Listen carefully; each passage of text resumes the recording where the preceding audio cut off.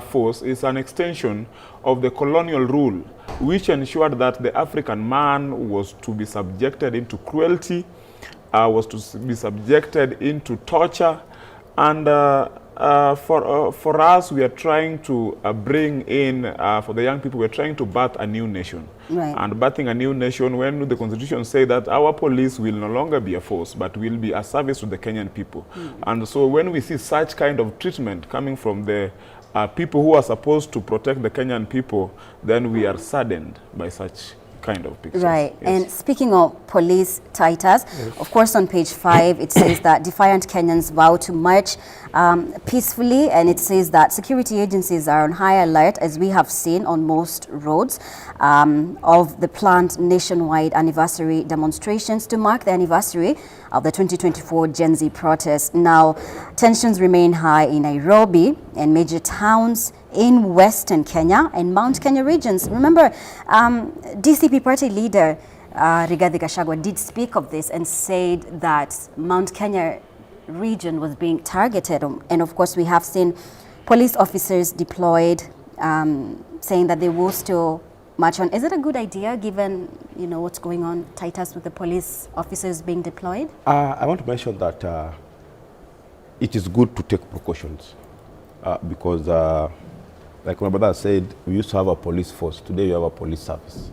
And he's trying to claim that the same criteria that the police force used to do in pre-colonial era is still being used today. I don't think that is right. Precautions must be made because we cannot expect someone to come on the road peacefully and then along the way turn to destroy properties that are owned, run, that employs and finances our fellow Kenyans.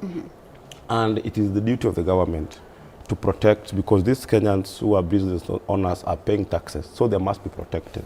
But when we come out peacefully and demonstrate and have our processions and show our dissatisfaction in a manner that is within the confines of the law, then that one is fine. But when some of us who are going on the demonstrations, you know, now begin to destroy property, property that it is us who are the beneficiaries. It is us who are the employees of these properties, of this investment. You know, it now becomes in a rogue environment that cannot be let, you know, open to continue. And again, I also want to mention that, you know, this country is ours. We are all Kenyans. None of us sent a message. None of us asked to be born in Kenya. I found myself being born in Kenya, and Elisha here found himself being a Kenyan and everyone else. So we have to embrace each other and find a way of moving together. And now, there's something that must be really, there's a question that must be posed, that 2024 went on the road because finance bill was wrong. We all agree. Today, what is the main reason as to why we want to go out? Because personally, 2024 was on the road, and immediately the finance bill was shut down. I said, then that is it, you know, because that is what we really wanted. But now, on this note, today, what is it that is genuine, that is pressing, that is taking us to the road? Right. Yes. That is a question that Kenyans must ask. And what is that, according to you? For me, I don't see any good reason. Because the word out there is that we want to have an anniversary for the fallen heroes. You know, I agree. People like Rex Masai, they went down, you know, during the 2024 protests. I agree, they should be remembered. But is there a better way to remember them? No, that is a question that we should be asking What is the ourselves. better way of remembering them besides going to the streets? We are Africans. And the best way to remember our fallen heroes, our departed family members, our friends who've left us, is to go visit their graves. You know, go and stay home and at least, you know, keep their family members, you know, warm. Okay. But it's not coming to the road. You know, for example, when a family member or a friend or someone dies on the road due to accident, do their family and friends go to the road, the spot where they died, to commemorate their anniversary? But that's not how those people died, though, Titus. I know. But now, because we cannot come to the streets to do what we are coming to do today, because the reality is we are coming to demonstrate. Now, apart from the anniversary of the fallen heroes, what are we coming to do on the roads to do? Okay. Nothing genuine. So that's what I'm saying. if we're supposed to demonstrate an anniversary for these ladies and gentlemen who left us then we should keep their families company. We should go to their graveyards, at least be with them. Or we can even organize prayers in our churches. Yeah, or we can even go to Kasarani and have our solemn service for them in Kasarani Stadium, other than coming to town. Yeah, all right. Elisha, what's your view on that? How should these young people, majority of them, be commemorated? You know, it is quite unfortunate and very sad for a young man who, as well as he has said that he was also on the street on last year, he could have been shot that day. He could have died. He is just lucky that he is alive today. And when we see such young person having such rhetorics on a national television, then you start questioning what we envisioned as young Kenyans when we were going to the streets. Perhaps maybe our goals were different. But with that one aside, the Constitution of Kenya allows every citizen to picket, demonstrate, and it is not upon any individual to decide to us how we are going to commemorate, how we are going to celebrate our heroes. It is upon the Kenyan people who are going to participate. Right. It is not upon government sympathizers like the one you see besides me here to decide to us how we are going to remember those people. Right. It is not lost to us that we are Africans. We are all aware, and we are consciously aware that we are Africans. And he doesn't know. Because if he knew, he would not have said that. In Salga today, those people who died on those accidents in Salga, their families still go there every single year to celebrate them, to lay flowers. And there is a museum built there. That is in Kenya. That is not even far away. My brother, this script here, there is no reason why we demonstrate. Remember, Kenya is a multi-party democracy. So it is not upon you guys, it is not upon the government to decide to us how we are going to celebrate our people. If you guys decide that you want to celebrate them in churches, you are allowed. We are in a multi-party democracy. Go celebrate them in churches. If you want to go and visit their families, go visit their families. But for us, we are also allowed. And shame on to the government, because yesterday you see the kind of mobilization that they did in Kisumu alone. Walijaza barabara, they are taking advantage of our gullible mothers who have been disappointed by the harsh economic realities of our nation right now. Yeah, but Elisha, as you speak on that, because just on this page it talks about that region, particularly the Nyanza region, it's surprisingly calm. Yeah, this is what happens. You see, I've always been saying this, that there is a country that we want to build and we are not yet there. We are still dealing with the kind of people who have been taken advantage of and are being advised by the politicians who are advantaged from all these political alignments. No single person from Nyanza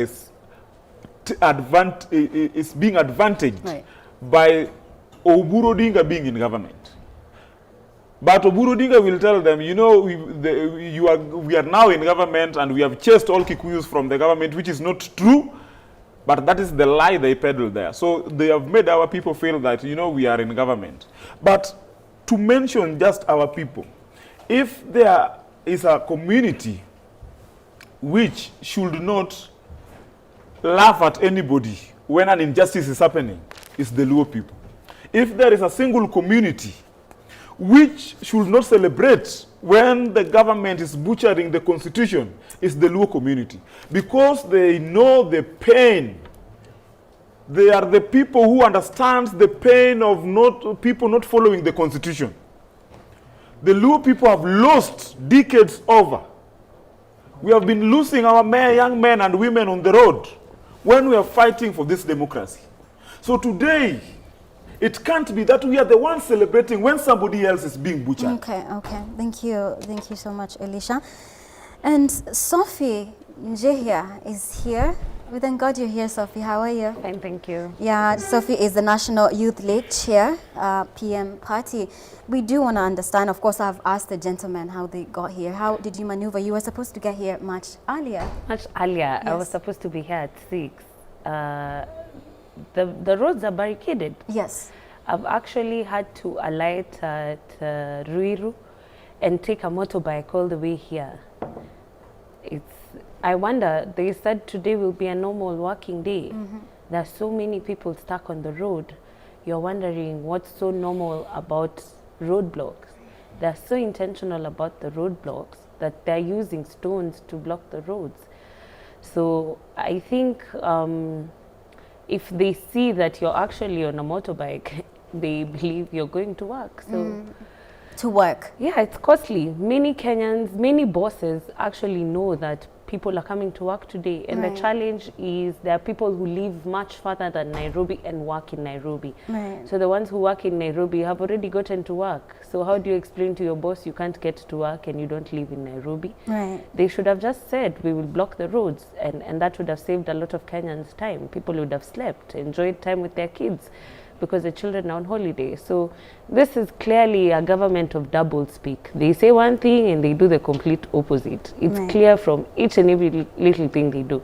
Okay. Yeah. And so if we're just coming to you, of course, we do want you to weigh in on what has been highlighted and prioritized on our dailies, and we are looking at people daily. And one other thing that's coming out, you remember recently, you know, the president received the report from the Kenya National Human Rights Commission report, and there is money there. He said that they had allocated in the previous financial year 2 billion shillings to the victims.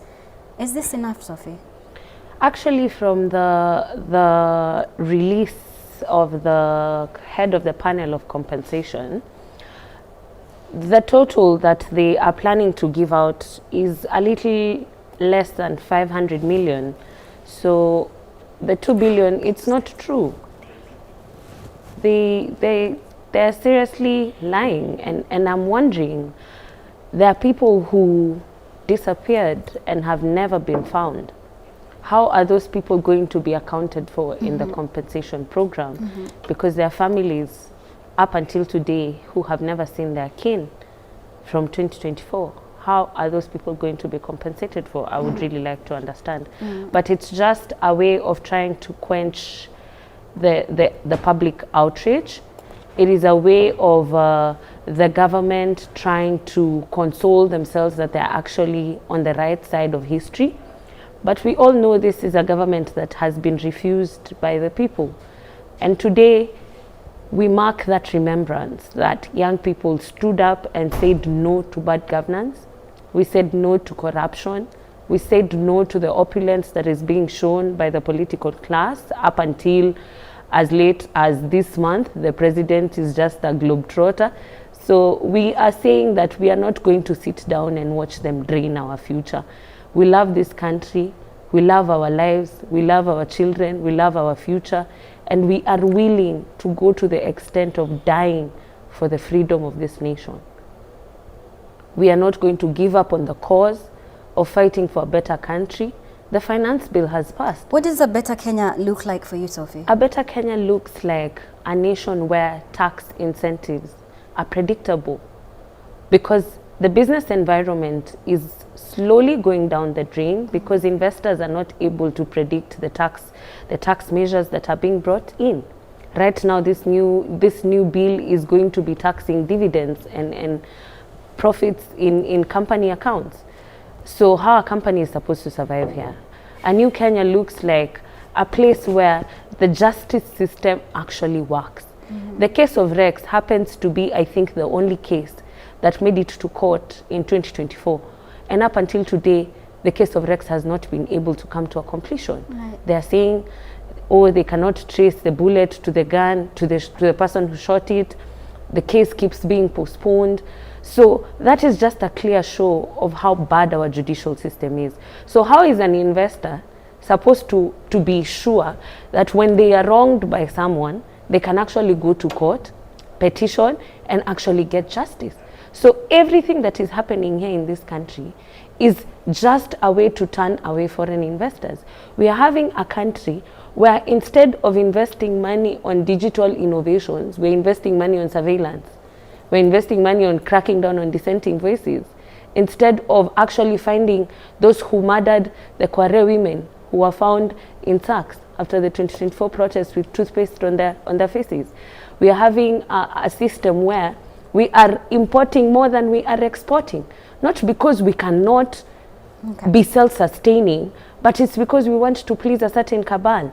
This current regime came in saying that they will not borrow, but today we are borrowing a tune of 1.1 trillion in the current financial year, and 900 billion is going to be borrowed domestically. What does that mean for small and medium enterprises? What does that mean for the young people who are just starting businesses? It's crazy. A new Kenya looks like a Kenya where industrialization and manufacturing are prioritized, where the rule of law actually works, where justice actually prevails, where the constitution is actually respected, the right to life, the right to privacy, the right to access to information. Up until today, we do not know how SHA monies are dispensed.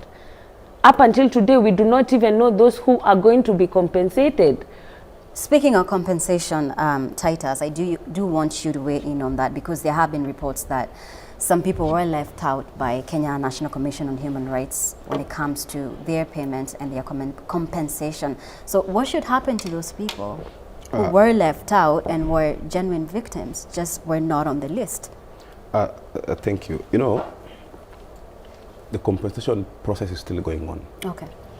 And Kenyans, victims, the families of those who passed on during the 2024 protests are being paid. And those who have not been paid, there's a process, because you don't expect the payment, you know, these are large amount of money. You don't expect the payment to be made instant. There's a process. And at the same time, but why would you not include them in the first list and then say, we are going to prioritize the first 100, then we're going to pay in the next quarter, the next 100, or whatever number? You know, it is very sad that my dear sister Nje here is stopping me from speaking when even her figures are very wrong. So before I get to her figures, let me tell you, there's a process, you know, and then the financial year is just ended. So when we begin the new financial year 2026-2027, these are some of the inputs that must be concluded within this new financial year that begins in July next month. You know, so it is a process, like I said. And at the same time, you remember that some Kenyans did not give. So are there more victims that will be? Is there going to be yes. Some more will be paid. Even the other day, I was having some people here who had not delivered all their details, including, you know, their hospital records, including their bank accounts and such details, and even some families. So we do not expect Kenyans to work together, to do their things at the same time. Even on our arrival now, we've arrived on at different times. So you don't expect us to be doing things like a switch, like it's on, it is on, it is off, it is off. So we have to accept that some of us are slow in responding to the government interventions. Now, getting back to the figures, you know, it is very sad that she's mentioning that we are not having investments, foreign investment. That is wrong, because the other day we had francophones. We are not even a francophone country. We had francophone countries converging in Nairobi for 2 to 3 days. Is that not an investment? Didn't are you talking about the French summit? First exactly. Africa summit. This is a very great investment. The hoteliers enjoyed, you know. At the same time, she's mentioning of budget deficit. The budget deficit in the 2026-2027 financial policy statement is 1.1 trillion. And this 1.1 trillion, we are going to borrow internally about 80%. That is about 800 to 900 billion. So the less, that is roughly 200, 300 billion is what we will but isn't that detrimental, you know, to when someone comes to the national TV and now gives us wrong figures, she's letting herself down. But I said we're borrowing 900 billion domestically. Where did I isn't that the correct figure? That's what you just said. She said we are borrowing That's what overextended she said. from One outside. point, no, It's no, 1.1. no, you weren't listening. I said 1.1 1.1 trillion is the deficit. 900 billion is being borrowed domestically, Yes. and the deficit externally. What does domestic borrowing do to the person who is supposed to go and borrow from the same the bank bank. that prefers to lend to the government and not to lend to the Okay. common mwananchi? The financial institution is business. So if they, All right, if let's the government get, gives them let's get, better interest rates, then why not? Elisha At the on same this. time, What do you on get Elisha, about- just a okay, minute. On Elisha is claiming that yes, which is true. That is a very true So if statement. you are agreeing it that is true, picket, then why do you say I'm claiming? that picketing and demonstration is within the confines of the law. That is true. But now, when the demonstrators go to destroy property, is the destruction of property also part Are of the those law? the genuine protesters who destroy Now, property? that is now, it Titus? is Do you now, really believe that? It is now today's protesters like Elisha should now come out and, you know, there is something called citizen arrest. Let them now arrest these people they're claiming are not protesters and take them to the police. Because citizen arrest is illegal, it is within the confines of the law. Are So if some they of feel these that there goons is working with the someone, police, you know, Titus? yes, Aren't some of the goons working with the police? No. You do remember the If- allegations when they attacked the cathedral, ACK, you remember? Some of the confessions did say that they were working if with the there police. is anyone, like you're mentioning a goon working with the police, then if the police are working with the goons, then there is a IPOA. We can take our complaints to IPOA and tell them that, look, so and so, But isn't or my that brother Elisha is a contradictory saying goon who that is the working with the protests police, so are he should be working- arrested. Yes? That the goons are the protesters. Isn't that contradictory though? The goons are the protesters. Then yeah, the protesters are are also they? wrong, because you cannot have Let's goons get- being protesters. At the same Okay. time, my brother has mentioned that, and he's gone very local, and he's mentioning that Luos in Kisumu have died, which is true. Over long, since 1969, we've suffered. That is true. The people in Luonyans have really suffered. But now, my question to him is, must we continue dying for Kenya to be a better Kenya? Must we continue dying? Okay, Is let's there a way let's to get stop the deaths? Elisha on this. What should Kenyans do for Kenya to be better? Before I get to what should Kenyans do so that Kenya can get better, I just want to maybe describe my fellow panelist here. He is claiming to be the deputy president, Bunge Yes. la Mwananchi. I don't know who the president is, but that Bunge right now has 5 masqueraders claiming to be presidents. And now you have the likes of my comrade here also claiming to be the deputy president.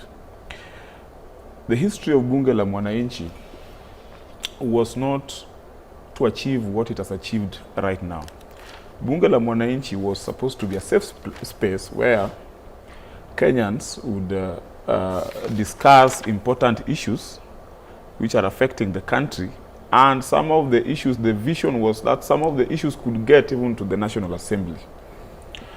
Here today we have a Bunge that is being financed by the state, a Bunge whose members have been reduced to goons. They are now goons for hire. Every other week they are being hired to do some peaceful work, planting trees. So they have been taken advantage of, and they are not seeing that. And that is why you would end up with somebody like my brother here coming to tell Kenyans that, you know, I'm a deputy president of Bunge, and with the authority of the 1,000 shillings I was given yesterday, I can authoritatively say that these are what are going on. So many Kenyans have suffered to help build this country.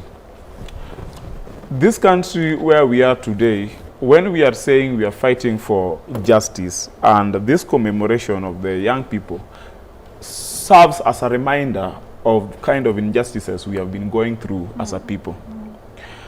There is no single demonstrator or a protester who, when they get to the street, kills themselves. So the analogy that why would we continue to die so that we can get justice? It is the police, it is the state that kills people. You will never hear that demonstrators have shot themselves on the street. It is the state that is meeting the demonstrators with violence, sometimes with sponsored goons. All right.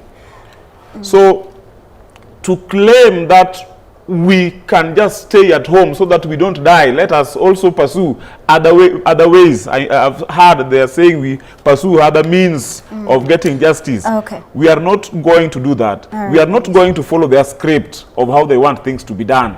All right. Thank you so much, Elisha. And we're going to be moving on to the standard. And of course, oh, this is heart-wrenching. We have some of the names, and the standard says Gen Z second anniversary, our heroes. I'm going to mention them, if that's okay with my director. Chamo, Rex Masai, we have that up there. This is just heart-wrenching, honestly.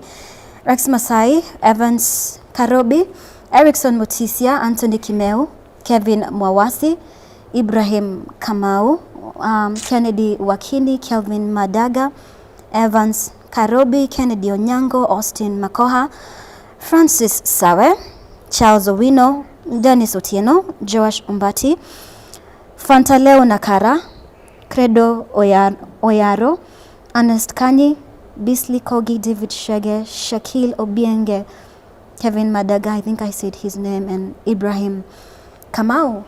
Sophie, I know you're familiar with all these faces, majority of them young people who hardly got a chance to start their lives.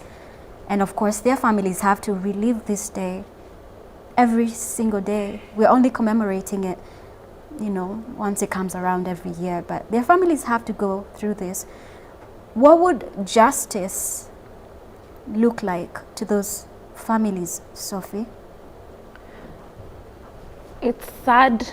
I honestly woke up this morning and thought about the mothers and how they're feeling today, and listening to the government just outrightly give them the tone and the mood that you're supposed to be comfortable with being paid. Putting a price tag on young people's lives. Many of these men and women were in school. They don't have children. Denzel did not have a child, did not have a wife. Rex was going abroad for a job. He was actually supposed to turn 30. It's difficult because you're wondering what sort of precedents are we setting as a nation for the coming generations. Are we going to be allowing extrajudicial killings to happen and people to get away with it just because the government can use our taxes to pay them off? Are we setting a precedent for the next election year?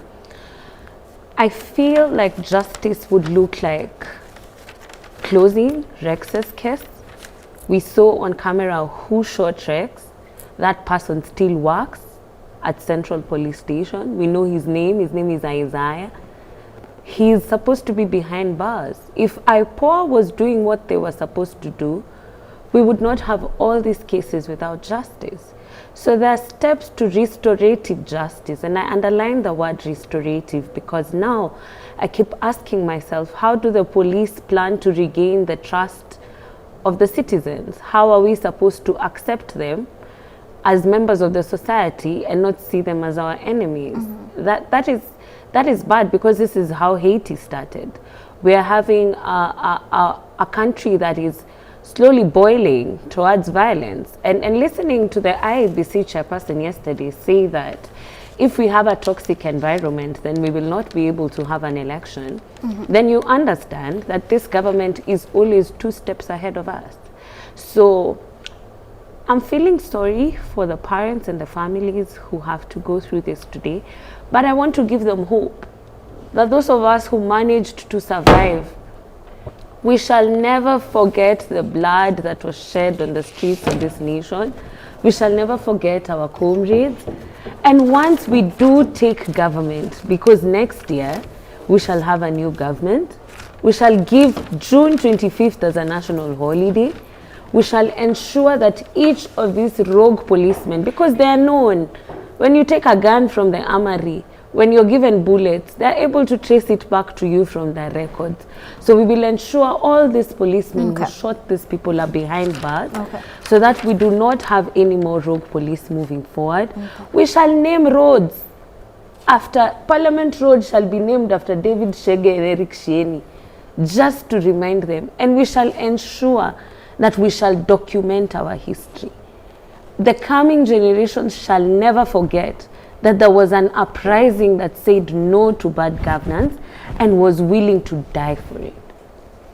All right, thank you so much, Sophie. Of course, we continue to look out on all the roads, what's going on. Of course, there is heavy deployment of police officers in various roads. So let's just right now take a quick picture of what's going on in Nairobi CBD. That is the state of the situation currently in Nairobi CBD.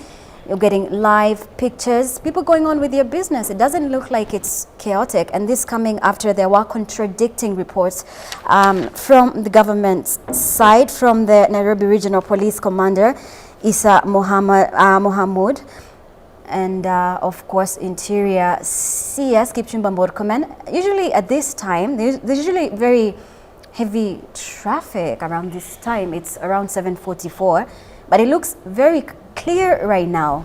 Look at that. Businesses are, majority of them are closed, if I'm getting that right. Majority of them are closed, and people are not out as they would on a normal day. Let's come to you, Titus. Yes. What does that look like to you? Do you think it's gonna remain peaceful?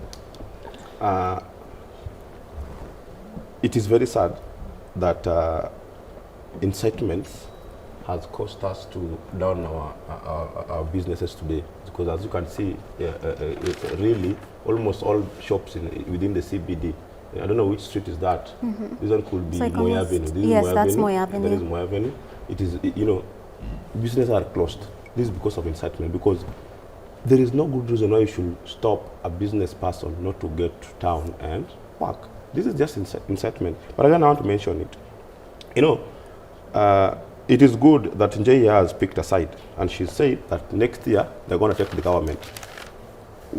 That is a discussion for another moment. But for now, activists like Elisha, who do not have a stand, will not see the need for a peaceful coexistence. Because he is bringing the Bunge la Mwananchi politics to the nationals, to this panel, which is very wrong. Now let me tell Elisha that the Bunge la Mwananchi president is one President Nicholas Kiplagat Galgalo, and I'm his deputy. If there's any other person calling himself president and you know that those people, then they are rogue leaders at Bunge la Mwananchi, and we have a full set government. Now, let me get back to something very important. Today Kenyans are woke. Today Kenyans are smart. Information is flowing within a twinkle of an eye.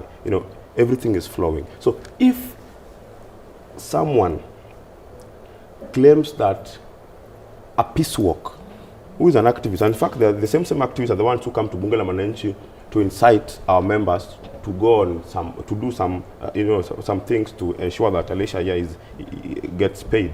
But again, that is fine, because everyone must get some income. Now, if we want to have a peaceful nation, then we must respect the rights of everyone. We must accept that we must coexist. And incitement, like he's now claiming, cannot, destroy the spirit, that the togetherness that Kenyans have decided to work together and ensure that we have a better Kenya. Because, my brother here, we want to be in this country for the next 30, 40, even 50 years. Now, if we cannot make Kenya a better place like we found it, then what are we going to do? We don't have another Kenya. So we cannot expect to claim that protest is the only way of solving our issues. Okay. In 1992, we went on the road. Our fathers and our uncles, our mothers went on the road for multi-party. They achieved it. Again, they went on the road for a new constitution. In 2010, we had a promulgation of the new constitution that we're using today. Now it is no longer new, because we've used it for quite some time. Now, it means that every time Kenyans go on the street to demand something, once it is received, once it is gotten, then we always find a way of again moving on together. Now, in 2024, and may their souls continue resting in peace, we went on the road for finance bill, because that finance bill we felt that was piercing through the pockets of our parents. It was piercing through our businesses. It was piercing through the very heart and soul that builds an economic giant in Africa. And we said no, and we managed, which I agree, that was the best thing we did as the Gen Zs. But you see now, when he claims that we must continue going on the road to protest, to destroy property, with a view of, of commemorating, we can remember these people in our hearts, in our place of worship, visit their homes, but coming to the street with the motive of destroying property. But is a better Kenya realized by doing what you're saying? A better Kenya realizing is a process. That's the same way we had to go almost 15, 20 years fighting for our independence, which we received in 1963, self-rule. Now, it is a process. It is a process that includes economic pillars. It is a process that includes the rule of law, that is the constitution. It is a process that includes even us Kenyans voting good people. Because when we have MPs, an MP claiming the floor of the House that the finance bill, juzi, has up to 169 clauses, articles. That is very wrong. It means that this is an MP who only serves in the interest of the hearsays and the Facebook propaganda and social media propaganda that are being peddled out here. So when he's being asked, where is this clause? He cannot even mention. So this means that even us Kenya, to some point, we are also electing bad leaders. Okay. Which we have to agree. We're also electing bad leaders. And to NJ here, it is very good that she said that next year they will take government. I love that statement, because every political party is a vehicle to acquire power, and after acquiring that power, we want to control that power. And that's what UDA did. They boarded the Kenyans into their vehicle, they took power in 2022, and they're now controlling that power. Now, even my sister from the PM party, the Renaissance party, I agree. They also have a vision and a plan to take power. But how soon is it? Are they prepared to take power? Are they prepared to control that power? Because as things stand, in fact, their party is one of the least, if you were to ask me on the ranks of taking power, one of the least parties to take power. Why would you say that? Because who are the members of a Renaissance party?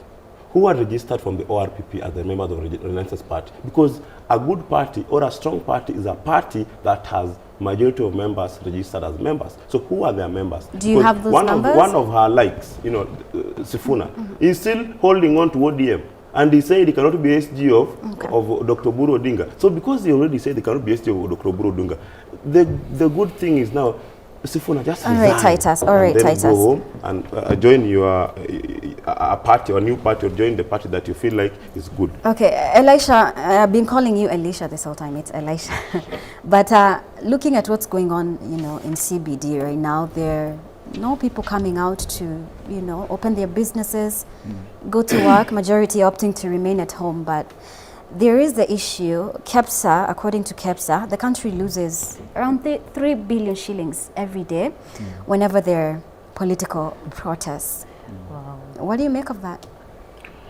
Yeah, we have demonized a constitutional process to a point that now Kenyans are even afraid of coming out to continue with their daily activities. And as you continue, the Parliament Road has been barricaded. There's a barricade. That tells you how this government that just brings back the memories of 2024, doesn't it, Elisha? Exactly. That tells you how this government is afraid of the Kenyan people. They are not willing to cooperate with the Kenyan people in building the nation. So it is their way or there is no way. So, and if you want to bring another way, you will be met with brute force. But looking at that, the main reason why we notify the Constitution provide and the Public Order Act provide that you notify the security organs is that so that there should be enough deployment not to harm the protesters and not to harm the people who continue with their daily activities, but to provide protection for both the protesters and even a mother who just wants to sell her vegetables. Right. But In Kenya, we have gone to an extent that on this single day, even a mother who want to sell the vegetable, anaambiwa shuka wapi? Shuka Jogo Road. Na ukuje town Mugu. So this is a bad state of affairs. Protest should not be seen as it is being seen right now. That when there are protests, everything has to stop. The police and the state has to work so hard so that they make sure that nothing is going on. Because no protester is in town right now. Nobody is in town. In fact, we said we will be in town from 10. It is not 10, and nobody can access town.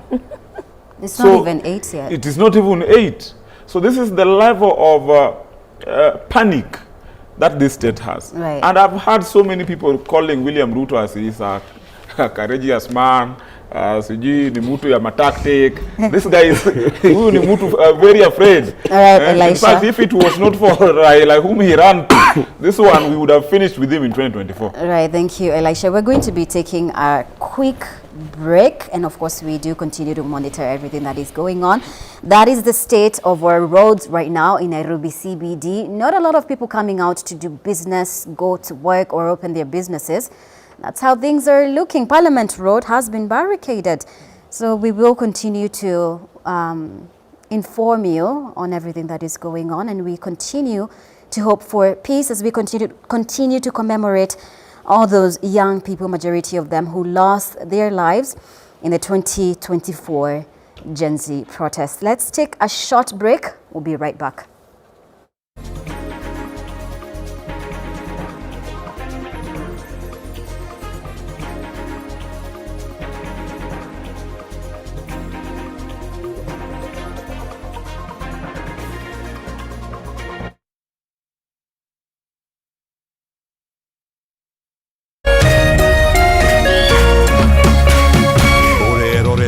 Kameme TV. Karibu! Leo pork ni poa kuliko mpoa wako na haiko ghost. Hii iko na protein safi. Unaanza na 4-pack, unaamka na 8. Hii imeenda. Pork iko na selenium. Inalinda immunity kama bouncer. Na iko na vitamin B1. Unaingia shift leo, unatoka kesho na nguvu. Ingia utoke na testimony. Ewa yote, wet fry, dry fry, stew, choma. Fuel ni pork, focus ni pork, boost ni pork, pork power. Pork safi, life safi. Wananiita Professor Power. Ukisikiza wengine utachanganyikiwa. Jipatie power na Farmers Choice Pork inayopatikana kwa stockist, butchery au supermarket kote nchini. Farmers Choice Pork ni pork safi, life safi. This July, get ready for stories that will make your heart race. From love and passion to secrets and lies that can ruin everything. Catch the sizzling episodes of Sins and Roses at 4 p.m, Domenica Monteiro at 5 p.m, Be My Sunshine at 6 p.m, and Avenida Brazil at 7 p.m, Central African Time. Only on Novelas Plus.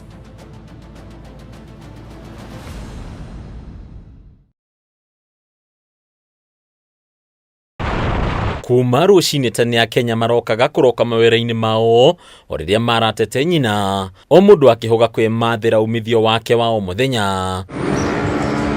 O ta andũ arĩa angĩ, John Kimani arokaga kũrĩmia na ngari ĩno yake ya ũkui wa mũingĩ mwena wa Eastern Bypass kaunti-inĩ ya Kiambu. No ũndũ wa mwanya nĩ atĩ o kahora nĩ athiĩte acenjetie mũrutĩre wake wa wĩra, akĩeherera ũhũthĩri wa dithũrũ na betũrũ harĩ ngari yake na kũhĩmbĩria ũhũthĩri wa gas. Wagera bypass na Roiro na Thika na ngari yakwa ĩhũthagĩra gas na nĩyo ngũkĩte kũnyua, na gas nĩ kĩndũ kĩega mũno tondũ gas ĩnyuaga nuthu ya maguta.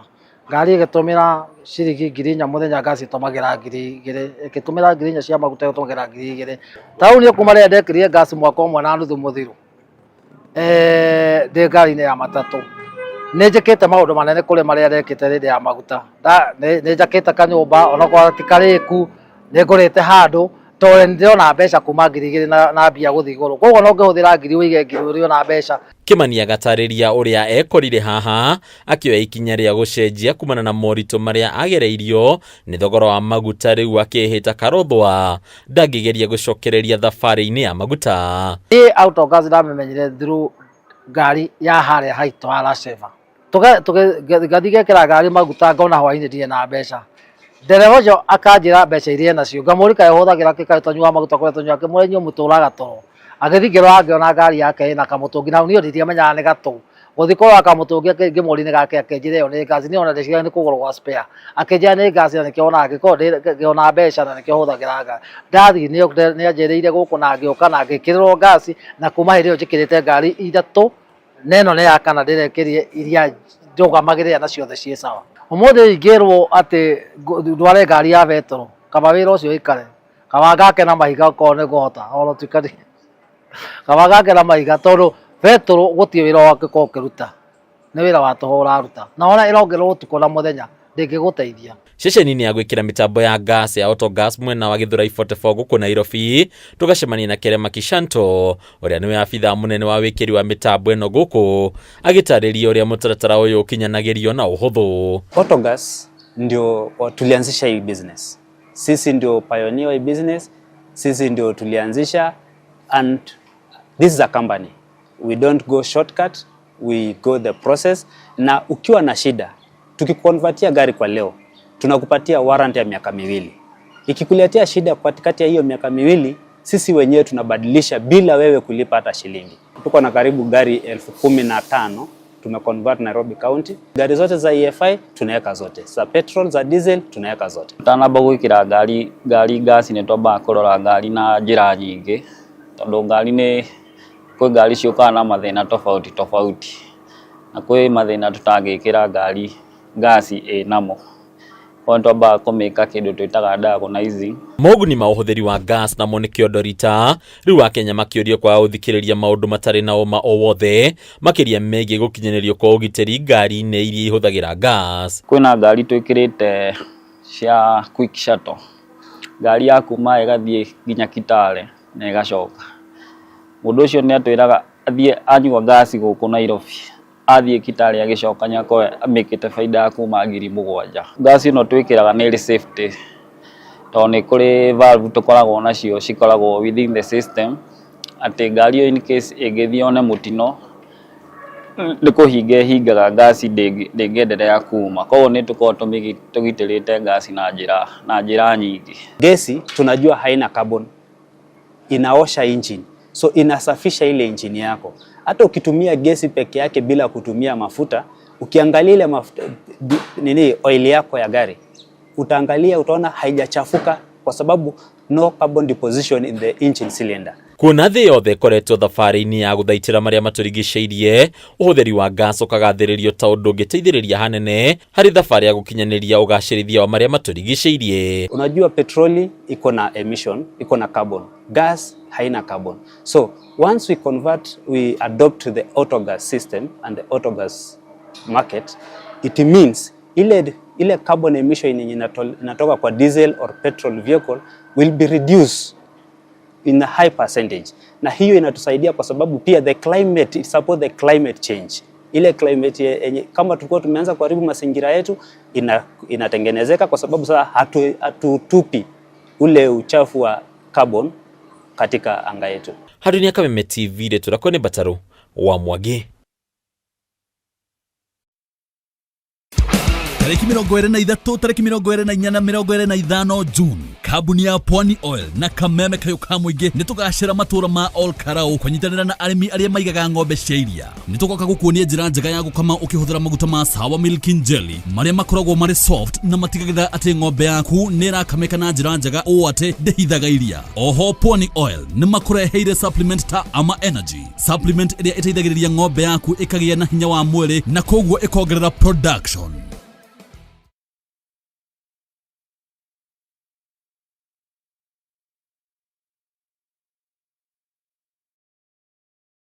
Before we continue to look at everything that is going on 2 years down the line after Gen Z protests that saw 66 young people lose their lives, majority of them. We continue to commemorate them and remember them. Today we continue the discussion here with Elisha Oalam from Amka Changamka, and of course Titus Otieno, who is the Deputy President, Bunge la Mwananchi, and Sophie Njehia, National Youth League Chair, PM Party. We continue to look at the dailies and of course a lot of emphasis on today's commemoration, and let's have a look at the Daily Nation. The headline says the day that changed Kenya, and we have pictures of the protests that took place, protests along Kenyatta Avenue in Nairobi during anti-finance bill demonstrations on June 25th, 2024. Young people who turned out to protest the President William Ruto's government, and more particularly the Finance Bill 2024, second anniversary.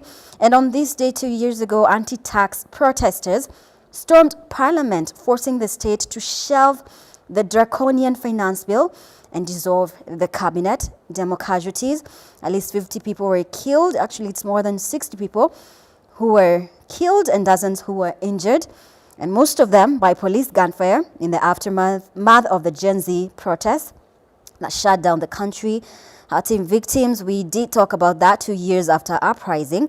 Survivors still live with pain and trauma, but the state has unveiled a payout for families of those killed or maimed during riots. And state assurance Interior CS Kipchumba Murkomen says that peaceful and unarmed protesters will be protected by police, but warns goons plotting chaos will be punished. Sophie, looking at this picture, and of course we have just seen that Parliament Road has been barricaded. What does this picture, what kind of memories does it bring, and now seeing that Parliament Road has been barricaded? I mean, there are no people coming out right now, so what's the need to do that? Maybe the barricading of Parliament Road is just a show that we, the Gen Zs, are still very influential in the political environment and in the governance system of this country. Yesterday, the Minister of Interior was on record saying it is a normal day. People should wake up and go to work. Why are you scared? Parliament is a house of the people. Article 1 says that you represent the people who can exercise their power directly or indirectly through you, our elected representatives. Article 37 allows us to present our petitions to Parliament. The barricading of Parliament is a serious show of how the Constitution is not followed in this country. What this picture shows and what memory it brings, it shows me a generation that is willing to be watchdogs of democracy. It shows me a generation that is willing to deliver the fourth liberation of this country. And what is the fourth liberation? The economic liberation. And we at the People's Renaissance Movement Party are saying that even as we pursue the fourth liberation, we shall not mutilate the other liberations that have taken place. Right now, the third president of Kenya gave us free primary education. Right now, even parents affording to take their children to school is a problem. We had a system of Vision 2030 that was established by that same regime, the third president. Today, we are nowhere around establishing the medium-term plan that we are at the moment. According to the medium-term plan that was supposed to be delivered by the bottom-up agenda, cost of living was supposed to be very low. There must have been industries, there must have been innovation, most especially digital innovation. That is what they were supposed to deliver in this medium-term plan. But they're not doing that. You are finding a situation where, according to the budget proposal statement, it is saying that the entire executive, which consists of State House, the Office of the President, the Office of the Deputy President, and the Office of the Prime Cabinet Secretary, which is unconstitutional, is cumulatively getting 23 billion. But if you look at the same BPS, it is saying that money that has been allocated to road development has been reduced by a whole 21 billion. So the same amount of money you are reducing from development is the same amount of money you are allocating to three individuals. If you go to that same budget proposal, it is saying that domestic travel is being allocated 9 billion, whereas foreign travel is being allocated 2 billion. That is a whole 11 billion for moving around. Okay. That amount of money is the same amount of money that has been removed from irrigation and agriculture that is supposed to give us food security. What are we saying? We are a generation that is not going to sit back and watch people assume that they're leading fools. Right, they're not and leading we are fools. going to get in the issues of taxation, but and it is exactly why we are out on the street again streets, today, right. pursuing justice and saying no to punitive tax incentives. Titus, the front page of the Daily Nation, you know, the day that changed Kenya, and of course you did see that Parliament has been barricaded. Why would they do that? You know, Mumbi, it is very sad that we are getting shocked because I began by mentioning that precautions must be made. We shouldn't be shocked. I mean, it is shocking because today was supposed to be a normal working day. Exactly. So there are people that are not going to get to pass on that road. So. And I also mentioned that there are inciters who have incited Kenyans to come to the streets. Because when you expect an influx of over 1 million youth coming, who are these people who you think have incited Kenyans what to come out, incitement? Titus? Just to clarify. Those who have been, you know, asking Kenyans to come to the streets on this day. Because if it is commemoration of the fallen heroes, and they're my heroes too, then no one should have called us out. But there are people who have been out there in public domain asking youths, Gen Zs like myself, to come out, you know, to in protest. the streets to protest. Is there, I want to understand, Titus, now, what is so wrong about protesting? Yes, Mumbi, I'm getting to my point. When we protest, it is okay. But when we have a target, like she's saying, that today they wanted to go to Parliament, you know, to show their, you know, their discomfort.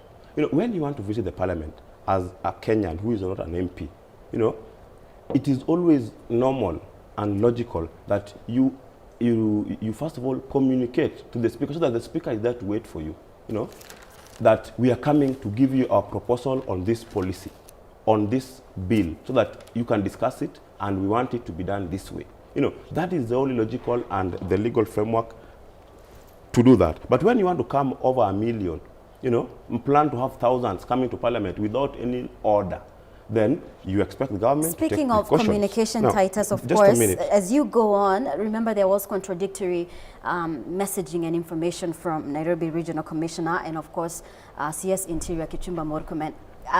The Regional Commissioner for Nairobi said that he received no communication in terms of who is coming out to picket. Yet, CS Kipchumba Murkomen said that he had received communication. So what do you make of all this as you express yourself? It depends on the different times they were speaking. But one thing I know is that in 2024, when we went to the streets, I didn't see anyone asking for any permission. We went to the streets because it was peaceful until it now became destructive. And so if it was peaceful and there was an urge, a need for us to go, for the Gen Zs to go, then it will be seen by everyone else and it will be countrywide. But because this one was not made clear, because right now, someone is mentioning that we're going because of the taxes, and I'm wondering, CS Mbadi has been on the streets, you know, preaching his finance between 2026 and 2027, and no one, not even a single person, pointed a finger on it and said this is wrong.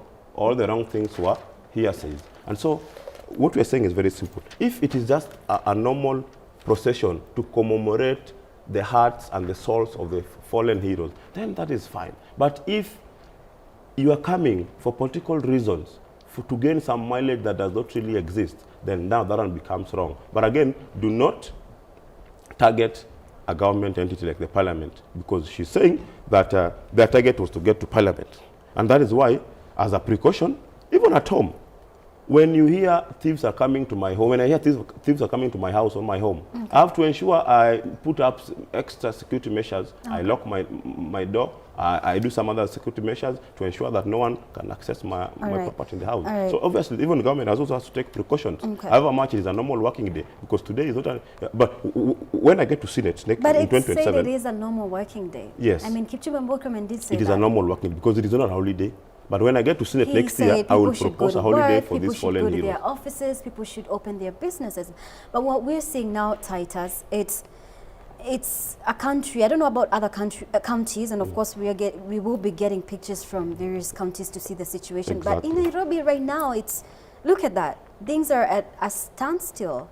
So, and that also ultimately translates to Kenya losing billions of shillings today. Exactly.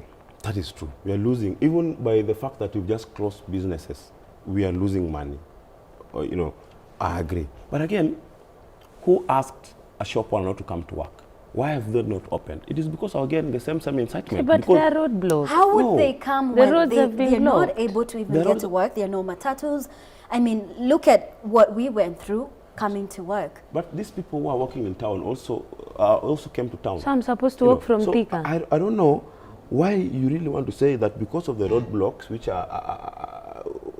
Titus, can you really ask somebody to walk from Thika to town? Mumbi, are you able to show the roads, the other roads? You see how people are stuck on the stage? Sophie.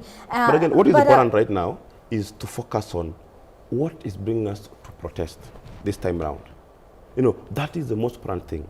Because it is that one that now... And you see no reason for Kenyans to want to... I don't see any reason. Because right now, finance bill was just passed the other day. It was signed to law. All right. Speaking of taxation issues, let's look at the Nation, page 4, how protests derailed Ruto's ambition to raise tax burden, violent anti-tax demos in 2024, scattered his plans to raise taxes to between 20 to 22% by the time he leaves office. And of course, weeks before the June 2024 anti-tax protests erupted, President William Ruto sought to explain to Kenyans why he had prescribed a bitter pill in the form of the controversial provisions contained in the Finance Bill 2024, including proposed taxes on bread, motor vehicles, and financial services. And during an engagement with the Harvard Business School class of 2025, at State House on May 14, 2024, President Ruto said that he wanted to raise the country's tax burden, measured by the tax to gross domestic product GDP ratio, to 16% by the end of that year, and leave it at between 20 and 22% by the end of his term. Of course, Elisha, we have found ourselves here again. And what do you think about the recent Finance Act now that President Ruto assented to? And of course, 2025 Finance Bill was not much talked about. Is it that we've lost focus about the taxation issues? Are we more focused on other things? Why were we not focused on scrutinizing the Finance Bill 2026? We did. Thank you again. We did scrutinize the tax bill of 2026, and majority of Kenyans, even though the ministry, the CS for Finance, John Mbadi, was trying to be clever to not include what would automatically incite Kenyans into looking into the common Kenyan, because when you include things like bread, you include things that Kenyans use in their daily operation, their daily basis, then they start asking questions. So this government was trying to play clever, and they intentionally excluded those, but again, increased taxation on other areas. For example, what they have done, they are claiming that they are now going to, this finance bill is going to improve the lives of Kenyans. what is there for the normal Kenyan who cannot access credit? Because when Kenyans are now going to compete with the state to borrow money, remember, when I am a financial institution and I give money to the state, the money is more secured, unlike when I give it to Elisha Ochieng like myself. So the state will automatically outmatch the people on the lending institutions. So there is one of the areas we are having a problem. Number two, the reason why the finance bill was not really pushed, remember they have chosen how to do public participations. They will do public participation for the PR, for the show, but the people who are going to those public participation will be ferried. There are specific people who will go there and heckle, and they are paid, and we even saw they were paying students to attend those public participation, and some few hecklers who have they've also paid, like my colleague here. And there were also specific areas which even themselves admitted that these areas we are going to look into them. And indeed, the bill that was presented to the parliament was somewhat relief as in comparison to the one they had earlier proposed. So Kenyans are still interested on understanding what is going on the finance bill. But the Kenyans today also remember, and remember years ago we had no interest on what is happening on the finance bill. The awakening that happened in 2024 is what has brought all this, that now the normal Kenyans want to know what is there. Previous years, watu walikuwa wanaona tu finance bill inasomwa and it is passed, and there was no keen interest into looking into it. But right now it is fortunate that we are having interest and poking holes into the finance bill. So it is a change, it is a leap order. So what happened in 2024, and this is why the politicians are very bitter with the Gen Zs. Remember, the politicians have always had their way of organizing, where they pretend and lie to you that they hate each other. That William Ruto and Raila Odinga hate one another. They cannot see eye to eye. That William Ruto and Rigathi Gachagua hate one another. They cannot see eye to eye. That is what they have, the weapon that they have used to organize.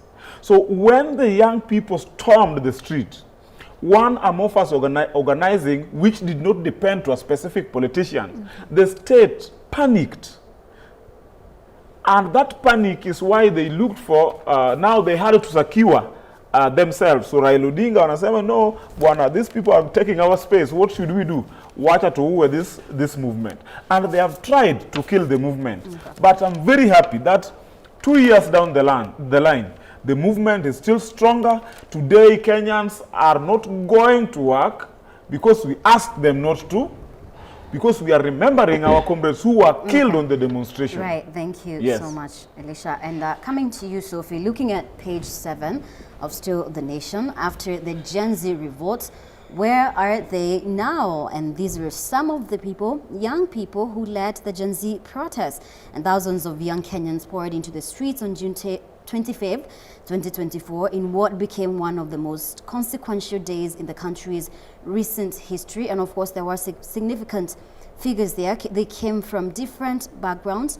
Some were students, activists, professionals, artists, and ordinary citizens who had never attended a protest before. Then Parliament was breached, a dramatic moment that became the defining image of demonstrations that quickly turned bloody and deadly.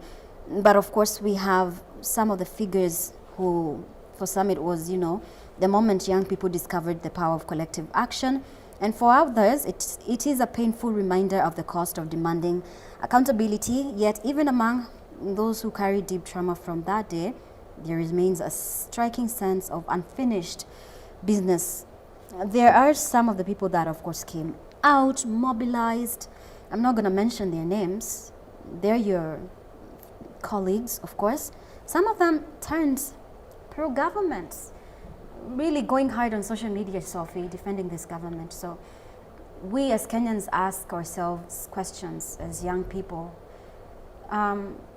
for some of these mobilizers, activists, was it about their interest or was it about the people? Sadly, lack of ideological clarity is what has gotten some of them to give up on the struggle. It is clear that there has been a space where activism has seemingly paid off. And one of the ways in which a government quells a revolution is to infiltrate. And sadly, because of the weaponization of the poverty that continues to be engraved in our country by the current regime, then that is when you find young people giving up on the struggle. However, even if we are left alone, individually, myself, Alam, even if he one day decides to give up, I have put myself out to be like the hummingbird that Wangari Maathai actually alluded to, and sow herself. You know, she used to do everything on her own most of the time. She would fight for Karura on her own. She would walk up and begin those tree planting. So we are standing on the shoulders of giants and legends who have delivered previous liberations. And that is why I said we are cognizant of where we started. The problem with Kenyans, especially our young generation, is we do not read into history. We're not interested in understanding the struggle that our forefathers went through for the freedoms that we are enjoying today. For instance, the fact that we're actually here criticizing the regime, the fact that we are actually having parliament being barricaded, it is a cost of democracy. And there is no revolution that is delivered without the sacrifices of lives.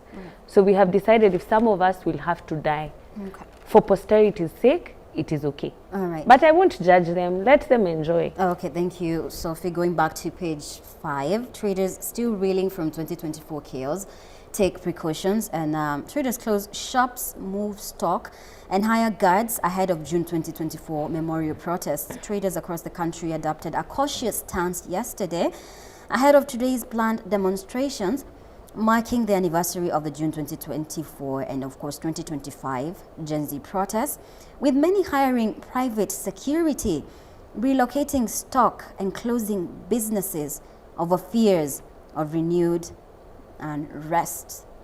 I mean, what comes to your mind seeing what is happening right now on the streets?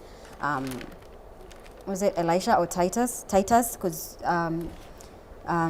Titus, seeing what has been happening today and seeing how our roads are, you know, Parliament Road being barricaded, people struggling to come to work, to their businesses in Nairobi. Of course, we are keeping a close eye in the other counties, but people were not able to go on with their normal businesses.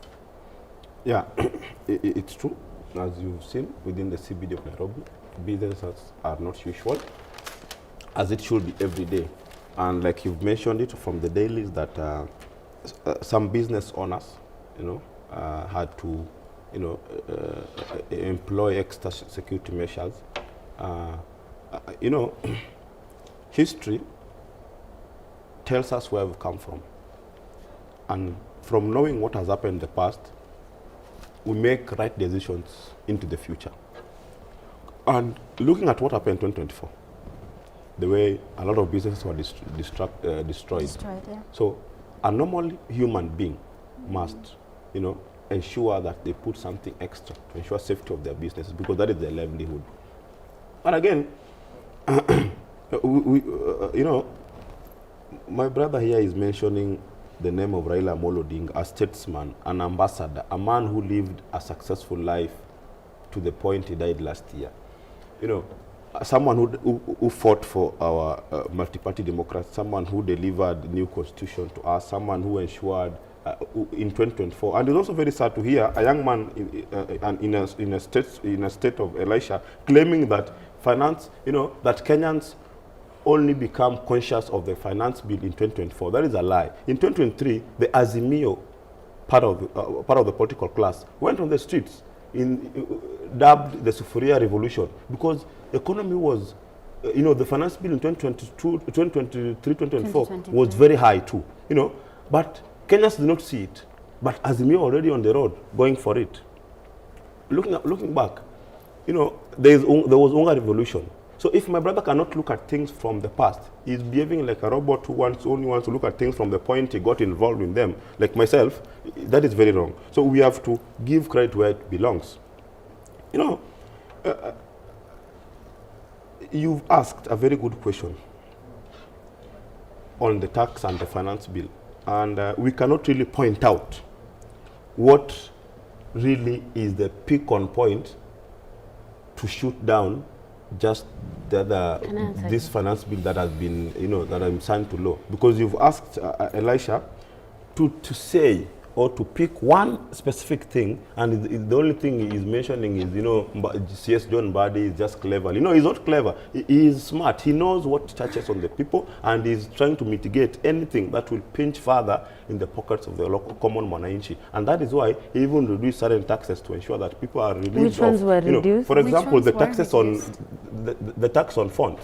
You know, the smartphones used to cost up to 55% on taxation on the arrival price. You know, right now once that law was signed yesterday. Now from now henceforth it will only be 25%, and that 25% will be charged at sale, at the point of sale, not at the point of arrival for import. You know, so this one is now a relief, not just for our parents, but also for us who are smartphone users. So some of these things we need to point them out and say that on this point, not just the CS was not just clever, because clever means mischievous from a negative point of view. But again, it was smart to ensure that we open the tax base, to ensure that even the consultants can now pay. It is not increasing taxes. It was just opening the tax base to ensure that those who have not been paying taxes are also put to book and pay, like the consultants. You know, yes, that is what he did, but I don't think there was any specific increase, you know, in a tax that touches on the common mwananchi. Sophie? You see, the problem with us Kenyans is we do not like to read and understand issues that affect us as citizens in terms of our civic duties and policy making. The budget policy paper is what shows where the money is going to go. The finance bill is what shows how the money is going to be raised. So first of all, it starts with the budget paper. According to that paper, we are seeing a reduction of the amount of money that is being given to maternal and reproductive health issues, and we are seeing an increase of money being given to the police, money being given to the Ministry of Interior, whereas the increments on the Ministry of Health are very minimal, the increments to the Ministry of Agriculture are very minimal. On the finance bill, for instance, what affects the common mwananchi? Sugar is being moved to the exempt side. So what does that mean? Every single input cost that this person would have claimed back from the government, they are not able to do that. So what will manufacturers do? They will translate that cost to the common mwananchi. Sugar is used in processing of drugs. I don't know if you are aware that sugar is used in binding of medicine. Sugar is used in making of cough syrups. Sugar is used in creating of molasses. Sugar is used in baking and food products. Sugar is what you're using in your tea today. If the mere basic of the thing that you use every single day is taxed, there is tax input on betting. There is tax input on scrap metal. There is the fact that the common business person is not able to have profit in their account that is not going to be taxed. So you choose how much money you're going to tax me if I don't pay out people for dividends, yet I've put that money in my account so that I can be able to expand my business. What does this mean? Do you know this finance bill has said if I have a case in court with the tax, on taxes, a tax case, my accounts are to be frozen until the case is decided. What does that mean for business people? If you come at me and I take the appeal to court, I'm not able to continue with my business up until the court settles the case. Do you know how long cases take in Kenya before they're settled? What are you doing to people in business today? The same body you're here praising is the same body who said that they are going to increase the minimal taxing range, where people are going to be taxed 30,000 and below will not be taxed. Was that implemented? No. You are saying, according to the National Tax Policy paper, individuals are not supposed to be taxed more than companies. Today, the highest earning Kenyans are taxed 35%, whereas corporate tax is at 30%. Excuse me. But Sophie, also that raises another question. Why were members of parliament from mostly the United Opposition unable to explain what you're explaining now? You know, that also puts in the question of Kenyans. Who are we voting for? Exactly. Going into 2027. Exactly.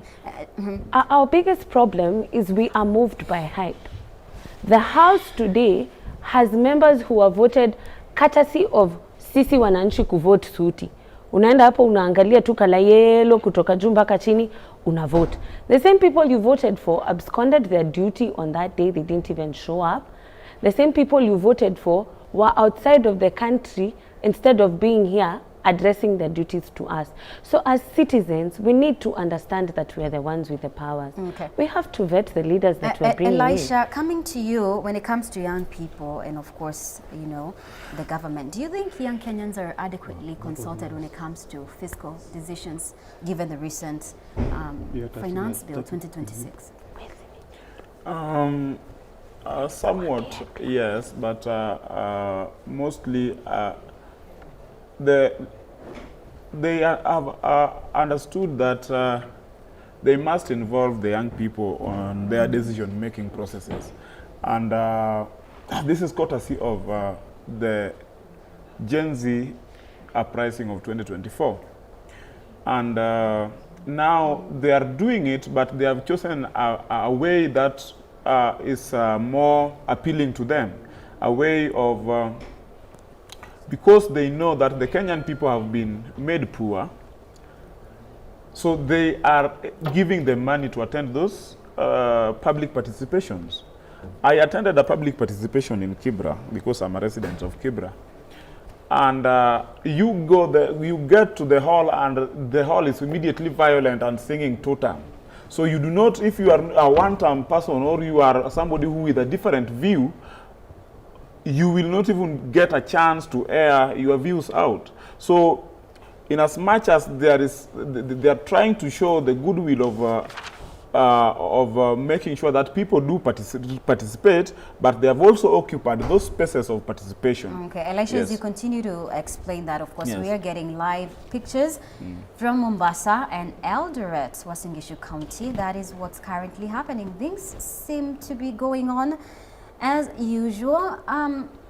That's very interesting, Titus, because these are counties that are, you know, aligning with President William Ruto, according to the recent reports by TIFA, and we can see Mombasa. Things are going on as normal. We're of course going to be monitoring other counties, even Mount Kenya counties, to see what's going on. And of course in Nyanza, what do you make of all this? This is going on. But you did say earlier, Titus, that the government needed to take precaution. But why haven't they taken precaution in Mombasa or Eldoret? I think it is warm and lovely to see what's happening in the counties you've mentioned, Mombasa and Eldoret, because when there was Kisumu and Mombasa, I beg your pardon. Okay, Kisumu and Mombasa, it is normal. Just yesterday you saw Kenyans in Kisumu coming out in large numbers to communicate that it is time for peace. It is not time to go protesting. Let me tell you, Mumbi. When Kenyans can make democratic decisions. Wait, what makes this not be? What makes what warranted the need for Kenyans to come out and publicly tell people that it is time for peace, it is not time for war? We are not at war with anybody. What we are doing is an activity enshrined in the Constitution. So the illusion that protesters are going to cause chaos and are going to mess the country, destroy property, is uncalled for. It is not. There is no time for war. There is no time for peace. Kenya is a peaceful nation. So we can't say that protesters are going to cause chaos in the city. Titus, thank you very much. Please, Mumbi, protect me from activists who are heckling me in live studio. It is very wrong because speaking in high voice does not make you wise. No, let me go ahead and say this. You've mentioned Mombasa and Kisumu being peaceful, and as you can see from the live coverage, it is very yes. It is very peaceful, and that one means that Kenyans have a democratic choice to do, and Kenyans from those towns or those regions have chosen that however much there is need to remember our fallen heroes, but again we cannot remember them by doing the exact thing that cost them their lives. And so they're going on with their businesses. But I'm sure in their hearts, deep down in their souls, they are praying for them. And they are remembering them. Because it is in public domain. So no one will ever forget Rex, Messiah and all that. No, it cannot end there. I wanted to mention something earlier. That it is true we need to remember these people always. And next year when I get to the Senate, I will propose a holiday. So that it is legal that from 2028, we will be having 25th June as a public holiday to remember the victims and the fallen heroes and of 2024 finance bill, which was very genuine. But now, when activists like Elisha come on the stage, who are not even decided whether he's one term or two term or is just sitting on the fence, it is very good. Decided? He is not decided because he is claiming things that don't make sense.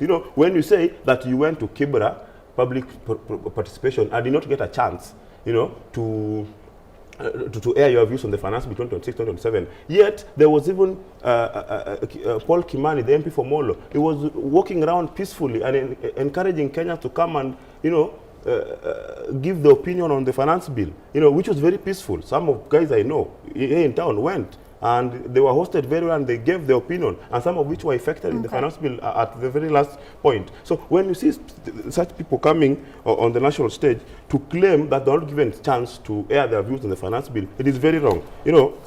Mumbi. All right. Mumbi, time immemorial, the security sector has always received the lion's share.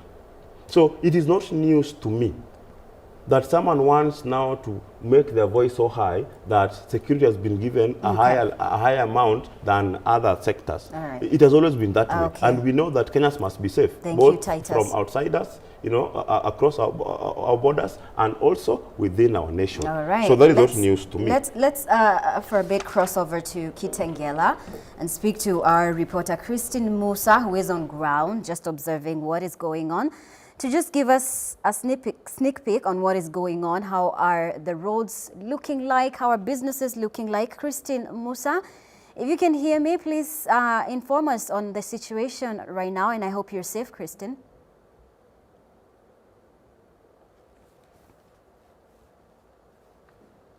Thank you very much. As you can see, this is the situation currently at Kitangela town. Majority of shops remain closed. As of now, it's already 8:40, 40 minutes past 8, but majority of the shops remain closed here in Kitangela. That maybe the business community here have just decided to take precaution. Why would you say Elisha doesn't know where he stands when he's been briefed?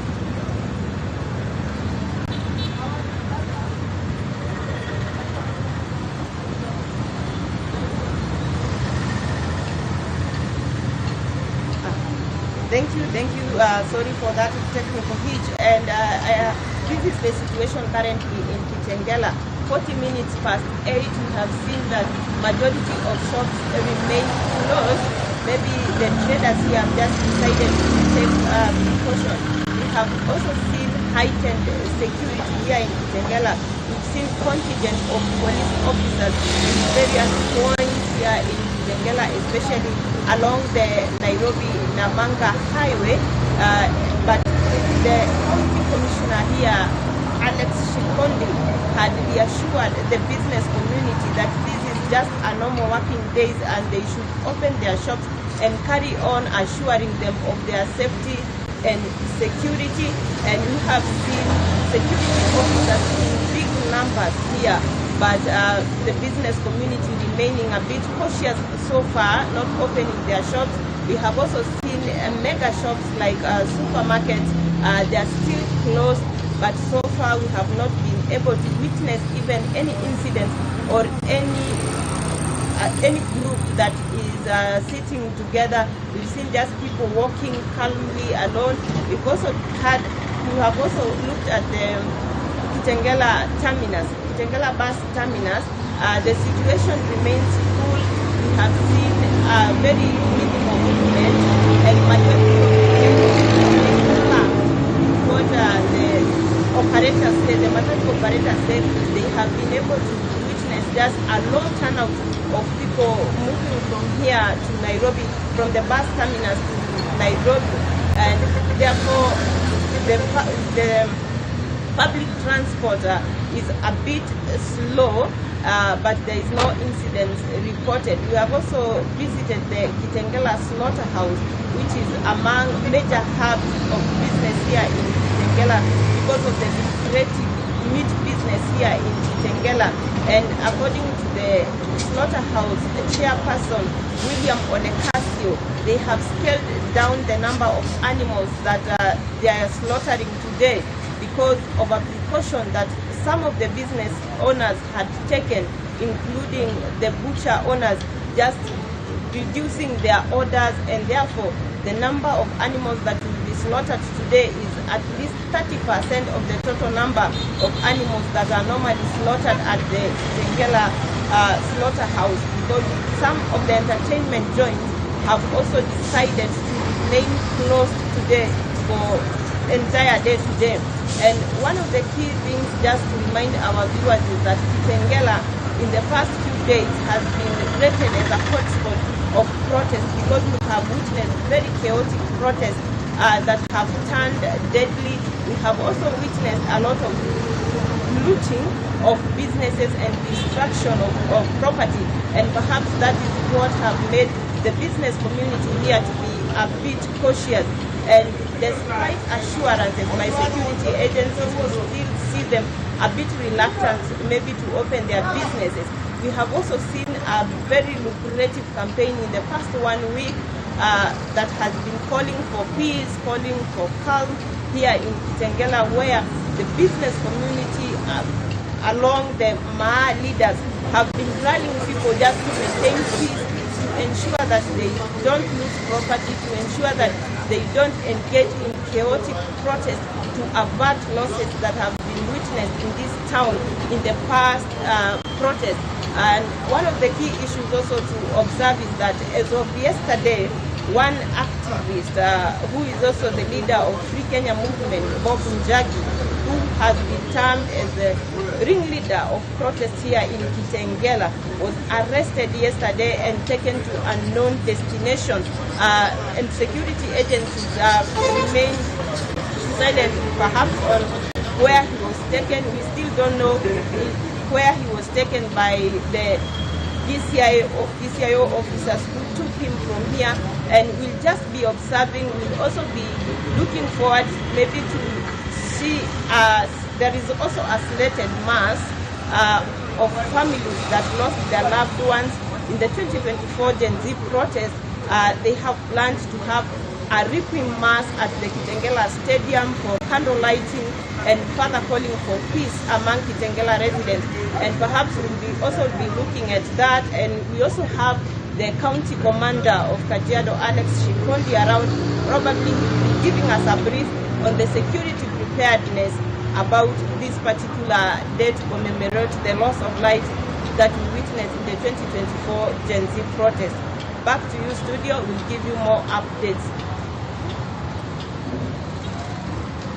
In Kitangela, thank you for updating us on what is currently going on. Of course, business is as usual. Majority of shops seemingly closed, heightened security, and the county commissioner reassuring the people that it's just a normal working day, no good goons on site. There is a low turnout of people traveling from Kitangela to Nairobi, of course. And Christine did mention that Bob Njage, the activist, was arrested yesterday and taken to an unknown destination. His whereabouts are still unknown. We will be getting reports on that just to know whether he's safe where he is and whether he will be released anytime soon. I do want to get your closing remarks, Elisha, Sophie, and of course Titus.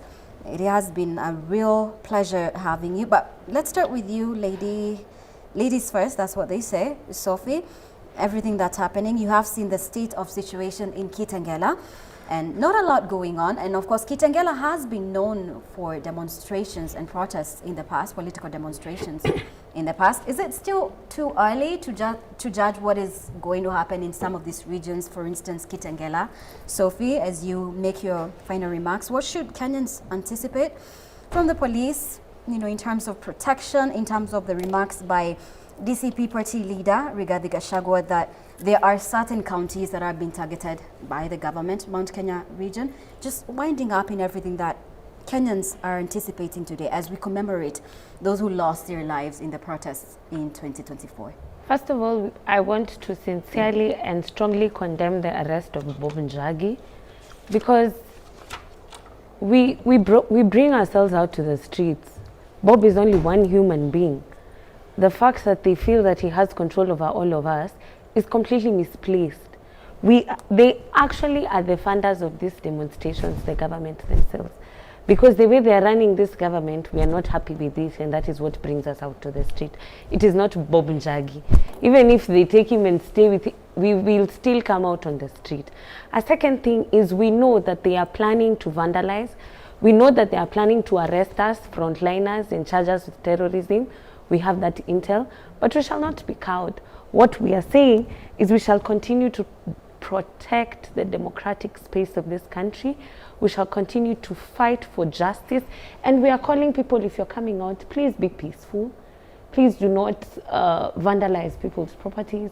Please come out and exercise your constitutional right and fight for justice for those that we lost in 2024. And lastly, we shall never forget, and we shall not bow down to dictatorship, to imperialism, to corruption, to bad governance, to death and a murderous regime. We are not going to bow down. It is a luta continua from us until Kenya is free. All right, Titus, your final remarks? Thank you very much. My final remarks. I want to urge my fellow Gen Zs and the young people of this nation that let us not be mobilized to come and satisfy or echo the interests of politicians. If there is an issue that must be addressed, let us find better ways through the Constitution to address our issues in a manner that shows the dignity and the stature of Kenya as a great nation. And let us all pull together to push Kenya as an economic giant, not just in Africa, but in the world at large.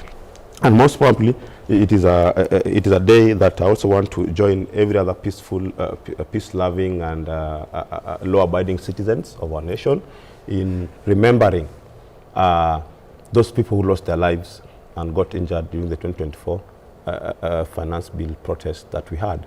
But until from going forward, let us maintain decorum. Let us have a peaceful nation. Let us not destroy property in the name of showing anger and rage towards things that can be solved in a peaceful manner. Thank you very much for having me in the show. All right, thank you, Titus. Elisha, your final remarks? Yes, thank you so much, Mumbi. I'm grateful to having been here and for the invite as well. I want to take this opportunity to plead with Kenyans who are out there that today is a solemn moment for us, for the Kenyan people. Today we do not really only remember the Gen Zs and the young people we lost in 2024, 2025, but we also remember all the Kenyans who have passed away or who have, and those who have gone through the torture or by the straight post the colonial Kenya. And I want to call every Kenyan out there, if you choose to be in your house, please remember these people. Please remember these patriots. If you choose to come out to do your daily business, please take care, be safe, and make sure you get back home. If you choose to come out and picket, as it is mandated in the Constitution, it's a right in the Article 37 of the Constitution. Please do so. Let's share flowers. Take flowers to where our comrades were shot. Take flowers and carry flags and carry your phone. Document every violence, document everything, and share widely. Thank you so much. Thank you so much, Elisha O. Alam, who is from Amka Changamka Group. Thank you so much. Titus Otieno, who is the Deputy President, Bunge la Mwananchi. Thank you, Titus, for being here. And of course, Sophie Njehia, who is the National Youth League Chairperson, PM Party. Thank you so much, Sophie, for being here and taking part in this very important conversation. We will continue monitoring everything that is going on, checking out what is going on our roads, if businesses are going to be opened, checking out which counties are normal, which ones are not happening, not going on.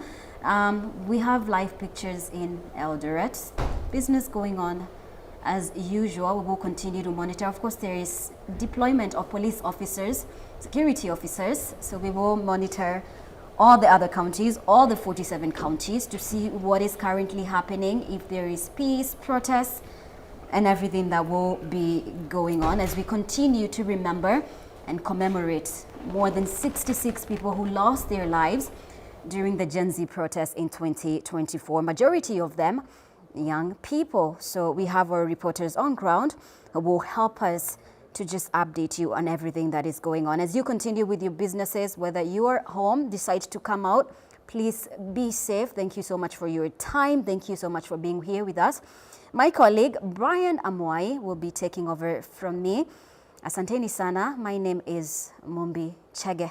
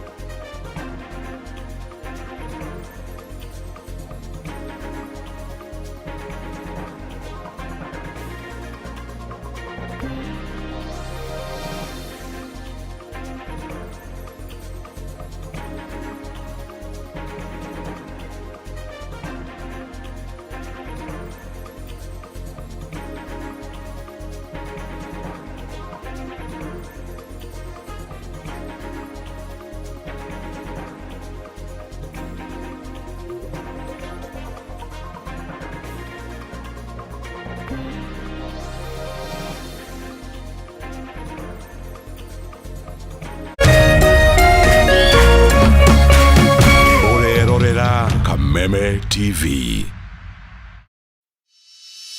In an age of fleeting headlines, depth matters. PeopleDaily.digital carries forward a legacy of genuine journalism. We bring you not just the news, but the context, the analysis, and the stories that shape our nation, for reporting that digs deeper and informs better.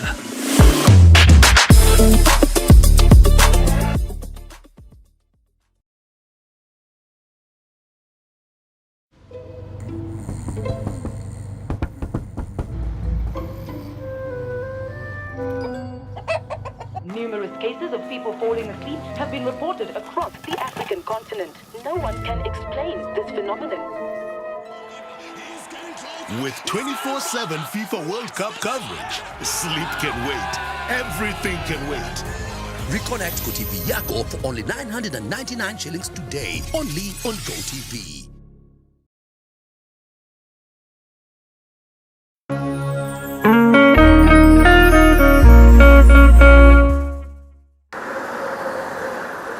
Gharama ya mafuta inazidi kupanda na shinikizo ni kwa wanaotumia magari kwa shughuli za kila siku. Nashaona tofauti ya kuendesha gari ya mafuta na gari ya gas.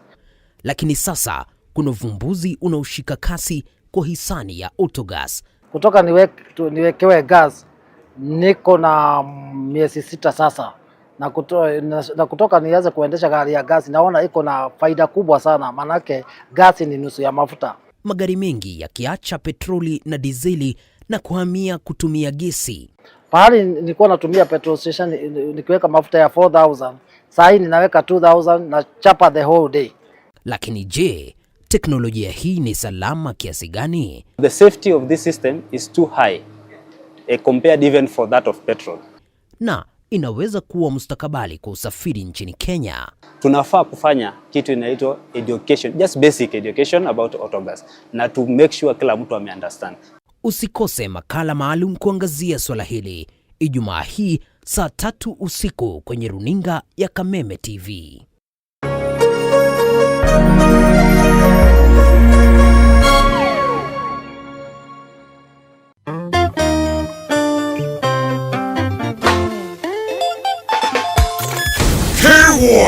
Kuihua murio mashete shwa Jumamosi utuko thaa 4 nginyagia thaa 7 live on Kameme TV na Kameme kayo kamuiki Jetaguo First Officer Jeff Njoroge. Welcome to Kegwa Kuihua murio the experience. Of course twina DJ Karis, tallest man in Larry constituency. Mogidi wa Kameme FM, Kameme TV. Select more music. The one and only DJ Karis, playing your favorite tunes back to back.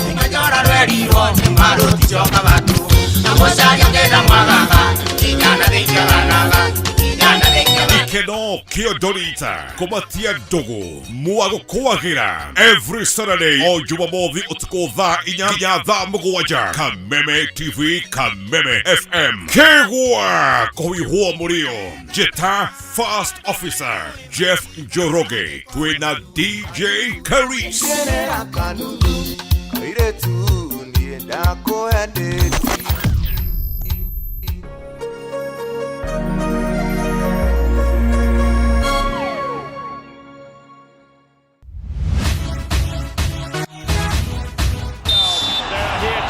Waigua firigio hatiri undu tangaja ni ngarangano cia mathako matiganite. Makes history down under as the youngest career Grand Slam winner. Kuma icagi-inĩ nginyagia ngathĩ ya gĩbũrũri. Amelipiga bali, amelificha. Na nja wa itoka cia bũrũri. He's done it again! Finding Vinicius Junior. Oh, that is magnificent. Na ti kũngĩ nĩ gũkũ gwa Kameme TV thĩinĩ wa tabarĩra ya Extra Time. Through goes Hamilton. Unbelievable stuff. Nyitanagĩra na ng'ang'a wa nyokabi o mũthenya wa kana kwambĩrĩria thaa 4 cia ũtukũ tabarĩra-inĩ ya Extra Time.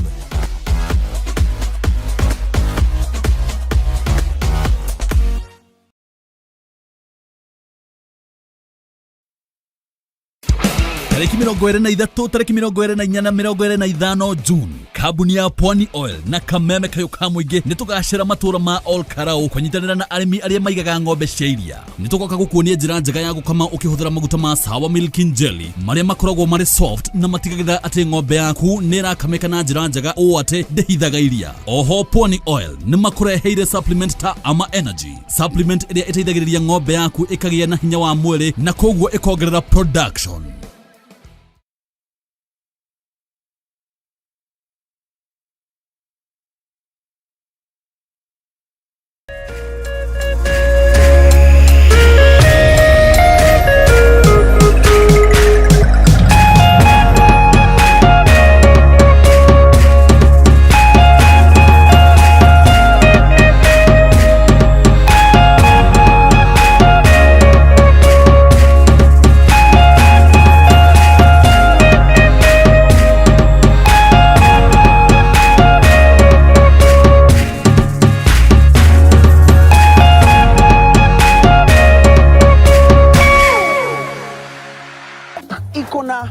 Selenium inalinda immunity kama bouncer, na iko na vitamin B1.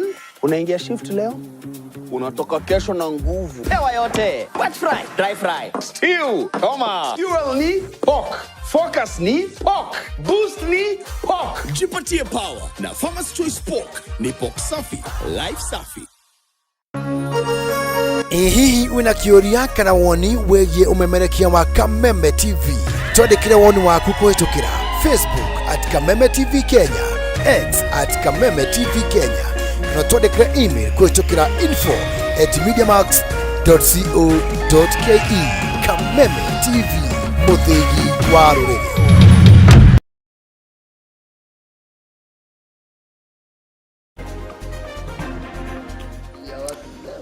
All right, the scars of June 25th. This marks 2 years since the death of the Gen Z protesters that took to the streets in the year 2024. 65 of them lost their lives at the hand of the police when they were fighting for good governance and, of course, a better condition when it comes to matters country and living. Today, we remember them. We sit here to commemorate and remember the times and what exactly they fought for, whether we did achieve that or not.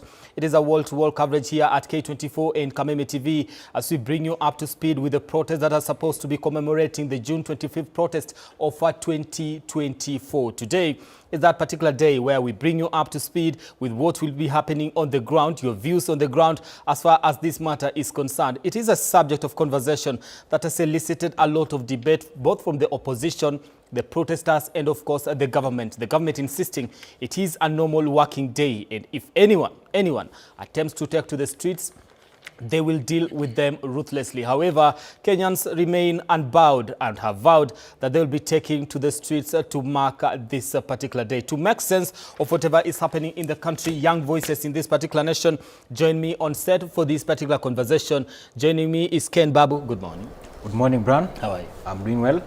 And I'm glad to be here so that we can look into different issues as far as the commemoration of Gen Zs are concerned. We are not just commemorating Gen Zs, we are talking about 60 lives that were cut short. We're talking about 60 future that were cut short. We're talking about 60 families that are not able to have a sit down with their family members today. And what's happening in the streets today is not protest, it's a commemoration. Like just acknowledging the fact that these are our friends, these are our brothers, but unfortunately, their lives were cut short by a rogue system that was not willing to listen to them and was not willing to do what is right. And 2024, 25th June is a day that this country changed. That is the day that we changed from gears, one gear to the other. And because since then, things have been happening differently. And we saw recently John Buddy walking down to the down streets, trying to appear like doing public participation, something that could have not happened if June 25th would have not taken place. Okay. We also have Denzel Gala, who is a political and youth affairs commentator. Good morning, Denzel. Good morning. How are you? I'm fine. Good.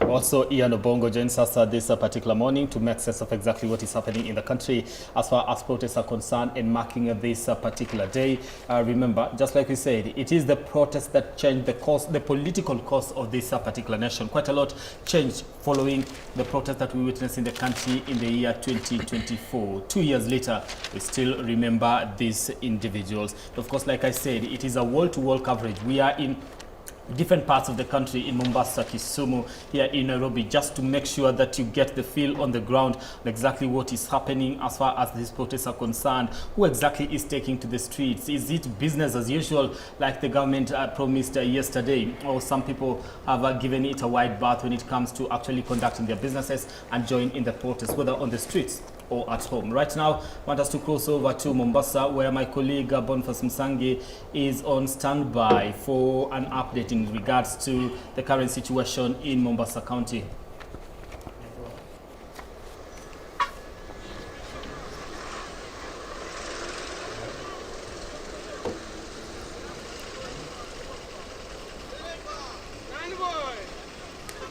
Naam, shukrani sana basi ya Mwai ukiwa hapo studioni kaunti ya Nairobi na hapa kaunti ya Mombasa. Hali ya anga tu shwari na pia vile vile basi kama unaweza kuona tu hali ya usafiri inaendelea kama kawaida. Tayari mamia ya wakazi wa kaunti ya Mombasa wanaendelea na shughuli zao za kawaida, lakini hofu tu na wasiwasi upo tele, kwa sababu baadhi ya maduka wameweza kufunga wakiweza kuhofia pengine maandamano yale ya kuweza kuadhimisha kumbukumbu ya wale wanarika wa Gen Z waliopoteza maisha kupitia ule mswada wa fedha mwaka 2024-2025, basi huenda ukazua vurugu. Lakini hadi kufikia sasa hali ipo shwari kabisa, japo tu maafisa wa polisi wanashika doria kwa wingi. Na hapa nilipo niko katika barabara ya kuelekea katikati ya mji wa Mombasa kutoka eneo bunge la Kisauni, ambapo basi wale mamia ya vijana ambao huwa wanafika katikati ya mji wa Mombasa kuweza kuendeleza maandamano hayo, basi utokezea sehemu hii ya Kisauni kivuka daraja hili la Nyali Bridge na kuweza kuhakikisha basi wakiweza kuhakikisha basi wanaweza kuhudhuria maandamano. Ila kwa sasa wamesema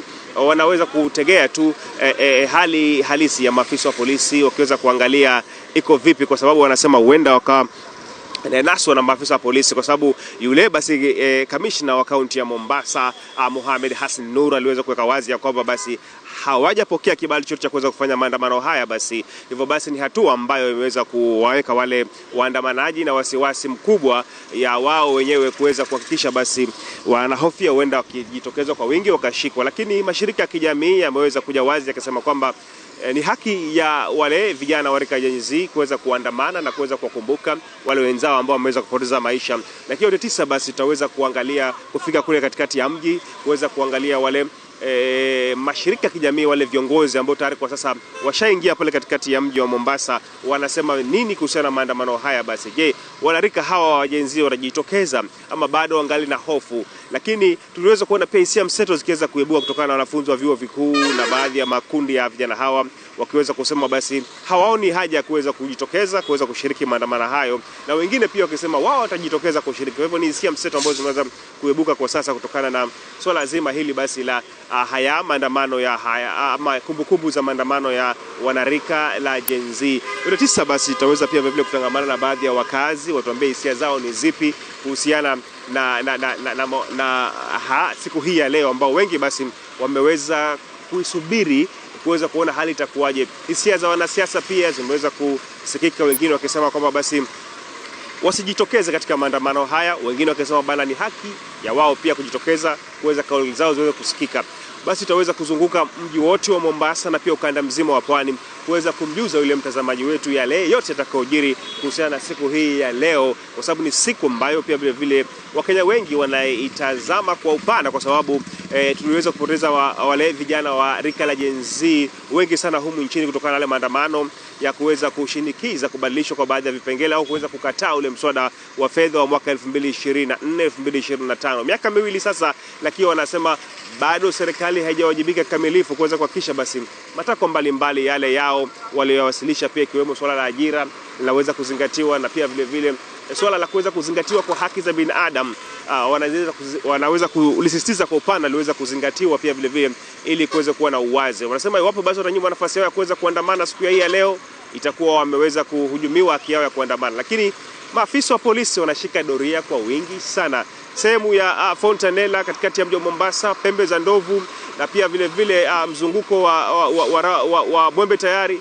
Maafisa wa polisi wamejaa pale kuweza kuhakikisha basi zile sehemu ambapo vijana ukongamana na kuanza maandamano yao basi hawawezi kukongamana. Kwa hivyo tutaweza kufuatilia sehemu mbalimbali kuweza kujua je, kama hawajafika katika sehemu zile wako wapi kwa sasa na wanapanga kipi, kwa sababu basi wao wanasema wanajitokeza kuandamana. Maafisa wa polisi wanasema kwamba hawajapokea kibali chochote cha kuweza cha mwaliko kuweza kuonesha vijana hawa basi wanataka kufanya maandamano yao. Kwa hivyo ni mchezo wa paka na panya kuweza kusubiri kuona hali halisi itakuwaje, lakini itaweza kumjuza mtazamaji wetu mahali popote pale alipokusana hali halisi itakayojiri na maandamano haya kwa sasa. Ila kwa sasa hali shwari, ni msongamano tu wa magari unayoshuhudiwa kwa sasa ukiweza kuelekea katikati ya mji wa Mombasa, na pia vile baadhi ya wakazi wakiweza kukimbia na kuweza kupita ili kuweza kuhakikisha wanaweza kufika katika shughuli zao mbalimbali za kuendeleza ajira zao za kila siku. Kutoka kaunti ya Mombasa, naitwa Boniface Msange, lakini nitazidi kuwa na wewe kwa siku hii ya leo kuweza kujuza yale yote yatakayojiri katika sehemu mbalimbali ukanda huu wa pwani. All right, that is Boniface Musangi with a status update from Mombasa on what is happening on the ground as we progress with this particular live coverage from that particular area. And of course, other parts of the country, trying to bring you up to speed with the status on the ground. Are people taking to the streets or not? What is the grievances of the individuals who are taking to the streets and say, today we are commemorating individuals that died in protest, both in 2024 of course in 2025. When we look at the numbers, we are looking at 62 people, according to IPOA, that died during the anti-finance bill protests in 2024.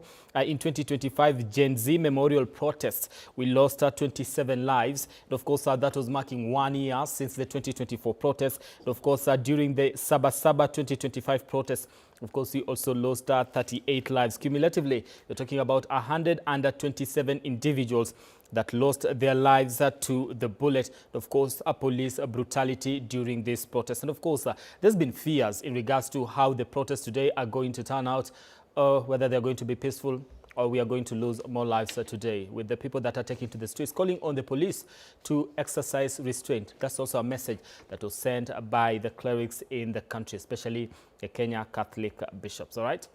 Time to make sense of this with the young voices in the country and the people that believe they were front and center of these demonstrations back then and, of course, even today. Let me start with you, Ian. Good morning once again. Good morning. Why are we going to the streets today? What is the push this time around so hard? First of all, thank you everyone, and thank you for inviting me for this show. Once again, I'm Ian Obongo, the national mobilizer for the revolutionary Gen Z movement, and also the aspiring MCA for the Sarangombe ward in Kibra constituency. One of the reasons why I'm here is because I have rage, because we lost young men. And these are just young lives. People who have not yet realized their potential. They've not lived to the capacity that God intended them to live. And I still see the people, the people who did these things are free. Talam was released. The police who shot Kariuki was released. No action has been taken against these people. And these families have not received justice. And I'm here because I have so much rage, because I feel for these people. And I also acknowledge the people that we've lost before in the political space, the people who fought for this country, for the first liberation and the second liberation, and everyone else who's lost their life in this country through extrajudicial killings. We are here to show them, to show Kenyans that we still believe that we can fight bad governance, we can still fight for justice, we can still fight this bad regime. You say you have rage. Yes. Does that cut across? Are your peers and the people you interact with feeling the same rage that you're feeling today? Yes, we do. I think every young man who was in the street still feel it today, because if it wasn't for Rex, maybe the bullet could have caught me. Even if it wouldn't have caught Kariuki, it could have caught this guy, you know. No one is dispensable when you go to the streets. And so I believe that every young man have rage, because one of the reasons why we went to the streets is because of bad governance. And today we've not received good governance. Okay. The same government promised us 2 million jobs annually. We are in the 4th year. Have they employed 8 million Kenyans? Specifically young people, because that's a promise for young people by President Ruto. So that's one of the reasons why he has to go. Okay. Denzel, we took to the streets in 2024. Young people died, talking about over 60 individuals that died during the 2024 protests. Yeah. Ian is talking about what were we fighting for? We are fighting for good governance. In the process of fighting for good governance, we lost lives. He says we haven't really achieved what we needed. Was it worth it for these lives? First, let me take this moment to remember the people that we lost in 2024. Because I was also in the streets. It could have been me or even Babu. Just to echo what he has said, I don't think we've really achieved. And you may ask if it was worth it. I think it was worth it, because right now, you can see even few weeks before, or when the finance bill was being proposed, every young Kenyan wanted to be involved, wanted to know, is this government adding tax? So in 2024, we achieved, there was a little of awakening for the young people, because before politics was being seen as a thing for the old folks. But we stood out, went out to the streets, pushed President Ruto to a point where he said, I have agreed with you guys and I will do away with the finance bill. But from that moment up to now, what is the way forward? We still have 1 year, 2 months to the general election. I still feel like we haven't really organized ourselves, and today marks a very important day for the young people, because just to remember the ones that we lost, but moving forward, I think we really need to think about how we can solve the problems that we went out to the street to ask this government to be doing. Matters of corruption, accountability. I think we really have a lot of things to... We still have a lot of work on our table, and just to make sure that we get to most of the things that we actually championed for in 2024. However, Babu did mention and say some things seem to have changed in terms of how the government operates. Do you believe some things have changed? Can we point out to some of the things that, some of the gains we got out of the protest, even as we remember the healings? Okay, the first gains, if you can remember, when we went out to the streets, there was this tone that President Ruto used to use when he was addressing the young people. The first presser, he called us terrorists. Then we pushed back, we pushed harder. So I think there has been a little of respect from the political class addressing our citizens. So it is not, they're no longer talking down? No, they're no longer talking. They respect us, and we really appreciate, because Article 1 talks about the power belonging to the people. And I think even also another thing, how they've handled this finance bill, they've really done a good job. They haven't added punitive taxes to stuff that a normal mwananchi consume in their houses, and I think they've really done some good job. Even the way they've handled the propaganda, how they were communicating in the houses, how they were debating those, they really put the opposition MPs to task to explain those clauses they were quoting, and it was really fascinating to listen to people like Ndindi Nyoro, unable to explain things that they were telling the young people. And I really want to appreciate all the young people that didn't fall for those traps, because I know the political class wanted to incite us so that we can go to the streets. But the young people really wanted to know what does that finance bill done to them. Okay, so it is a conversation around when it comes to involving the citizen on important issues like the finance bill. We seem to have seen a difference, from what we used to experience in 2023, in 2022 to some extent, in 2024, and now in 2025 and 2026, Babu, like you mentioned, there's been quite a involvement, town hall meetings with the cabinet secretary for finance, moving from one media house to the other, or going to the streets, down street, like you said, Jivaji and all those places, just to try and explain to the people about the finance bill and the budget itself, even before it is passed in the National Assembly. These are some of the things that you're looking back at and say, were it not for these 60 lives, were it not for people taking to the streets, then maybe we'll not be having this. Is this one of the gains? Well, Bran, first let me say that what happened in June 2024 was a clear indication and representation of a generation that felt unrepresented. And that's why I'm very critical on the responsibilities of elected members. If you look at the responsibilities of elected members as per the Constitution, there are just three: representation, legislation, and oversight. But of all those responsibilities, representation is very critical, because we elect MPs and senators so that Ken Babu does not have to go to the House to speak his mind. Whatever I would have spoken, I would have taken to the House, is supposed to be done with by my elective representative. So in 2024, the generation Gen Z, my generation, felt like what we are saying is not being listened to. And going to Parliament was a representation of anger from people who felt like their opinions and their suggestions are not being taken into consideration. So then we took that which we thought should be taken into consideration to Parliament. But what I want to say is today does not, June 25th does not, is not a celebration of chaos. This is a celebration, a solemn day to remember young soldiers, young patriots, young people who had the courage to go out there and question the government of the day, challenge the status quo, stand in for what is right.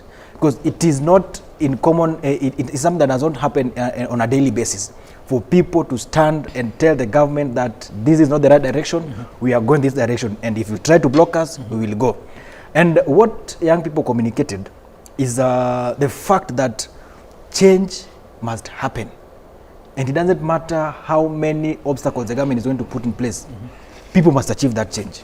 So what I want to say is we have, so far we have achieved many gains. Number one, in 2024, the government did not drop the finance bill.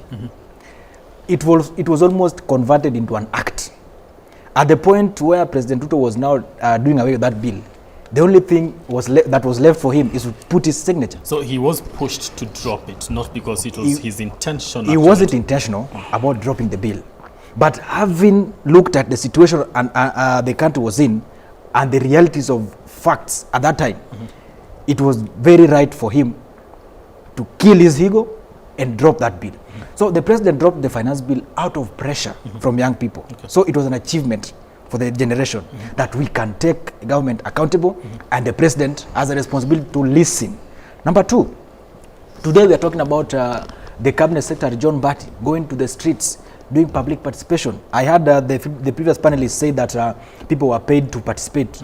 Well, that might be true, but the fact of the matter is, this is something that was not happening before. Ukuru Yatani was a CS of Treasury.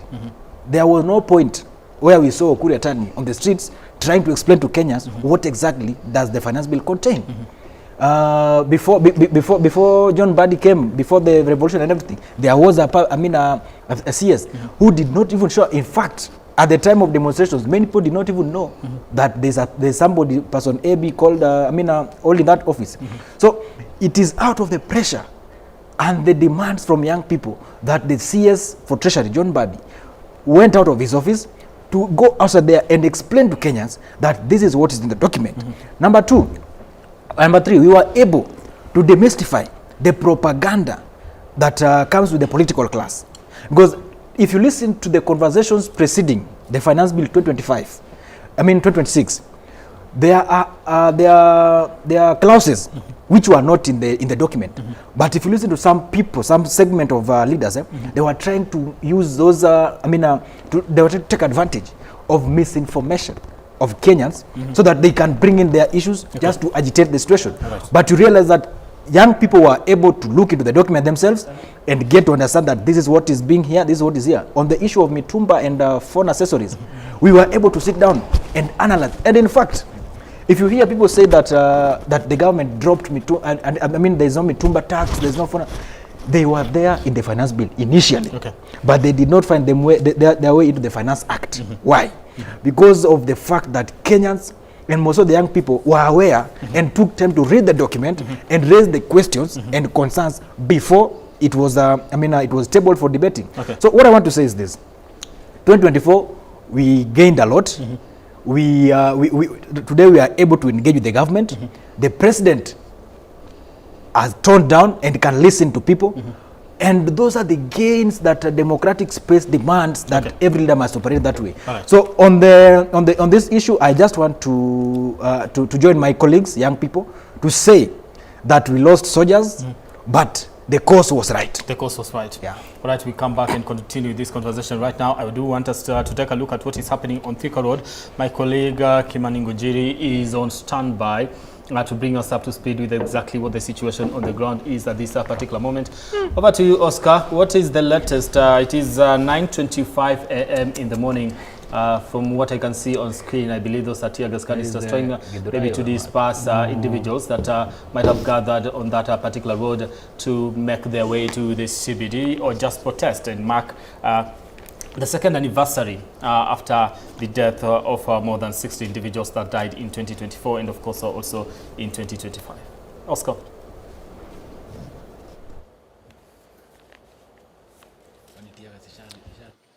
Shukran sana Bwana Amwai, na kama unavyopata picha moja kwa moja kutoka hapa katika eneo hili la Githurai jijini Nairobi, ambapo tunaendelea kufuatilia yale matukio ambayo yanajitokeza kufuatia siku hii ya leo Juni tarehe 25, ambapo ni siku ya kumbukumbu ya wale walioaga dunia na vile vile maandamano yaliyokuwepo mwaka wa 2020 siku kama ya leo. Na picha unazozipata kwa sasa, kumekuwa na mvutano baina ya polisi na vijana ambao walikuwa wameanza kuleta tu vurugu kidogo pale katika barabara hii ya kuelekea Thika, lakini wameweza kutulizwa na njia ya kuweza kupigwa na vitoa machozi. Kama unavyoona picha hiyo inakuja moja kwa moja kutoka hapa eneo hili la Githurai, lakini tunaendelea tukifuatilia matukio vile ambavyo yanaendelea kujitokeza. Tumekuwa hapo awali katika maeneo tofauti pale jijini Nairobi. Kumekuwa tu na utulivu, hakuna shughuli mingi ambazo zinaendelea, hakuna magari yale ya usafiri ama ya kubeba wananchi, hakuna shughuli mingi ambazo zinaendelea, ila tu wananchi wachache ambao wamejitokeza barabarani wanaendelea tuna shughuli zao. Lakini ikilinganishwa na siku zingine, hii leo tunaweza sema kwamba hakuna shughuli hata kwenye hii barabara ya kuelekea Thika, ambapo tumekuja hadi hapa Githurai. Tumekuja tukiangalia maeneo tofauti pale katika eneo la Allsops. Wakati kunapokuwa na maandamano, huwa ni eneo ambalo ni la hatari. Vijana huwa wanazozana pale na polisi. Vile vile katika eneo la Roysambu pale pia huwa ni eneo la hatari. Lakini kile ambacho tulichokipata ama ile picha ambayo tuliweza kuona pale ni picha tu ya maafisa wa polisi ambao wameweza kuweka vizuizi barabarani ili wakaweze kumaanisha kwamba gari haziwezi zikapita pale katika eneo hilo la Roysambu na katika eneo hilo la Allsops. Bwana Amwai, na kuweko kwa vizuizi hivi Bwana Amwai, inatokea ikiwa kama kinaya ikilinganishwa na ujumbe uliotolewa na serikali hapo jana kupitia kwa waziri wa usalama ambaye alisema ya kwamba hii leo ingekuwa ni siku tu ya kawaida, shughuli zingeendelea kama kawaida, uchukuzi ungeendelea kama kawaida, watu wangefungua mabiashara zao. Lakini kama unavyopata hiyo picha ya moja kwa moja, kuna hali tofauti ambayo kulinganisha na ile ambayo ilikuwa imeahidiwa na serikali. Maduka yamefungwa, watu wamekatu, hakuna shughuli ambazo zinaendelea, shughuli zile za kawaida, mabiashara yamefungwa, gari za uchukuzi hamna. Ni kumaanisha kwamba ni tofauti na kile ambacho serikali ilikuwa imeweza kuelezea wananchi. Maafisa wa usalama wanaendelea kupiga doria hapa katika maeneo tofauti ambayo tumeweza kuyapitia. Hata picha hii unayoipata moja kwa moja ni maafisa wa usalama tu hapa katika mzunguko wa hapa Githurai, wakihakikisha kwamba hakuna vurugu yoyote ile ambayo itakayoweza kutokea. Wale ambao ni wa kubeba wakitumia bodaboda pia wako katika maeneo haya, lakini hakuja kuwa na shughuli zile za kawaida, zile za kuweza kuwabeba wasafiri kutoka hapa kuelekea mahali pengine. Ni kumaanisha kwamba kuna utofauti mkubwa sana hata siku hii inapoendelea. Tunatarajia kwamba labda baadaye tutaweza kuona picha tofauti, huenda wananchi wakajitokeza, labda wakaendelea.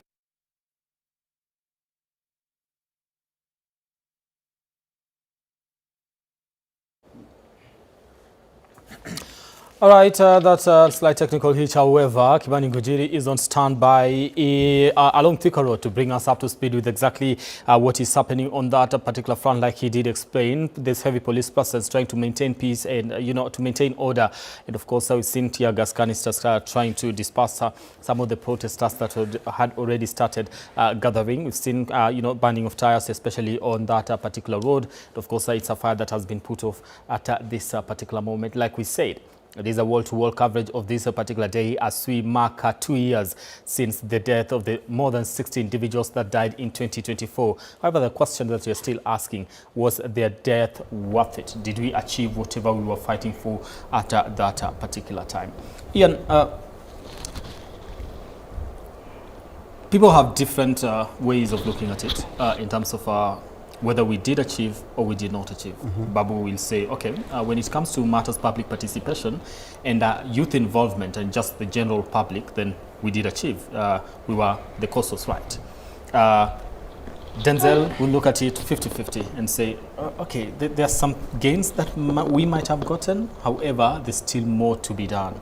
From where you sit, we have said we wanted good governance. We still don't have good governance. We wanted, the cost of living to actually come down. We still don't have that. Do you believe, a part of you believes that maybe we might have achieved some things? Yeah, of course, there's no great success to show, but they are very minor wins. The fact that they can come and do public participation, that's a win.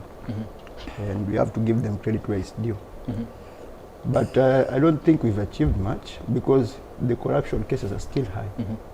In fact, we have a budgeted corruption. We have money allocated to some things that are not a priority to us.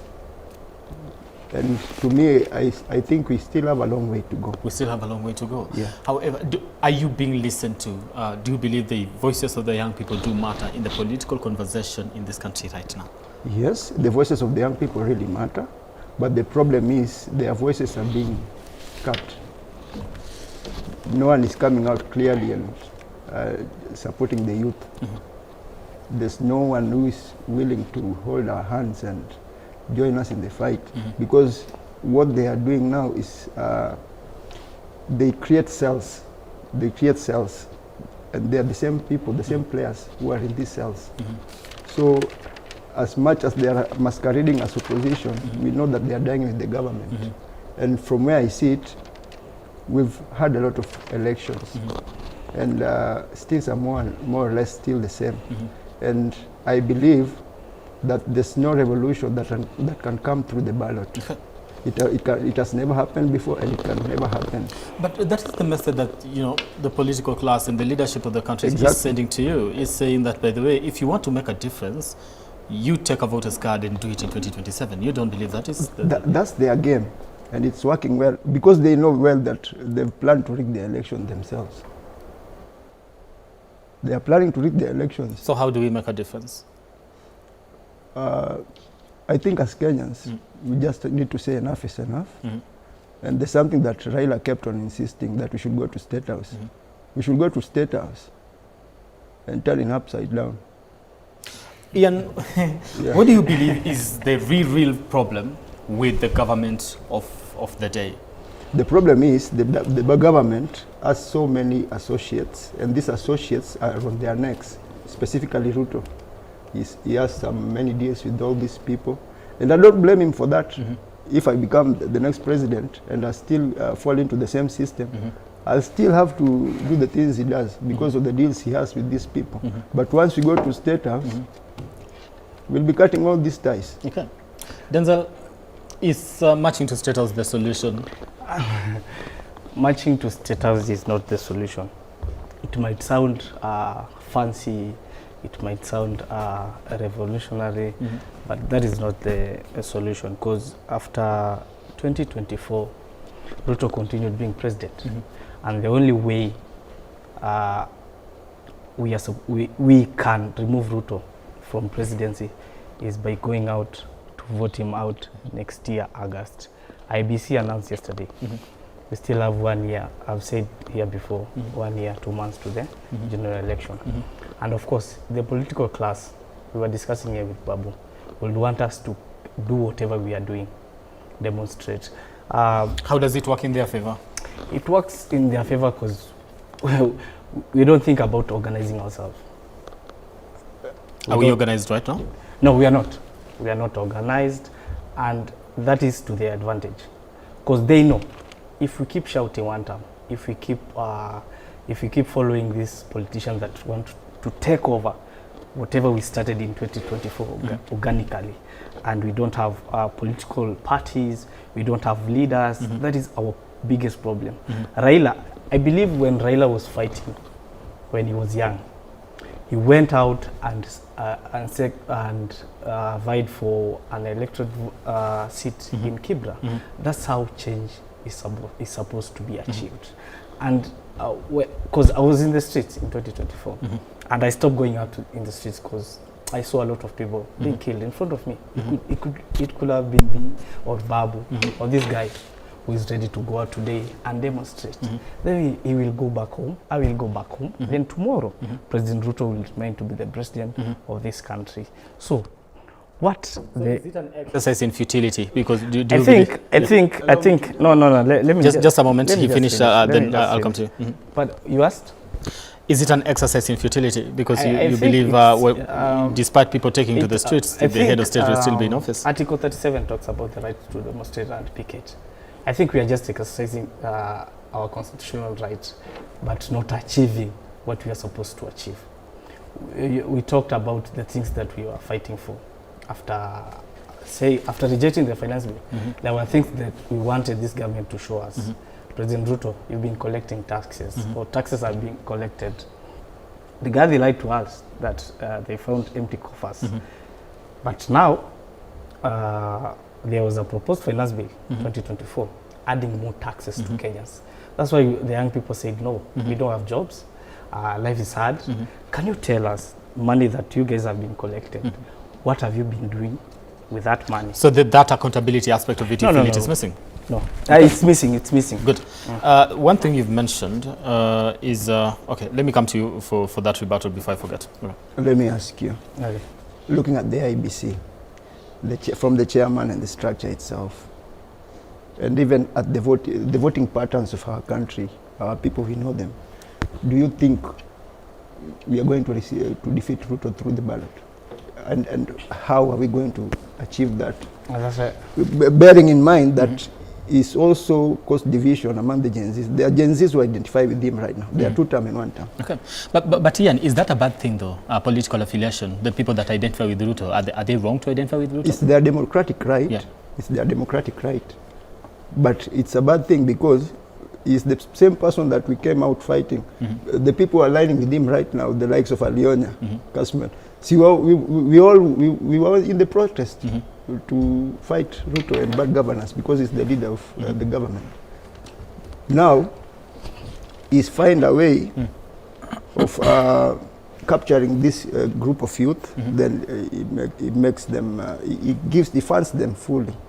And even competing with such people would be a very difficult thing. You are going to vie in the next election, right? You believe the ballot is going to make a difference? Let me say this, Bran.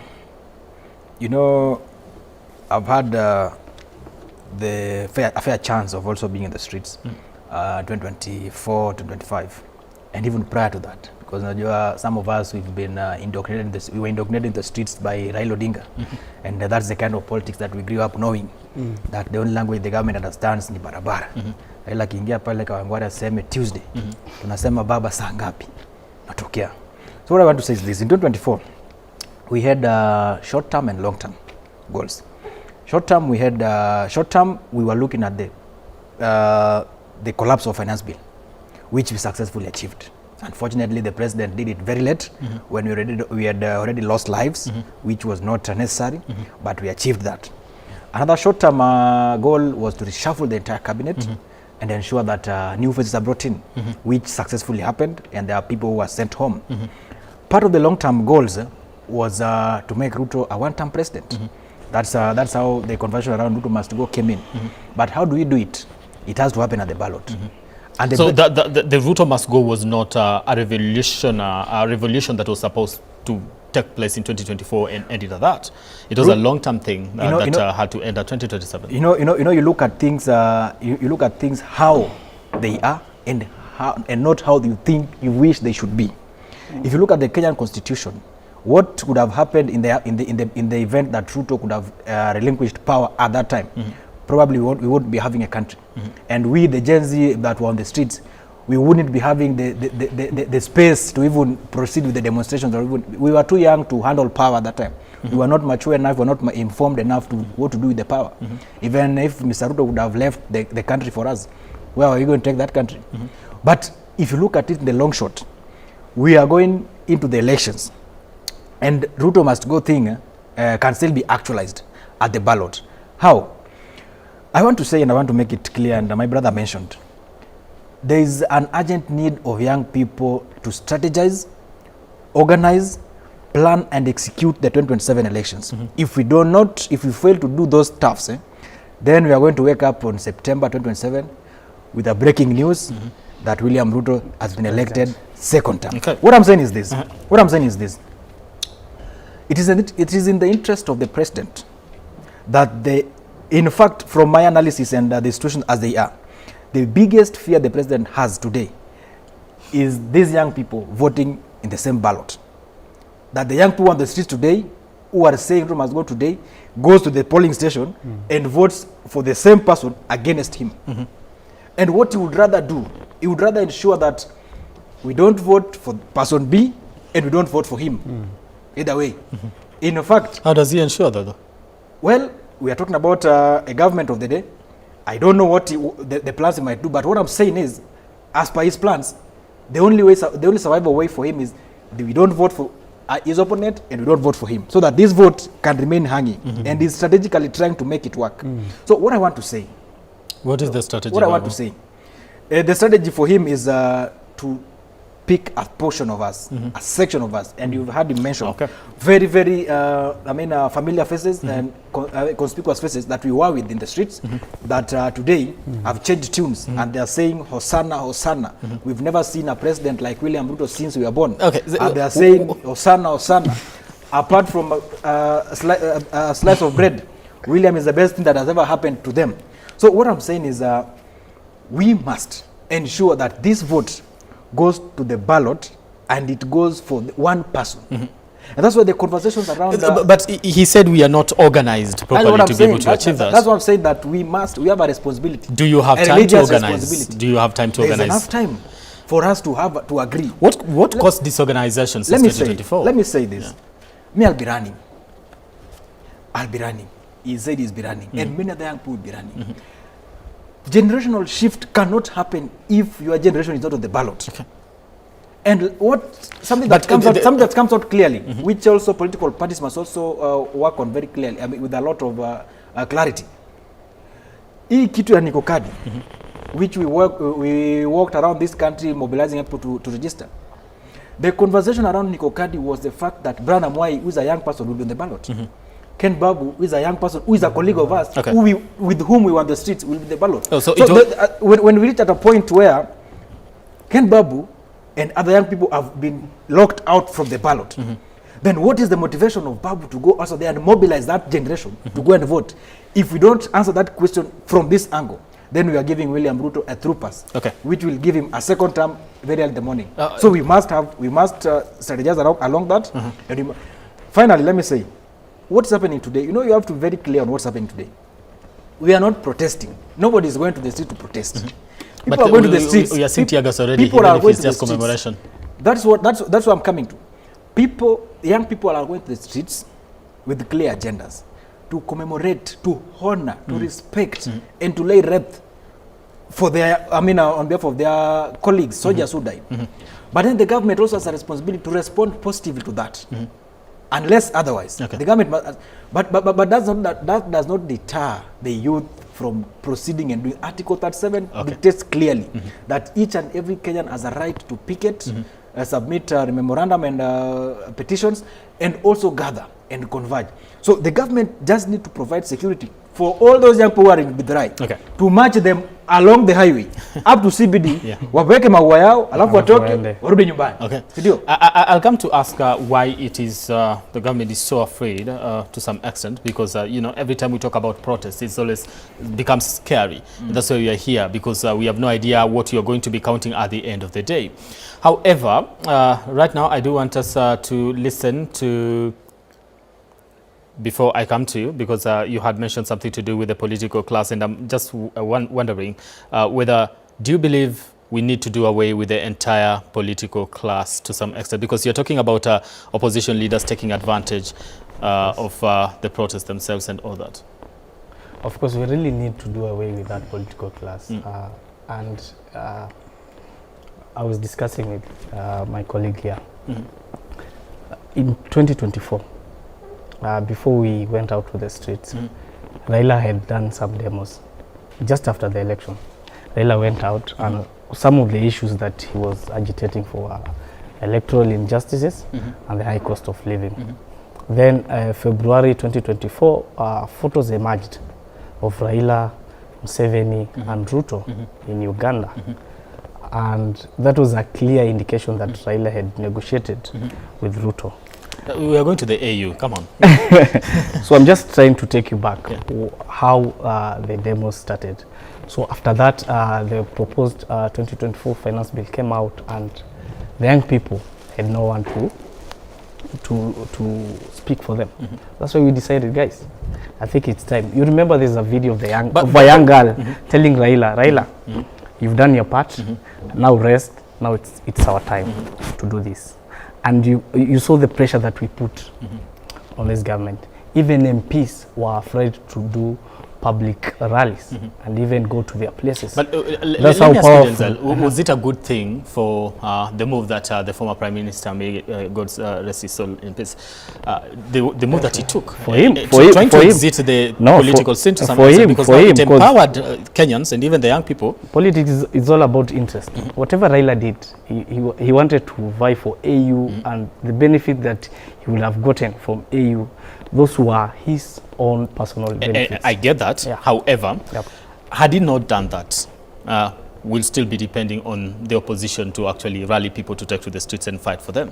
Right now, we are talking about young people mobilizing themselves and saying, okay, we need change. We need to understand exactly what you are doing with the finance bill, with the government, with the running of this and that.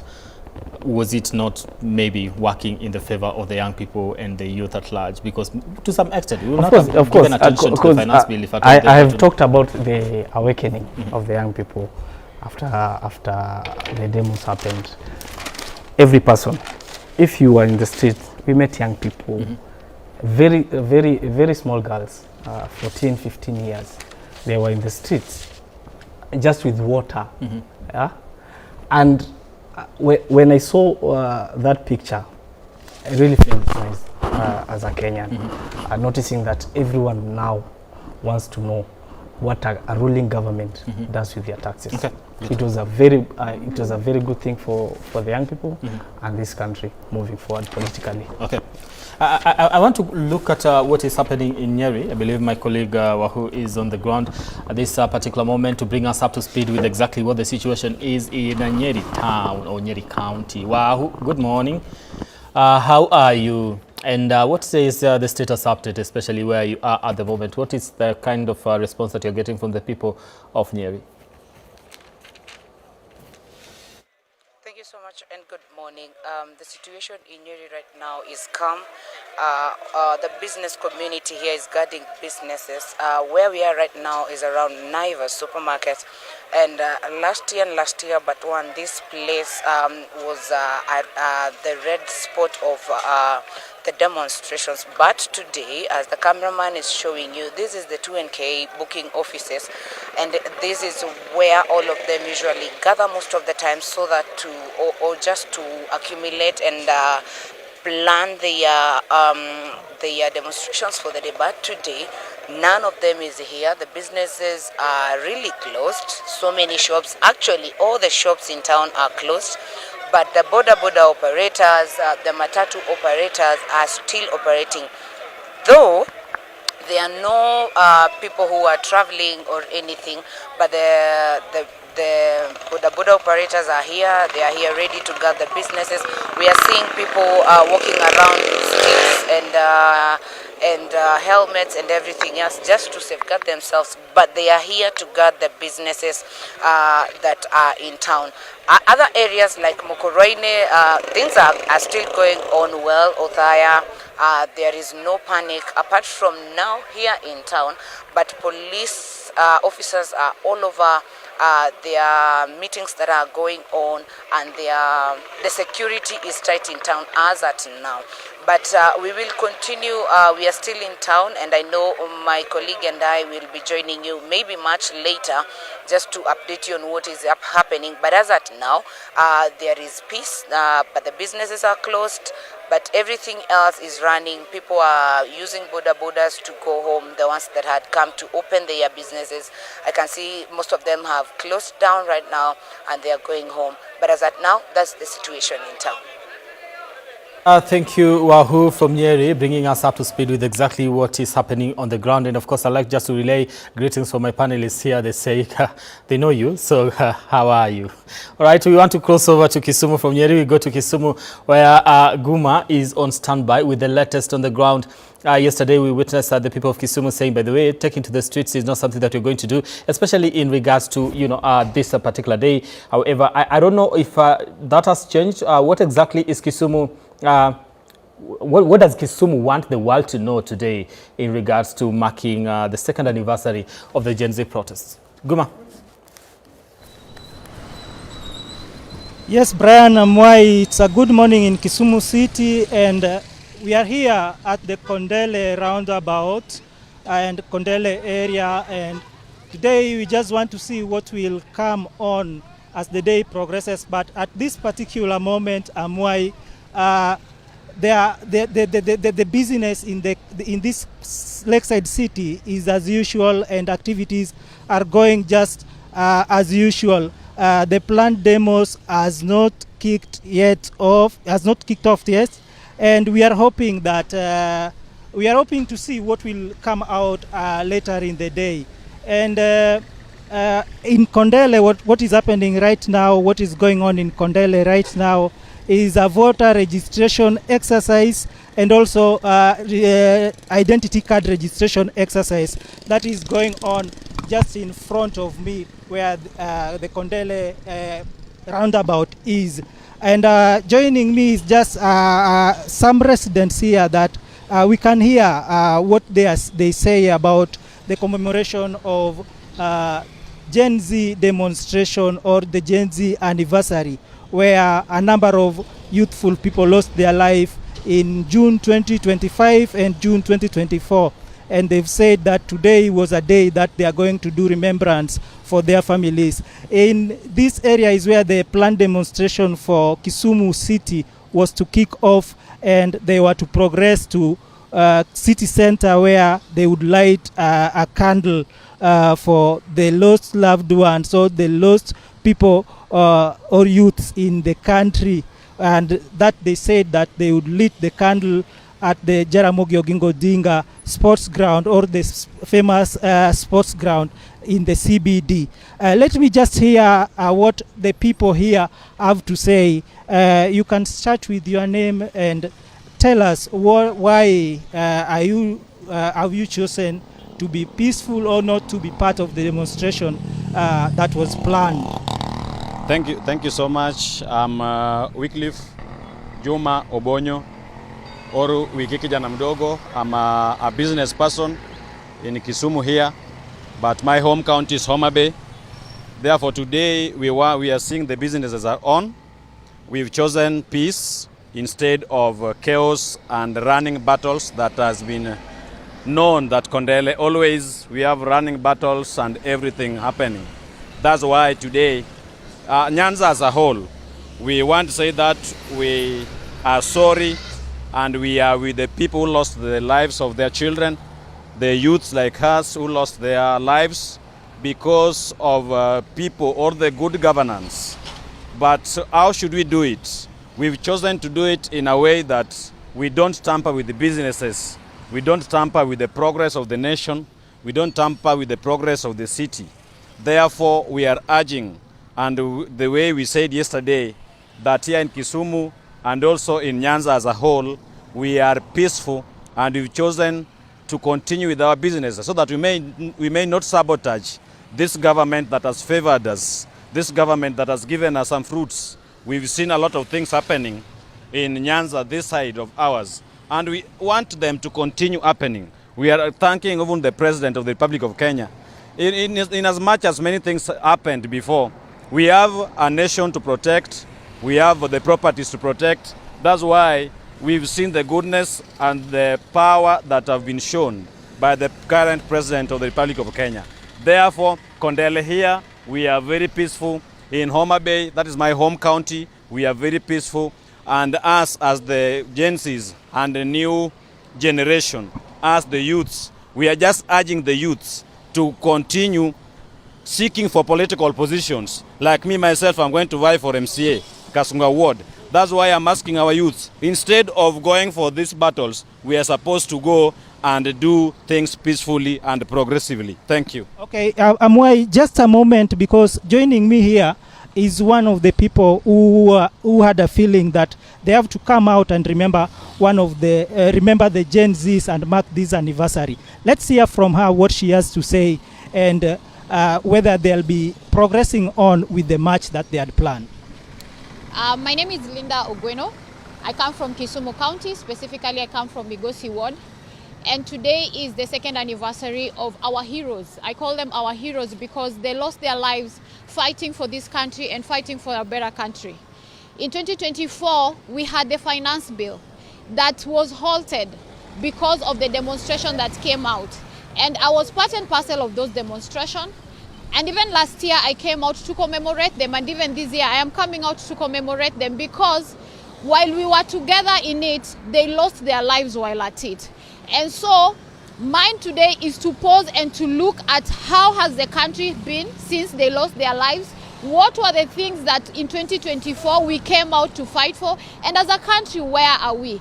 Again, at the same time, we have to talk about justice. They lost their lives, but have they received justice? Has there been people who have been held accountable for the way that has been done? We have seen that compensation has started, but compensation has to be hand in hand with justice so that those who lost their lives, we do not have a situation where people are killed and then they are paid just because they are killed. At the same time, in Kisumu County, yes, in the past we have been, we have also gone through the ugly side of violence and protest. And protest should not be violent. Protest should be peaceful because the Constitution has allowed us in Article 37 to be able to picket and to be able to raise our voices. And so today, as somebody who I came out to not only commemorate, but also to join in enjoying that article of the Constitution that has allowed me a right to picket and a right to give my frustration. Going forward, I'm hoping that justice is going to accompany the compensation that is being currently done. I'm also hoping that the democratic space is going to open up so that when we talk about demonstration that does not have to come hand in hand with violence. I've been part and parcel of femicide and all those have been peaceful. So even commemoration should be peaceful as it is right now. Otherwise, today I am mourning together with my colleagues. Just to add okay, those are just the sentiments or the opinions of Kisumu County. Sorry, time. Sorry. It's time is not on our side. Okay, thank you, Amwai. Those are just some of the opinions from Kisumu City, and we'll be monitoring the situation, how it unfolds in the coming hours. In case of any development, we'll keep you up to date. From Kisumu County, back to you in studio. All right, of course, so those are Kisumu residents with Guma there. I know, yes, time is not on our side, but you can get an opportunity later on to maybe contribute to this conversation that you are having as far as the state of affairs in the country are concerned in regards to the commemoration of the June 25th, 2024 protests here in the country that led to the death of over 60 individuals. All right? I want to take a break here. When we come back, we'll continue this conversation and the coverage of the scars of June 25th here on K24 and, of course, Kameme TV.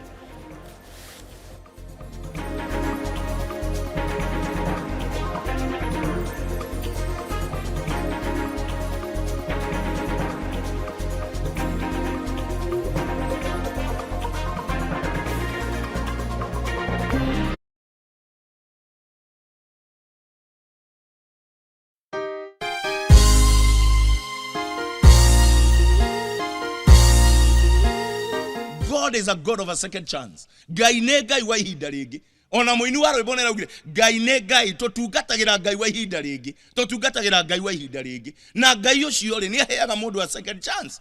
Na tondu we muoyo ri ngai no akuhe o hingo ingi. Ngai no akurugamirire o hingo ingi tondu ni ngai wa ihinda ringi. Ngai arokuhe thiini wa ritwa ria Jesu ihinda ria gukenereruka ringi. Ngai arokuhe ringi thiini wa ritwa ria Jesu Kristo.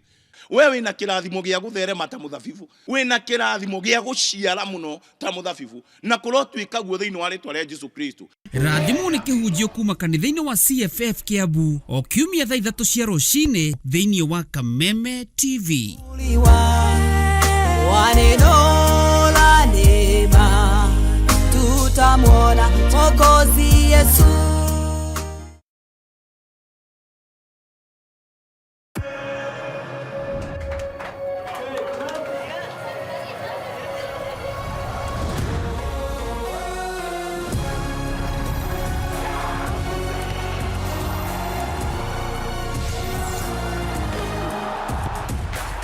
From 11th June to 19th July, everything can wait. The FIFA World Cup 2026. Get DSTV access for as little as 1,450 Kenya shillings today.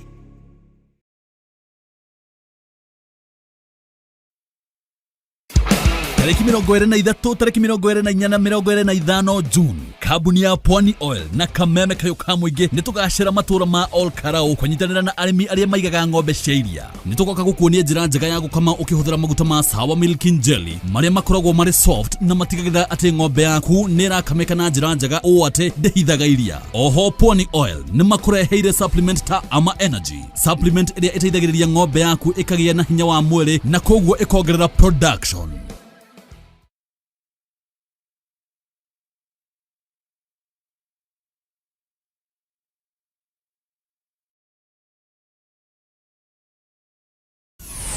Why wait for fun? K24.digital brings you 24/7 entertainment. From the pitch to the playlist, from celebrity gossip to the memes you love. We're not just news, we're your non-stop ticket to everything cool and trending. So get in the know. K24.digital. Follow the buzz 247.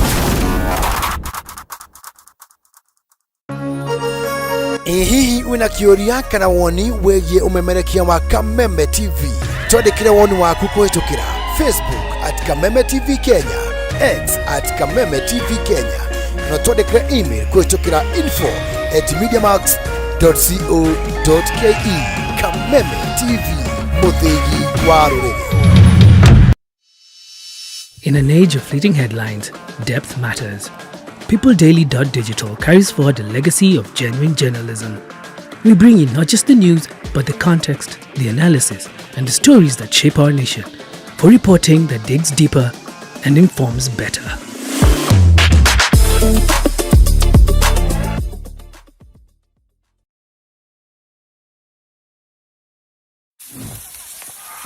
Karibu! Leo pork ni poa kuliko mpoa wako na haiko ghost. Hii iko na protein safi. Unaanza na 4-pack, unaamka na 8. Hii imeenda. Pork iko na selenium, inalinda immunity kama bouncer. Na iko na vitamin B1, unaingia shift leo, unatoka kesho na nguvu. Ingia utoke na testimony. Ewa yote, wet fry, dry fry, stew, choma. Fuel ni pork, focus ni pork, boost ni pork, pork power. Pork safi, life safi. Wananiita Professor Power. Ukisikiza wengine utachanganyikiwa. Jipatie power na Farmers Choice Pork inayopatikana kwa stockist, butchery au supermarket kote nchini. Farmers Choice Pork ni pork safi, life safi. This June, step into a bigger entertainment experience with more to love on us.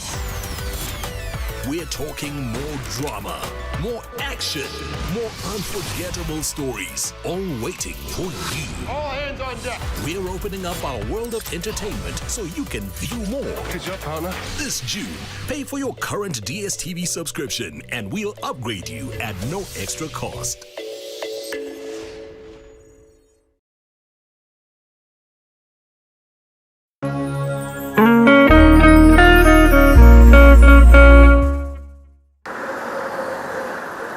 Gharama ya mafuta inazidi kupanda na shinikizo ni kwa wanaotumia magari kwa shughuli za kila siku. Nashaona tofauti ya kuendesha gari ya mafuta na gari ya gas. Lakini sasa kuna uvumbuzi unaoshika kasi kwa hisani ya autogas. Kutoka niwekewe gas niko na miezi 6 sasa. Na kutoka nianze kuendesha gari ya gas naona iko na faida kubwa sana, manake gas ni nusu ya mafuta. Magari mengi yakiacha petroli na dizeli na kuhamia kutumia gesi. Pahali nilikuwa natumia petrol station nikiweka mafuta ya 4000, sasa hivi ninaweka 2000 na chapa the whole day. Lakini je, teknolojia hii ni salama kiasi gani? The safety of this system is too high compared even for that of petrol. Na inaweza kuwa mustakabali kwa usafiri nchini Kenya. Tunafaa kufanya kitu inaitwa education, just basic education about autogas, na to make sure kila mtu understand.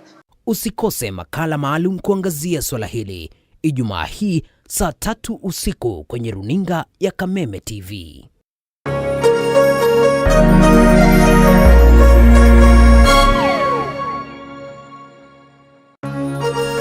Hihi wina kĩũria kana woni wĩgiĩ ũmemerekia wa Kameme TV? Twandĩkĩre woni waku kũhĩtũkĩra Facebook @Kameme TV Kenya, X @Kameme TV Kenya, na twandĩkĩre email kũhĩtũkĩra info@mediamax.co.ke. Kameme TV, mũthĩgi wa rũrĩrĩ.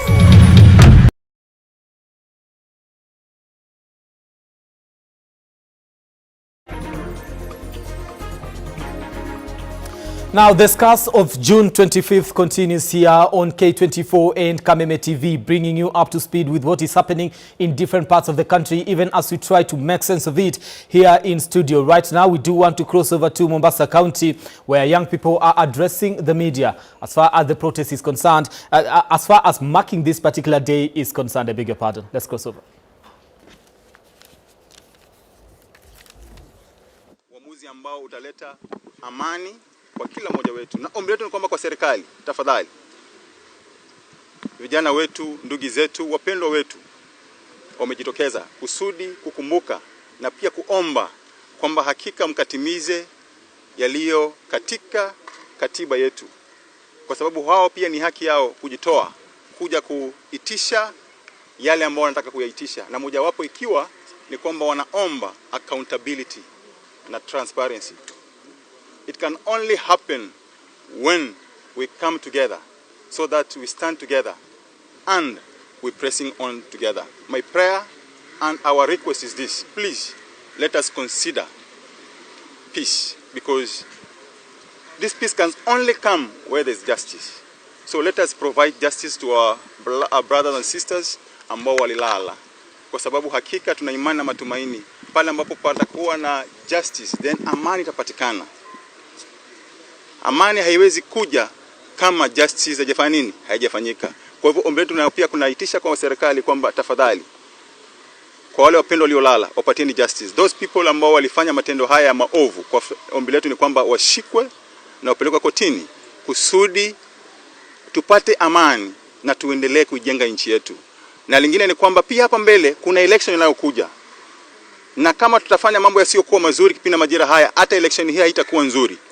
Kwa hivyo ombi letu ni kwamba tuanze kujenga kuanzia sasa, na kujenga kwetu ni uamuzi ambao tutakaouweka sasa kipindi majira haya. Na ombi letu kwamba uamuzi huo wacha ukawe ni uamuzi ulio bora kusudi tujenge nchi yetu kwa pamoja, na pili tukijua kwamba mbele yetu kuna uchaguzi mkuu unaokuja. Kwa hivyo uchaguzi huo tutaanza kujenga kuanzia sasa. Kwa hivyo ombi letu ni kwamba ujengwe saa hizi, na wale ambao ni magunzi ambao hakika ambao wanatumika, ombi letu ni kwamba tafadhali serikali, muna nguvu na uwezo wa kufanya ambayo inakana tuyafanye. Tusitaje tu ni watu, ama tuseme tutajeni majina kusudi tuwajue ni mtu fulani anayofanya maovu haya, na ashikiwe na ashtakiwe, apelekwe kotini. Kwa sababu asipopelekwa kotini basi ataendelea kufanya mambo haya. Tusipowataja wataendelea kufanya mambo haya. Basi ombi letu ni kwamba tuwataje, kwa sababu tunawajua. Na kama tunawajua basi ombi letu ni kwamba tujitoe, tuwataje kusudi tujue ni watu fulani. Kama ni Salim, semeni ni Salim amefanya jambo hili, apelekwe kotini. Kwa hivyo ombi langu ni kwamba haya yote tuyazingatie. Nchi ni yetu sote, na sisi sote tukija pamoja hakika tuna imani na matumaini. Hata Biblia inatuambia katika Zaburi ya 133 aya 3, where there is unity God commands his blessings. For us to be able to experience these blessings of God in our life, then there's a need for us to come together as a one family. And that can only happen where there's love. And where there's love, then we'll experience peace of God in our lives. So, my prayer is, let us be together. Let us work together as one family called Nation of Kenya. Kwa hivyo asanteni sana, nichukue nafasi na fursa hii basi nialike ndugu zetu pia wako na mawili ambao nataka kuyasema, alafu tutaendelea. Sawa. Asante sana. Kwa majina Viva. Naam, kwa majina naitwa Francis Auma. Mimi ni mkereketwa, mtetezi wa haki za kibinadamu na shirika la Mhuri. Hapa leo tumekuja kuomboleza, kusikitika kwa kumbuka ndugu zetu walioaga dunia wakati wa protest ya GNZ. Na tuko na wakereketwa wa coast nzima.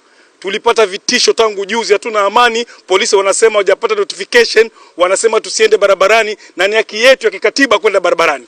Na sisi tumesema hatutaogopa, hatukubali, lazima, manake nchi ni yetu na katiba ni yetu. Kwa hivyo leo tuko tayari, tuko ngangari, tuko barabarani. Familia zao pia wamekuja, wale waliathirika. Pia mimi ni mwathiriwa mmoja, manake mimi nilishikwa nikafungwa, nikawekwa masaa 9 samani. Lazima niseme ukweli wa mambo. Leo ni leo, tumejitokeza, tunaanzia mapembea ya ndovu, tukija moja kwa moja. Pole pole taratibu, tukikumbuka ndugu zetu waliotuacha. Comrade power!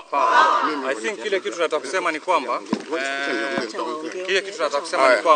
leo ni siku ambayo tunataka kuambia polisi ya kwamba enough of deaths. Sisi tumekuja hapa to commemorate wale ambao walipoteza maisha yao. Tulikuwa na wao kwenye mstari wa mbele, wakapigwa risasi, wakauliwa. Na wale ambao waliwaua si watu wengine, wale ambao waliwaua ni polisi wa serikali hii. Ndio maana rais ametoa compensation. Otherwise ingekuwa si polisi ambao waliwaua watu, rais asingetoa compensation. So we want to tell the police, enough of deaths. Tafadhalini, sisi tumekuja barabarani na amani, tuacheni tufanye commemoration yetu kwa amani. Vindumbwe vote ambavyo sisi tunataka ni vyetu, msitupimie, tuacheni tufanye vile ambavyo for as long as we are peaceful. Tukishamaliza, then we are going to call it a day, but we are saying enough with deaths. Asanteni. Naitwa Bradley Ouna na mimi ni mwanaharakati wa haki za binadamu, na nimesema hivi, leo tunaenda maandamano kwa sababu ni haki yetu kwenda maandamano, kwa sababu tunaomboleza wale waliokufa, tunaomboleza wale walioumia, na serikali iwe ni kama Inspector General, ni rais, ni mtu mwingine yoyote vile, bora tumeshawa notify. Hakuna, hawana ruhusa ya kutuambia tusiende maandamano. Hao kazi yao ni kupatia security, na tuna expect maximum security, ama we hold them accountable. My name is Bradley Ouna. Members of the Fourth Estate, I will not speak much because my colleagues have highlighted what we are supposed to do today. The best memorial service we can give to our fallen patriots is to demand for justice, and we continue to demand accountability and good governance for our country, Kenya. What I would like to emphasize on is that we have notified the security personnel of this county, Mombasa. We notified the OCS of the Central Police Station. We notified all the security apparatus in Mombasa, and they are aware that today we will march from Mapembeni to Treasury Square. I want to beseech the government of this country, let's honor our patriots. Let's give the citizens of this country to give their best service and mark the anniversary in a way which is good and which can be remembered by all the citizens. Allow me to welcome Comrade Salma to also say a few remarks. Viva comrades, viva! Viva! Langu kwanza ni kutoa shukrani kwa Mwenyezi Mungu. Na ndio maana leo hii tuko hapa kanisani bila kuangalia mila, desturi, dini wala mikakati ambayo yameweza kutulazimu, kwa sababu sisi sote tunaamini kwamba mlinzi wetu ni Mwenyezi Mungu, na tuko hapa in solidarity with our Christians brothers and sisters to pray to our God kwamba atulinde. Kama mwanamke ningependa kusema kwamba sisi wamama tumechoka kuzika vijana wetu. Sisi kama wamama tumechoka kuona vijana wetu wanadhulumiwa. Sisi kama wamama tumechoka kuona vijana wetu wakipigwa risasi kiholela holela. Tuko na watu ambao wanafanya udhalimu, wanafanya uhalifu, wanakiuka sheria, lakini hii nchi inaendelea upande wao na kuweza kuside na wao. So sisi tuko hapa kutoka barabarani kumon, kusikitika, kuomboleza kwa wale tuliowapoteza, na tunatumai ya kuwa we will not lose any more lives. Enough is enough. Down. Viva comrades, viva! Viva! Viva comrades, viva! Viva! We want to send a message to all the goons ambao sahi tunajua ya kwamba wanakuwa mobilized. We have enough numbers. Tutawakabili siku ya leo. This is a very peaceful demonstration. Notification imefanywa. Ukileta noma pia sisi tutaleta noma. Kwa hivyo tumejiandaa siku ya leo.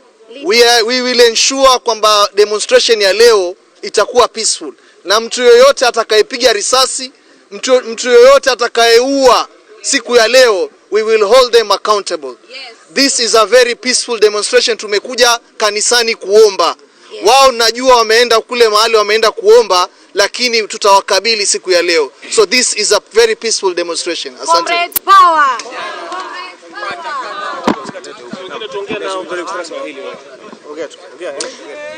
Kwa majina naitwa Lydia Dhiambo, mkazi wa Mombasa, na ni kijana in this country, na niko hapa leo kwa sababu ya wale wenzangu.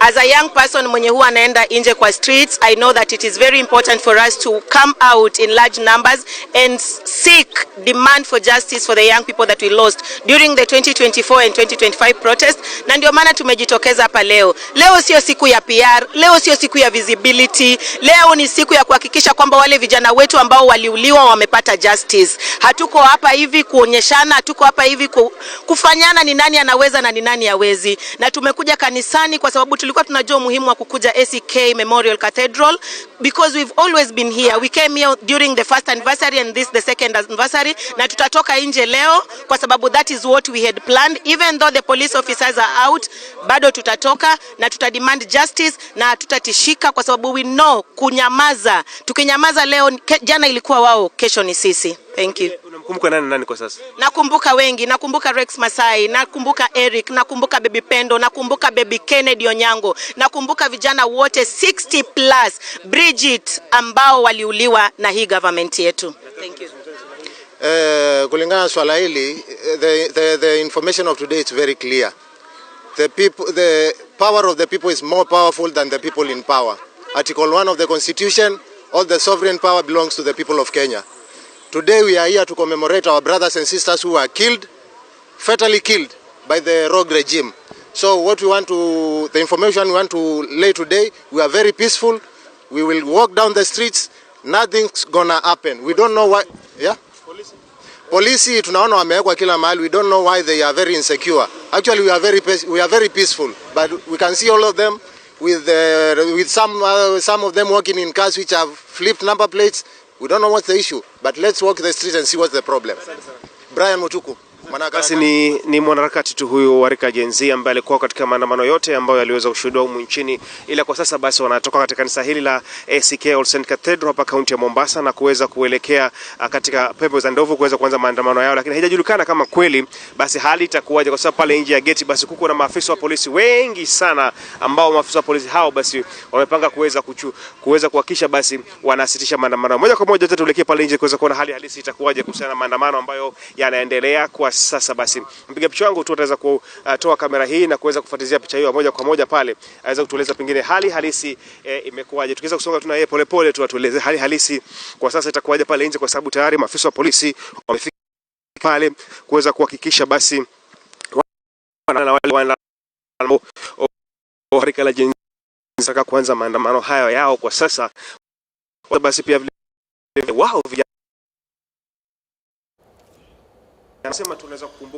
Now photos or rather live pictures from Mombasa County. Boniface Musangi bringing us up to speed with the reality on the ground. The young people there are gathering to commemorate those that died during the Gen Z protests in the year 2024 and of course 2025. We are talking about 127 individuals cumulatively. That is in 2024 and of course Sabasaba demonstrations in 2025 and of course also the Gen Z commemoration of the first anniversary in 2025 that led to the death of close to over 30 individuals during those particular protests. Right now, I do want us to listen to what was happening in the country yesterday as far as these protests are concerned, especially from youth that are allied to the government.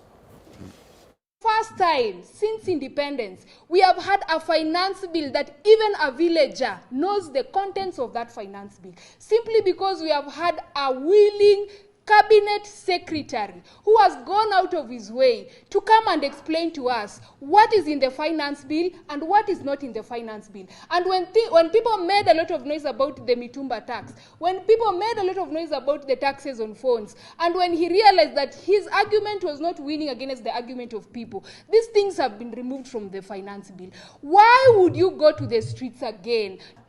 My good friends, our president, our working president, as a matter of fact, our dad, our father, William Samoei Ruto, has done a lot for this country. When we went to the streets, if you can zoom very well, these are rubber bullets. We were there on 25th June. We went and we occupied the parliament for one reason, for the finance bill to be dropped. And what did our dad do? He dropped it. Alisema hawezi sign kitu kama hiyo. Si huyo ni mtu anasikiliza wa Kenya? Yeah. That is what our dad did. Na tukatoka maandamano. Sasa tumekuja tumeona kazi amefanya. If I can say what the president has done, I will take the whole day. But I'll tell you a few. Look at the Maori Roni Summit. Look at the affordable houses. Mimi mwenyewe ni mzao Mkuru, nimezaliwa hapa Mkuru. Nyuma ya Mosque hapo South B Mkuru kwa Njenga. But dad amenitoa Mkuru, amenipeleka affordable. Nimetoka kwa affordable saa hii. Nyumba saa hii unaona hata nimepiga luku vizuri. Going to the streets is one of the way of asking for accountability from the government. But we have seen other ways of asking for accountability from the government that has worked. And one of them is dialogue. Of course, when dialogue fails is when people resolve for the last option. I checked the reason that took us to the streets in 2024. In 2025, they were tangible reasons. In 2026, we cannot see any tangible reason raised by either the political class or even the genuine Gen Zs on why they are going on the streets. Kama ni finance bill, government imejitetea. Government imeondoa vitu ambazo complain about. Kama ni Ruto must go, for heaven's sake. You can only remove President William Ruto with a voter's card. Rather than going to the streets, you would rather go to an IEBC center and register as a voter. All right, there are young people calling on other young people not to take to the streets today in a protest, or rather in commemoration of what transpired in 2024. They say our dad, quote unquote, has done quite a lot, so give him time. Ian, why do you want to go against your dad? First of all, I find it absurd that you're calling someone else your dad. I'm just wondering what your actual dad is thinking. I think at this point, all we need is a renaissance in this country. And the renaissance is not going to come through the same regime that's creating crisis for our people. In the finance bill, things like the accessing our M-Pesa accounts and data, that's so wrong, that's so bad. And I realize that also our lands in the upcountry are going to be taxed if it passes. And I'm more concerned about the appropriation bill than the finance bill itself, because there are things we've not seen in there. So, tuko vibaya, and I'd urge our fellow young men, vijana wamejitokeza to support, hawana do, and they are competing against people with a lot of money. We were on the street and we are offering ourselves as alternative solution, or rather option. Young men, please let's stand together and make a decision to vote in one ballot. Unless we do that, change will always remain a dream to us. All right. Live pictures, of course, there. Here, young people marching on the streets in commemoration of the June 25th, 2024 death that we witnessed in the country, remembering the heroes that we lost, and that is, of course, in Mombasa County, where my colleague Boniface Msangi is on standby, bringing you these live pictures. Of course, they were in church, praying for the souls that we lost. Right now, they are marching along the streets of Mombasa County, just to mark this particular day, of course, dropped in the Kenyan flag. Yeah, before I move on, you also have a flag. The significance of that flag for you? Yes, as we all know, black stands for our race, and red for our blood, white for peace, and green for the vegetation, right? This is a symbol that we are peaceful, and we also aware of, and we also acknowledge our brothers and sisters that we lost. And number 3, this is also a significant sign that we are willing and ready to capture political power and change the trajectory of the politics in this country. Okay. Yeah. So that's the significance of the flag for you, that is what it represents? Yes. Okay. Denzel, are we being too hard on the government when it comes to criticizing it? No, we're just asking questions about why is life hard, and it's our right as citizens to ask those questions. I don't think we are being hard. We are being hard on them, and it is our responsibility to question, because we are paying taxes, and citizens, we need to be told by government what they are doing with our money. And I think one of the biggest challenges President Ruto faces is having soldiers who are unable to explain to Kenyans whatever he's doing. Because Ruto is building stadiums, as he says. He's building the Mau Summit Road, as he says. He has added more money to education, as he says. But he's the only person explaining those things to Kenyans. Whereas UD, as the ruling party, has MPs, he has ministers who are holding those dockets. Well, we have the Minister of Agriculture, Mr. Mutahi Kahiga, who is supposed to be telling Kenyans. Not Kahiga. Kagwe. Mutahi Kagwe, sorry. Who is supposed to be telling Kenyans, guys, in this financial year, this is what the government has done. But everything has been left to President Ruto to explain to Kenyans. And Kenyans don't seem to understand what is this guy saying. And you've heard this rumor that Ruto is the CS, he advises himself. And of course, Kenyans will want to know, if Ruto doesn't listen to these ministers, why are they being paid? And that's where, and if Kenyans don't understand what the government is doing, they'll start to question that government. And that is the pressure that Ruto is facing. Yesterday you saw him tweeted. I've just checked, he has done another tweet attacking Gideon Moi. And I think the media is doing a very brilliant job putting pressure on the government. And as the young people, we need to follow suit and do that. Let us stop these demos. Let us not lose more lives. We still have 1 year, 2 months. I'll repeat that. We still have 1 year, 2 months to the general election.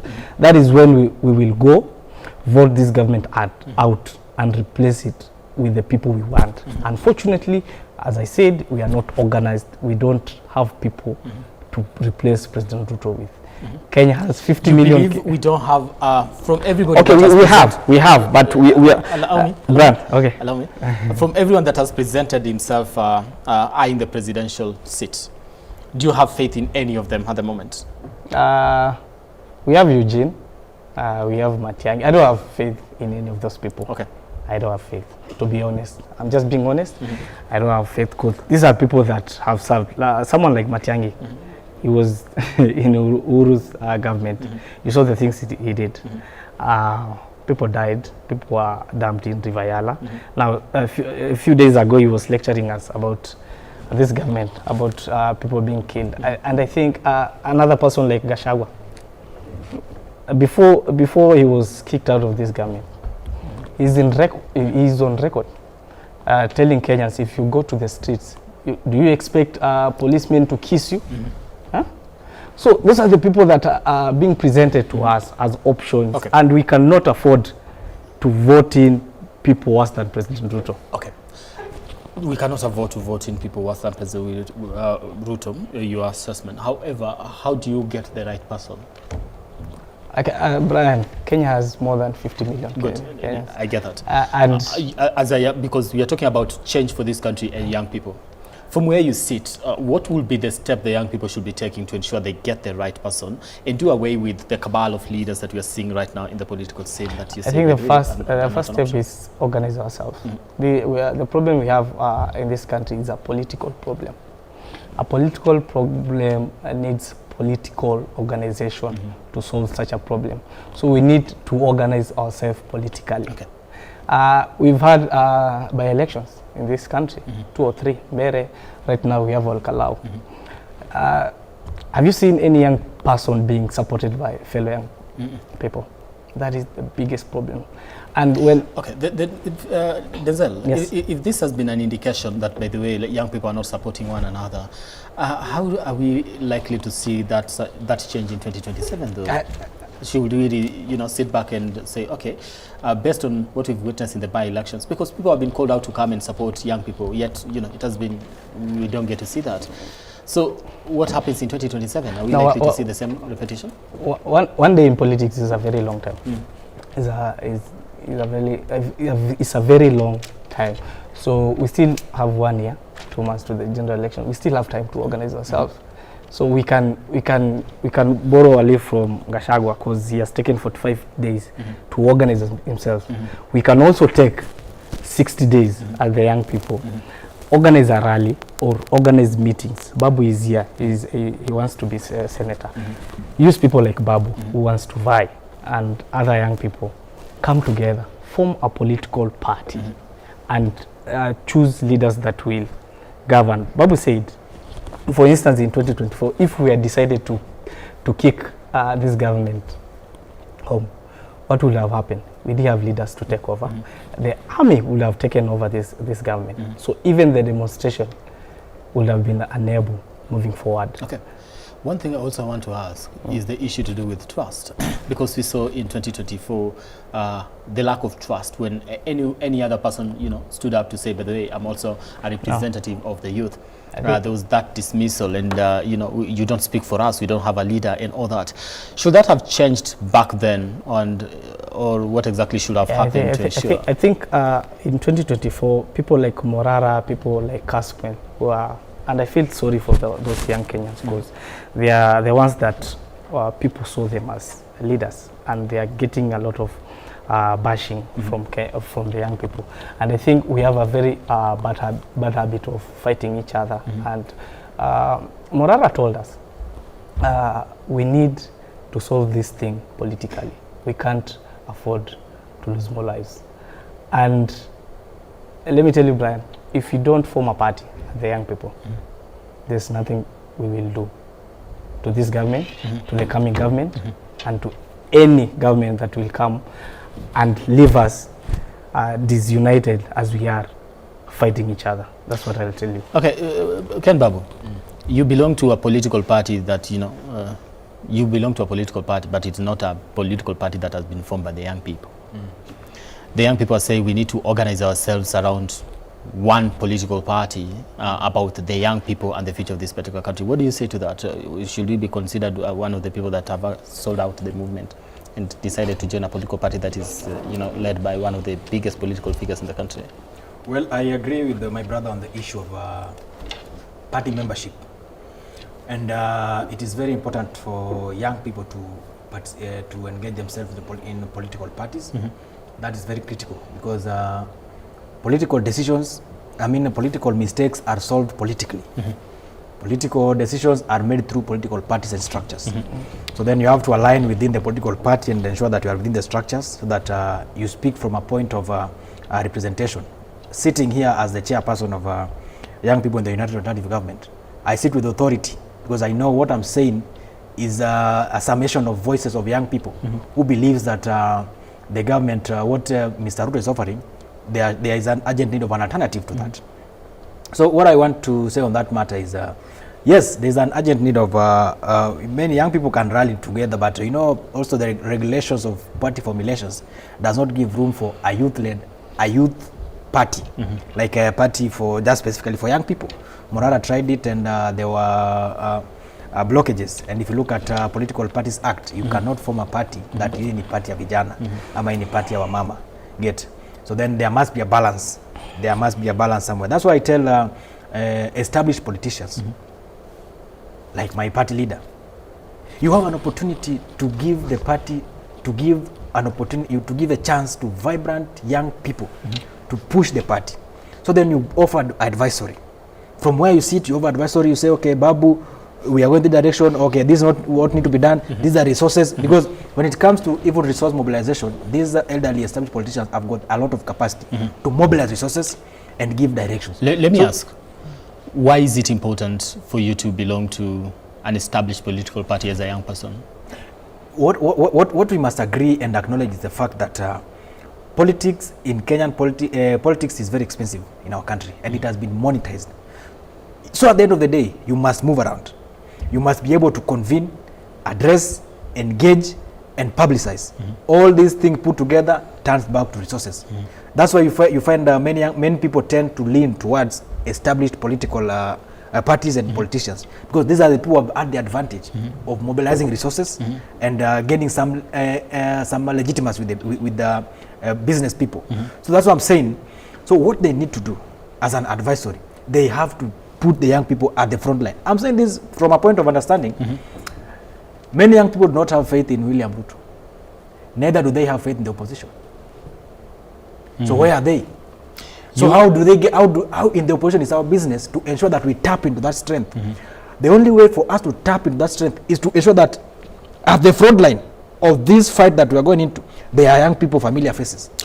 That if Amwai was to come to our coalition, and Amwai sees that is Ken Babu, okay, this is somebody with right now, of course, the photos that you're seeing on your screen, leaders from the United Alternative Government, of course, the opposition at large, Kalonzo Musyoka, Martha Karua, Eugene Wamalwa, David Maraga, the presidential candidate for UGM party, dropped in the Kenyan flag, and of course, trying to go lay the wreaths. I believe places where individuals died in 2024 and of course also in the year 2025. That's what you're seeing today. They had said they will actually be part and parcel of this particular march today. Let's listen into what Kalonzo Musyoka, the Wiper Patriotic Front leader, is actually saying as far as this march is concerned today. The following, I think we can all start. But before we start, we can all, I think we are witnesses to the fact that this is a most successful public holiday because of the police barricading, so people could not come to places of work. And so on our part, we commit that when we take over next year, God willing, we shall formalize this day to be a proper public holiday, complete with the points that the Gen Zs have actually highlighted in the 6-point agenda.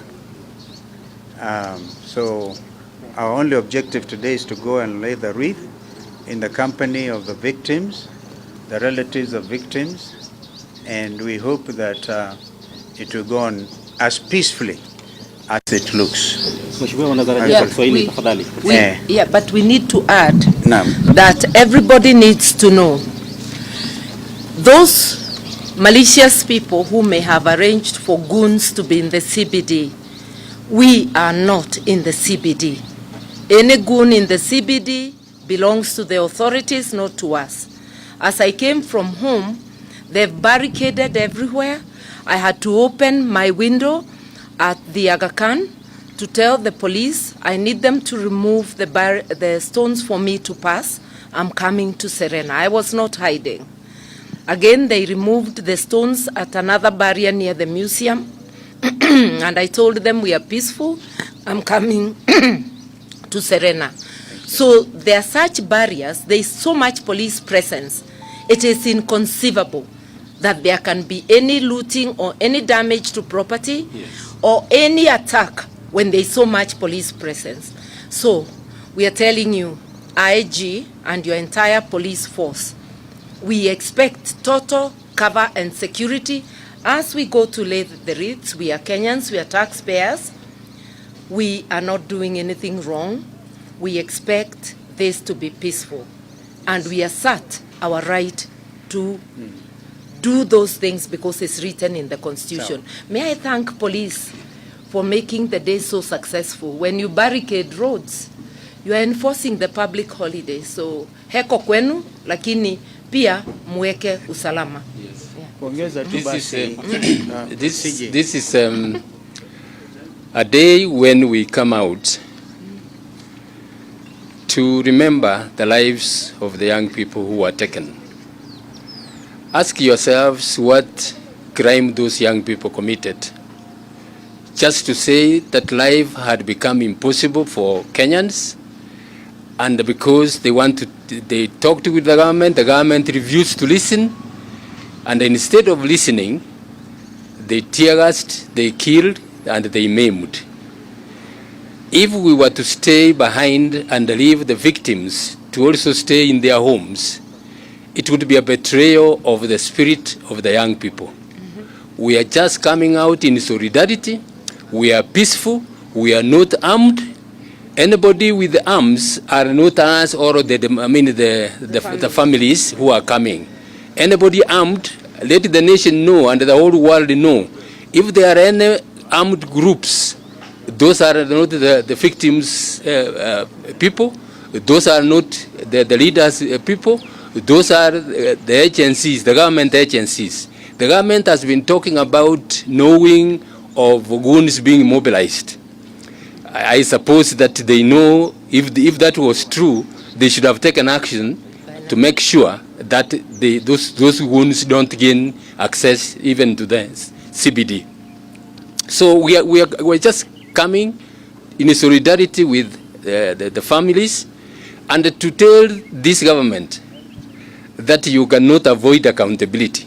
All these barricades are meant to make sure that nobody comes here, nobody comes to the media, so that the government can hide behind the compensation they have given. Compensation is fine, but no money can buy any life. Thank you. We must press for justice for those who were killed. The police officers and anybody who was involved must be taken and prosecuted.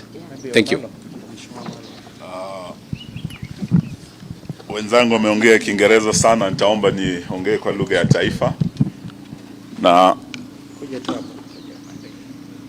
niseme asante sana kwa viongozi wenzangu ambao siku ya leo kama viongozi wa upinzani wa Jamhuri ya Kenya tumejitokeza tusimame bega kwa bega na familia za wale waliathirika katika maandamano ya tarehe 25 mwezi Juni mwaka wa 2024, wakipinga ushuru, wakipinga ufisadi, wakisema wanataka serikali inayoajibika na demokrasia yao. Tuwashukuru wale wote kwa heshima ya wazalendo walioaga siku hii ambao mumekaa nyumbani. Hiyo pia ni njia moja ya kutoa heshima kwa hawa wazalendo wenzetu walioaga. So staying at home is also one way of protesting, and we thank all those Kenyans who are at home today, who are peacefully and with their families remembering and honoring their heroes. That too is a very special way of honoring. In fact, you have made this day a public holiday against the wishes of this very government that killed your children. We thank also the officers who have barricaded this city. The city of Nairobi is completely barricaded. It shows a paranoid government that's afraid of its own people, afraid of its own children. But we are here also to say the constitutional right for people to protest is not dependent on the generosity of the state. And that is why we march today with the families who have come out. Amongst the families, we have the mother of Kennedy Onyango. This was the youngest victim of them all. He was only 12 years. He had almost 10 bullets in his body. The mother is here today. We are also with the mother of Rex Masai and all the other families that we march with today. So we say thank you for coming out to stand in solidarity with the families and to march with the families. We are marching to Parliament to lay these wreaths in honor of the departed heroes. And we expect security and peaceful demonstrations today. Anything happening otherwise is state-sponsored goonism, and we are telling the IG of police, we shall hold you and the officers responsible. Thank you, and God bless Kenya. Just add one thing. Waziri Musika mwenyewe alisema walipatiwa notisi kikamilifu. Na pia kwa hafla hii tunaandamana pia na waathirika na vile familia zao na wenzetu wengine ambao wako hapa. Tuko pamoja as kama United Alternative Government. Our brother Rigiji is out there in Amonyoro, is with us. Our brother Fred Matiangi is with us. Our brother JB Muturi is also with us. In fact, for JB Muturi is watching close because he is the chair of the Restorative Justice Commission, which is what we as United People's Government put in place. Mama Kennedy is here. Sijui kama angesema tu kitu kidogo kwa niaba ya waathirika. Okay. Kwa majina naitwa Jacinta Nyango. Mimi ni Mama Kennedy Onyango. Kennedy Onyango alikuwa na miaka 12. Mimi ama sisi tunataka justice. Tafadhali Mr. President. Tunataka justice. Nataka kuona serikali aliyeua mtoto wangu. Angalau nitamsamehe. Naomba serikali uko na mkono. Ingekuwa ni mtoto wangu ameandika kitu mbaya kukuhusu, ungesaa mchukua na angesaa tia sheria. Lakini ni yale wawa na mimi ni mtu wa chini na sina cha kufanya. Niko tu na siku ya kumkumbuka kama leo. Tafadhali leo tuache na amani, tukumbuke watoto wetu. Lakini ndiye nataka justice. Nataka kuona huyo mtu. Hata sitasema afungwe afanywe nini, lakini nataka kumuona. Tafadhali. Leo tafadhali usitupee tear gas ile tulikula last year. Tafadhali. Hii age yetu sio ya kukimbia na kurukaruka kwa barabara. Hapa sijakuja kuruka na sijakuja, niko na uchungu. Tafadhali. Hiyo ndio ombi langu. Anybody else? Erickson's mother. Eric's son was killed outside Parliament. Oh. Huyo ni ile alikuwa. Mama Erickson. Kwa majina naitwa Caroline Mutisia, Mama Erickson, kijana mwenye aliuliwa nje ya Parliament. Kwa leo hii mimi nilikuwa nataka kuambia government, we just want justice from the government, above all accountability. Yes. So my son was killed today outside Parliament. I came to honor my son. So nataka kuambia government, leo last time walitukataza. Leo nataka tuende tuweke maua pamoja na viongozi wetu wa hii nini. Asanteni. Mama Ibrahim, mtoto wake pia aliuliwa nje ya Parliament 2024. Kwa majina naitwa Edith Wanjiko Kamau, mtoto wangu anaitwa Ibrahim Kamau Wanjiko, 19 years old, aliuliwa hapo nje ya Parliament. Kitu mimi ningeomba tu serikali, polisi wote wenye waliua watoto, polisi wa uaji, mimi ningeomba wachukuliwe hatua. Ndio next time wasiendelee kuua, sababu since 2024 mpaka leo tuko 2026 kila maandamano wanaua. Sisi tunaomba tu justice. Hiyo tu. Thank you. Mama Kelvin, mtoto wake pia alipigwa na polisi akauawa. Mimi ni Mama Kevin Odhiambo, jina yangu naitwa Phoebe Akum. Mimi naomba tu serikali awache tu leo tuende tuweke flower na mshumaa Parliament pale mtoto wangu aliuliwa. Mtoto wangu alikuwa bado anasoma. Alikuwa na 16 years. Lakini sasa hii ako na 18. Sasa naomba tu serikali awache niende nisimame hapo. Nimweke kitu hata pale amelala atakumbuka. Hiyo tu ndio naomba. Mama Njeru, tutamaliza na Mama Rex. Mama Njeru, mtoto wake pia aliuliwa. Mimi naitwa Mama Njeru. Mtoto wangu aliuliwa Parliament. Huyo mtoto wangu alikuwa first born wangu. Sikuwa na tegemeo ingine yote. Alikuwa kazi mahali, alikuwa nisaidia. Tunaomba serikali justice wafanye kazi yake. Juu sasa sisi hatuna kitu tunaweza tegemea kwa dunia, tunategemeanga mtoto. Hata tupaguza machozi hata tufanye nini? Tunataka justice kwa serikali. Asante. Mama Chege mtoto wake alipotea 25th June 2024 na paka leo forcefully disappeared na bado hajui mtoto wake yuko wapi. Kwa majina naitwa Mary Getitia, mamake Dennis Chege. Since 2024 June, mtoto wangu sijawahi mpata mpaka wa leo. Nauliza hao wenye watoto wao wako missing wako wapi? Sababu sijamuona since then, since from hiyo wakati mpaka now it's 2 years down the line. Nani anaweza vaa hiyo kiatu yenye ndani yangu? Mwenye amevaa hiyo kiatu ndiye anajua ile uchungu yenye anapitia since 2024 up to now. Wale na tutamalizia na Mama Rex. As you know, Rex has taken the face of this movement. Na huyu ndio Mama Rex, so we'll also hear from her, alafu tuanze. Kwa majina naitwa Julian Munyao, mamake Rex Kajike Masai. Yangu ni kusema the killer cops, kama message yangu venye nasema. Compensation cannot replace accountability. Arrest the killer cops. That's the message to the government. Asanteni. Thank you. Thank you.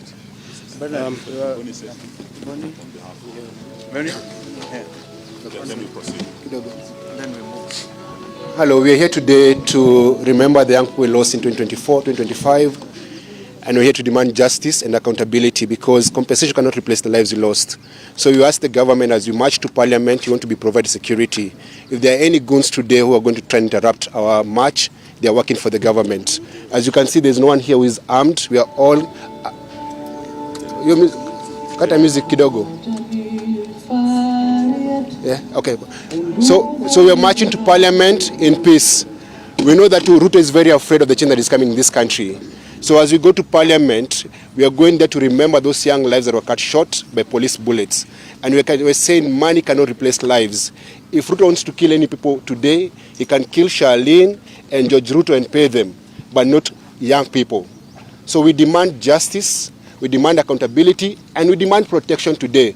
Across the entire country today, people are supposed to march, but the president has locked down the country. So even if he didn't want us to have a holiday, today is a national holiday, no work, no school, as we remember the lives lost. So as we march to parliament, we're going to march in peace as we remember those we lost. Yeah. So these are flowers, eh? As you can see, we are armed with flowers, the families are here, and the leaders. And we are asking the police, you must desist from using force against peaceful protesters. We will march from here, heading towards parliament, and wherever we will reach, we will lay the wreaths, we will lay the flowers, we will say our prayers and light our candles. Sawa sawa, let's proceed please.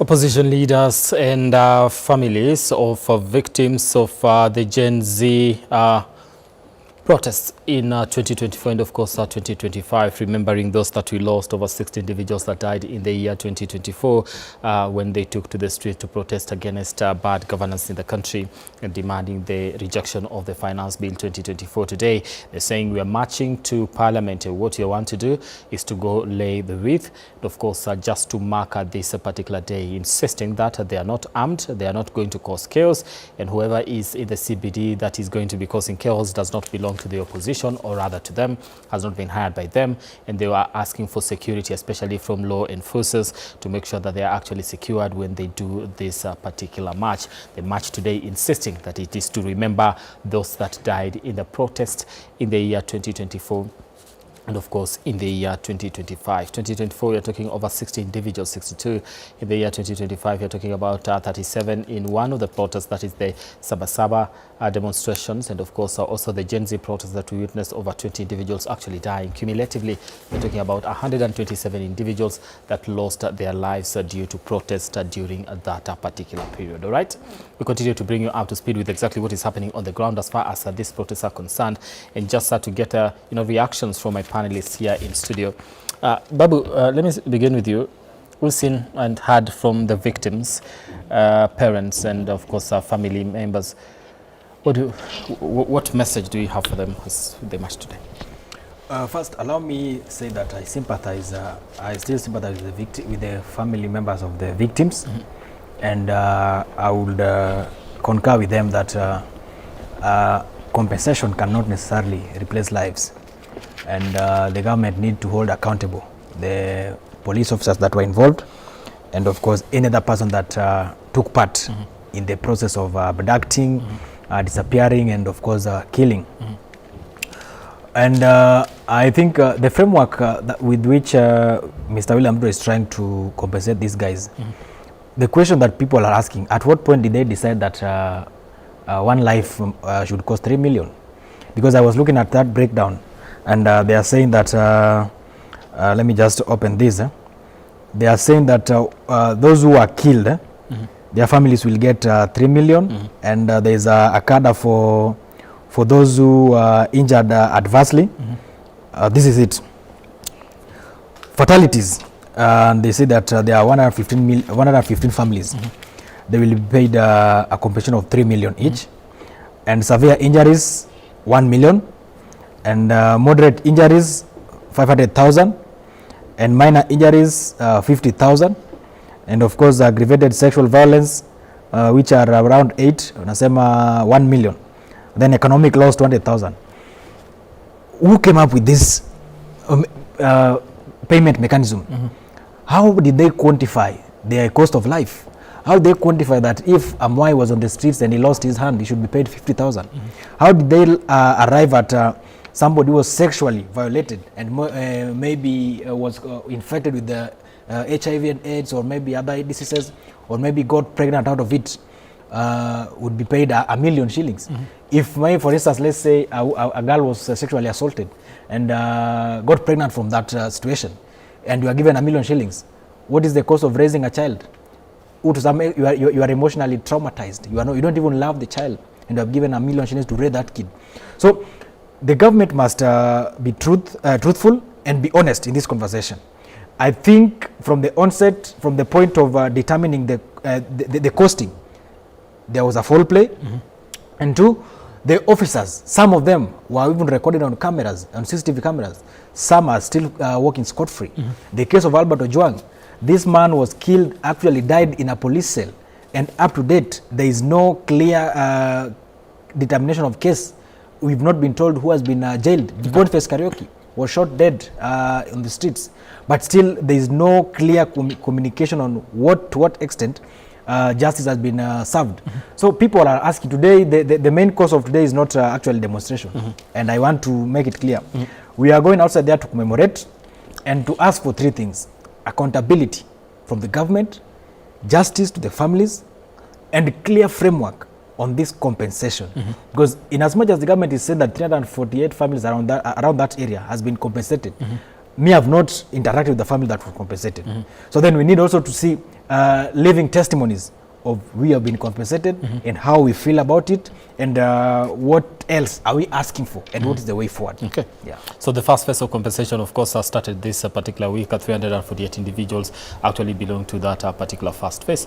We hope that, like you said, we get to understand who exactly has been compensated. Like you said, also compensation does not. And of course, I've seen the opposition leaders on the streets, and going to put the wreath and all that. But still, we in the opposition, we also have a responsibility to communicate clearly what plans do we have for these families, because we, going forward in 2027, we are going to do what we call objective politics, and both sides must come out clearly and say, what do you want to do? These families are already in problem; they're in trouble. We must come out clear and say, we're not just going to wait for 25th June and come out and celebrate, and commemorate, and then disappear, and then come out and commemorate. In as much as His Excellency Kalonzo Musyoka has promised that upon us taking government, will declare this day a national holiday, we need to also put up some mechanism and see how these families can even be put on pension, on a payment plan that will sustain them. Because I know somebody like Rex Masai, if I'm not wrong, had a young family, and somebody like Albert Ojwang had a young family.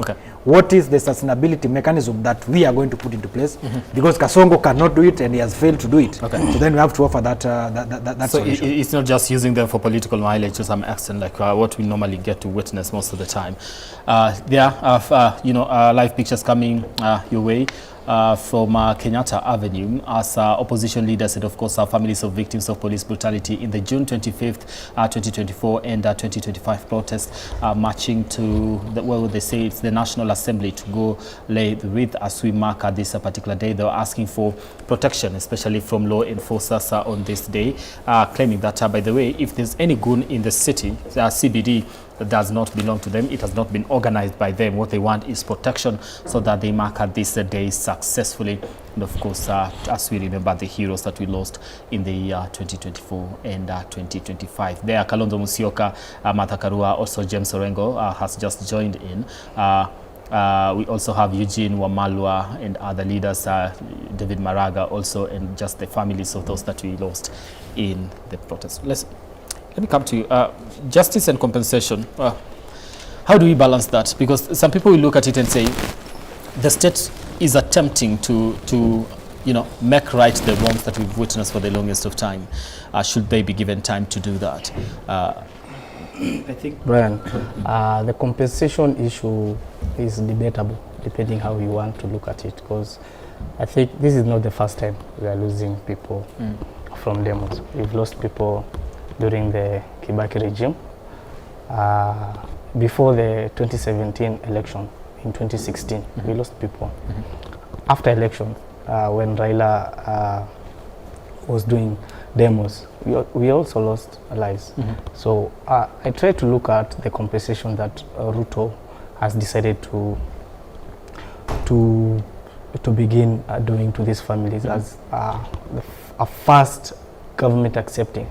It is government accepting it has done mistake, the life that we've lost. So that is how I look at it. But then another thing, I can see Kalonzo and Eugene and Martha parading these victims here, trying to push their personal agenda. And I think people who are doing this work, Makao Mutua, I've just seen is the one leading the committee of identifying these victims. He's really doing a very terrible job, because President Ruto formed this team to make sure that people that were affected in 2024 are being compensated. But what we are seeing are politicians, and I haven't heard what Kalonzo will do when he takes power, because he wants to vie for president.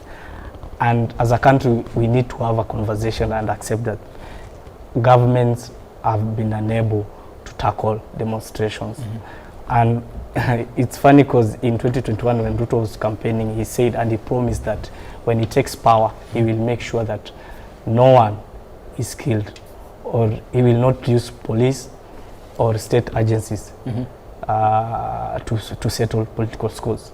But what we witnessed in 2024 were policemen killing people, killing young people. So it's a conversation that we need to have as a country. That, for instance, today, kids are not going to school. It's a working day, Brian. Today is a working day. We have mama mbogas. We have people. It's supposed to be a working day, but is it really a working day? It's not a working day. Because yesterday it was announced it will be a working day. It doesn't look like it though. We have two Kenyans here. At least Kenyan wants to go to demonstrate. I'm also a Kenyan that owns a business in town.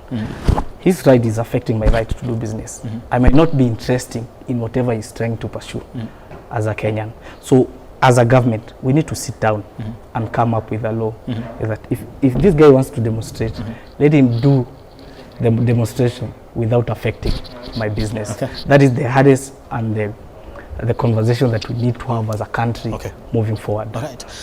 Hardest, because I want to wind up on this conversation, hardest and conversation that we need to have as a country in terms of how do you protest while at the same time not affect his right to continue doing his business as usual kind of thing. And like we started by saying that most of the time when you say we are taking to the streets, it is always like as if we are going to war. It is scary to some extent. We have to caution the caution citizens and talk about the police officers and police brutality. Why is that the case? Can we have peaceful protests without necessarily affecting other people's rights, to actually go about their business as usual? First of all, I start by saying that the best form of compensation to these people is to hold to accountable the perpetrators. There's no way you can give someone 3 million and the person who killed them is still walking free. It doesn't make sense to me, because the person is most likely to murder another person. Then you'll have to organize for another compensation, you see. And so I don't believe that it works, because we've had this conversation before. Last year we had the stories of compensation, of the compensations. Who received it? No one. Number 2, and I agree with him, we can demonstrate peacefully, and we always demonstrate peacefully. In fact, on June 18th and June 23rd, no one's business was vandalized. Every time people are protesting, the people who are always doing these things are hired goons by the government. And they know it very well. Even if we look at these people, do you see anyone carrying something harmful? Nothing.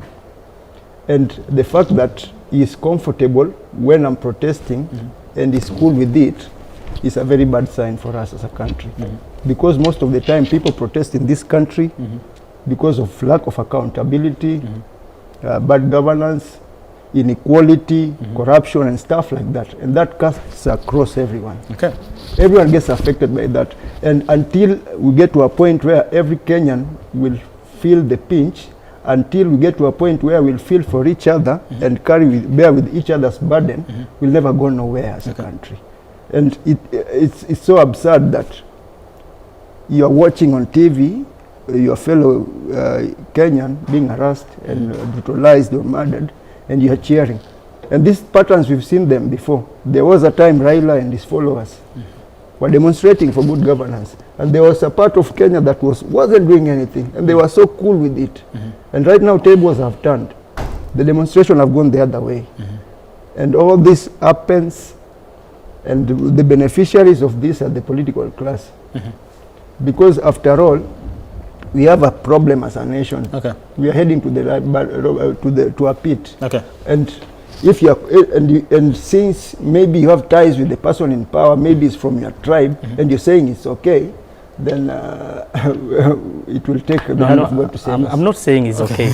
Let me just 30 seconds, because I'm totally out of time. I'm just saying we are all Kenyans, and it doesn't mean that when you feel the government is not working for you, also feel the same. You see, and you have a right to demonstrate. And if you have a right to demonstrate, please demonstrate in a way that you don't affect what I'm doing. Let me ask you.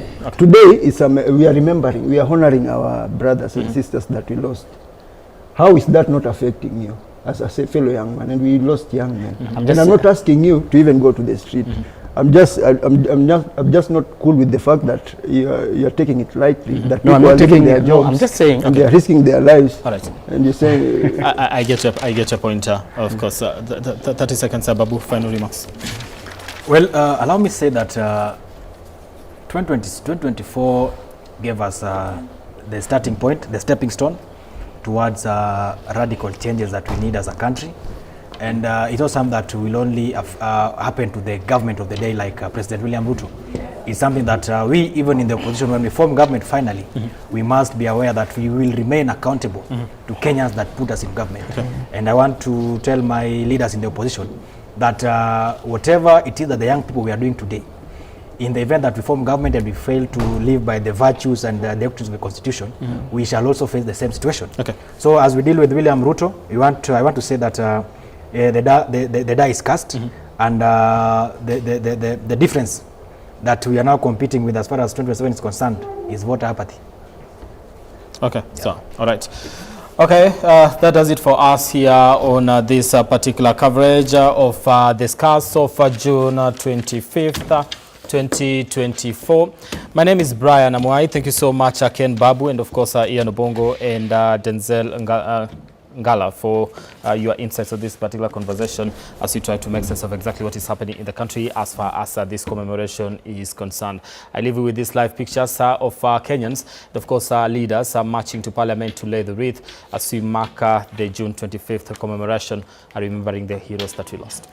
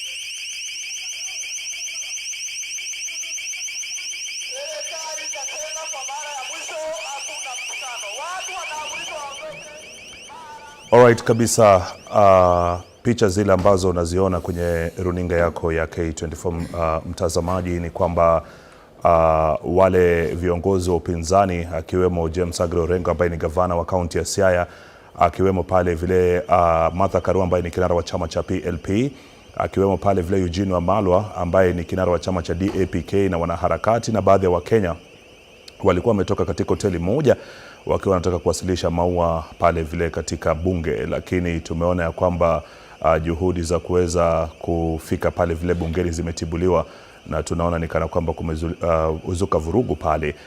Kwa sasa tunaona wale viongozi wa wanaharakati akiwemo Boniface Mwangi, akiwemo yule Hussein Halid ambaye ni wa Vocal Africa, kwa wakati kama huu wanakashifu vurugu hizo. Tumemwona James Orengo, gavana wa kaunti ya Siaya, amepanda bodaboda na amehepa kutoka eneo hilo, na pia vile vile tumemwona pale vile Martha Karua akiwa ameingia katika gari lake na kuweza kuondoka. Msikilizaji, ni siku ambayo itasalia katika kumbukumbu za historia ya Kenya, ikikumbukwa kwamba takriban vijana kama 60 hivi walipoteza maisha yao mwaka ule wa 2024. Mwaka wa 2025 pia kuna wale ambao walipoteza maisha yao wakati wa maandamano ya kuweza kupinga ile finance bill ama mswada wa fedha wa mwaka wa 2024.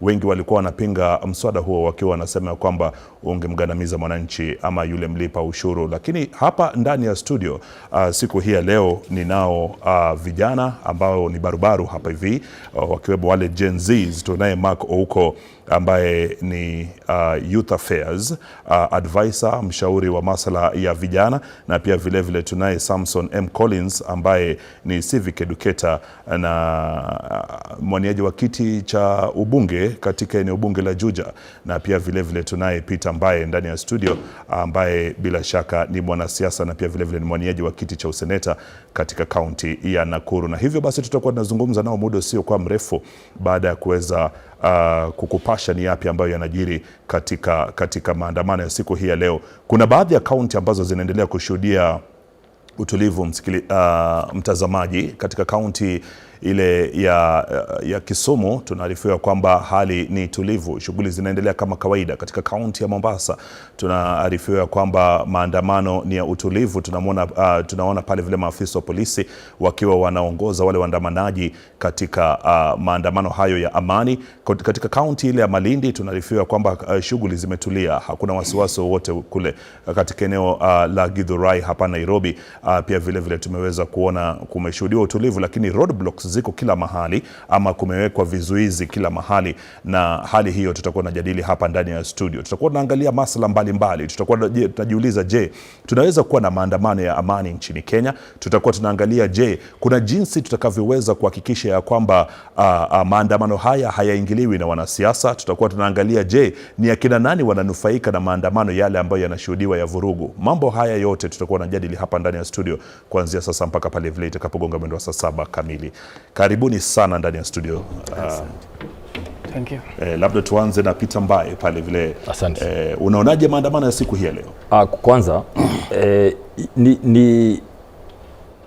ni mapenzi ya Rais William Ruto kuhakikisha kwamba hakuna memories ya ile mambo ilitendeka 2 years ago. So hiyo ndio kitu inamsumbua sana. Juzi akiongea alisema vitu zikuwe normal, kila kitu iendelee. Ingekuwa mapenzi yake kukue hakuna memories. Ile sisi tumesema kama Wakenya ni kwamba lazima memory ya wale watu waliwa. Those are not statistics. Hawa ni watu ambao walikuwa ndugu za watu, walikuwa baba za watu. Lazima vile kunaendelea leo ndio kulifaa kukue. Kenya mzima isimame. Kila mtu aangalie luninga, aanze kufikiria, akumbuke kuna watu waliuawa. Na ukiangalia hivi kwamba hii sarakasi wanafanya pale kuzuia watu kufika tu, wanaendelea tu, yani wanaimake worse. Hawa watu wangeenda pale bwana, wapige magoti, angekaa more than 2 hours. Lakini because ya ule ukatili, ule dictatorship, ile kwani hamwezi kunishinda nikiwa rais. Hiyo ndio ile kitu inasumbua rais hizi. And I can tell you this, our purpose has been met. Ile kitu tuliwania ya kwamba wale wataenda mafamilia waendelee, wale wengine wote nyumbani. Hakuna magari zinatembea Kenya hii, hakuna mashule zinaenda, hakuna ile tunaita shughuli za kawaida. Hivyo ndio tulisema, na Mungu atusaidie sisi tuchukue usukani next year. Hii itakuwa holiday. 25th of June itakuwa national holiday kila mwaka. Ya kwamba kutakuaga na holiday kila mwaka ya kukumbuka wale vijana waliuliwa. Because kama watoto wangekuwa watoto wa matajiri, hii Kenya ingekuwa imesimama. Hawa ni watoto wa nchi hii. Wako na haki ya kuishi. Hii itakuwa na ikumbuke kwamba kidogo tu, ikumbuke kwamba tunaongea mambo ya 25th of June 2024. Tunakumbuka pia wale waliuliwa 7/7 ya 2024. Tunakumbuka pia wale waliuliwa anniversary ya last year, 7/7 ya last year, na mambo ya mafuta. So we are talking about over 160 dead. Wale watu ambao tunasema wameuawa. Ya pili, wale watu ambao wanaishi na majeraha. Number 3, wazile properties ama mali ambayo imechomeka ya Wakenya hiyo muda wote. Ya mwisho, wale vijana zaidi ya 1000 ambao walishikwa hiyo wakati wote wako makesini saa hii. Hata saa hii makesi zao zinaendelea. Wengine terrorism, wengine sijui assault. Hao watu wote waliwekelewa makosa, ndio tunakumbuka leo. So ni ukumbusho mrefu bwana. Kama Moi Day tulikuwa tunakumbuka mtu mmoja tu. Kenyatta Day watu wengine 12 wale wakapenguria. Hawa ni watu zaidi ya 1000 ambao wameguzwa directly na hii mambo ya maandamano na ukatili kuanzia 24, 25 until recently hii mambo ya mafuta. Collins, naona unacheka. Una yapi ya kusema? Asante sana kwa kunipa nafasi hii Murwa, ili tuweze kujadiliana kuhusu ukumbusho wa vijana wale ambao waliuliwa mwaka wa 2024 wakati hapo walikuwa wanapigania ule mswada wa fedha 2024. Na mambo matatu ambayo ningeweza kusema. Mwanzo, sikubaliani naye kwamba ni kweli ati Rais Ruto hajawapa ama hataki kuwapa nafasi Murwa wale ambao wanataka kwenda pale makumbusho. Na kwa sababu hii nasema hivi, ukiangalia katika haya makumbusho kuna kundi mawili. Kuna wale ambao wanaenda katika haya makumbusho kwa nia ya amani, kwa nia ya uhalisia, kama familia zale ambao walioweza kupoteza ndugu zao. Moja kama mimi nilikuwa pale huo mwaka ambapo kulikuwa na hiyo protest. Alafu kuna kundi ya pili ya watu ambao ya wanasiasa na wale ambao tunaita commercial activists, wale ambao nia yao ni kufanya sarakasi, kuonekana hapo. Na hata unapotazama hii runinga ambayo iko mbele yetu. Awali tulikuwa tumeona wanasiasa ambapo wao wa upinzani ambao ni nafikiri ni wadosi wake ndugu yetu Mbaye hapa. Walipofika awali hapo wakafanya sarakasi, wakachukua picha na nini. Lakini joto lilipoongezeka hapo kidogo, unaona wamewaacha wananchi pale, umeona wameacha wale familia pale. Ni kuonyesha tu hulka yao kwamba hawana ile uhalisia ya kuhisi uchungu kwamba wamekuja kufanya ukumbusho wa ukweli, bali wamekuja tu kufanya sarakasi na kuonyesha kumbe na kuonyesha tu ile hulka kwamba wanatudanganya eti wako nao pamoja. Lakini niseme tatu, nafikiri kwamba rais pia amejizatiti ile tuseme mgala mwe, lakini haki yake mpe.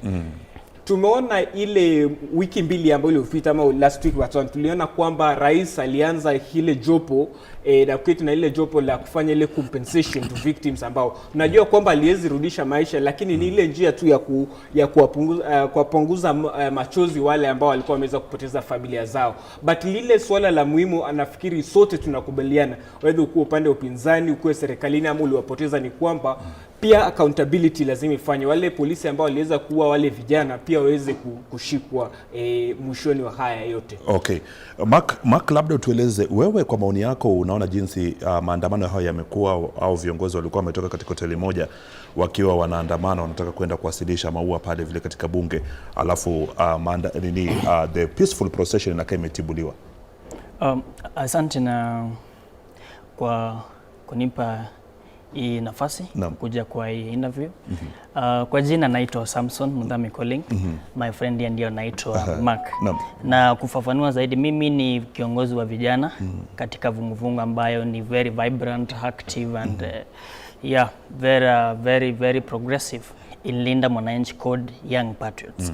And I'm also as a young person who believe that the changes that we have been looking for right in 2024 and today what we are commemorating, we are celebrating and even honoring. Those changes can only become realistic if we, the youth, we, the people that we have been behind this movement, we've been advocating for these things, we take a step forward to occupy the political position, or we take a step forward to become the change that we want. Therefore, I am an aspiring member of parliament, Juja constituency. Kwa kifupi ni kwamba, leo tumejitokeza kwa shughuli ambayo ni rahisi na aina vitu mingi kama vile nimeona nikija hapa ya kwamba tunakumbuka hao viongozi na wale vijana ambao tulienda nao kwa streets mwaka wa 2024 na mwaka wa 2025 because they decided to pay the painful price to die so that we can liberate this country, so that we can reset this country back to the true constitutionalism, back to the rule of law, and we can live in a just nation. But I'm very disappointed to see the situation that I have seen in our roads. In fact, I'm coming from Juja. Na kutoka Juja kufika hapa, kuna barricades kila mahali, kuna blockage kila mahali. In fact, K Road nimefika Ruilu, kuna block kila mahali. Imebidi nitumie nafasi zingine ambazo ni private na hizi za michorochoro ndio niweza kufika hapa. Sijui hii tension ni mingi, lakini inaweza kuambia kwamba wakati wa uaji wako kwa viti na wakati the general citizens and the common mwananchi wameweza kuwa na ile conscience, na wakati watu wameamua ya kwamba yes, tumechoka na wewe. So that is what unaona hii tension hiko. Because tulikuwa tumesema, this thing is very simple. We are not going to do demonstration today. It's not going to be a protest, because there is a very big difference between a protest and a procession.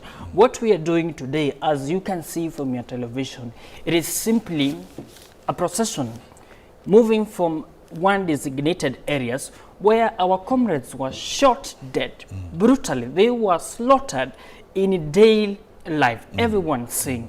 That is Moi Avenue, where we had Boniface Kariuki akipigwa risasi ya hapa neck. That is Parliament, and it is simply what you can see in the television. So this thing is very simple. To William Ruto, I don't know why this tension is there. I don't know why our roads are barricaded. I thought, like they had clearly said, it is going to be a very normal day. Everybody ataenda kwa biashara zake, kama ni watoto wataenda shule, na kila kitu itakuwa sawa. But it can simply tell you why the tension is there. Of course, they are afraid of the citizens who are already tired. Mheshimiwa ambaye nikijaribu kuangalia na kuchunguza muda mwingi sana maandamano ambayo yanaandaliwa nchini Kenya yanashuhudia vurugu iwapo tu wanasiasa wanaingia na kuanza kuvuruga maandamano hayo, ama kuanza kufadhili ama kuchochea na mambo kama hayo. Sijazungumzia upinzani, sijazungumzia upande wa serikali, but nazungumzia wanasiasa wote kwa pamoja. Iwapo hawajaingilia maandamano, unapata kwamba maandamano yanakuwa ya amani. Hii leo asubuhi tulikuwa tunajadiliana na tunasema ya kwamba utapata ya kwamba katika hali kama hiyo tulikuwa tunaona wale mashabiki wa timu ya Arsenal walikuwa wameingia katika town ama katika mji wa Nairobi, walikuwa wanasherehekea tu, wakamaliza na wakaondoka wakaenda. Tumeona viongozi ama mashabiki wengine mbalimbali wa Gor Mahia, timu kama hizo, wanaingia na wanafurahia alafu wanatoka wanaenda zao. Lakini maandamano haya 2024 ama mwaka wa 2024 tulikuwa tunaona ni kwamba maandamano yalikuwa hayajaingiliwa na wanasiasa.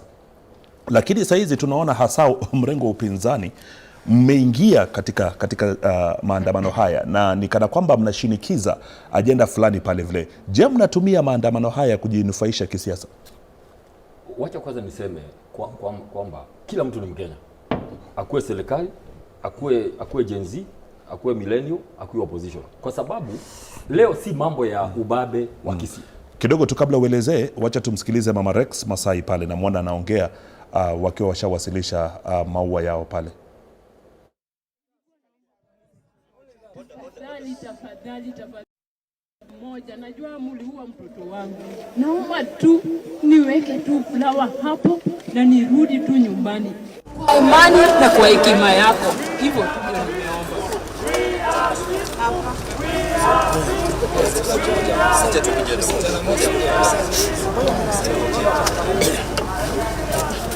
Leo ni siku ya maana sana kwetu kama vijana wa Kenya.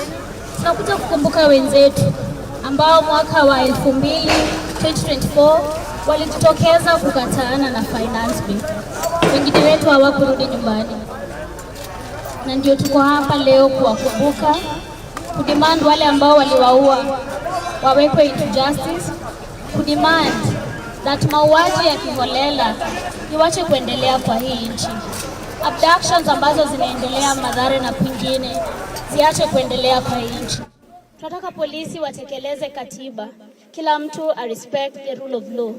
Long live the Gen Z's martyred, long live. Long live. I would say something actually. As if you look behind the uniformed police officers, you will notice there are police officers without uniform and masked faces. Those are the killer cops. Those are the abductors. Those are the ones who want to go to jail, because there was a high court order last year saying that police must come to the streets in uniform and without masking their faces. Why are police camouflaged? We are showing our faces and we are peace-loving Kenyans coming to lay reds at Parliament. The government of Kenya is sending killer cops to target us.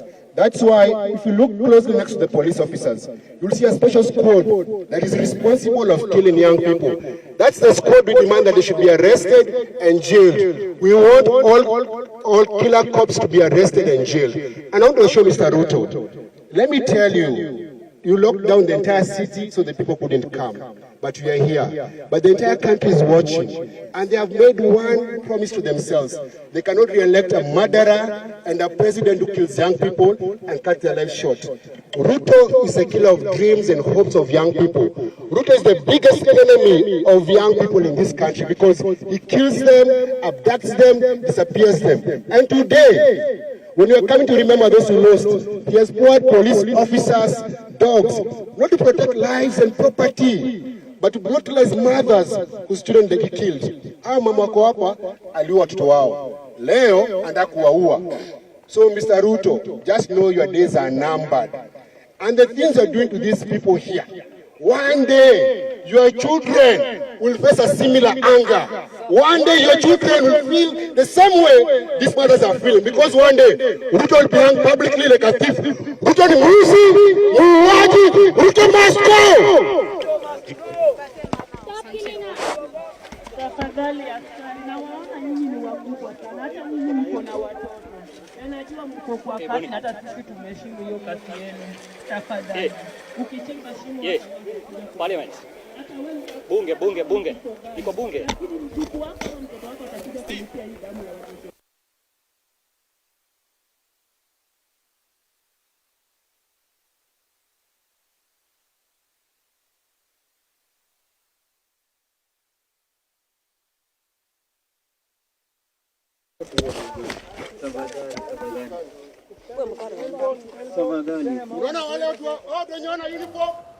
Basi picha zile ambazo unaziona pale ama video hiyo inaashiria kwamba wametoka kuwasilisha maua yao pale katika bunge, na umeweza kumsikia pale vile alikuwa anaongea ni mamake Rex Masai ambaye ni mmoja wa wale vijana aliyepigwa risasi wakati wa maandamano ya mwaka wa 2025, na pale vile wakiwa wameandamana na wale wanaharakati, umesikia hapo hivyo alikuwa anaongea ni mwanaharakati Boniface Mwangi, na pale vile akiwa ameongoza pia ni mwanaharakati ambaye ni afisa mkuu wa Vocal Africa Hussein Khalid. Mheshimiwa, ambaye tukirejelea mazungumzo yetu, umetoka kusikiliza mazungumzo yale ambayo Boniface Mwangi ameyatoa hapo hivyo, muuaji na mambo kama hayo, vile alivyokuwa anamtaja, na nikimnukuu tu alikuwa anarejelea jinsi ama alikuwa anamrejelea Rais William Ruto. Maoni yako yapi kuhusiana na matamshi kama hayo ambayo yanaonekana kuwa makali sana? Kwanza ulikuwa umeuliza swali kwa kifupi sana ya kwamba hapa si mambo ya ubabe ya mtu yeyote kisiasa ama si mwanasiasa. Hapa ni siku specifically. Wakati tunaenda madaraka, nyimbo zinaitwa za madaraka. Tukienda Jamhuri, tukienda Christmas, nyimbo zinaitwa za Christmas. Tukienda Easter the same. Hapa si ubabi. Hapa mtu yeyote ako na haki ya kuadhimisha vifo vya vijana. Anybody. Lakini utagundua wanasiasa mnapoingia katika maandamano haya, kila wakati mnataja tukichukua serikali. Umesikia hata Boniface Mwangi ambaye anawania kiti cha urais tukichukua usukani, mnadandia maandamano ya tunasema ya kwamba tukichukua usukani, hata mimi nimesema tukichukua usukani, hakuna kitu kama hii utaona dunia hii. Hakuna mtu ako na ruhusa ya kuua mwenzake. Nobody. Mungu peke yake ndio ako na ruhusa ya kuua mwenzake. Na especially kama wewe unafanya hivyo, kama wewe ni rais ambao umepatiwa, umeapa na Biblia, okay, ya kwamba utatetea katiba. Katiba inasema right to life. So hiyo ni ukweli ya kwamba tuko hapa tukisema we need alternative government. Lazima tukue na serikali mbadala ambayo namba ya kwanza haitaua vijana. Niulize aje, wewe ulichaguliwa na kura zako zikakuwa nyingi kuliko za mpinzani wako, ukakuwa rais, ukakuwa na power na budget na malisasi yote na serikali mzima ya kufanya ambavyo wananchi wanataka. Bona unaanza kuogopa raia? Na wewe mwenyewe ulienda wakakupatia kura. Lazima kabla uchukue usukani, unajua nini unaenda kufanya na nini. Hii mambo ya kuchukua kubeba viti kwenda kusimama viti na uko na idea. Ukifika miezi 3 watu wataanza kuona huna idea na utaanza kufukuzwa mbio. Hivyo ndio kumehappen. You know, after 1 year, miaka 2 kutoka 2022, unaanza kukua ya kwamba adui wako ni vijana, watoto. Adui yako yani hata si mtu mzima ambao mnaweza pigana naye. Mtu mwenye ako na hati kachivu, hata hiyo pesa ako nayo ya Uber ni kuomba ameomba. So ni kwa nini unaweza kuwa serikali mzima unaweza kuogopa vijana? Ni kwa sababu you have failed.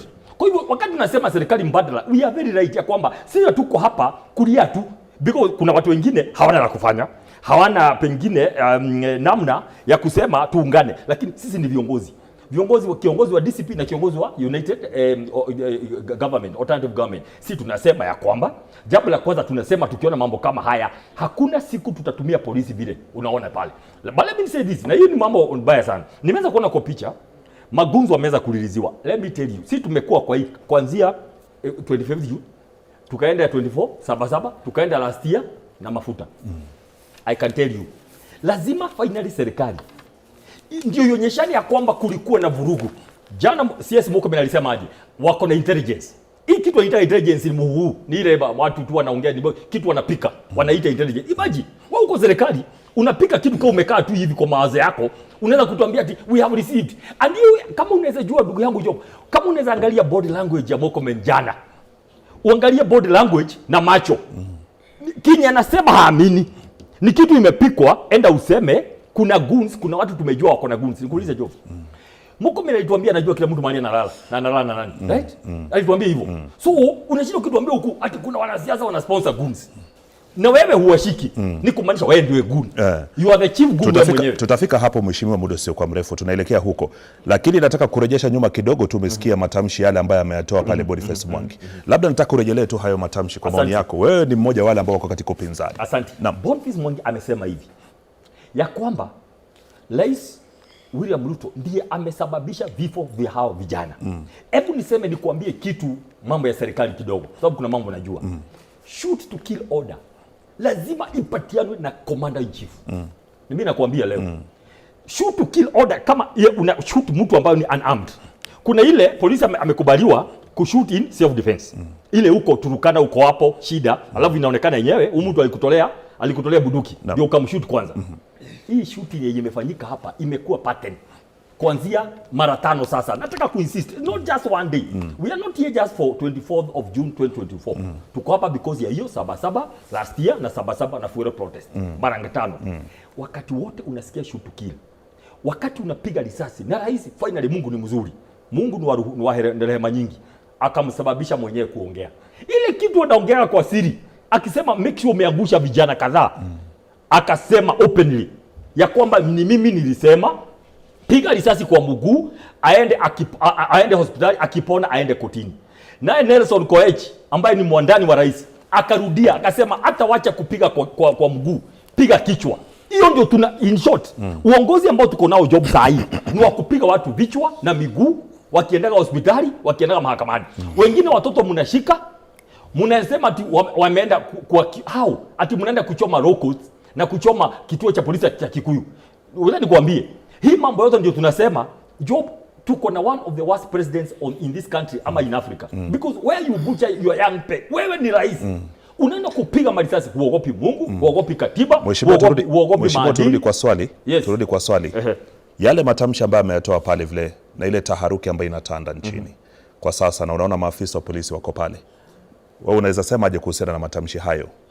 Tukizungumzia tu matamshi hayo specifically kabla tuweze kupiga hatua zaidi. Mimi nasema hivi, Boniface Mwangi hakuna kitu mbaya ameongea. Okay. Amesema tu ya kwamba tuko hapa kwa sababu mahali tumefikishwa na rais, na rais atakuwa one term, because hakuna siku tutakubalia rais aendelee siku nyingine hata moja kikatiba kuanzia tarehe 10 August next year. Hatuwezi kubali. All right.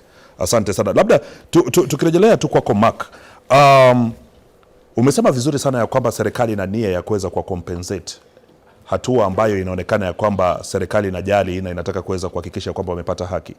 Kwa nini wale maafisa ambao walihusika hawajachukuliwa hatua kufikia siku hii ya leo, kama kweli tunataka kuhakikisha kwamba ama hizo familia zimepata haki? Naam, asante sana Job kwa swali hilo, na nafikiri kwanza kabla nijibu swali hilo ni vizuri kwanza ni mjibu sini wetu hapa ambaye kwa swala ambalo amezungumzia kwa upana na mambo mengi ya uchochezi na uongo ambaye ameweza kusema. Mimi nafanya kabla tuendelee na mazungumzo hayo, labda tuweze kumsikia yule Hussein Khalid ambaye ni kiongozi ama afisa mkuu wa Vocal Africa anasema nini. No, today is a national holiday, so everyone should know that it's a national holiday for the young people that we lost in 2024, 2025, and we declared a holiday today. No work, no school, and you can see there's no work, no school. We were supposed to be in the entire city today, like all Kenyans were supposed to come to the city to commemorate this day. However, the president of Kenya locked down the entire city, as you can see. Coming to the city, they're not allowing borders, they're not allowing personal cars, so we're basically in a lockdown in our own country. Yeah. And why do you think that happened?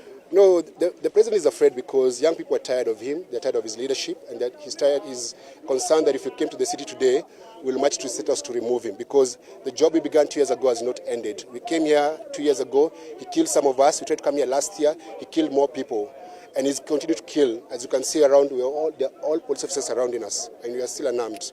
So Ruto is a scared president, and he's using the police in a bad way to suppress the voice of the people. People are tired of his leadership. So there's nothing that Ruto can do that can save his leadership. He's going to go home. Any next steps? So next steps are the Sabasaba coming up next month. The movement to remove Ruto is going on very strong because every single Kenyan who's of age has a voter's card. So even if you don't succeed to hold him accountable right now, I can guarantee you Ruto will die in jail because our generation is going to jail him. You cannot kill young people and get away with it. And the police officers who are being used to kill young people and their commanders are going to be held accountable for their actions. You see, what he's trying to do is compensate. But that's not justice because you can't bring back lives that we lost. So we are asking him, how can you compensate? How can you say that you're going to compensate families and then you don't promise an reputation? Because today, as you can see, there are police officers prepared to harm us. So he's speaking in one side saying, oh, I'm going to compensate, but he's not apologized and he's not promising the benign reputation of killings and abductions. Do you have any message for the international community? Because we know Ruto has been traveling all around, he's been friends with many leaders.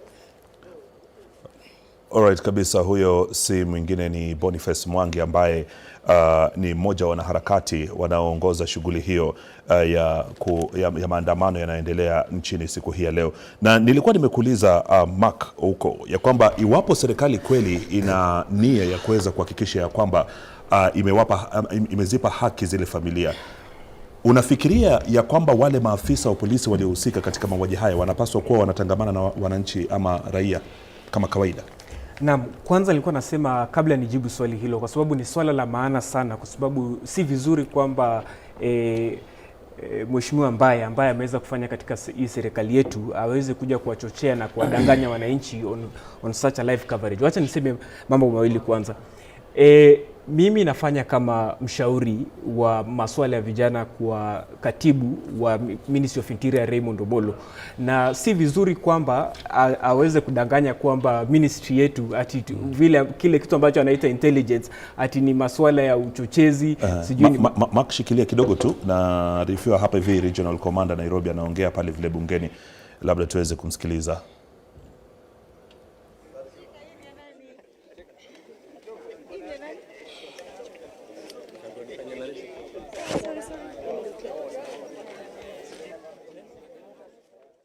Nilikuwa nasema si vizuri ni swala la uongo, na kama yeye ambaye amefanya katika serikali ni uongo kuwachochea wananchi kusema hakuna kitu kama intelligence report. Amefanya katika serikali, anajua kwamba kuna yale ambayo yanaitwa intelligence report. Shida ya wale kama ndugu yangu hapa ambaye ni kwamba kiongozi wake ambaye anaitwa Rigathi Gachagua, wengi kama ambaye wakati wa commemoration, hii ukumbusho wa masuala ya vijana ilikuwa nafanywa, hatukuweza kuwaona. Huyu ndugu yetu mbaye aliweza kuja wameanza kuongea juzi tu baada ya kiongozi wao Rigathi Gachagua alipoondolewa ofisini. Na ikumbuke hata kiongozi wake Rigathi Gachagua ndiye unakumbuka alipokuwa anaamka saa 10 kwenda ofisini kusema ataenda kuwaua vijana na kufanya hivi na nini. Lakini nikiacha na masuala ya upinzani, kwa sababu unajua viongozi wa upinzani ni wengi wao wako na ile kwa lugha ya kizungu tunaita a delusional state ya kufanya vitu, kwa sababu hata leo unashangaa walienda kufanya nini barabarani, wamefika dakika 2-3 unaona wameshatoroka, wameshachukua zile picha ambazo walikuwa nataka, wametuma kina ambayo waseme mambo yao hapa na pale, wameshaacha, alafu wameachilia pale familia. Alafu pia tukumbuke pia kuna wale activists ambao si kweli wanatetea wananchi, wanafanya ile kitu ambacho inaitwa commercial activists. Kuna wale ambao wanatumia pesa kama wazungu, kama huyu Boniface Mwangi, tuko na intelligence report, ni kati ya wale ambao wanatumiwa pesa na wazungu ili kuwachochea wananchi, wanakuja hapo kidogo na pale then wanachukua pele zao. Na pia tuseme kwamba tusiweke kwamba nchi haina hali ya amani. Tukiangalia kote nchini, apart from hapa Nairobi ambao tumeona watu 2-5 wakijaribu kuleta vurugu na kuinvade a true protest ya vijana.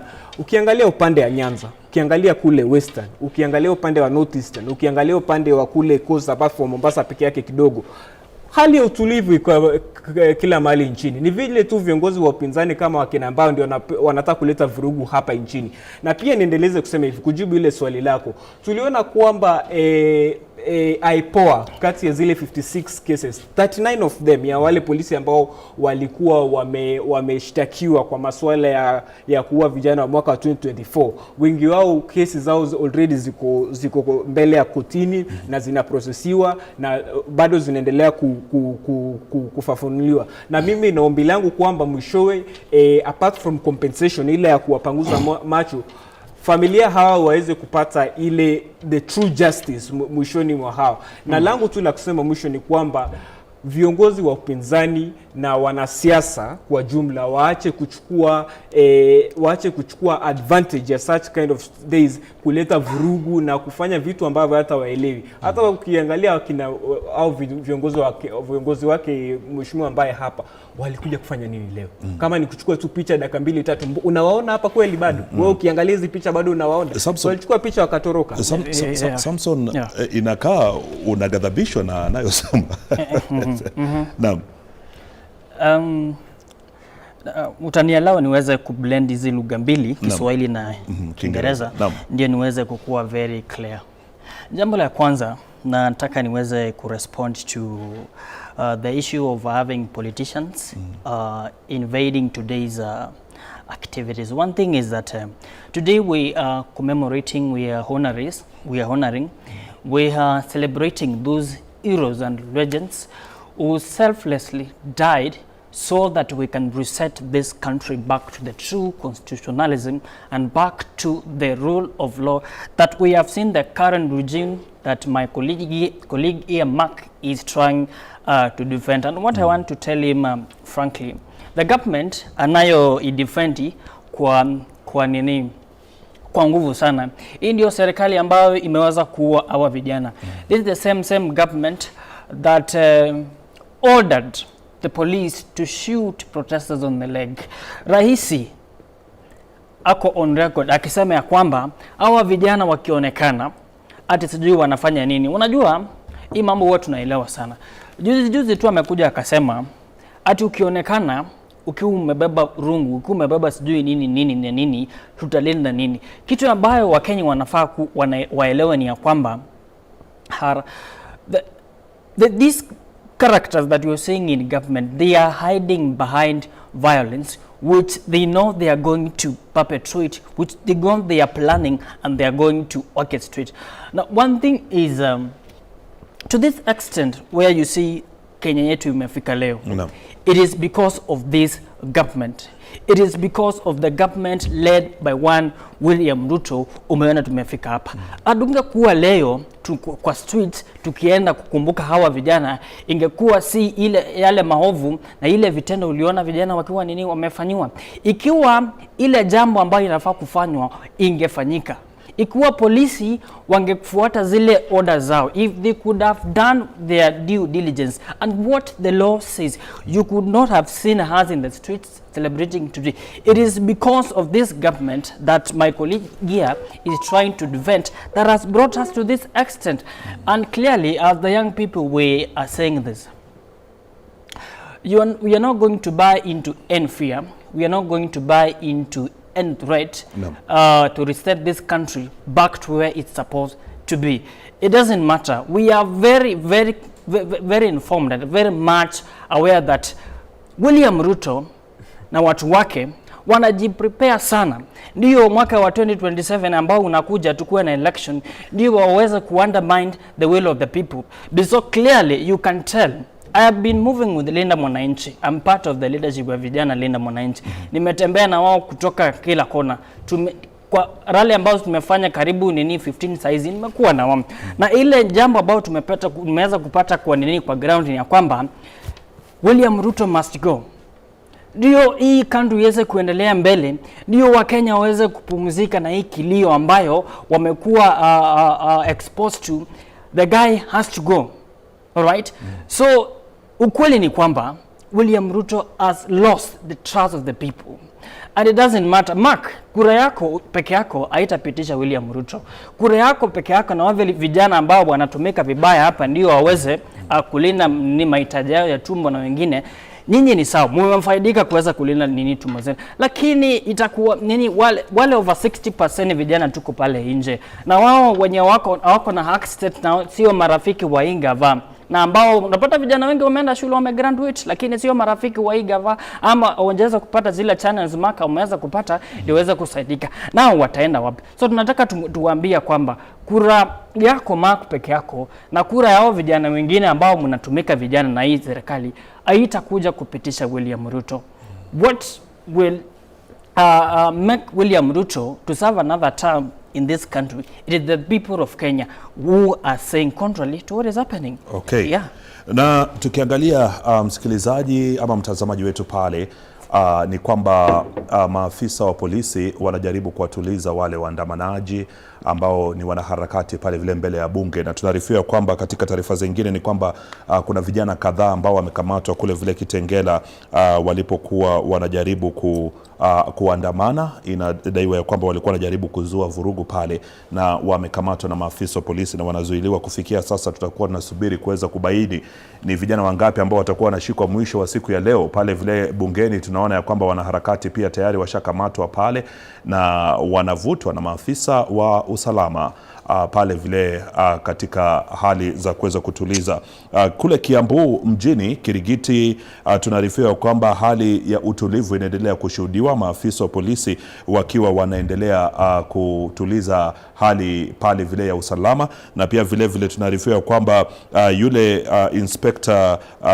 naibu inspector general wa polisi Gilbert Masengeli anasema kwamba zile roadblocks ambazo zinaonekana ama vizuizi ambavyo vimezekwa katika barabara maeneo mbalimbali hapa Nairobi, tunaarifiwa kwamba Waiyaki Way iko pale, Thika Road, Mombasa Road, tunaarifiwa kwamba Masengeli anasema ya kwamba zimewekwa hapo hivyo kwa ajili ya kuweza kuwachunguza ama kudadisi wale ambao wanaingia jijini, kuzuia wahuni kuingia na kuweza kutatiza maandamano yale ambayo yanashuhudiwa siku hii ya leo. Kule Eldoret tunaarifiwa kwamba biashara kadhaa zimefungwa, maafisa wa polisi wakiendelea kushika doria katika eneo hilo, na tutaendelea kufuatilia taarifa hizo. Bila shaka tutakuwa tunakupatia mengi zaidi, lakini kwa sasa maafisa wa polisi wanawakamata wanaharakati kadhaa na kuweka katika lori pale vile katika bunge, na ni hali ambayo tunaendelea kufuatilia kwa karibu. Tutakujuza mengi zaidi. Labda tukirejea kwako Mheshimiwa Mbae, tunajua vizuri sana ya kwamba maandamano nchini Kenya yanaweza kuwa ya amani. Hapo awali tulikuwa tunashuhudia maandamano ya amani. Ni nini haswa ambacho kinachangia maandamano haya? Kwa sababu ukiangalia upande wa serikali unasema ya kwamba ni baadhi ya wale viongozi wa upinzani ndio wanahusika katika kuwafadhili wale wahuni. Upande huu mwingine tunaona upande wa upinzani wanasema ya kwamba ni serikali ndio inafadhili hao wahuni. Na juzi tukamwona yule waziri wa usalama wa ndani Kipchumba Murkomen anasema ya kwamba jamani, mimi mnanielewa vizuri sana. Hakuna wakati wote serikali imewahi kuhusika katika kufadhili wahuni kwa hujumu wale raia wake. Nataka uone job kwanza. Naam. Tunaona maaskari ambao wamejifunga uso. Naam, wamevalia barakoa ama zile mask. Wamevalia mask. Ni maafisa wa polisi. Kama unafanya ile kitu inafaa, ni kwa nini unajificha? Kuna maaskari wengi sana ambao hawajifichi pale. Lakini hawa ni kikosi. Hiyo ni kikosi maalum. Kazi yao ilikuwa mwakishia kwamba wale watu wote hakuna mtu atakaa pale parliament. Ni ile kikosi tumekuwa tukiongea pale. Because kama ungekuwa normal askari, si kama ni kweli wamefanya makosa, jiulize. Si wale viongozi wa opposition si wameondoka. Then hawa wamebakia ni wale mafamilia. Basi si wangekuruhusiwa, basi si wanasema tu wanasiasa ndio wanaingilia. Basi wangeruhusiwa waende pale, wafanye maombi na waekele maua katika pale kuwakumbuka watoto wao. Lakini wameondolewa pale. Kumaanisha kwamba shida hapa si opposition. Shida ni kwamba kuna serikali ambayo inaogopa watoto ama vijana wao wa nchi hii ya Kenya. Hiyo ni jambo ya kwanza ya kuangalia pale. Lakini wacha niseme kitu kingine. Mimi nimekuuliza swali. Waziri ambaye ako na in charge ya security yote katika dunia hii yote, Waziri Murkomen, alisema anajua nani ambao wamesponsor guns. Lakini hasemi ni government politicians ama ni opposition. Anasema politicians. Ngoja nikwambie leo. Hao watu walikuwa wamepanga hivyo job. Ya kwamba wasponsor guns Mount Kenya kama kawaida. Ndio ikue Karatina. Unajua mheshimiwa katika shoko pale wa Mjauru. Karatina, Nyeri, wapi Naivasha. Kuna kiongozi mmoja, kuna mmoja bloggers wa State House ameandika jana ya kwamba tukutane Naivasha, Kitengela, Githurai. Ameandika pale. So ni kumaanisha walikuwa wamepanga. Ile presa ya mheshimiwa katika Gachagua ikawaweka flat. Juu alisema wanapanga na watu wakae nyumbani. So jana jioni ile kikundi inaitwa Nairobi CBD iliingia nyumbani Karatina kwa mbunge moja pale Madhera. Ile kikosi ya watu 15 jana jioni. Kidogo tu mheshimiwa tumsikilize Hussein Khalid wa Vocal Africa.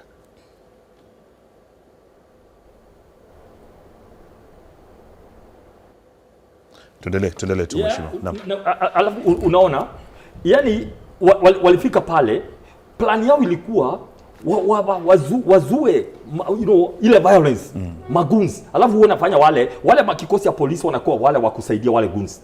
Watu ambao wamepangwa kwenda kuhakikisha kwamba ile violence inapatikana sehemu moja ya Kenya, ndio watu wajue mbona ni Murang'a, Karatina, Embu, Olkalau, Nyeri, Naivasha, Molo, mahali kuna jamii moja ambao kumeziwa fujo. Wakati sasa mheshimiwa katika aliongea, tumsikilize huyo. Ni mmoja wanaharakati hapo. And in none of those laws is giving somebody a paycheck the way that you deal with a murderer.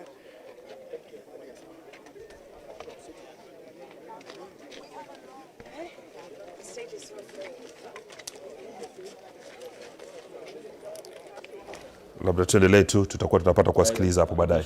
So, kwa hivyo wakati mheshimiwa katika aliongea wakakuwa frat kwa sababu ni narrative. Ukiangalia wakati ule mwingine job wote kutoka 24 kutoka 25 kuna vile vita inaonekana mahali pamoja tu ya nchi ya Kenya. Ni narrative ya kwamba sasa jana wakati mheshimiwa Murkomen alianza kusema ati anajua wale ambao wana sponsor guns hawakushikwa, hawakutajwa majina. Do you know why? I can tell you today. Nimeona picha za magunzi wameweza kuliliziwa katika mji wa Nairobi. Baadaye lazima serikali ikosi vita hii town, hii Kenya, ndio ijustify ya kwamba kulikuwa na guns. You know, that's how they work. Tumejua. Sasa hii kifika saa 9 saa 10 hivi utaona tu mavita tu zikianza nao magunzi wa serikali, because kama si wa serikali wangekuwa wamesifikie huko. Kama cheki kama hangekuwa serikali job. No. Waje tuongee ukweli. Wewe ndiye wewe ndio waziri wa usalama. Shida yenye tuko nao Kenya saa hii, we have serikali ambayo haina capacity. Hata waziri wa usalama anaongea tu kama mtu ya kutembea kwa barabara. Because waziri wa usalama kama Saitoti ni mtu machua, anaongea kitu ambayo anajua. Lakini hawa wanafanya sarakasi na mambo ya usalama. Unawezaje kusema mara mbili job? Tulikuwa hapa na wewe. Kanisa ya ACK ikaingiwa na magunzi. Hawajashikwa. Ni wa vijana wawili niliona wamewekwa pale kwa doko. Na pengine hawa hata si wale walikuwa pale. Tunataka kuona yule aliwatuma. Kumbuka mimi nasema unajua mahali wewe unalala, anajua kwa address yako job. Mbona hajana ashiki aseme wanasiasa hawa watatu ndio walisponsor ACK, ndio jana jioni akaonya tena. Why wanataka hivi? Na mimi nataka kuwaonya job tukiwa kwa hii station. Tafadhali rais, tafadhali Murkomen, ile maguzi mmepanga na mmelipa wa cause violence Kenya hii leo, please, tumewajua, tumewatangaza, demobilize them. Wacha hii mambo ya kujiacheza na maisha ya wananchi. Uwezi kuniambia job ya kwamba lazima Githurai, Yekomba, Quickmart, Naivasha, Power Star, lazima kukue na mahali ambayo inagongwa. Please Murkomen, hata kama uliingia kiti yenye pengine ilikuwa kubwa kukuliko, please kindly, for the sake of God, mwenye alikubali mkalie hiyo viti, wachene kupiganisha wa Kenya. Stop it. Na tutakuwa hapa Sabasaba, tutakuwa hapa next year, na tutaiweka hurudi baadaye. Let's be sober job. Okay. No. Hii guns nikuulize. Wewe ukiwa hapa, uone kuna mtu anataka kusabotage hii TV isipeperushe. Utagojea ukisema na kuna mtu hapa kwa hii studio ambaye mimi najua niko na intelligence, anataka kwenda kusabotage mtambo. Kama si wewe, pengine ni wewe ndio uweke watu wengine baridi. Mark, labda tukirejelea, kwa sababu unajua hata kwa wakati mmoja mahakama ikasema ya kwamba wale maafisa wa polisi wanaodhibiti maandamano wawe wamevalia sare rasmi ili iweze kuwa rahisi kuwatambua iwapo kuna ukiukwaji wote wa sheria ambao utafanyika. Lakini saa hizi hata kwa sasa tunaona ya kwamba kuna baadhi ya maafisa wa polisi wamevalia maski. Asante sana kwa swali hilo ambalo umeniuliza. Sijui mbona mheshimiwa ambaye huwa akizungumza huwa lazima apige kelele. Anaweza zungumza tu kwa utaratibu bila kupiga kelele. Na niseme kwamba ili swala hili narrative ambao wanajaribu kuuza kwamba kama serikali we are trying to create the notion that hii serikali is against the people wa Mlima. Hiyo ni uongo, kwa sababu hata naibu wa rais wa nchi hii anatoka kule Mlimani, na kuna wengi wa mawaziri wa serikali hii wanatoka kule Mlimani, wale wengi wa makatibu wa hii serikali wanatoka kule Mlimani. Kwa hivyo si swala la ambayo inaeleweka kwamba kusema kwamba serikali ina target wale watu ambao wanatoka kule Mlimani.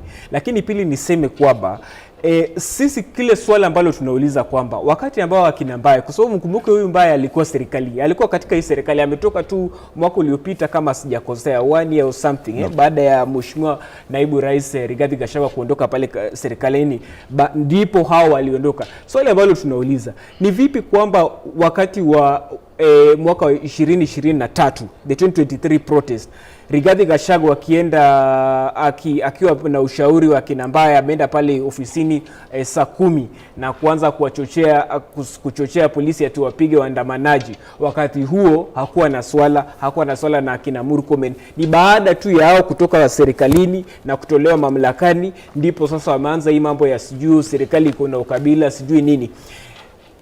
Swala la intelligence report ni swala ambalo ni sensitive sana, na ni swala ambalo lazima ikuwe handled in a very objective manner.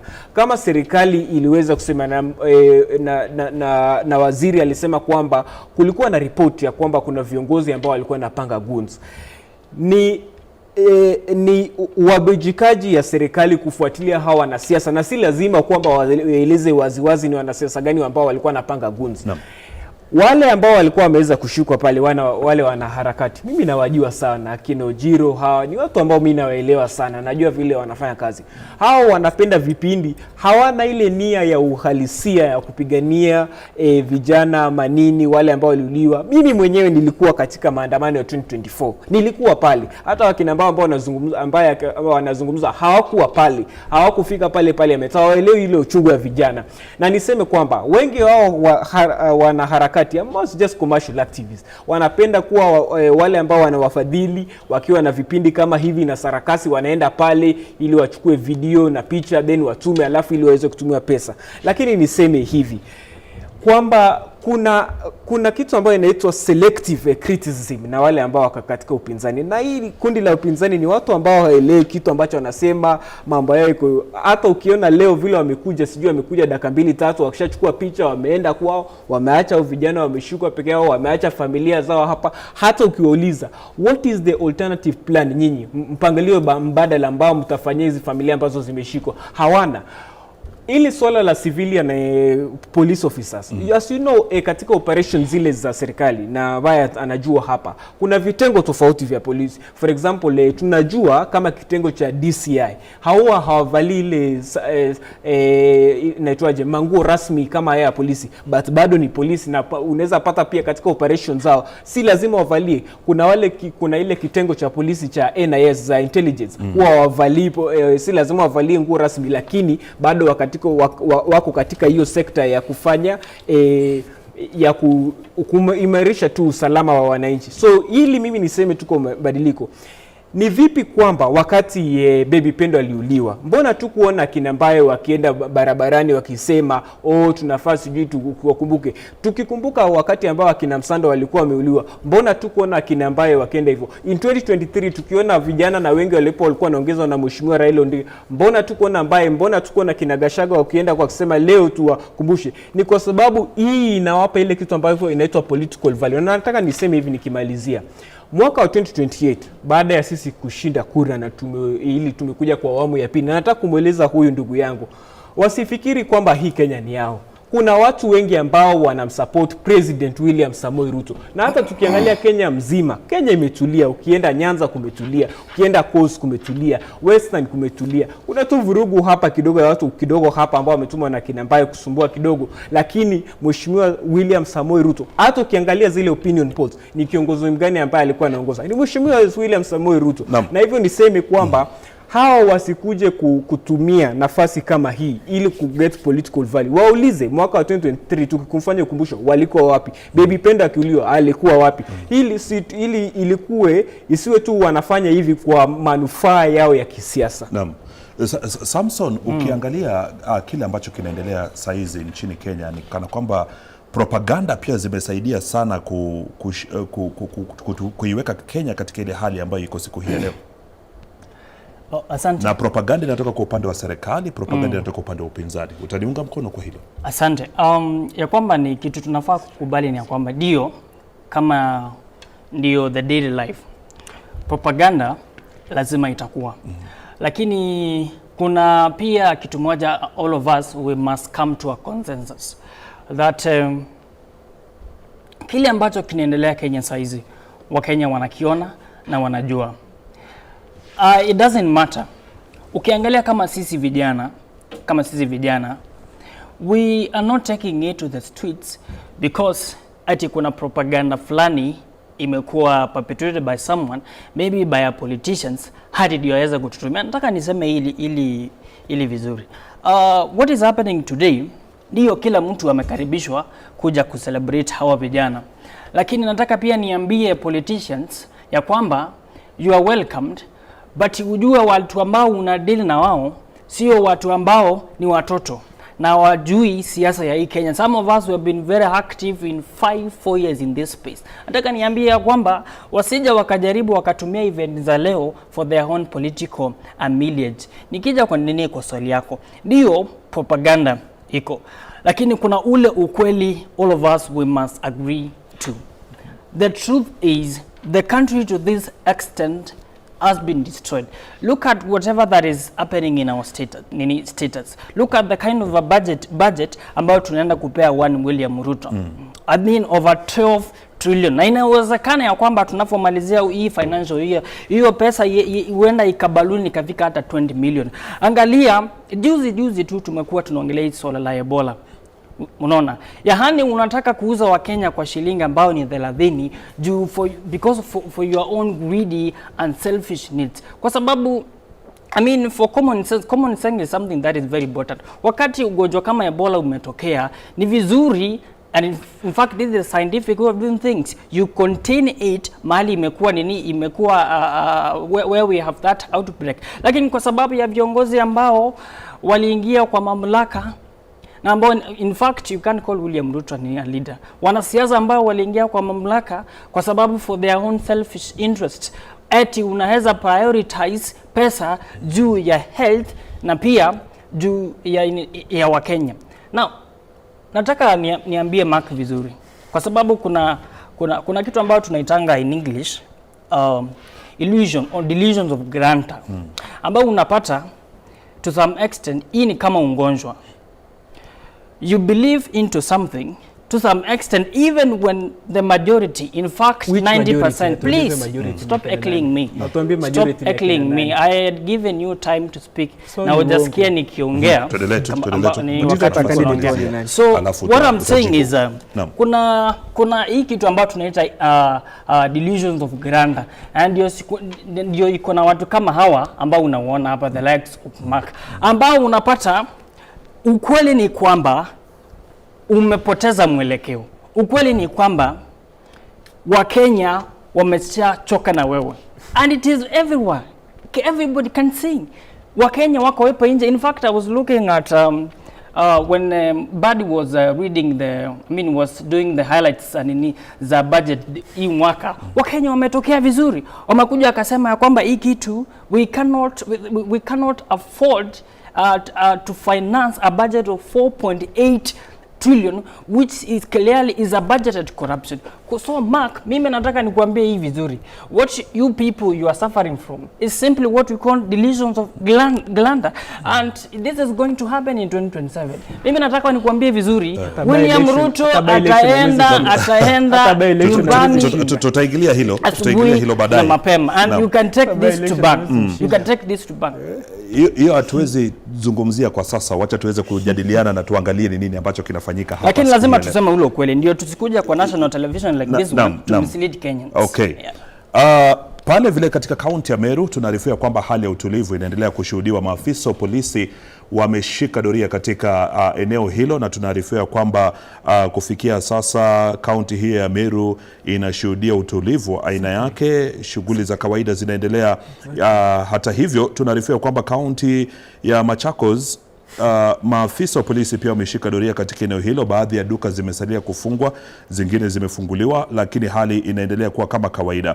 Na tunaarifiwa kwamba maafisa wa polisi pia wameweza kuweka kizuizi katika eneo la Chungamali katika barabara kuu ya Nakuru kuja hapa jijini Nairobi. Na katika taarifa ambazo nilikuwa nimekuarifu hapo awali, vijana kadhaa wametiwa mbaroni katika mji wa Kitangela pale vile kaunti ya Kajiado.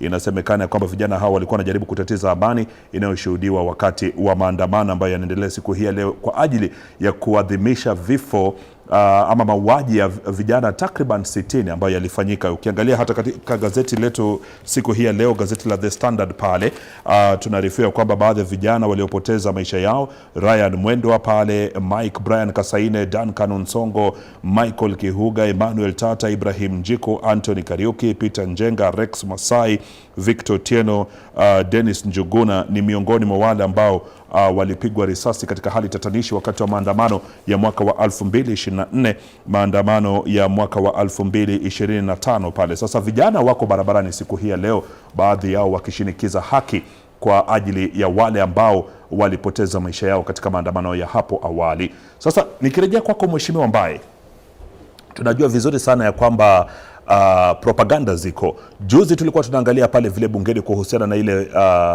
finance bill. Tukaona ya kwamba majadiliano yalikuwa makali pale, kulikuwa na majibizano makali pia vile vile. Unapata ya kwamba mbunge anasimama na anazungumza, akishazungumza anaulizwa na hiyo ama umetoka katika kipengee kipi kwenye mswada huo wa fedha, anashindwa kujibu. Mswada wa fedha wenyewe ushatiwa saini, saizi umekuwa sheria.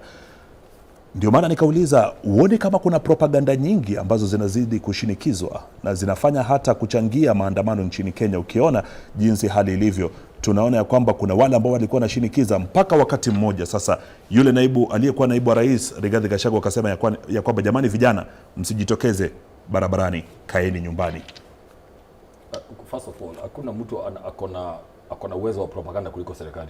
So there is no way serikali inaweza anza kuaccuse opposition kwa propaganda. The biggest machinery in political science studies. Nimekupatia mfano hai wa bunge. juzi wakijadili mswada wa fedha. Nikwambie sasa, kama mbunge mmoja anashindwa kujua kipengele, mimi najua na niko hapa nje, it is lack of capacity. So hiyo ni mambo mengine hatuwezi ongea hapa. The point of the matter is finance bill ni mbaya. Finance bill inakuja kugandamiza wananchi wa Kenya. Hiyo kuficha wasifikirie si hatujui Kiingereza. Kwani Kiingereza hata wakiweka in legal language, we know how to lead. Ni kwamba rais ukiona akienda kusaini hiyo finance bill anajitetea, anaandika mpaka speech. Do you have to write a speech kujitetea kwenye finance bill? Ni mzuri. Wewe una imagine kitu kama hiyo Kibaki akifanya ama Uhuru Kenyatta? Ati sasa because you know what you are hiding. Nikuulize swali, Job. Kwa hiyo bunge tulisikia Kimani Ichung'wah, mheshimiwa wa Kikuyu, majority leader wa hii Kenya, akiongea akisema fanyeni haraka Ruto anangojea ni update kama tumepitisha. What is that? Yaani nikuulize, hii Kenya Job, watu wezi fanya kazi wenye wanafaa wafanye. Mbunge aende bunge, oversight legislature, oversight nini? Executive. Si ndio? Judiciary ingoje mahali raia ama executive ama legislature wanakosana wakuje kwa judiciary independently. Lazima rais aingilie mpaka finance bill. Wewe unafikiria anaweza ingilia kama hakuna kitu anatafuta hapo? Hiyo kitu wameandika English mingi. Finance bill kama English gani pale unaona ambayo inaweza leta shida? Wacha nikwambie. Naam. Wacha nikwambie, mimi nitasema mambo mawili. Alize government, ile government ambayo iko lazy, instead uende ukatafute kila mtu ambaye anafaa alipe 100 ya tax, 50 shillings, 20 shillings mtu ya boda, alipe in short ku expand the tax base. Wanaendelea kushika yule mtu tu ambaye wanaendelea kushika tu. Kufinya tu na kumaliza yule mtu mmoja ambao wako naye. Ndio maana mtu anybody mwenye ako kwa bracket ya tax, unagongwa PI, unagongwa VAT, bado unagongwa housing levy, unagongwa SHA, unagongwa NSSF. What we are seeing is this. Hii serikali inafaa extend tax bracket, kila mtu alipe. Wacha nikwambie leo because ni mambo tumekuwa tukifanya kwa chama. Serikali, wananchi wa Kenya wako tayari kulipa up to 5 trillion revenue ingie kwa account wasaidike. Lakini number 1, lazy government inafinya tu wale wanaachia wengi kuingia kwa tax bracket. Number 2, wananchi wanaona tu pesa inabebwa na magunia na inapimwa na kilo. Wewe nikuulize Job, wewe kama ukijua pesa yenye unalipa inaenda kubebwa na kilo, utakuwa na saiki ya kulipa ya kulipa tax yenyewe ikakuliwe? Tukaona kwa hivyo finance bill mkafichwa macho jioni moja. What did we see? Supplementary budget ya kugawa pesa 6.3 yote rais akachukua na maofisi zake zote. Yani 2 weeks 6.3 billion. Na hiyo pesa juu hata tumia in a normal way itatolewa cash cause ni confidential vote, iweko mahali kwa container, itakuwa ikitumiwa wenye tunataka. So shida ya mambo ya finance bill ni kwamba vipenge viwili peke yake. 1, ile government lazy inafanyaga mahali watu wengi wako, hapo ndio inaenda kwa squeeze, si ndio? Mambo ya M-Pesa, mambo ya simu ndio kila mtu wako. Lakini juzi akatetea akasema ya kwamba jamani hakuna. Nani anafaa tetee? Ni sisi kujisomea ama ni rais? Kazi ya rais ni kuja kutetea vipenge za bunge. Unajua shida liko hapa. Rais amekuwa ni kila kitu. Ako kwa mchere, ako kwa ngano, ako kwa mahindi, nikuulize, ni kazi ya rais kuja ngoja nikuulize. Ni kazi ya rais kuja kutetea vipenge vya finance bill. Mheshimiwa, nataka nikuulize swali. Umejaribu kutransact pesa kupitia M-Pesa? Ndio. Kuna charges zozote zimeongezwa? Unajua, wacha nikwambie kitu moja. Unajua hizi vitu vyenye zinaendaga. Kuna hii vitu ya sinia Telmani na hii M-Pesa, si ndio ya Safaricom. Barua zitatoka kutoka treasury waambiwe iko hivi kutoka zile inaitwa nini? Zile regulatory groups zao zitaandikiwa. Na wacha nikwambie whole government. Nataka unisikize leo. Nataka unisikize leo. Let me tell you what happens. Unakumbuka finance bill ya 2024 wakati ilianguka, Kimani Ichung'wah Mungu akamsaidia siku moja akaongea tu bila kujua venye anasema. Anasema hata kama mliangusha hiyo vitu yote tulipata namna ya kuirudisha. Ukiona kitu yenye inatetewa namna hii na government na kila mtu wanazunguka mpaka kwa bunge. Na Job insist your point is very serious.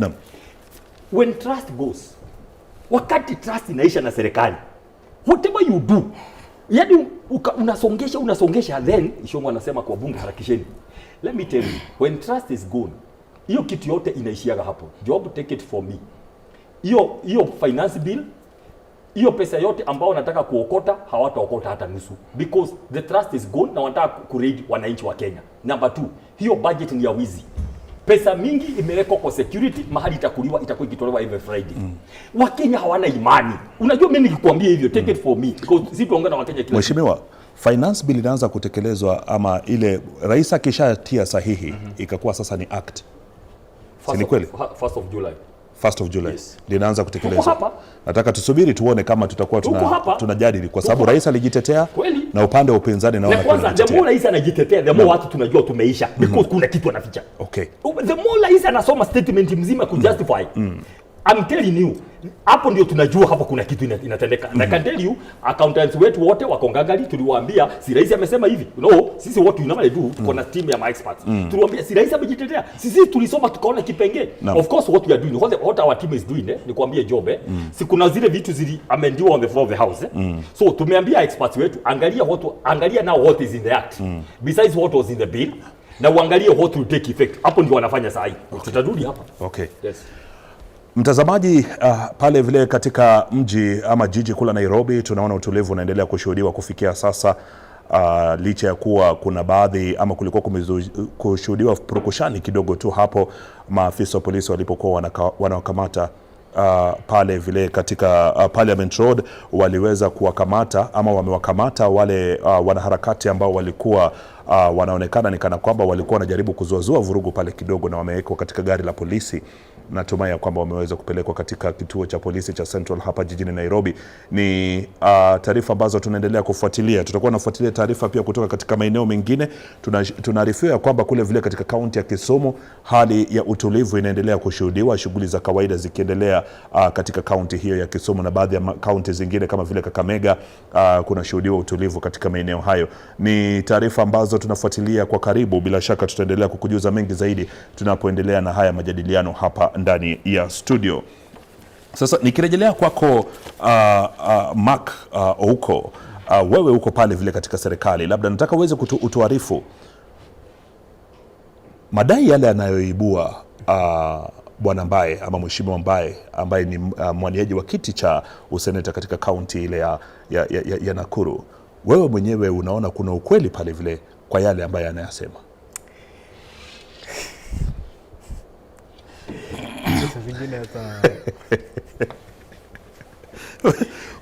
Mbona ukacheka jamani? Naangalia huyu ndugu saa zingine huwa anashangaa sana. Namfuatilia sana lakini namuelewa. Unajua anataka kuwania kiti cha Nakuru pale, na naelewa pia lazima mwishowe atafute ticket kutoka kwa kiongozi wake Rigathi Gachagua. So sometimes lazima ni muhimu sana ajialign na hiyo thought process. Lakini huyu Mbae amekuwa katika serikali mwanzo, kwa hiyo swali ambayo anazungumzia confidential budget. Hata wakati ambapo walikuwa serikalini, hii swala la confidential budget ya interior state house for the president ni swala ambalo limekuwa na zimekuwa hata serikali zingine. Hata wakati kiongozi wake Rigathi Gachagua alikuwa pale, ilikuwa sawa na tukuweza kusikia wakiwa na tashwishi yote kuhusu hiyo masuala ya say ya confidential budget. Lakini kwa sababu sasa hawako serikalini imekuwa vibaya. Na mara mingi ukiangalia hata viongozi wa upinzani ni chuki ile chuki ambayo inatoka ndani kwamba hawako katika hii serikali, ni kwamba serikali is not giving into hii manipulation yao. Na yale ambao wanasema, hata umeweza kumuuliza ni kipengele kipi ya mswada wa fedha wana shida nayo. Hata umemuuliza swali rahisi hapa, umeweza kutransact ama okay, tunajua effect yake inakuja 1st July, acha tusubirie. Lakini hawezi hata kudadisi ama kusema kwamba okay, tukiangalia mswada wa fedha ukikompare na 2024, 2025 na 2026, mfano katika sekta ya elimu tumeona kwamba imeweza kuongezewa fedha, na there are lots of positive attributes ambazo ziko kwa huo mswada wa kifedha. Hiyo tax base jinsi serikali imeweza ambayo anazungumzia serikali vile imeweza kuipanua. Ni kivipi serikali tukiwa mwaka wa 2023 2022 wingi wa fedha ambavyo tulikuwa nakusanya kama serikali ilikuwa naenda towards debt repayment, lakini sasa hii ukicompare in terms of na pia in comparison on how it affects the GDP ratio, awali ambapo ilikuwa I think 3.3, sasa tunaelekea 5.6% ikiendelea juu. Lakini nikisema kwa jumla ni kwamba viongozi wa upinzani, hiyo ndio kazi ya viongozi ambao wako upinzani, kazi yao ni kupinga.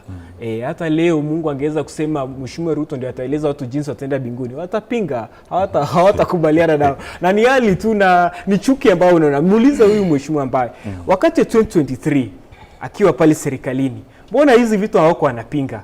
2024 hata hii finance bill ambao wanazungumzia hawakupinga. Walianza kupinga hivi vitu wakati ambapo walitolewa mamlakani, ambapo wengine wao kama yeye aliresign pale serikalini. Alafu tunaona chuki ile si masoda sasa ngine nasema hili kipindi Samson ukiangalia maandamano haya endgame ni gani? Kwa sababu does it mean ya kwamba kila tarehe 25 Juni itakuwa ni hivi?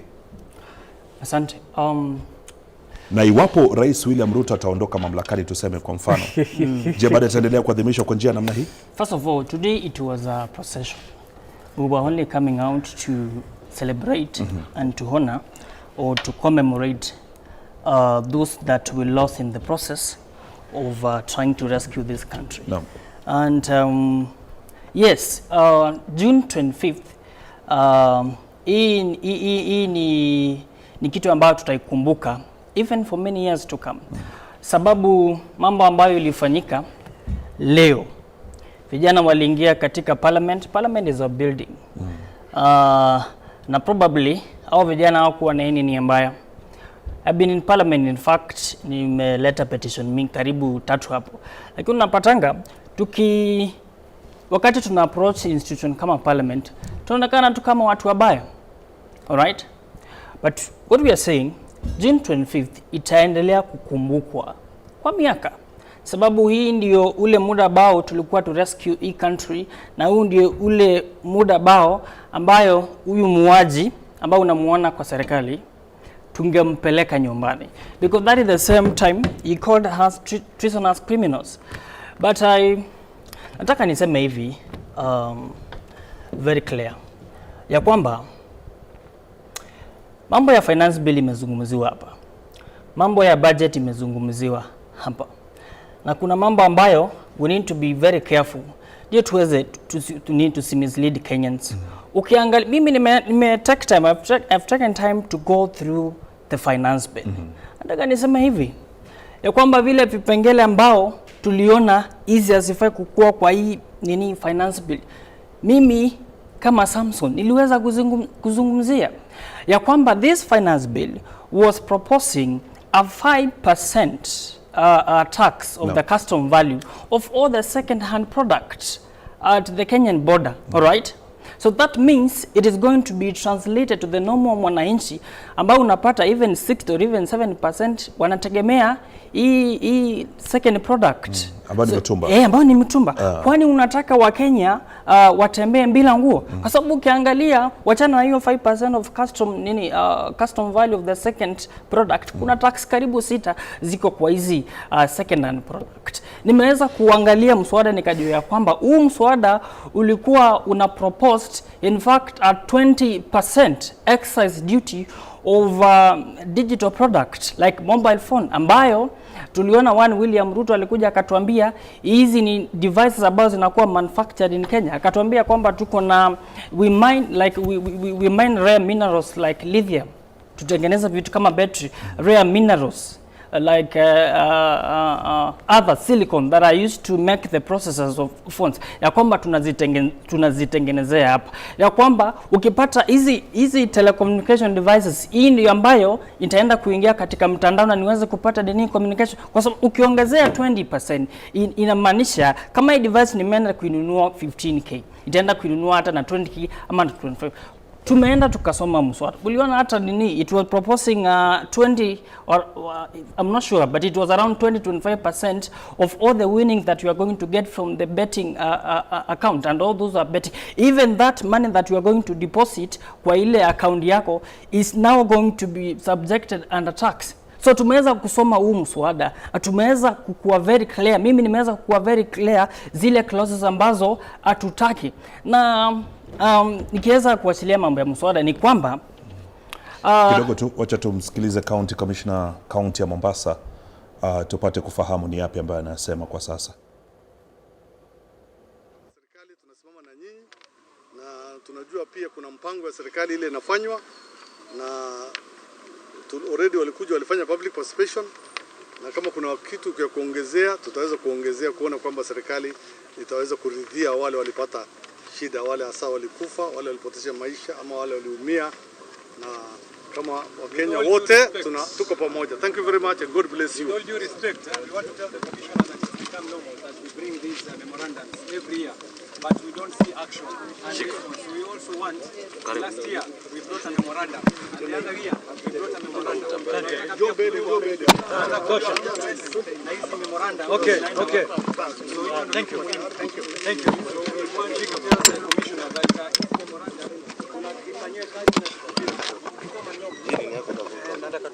huyu jamaa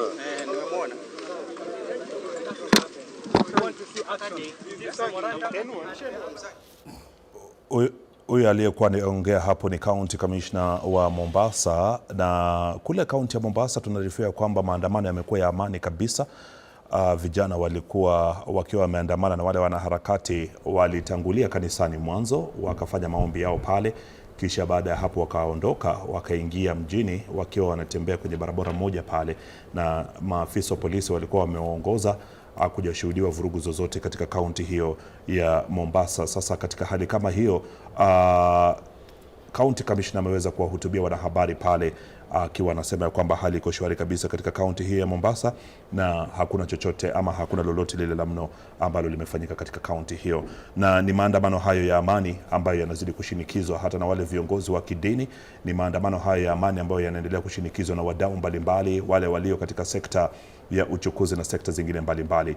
Na tukirejelea sasa katika mahojiano yetu hapa ndani ya studio, tunajaribu kuangalia na kudadisi ni nini ambacho kinajiri katika maandamano ambayo yanaendelea kushuhudiwa kila tarehe 25 mwezi wa Juni wa kila mwaka, kwa sababu ni tarehe ambayo itasalia katika kumbukumbu za taifa, ikiarifiwa kwamba ikikumbuka kwamba ni siku ambayo Kenya ilipoteza takriban vijana 65, wengine wao mikononi ya maafisa wa polisi. Dhuluma mbalimbali zilikuwa zimeweza kushuhudiwa pia pale, vile ikiwemo visa vya ubakaji na sexual harassment zingine mbalimbali.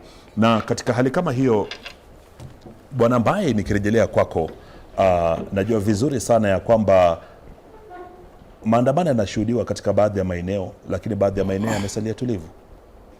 Ndio maana nilikuwa nimekuuliza hapa awali, je, tunaweza kuwa na maandamano ya utulivu nchini Kenya, ama maandamano haya yanaweza sahaulika kwa wakati, ama kuna njia nyingine tofauti ambayo tunaweza adhimisha vifo vya wale vijana ambao tuliwapoteza takriban 65. Kwa mfano, tuweze kuwa na eneo pale vile katika uwanja wa Uhuru Park kama bustani ya Uhuru, ambapo tunaweza wakisha pale mishumaa, viongozi wa kidini waweze kuwa na viongozi wengine wale ambao wanaweza taka kuungana na hao vijana kuadhimisha vifo hivi.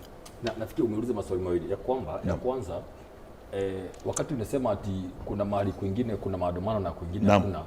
Mimi nafikiria saa hizi Kenya imetulia. Sifikirie kuna mahali kuna maandamano saa hizi. Lakini ile kitu mimi nahofia ni hii, ya kwamba kama serikali ilikuwa imepanga goods, itawaachilia saa 10 saa 11, pengine ianze kuchoma mali ya watu kwa sehemu zingine. Hiyo ndio hofu yenye tuko nayo, si ya raia. Ni hofu ya serikali. Ilikuwa nataka kuonyeshana ya kwamba kuna watu wali take over. Wale goons walisema ya kwamba kuna watu wana sponsor goons, ndio wa justify hiyo report. Pengine wataachilia goons wao jioni, waanze kuharas watu sehemu zingine za nchi. Hiyo ndio hofu ambayo tuko nayo. The problem we have in this country is not the people. The danger, the extension threat we have to this country is the leadership of this country. Hiyo ndio shida yenye tuko nayo, because ni watu ambao wanafanya siasa bado, wako kwa kiti miaka 4, lakini ile kazi yao ya siasa haijaisha. Ile opposition, naona ile before 2022 bado wako ile kasuba, ni kama hawajaamini wako kwa serikali. So plani zao zote wanafanya ni kama bado ni opposition, bado wako kwa activism, because there's no way you can run a country this way. Hakuna siku job unaweza kuwa wewe uko kwa serikali, uko na vyombo zote za serikali, uko na zile chuma tunaona pale za waya na GSU na NIS, na bado unapanga goons. Like hakuna siku tushaiona kitu kama hiyo dunia hii. Kwa hivyo mimi nataka niwaombe tena, kwa sababu tuko hapa na sisi ni watu wa amani. Please, umeona kila mahali dunia hii. Nimeona Nakuru, nimepigiwa picha hapo, polisi ndio wengi wamejaa kwa barabara, which for us tuko sawa, kwa sababu tulisema mtu anaweza amua uli ataenda mahali, aende mahali wazi aombe, ama mwingine angalie nyumbani. Ile kitu tulikuwa tunataka ikue leo ni public holiday. So unauliza swali, is it possible watu waende mahali pamoja? Ni very possible. Lakini wazazi walituambia, wazazi wanasema wale watu ambao waliuawa hawakuuliwa Uhuru Park, waliuliwa Parliament. Ndio maana wewe mtu akiuliwa, si mtu anaenda mahali mtu aliuliwa kuweka msalaba. Kwa hivyo wanaenda pale. watu vijana wa Naivasha tumeungana usiku mpaka na tupatana mfano. Wakasema hawatatembea because any time wanatembea kwa barabara, magunzi wanatumwa, wanaanza kuvunja maduka, inakuwa ghasia. So wakasema leo wataenda pale YMCA, watakuwa kuanzia saa 3 mpaka saa 6. Waende pale waombe kwa wale watu na familia za wale watu waliuawa. So it is possible, lakini whichever way watu wanakubali kufanya job, waachiliwe, kwa sababu umeuliza kama ni possible. No, nikurudishe August 2024, June 2024. Kabla hiyo 2025 climax, unakumbuka kulikuwa na siku kama 3 mbeleni. Vijenzi walikuwa wanatokezea barabarani, unakumbuka? Siku kama 3. Wanatokezea wenyewe. Hawa watu si maguns, hawana haja na kuiba vitu ya mtu kwa barabara katikati, wana dance, jioni wanaenda nyumbani. Wanasema tutarudia tena Tuesday. Siku ya 3, serikali ikajua sasa waje tuingilie. Wakaanza kutuma guns, wakaanza kuchoma mali, polisi wanaingia, watu wakaanza kushutiwa. Kwa hivyo it is possible kufanya kitu kama ile ya Senate. So ulikuwa umeuliza swali ya Senate. It is possible to do it kama hakuna mahali guns wanatumwa na serikali. Shida haikuji kwa raia. Mimi naona kama hakuna mahali wanasiasa wanaingilia. Ndio nisipotee wazo. Pengine mtu anajiuliza aje, kwa nini serikali inatuma guns? Wacha nikwambie kwa nini. Haitaki ikuwe successful.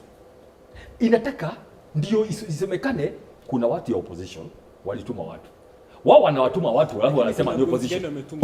Upande huu mwingine kidogo tu. Upande huu mwingine ikikuwa successful itakuwa ni kwa manufaa ya upinzani. Hawataki. Nataka tusikizane kidogo. Kwa sababu sisi ili kujipatia mileage kisiasa. Sisi job watu wengine wakienda kusomea mambo mengine, sisi tunaenda kusomea mambo ya siasa na uongozi na serikali. Na ndio tumefanyia kazi miaka yangu. Both studies na kusomea, acha nikwambie. Nijiuliza swali, wakati uliona Murkomen akiongea jana. Juzi wakasema maandamano haikubaliwi, ingine inakubaliwa. Vile Murkomen nilimwangalia body language mara 3, nilirudia hiyo clip mara 3, nikistudy anamaanisha nini. Alikuwa anasema watu wakubaliwe ndio waonekane serikali imekubalia maandamano. Lakini akasema kuna watu watatuma guns. Murkomen hata saa hii tunangojea ni saa 6.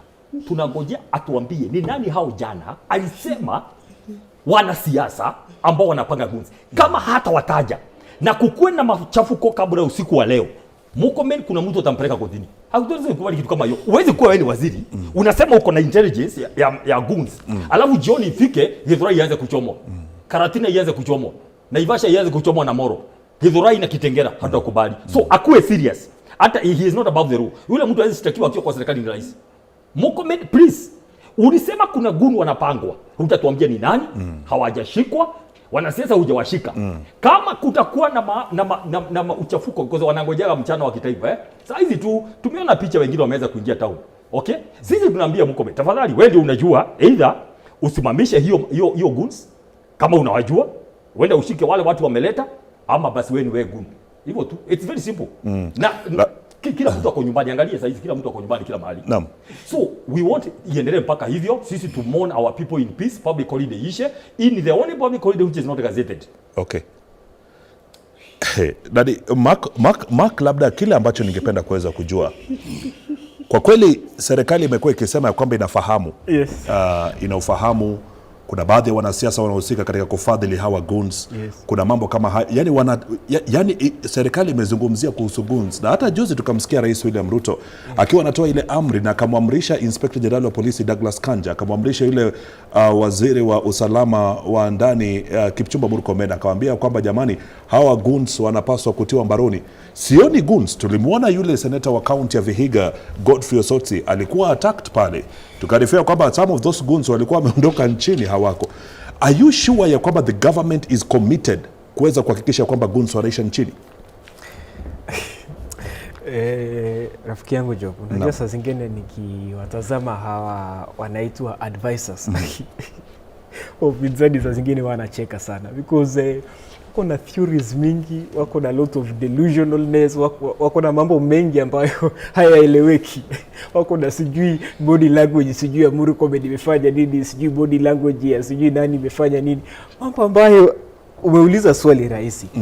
Ni kwa sababu gani kuna utulivu in many areas of the country, almost 99%. If you are an effective opposition, kama kulikuwa na siku ya kidogo na rejelea hilo swali. Edwin Mbugua akiwa katika kaunti ya Nyeri anatopata na anafuatilia mazungumzo haya wakati kama huu.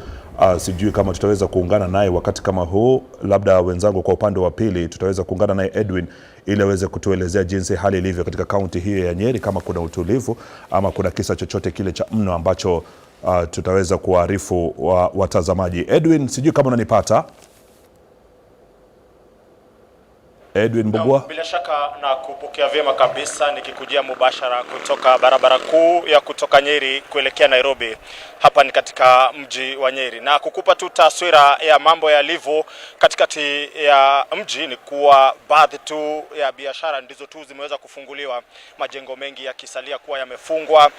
Vile vile maeneo ama shughuli za usafiri kwa kiasi kikubwa, hasa usafiri wa umma, zimesalia kutatizika kwa kuwa wafanyabiashara hawa wakihofia usalama wao, ikizingatiwa kwamba katika maandamano ya hapo awali tumeweza kushuhudia uharibifu mkubwa wa mali hapa katika mji huu. Vile vile tumeweza kushuhudia watu tu wakiweza kujeruhiwa katika zile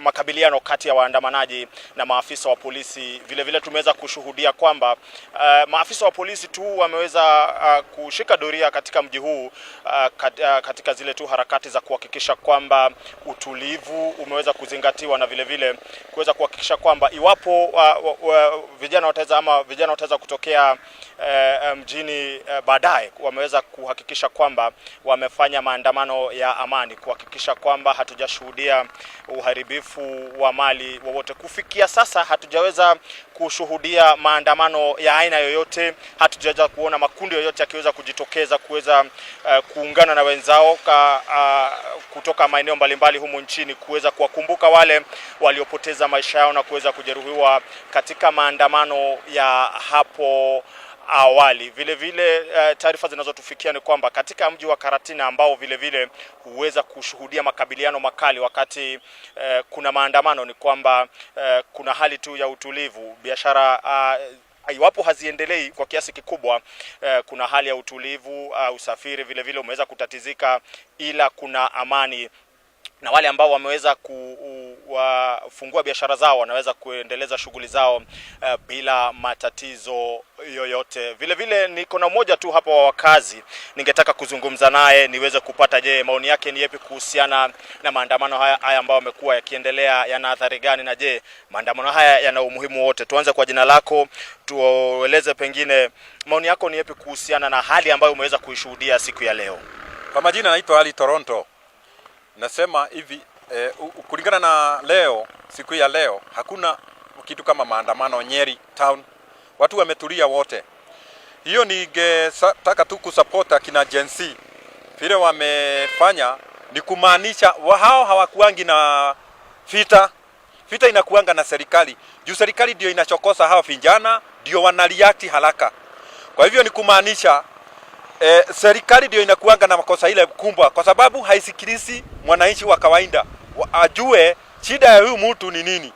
Nilisikia Nairobi walikuwa wamefunga barabara zote, lakini hapa Nyeri hakuna barabara imefungwa. Sisi tumeshanuka.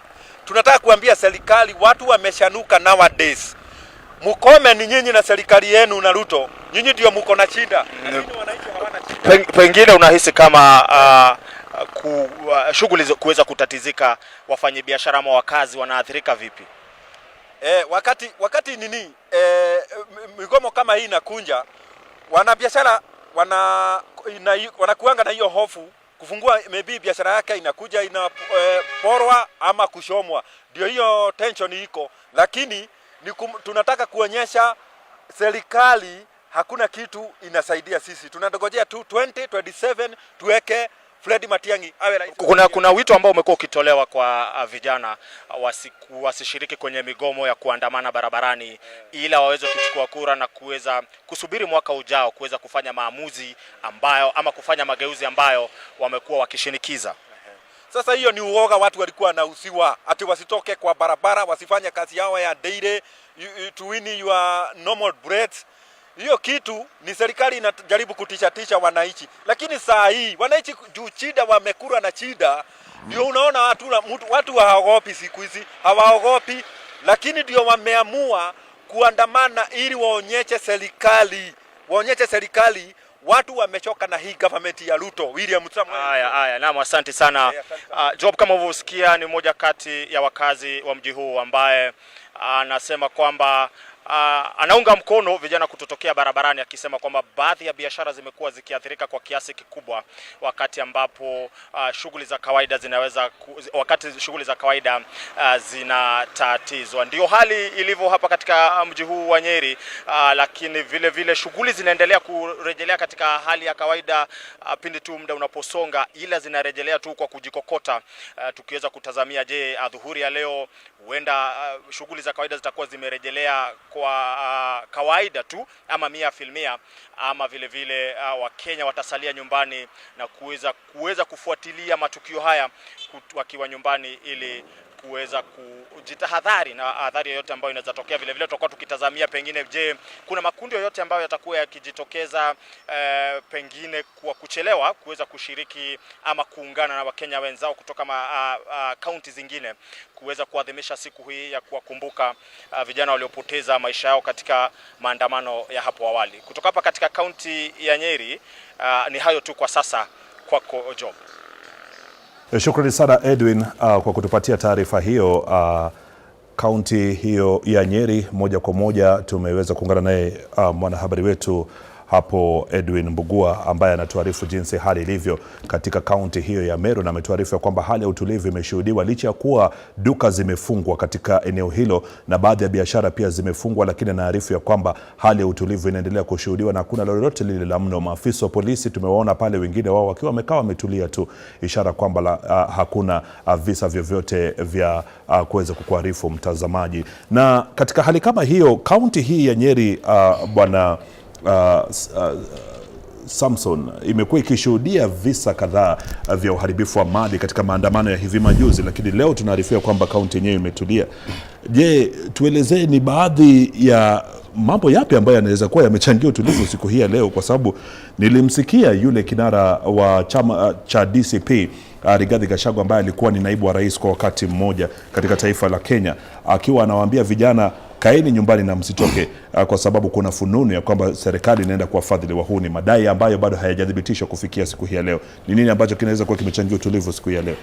Job, ukweli ni kwamba utulivu ambao tumeweza kuona katika activities za leo, sitaki ni yaite maandamano, sababu vijana tumekuwa very clear, we've been very frank about what will be happening today. This is only a procession, and you have seen our colleagues wako na tu bendera, maybe candles na maybe vitu zingine ambavyo ni kama vile maji, na wameenda wakaweza kuweka zile maua katika parliament na zile locations zingine ambao tuliweza kuona vijana wenzangu waliweza kuwao katika hali ambayo ni ya kiuni sana.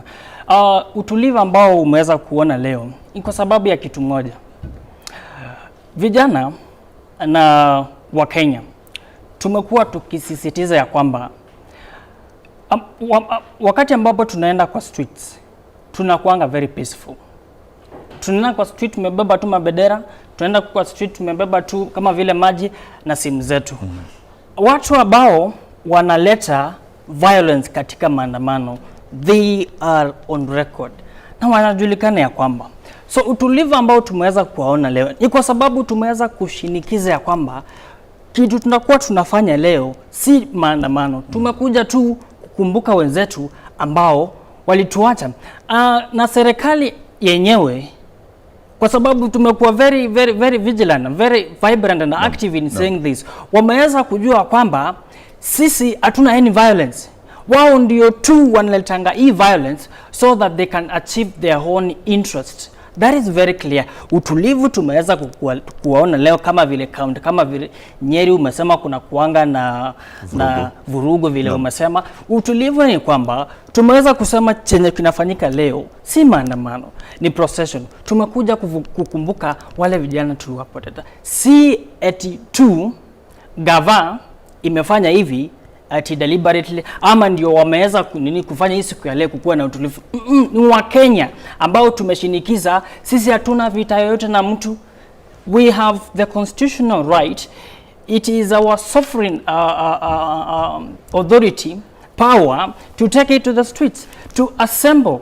Now, hii nataka niseme ya kweli, kwa sababu umeona hawa watu wanatumia the word violence, they are hiding behind the word violence, wakisema kwamba tunaweza kudini na hao vijana ambao watakuwa violence na tuwapeleke kotini. Nataka nikuulize nini swali rahisi. Kuna vijana hapa Collins mwenzangu nimeona akishikwa na wengine wakishikwa. Walikuwa wamebeba tu mabendera. Sijaona kama kuna any weapon ama any arm walikuwa wamebeba.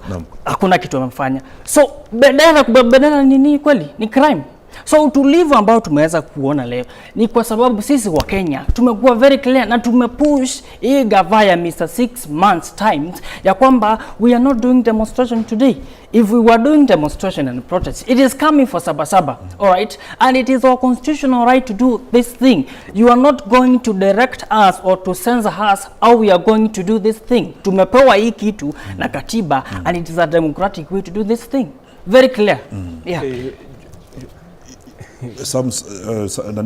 Mark, kuna jambo nataka kusema kabla niweze kurejea kwa mheshimiwa ambaye ningependa kuweza kujua ni kwa nini kuna utulivu Nyeri, ama inaweza kuwa ni ile directive ya kinara wa chama cha DCP Rigathi Gachagua, lakini kabla ujibu hilo swali labda Mark, sababu hata sikuwa nimemaliza kuzungumza leo wakati tulikuwa tunaenda. Kuna mambo matatu ambayo nataka niseme, hata part of my larger time hata naweza wapatia watu upinzani. Mambo matatu nataka niseme. Hii kundi ya upinzani wanakosa kitu ambacho kinaitwa clarity of mind. For example, leo hao viongozi wa upinzani, leo ilikuwa ukumbusho wa masuala ya vijana. Walienda kufanya nini pale? Kama ilikuwa kuongoza vijana, mbona wangeweza kukaa na pale vijana? Hata wangekuwa wametembea na vijana, hata wakutoka katika vyama vyao, waende kuwatembea pamoja nao, kwenda hadi pale wafanye ukumbusho na wao. Najiuliza, wale ambao wanataka kumsupport huyu ndugu yetu ambaye mzee wetu anaitwa Kalonzo Musyoka, kama kuna mshike kidogo hapa, unaona ameshatoroka. Huyu ataweza na ile joto ya Bomas kweli mwaka ujao?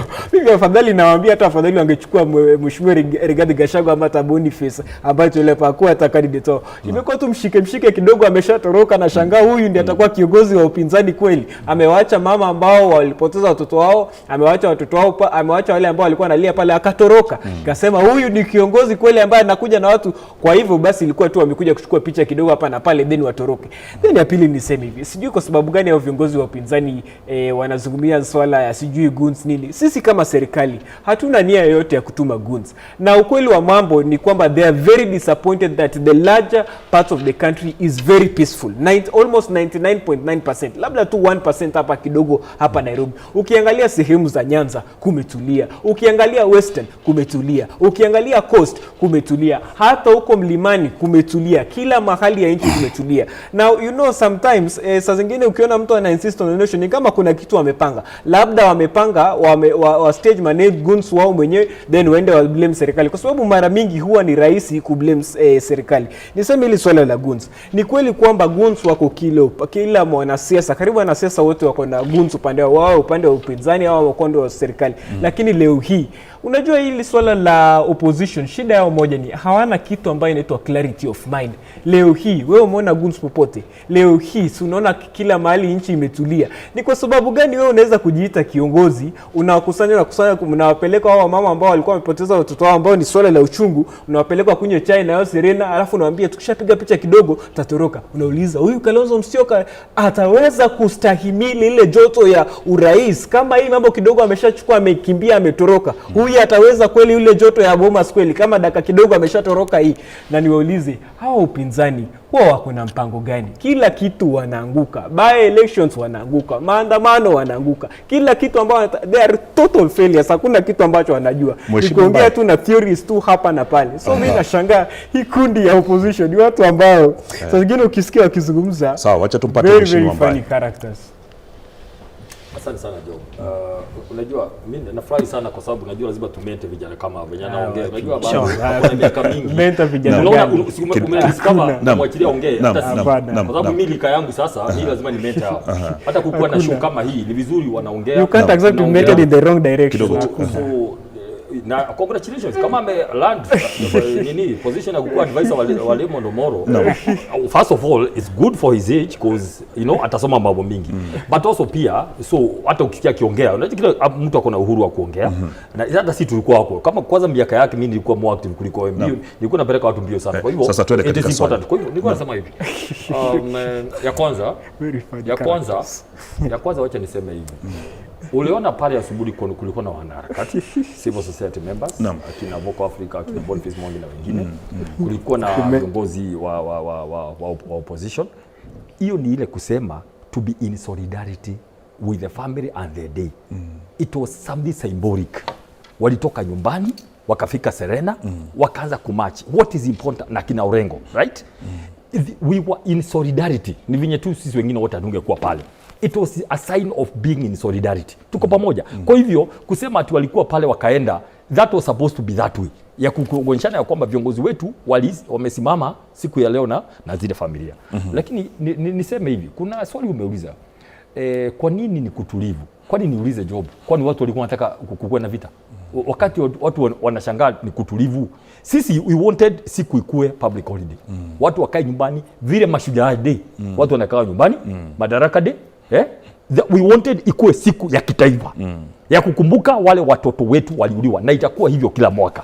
So kwa hivyo sisi idea yetu nikwambie Job, haikuwa ati watu waende barabarani wapigane na polisi wauawe. Because polisi wanapenda sana kuua mtu alafu wakulipe milioni 2. Lakini sisi ndio tunabikishako tukiwazika. Every day. Hakuna siku utaona DO ama DC amekuja mazishi ya kijana mwenye ameuliwa. So it is haikuwa mapenzi yetu vijana watoke nje because we knew. Mpango nilikuambia ndio maana unaona nini alikuwa ana tense jana juu alikuwa anashindwa. Sasa ligijia amesema watu wakae nyumbani tutafanya nini? Na tulikuwa tumemobilize vijana watokeze kwa barabara wapigwe marisasi ionekane ni mheshimiwa Rigathi Gachagua ambaye anasababisha hiyo mambo Mount Kenya. Wakati walisema mkae nyumbani wakati bila plan. So but mimi nasema hivi, kwa hivyo tulitoa wito. Hakuna haja Job. Ile risasi ya mwisho ambayo kila Mkenya Mungu alimpatia inaitwa universal suffrage. Ni ya next year tarehe 10. Hakuna haja ya kubishana na William Ruto.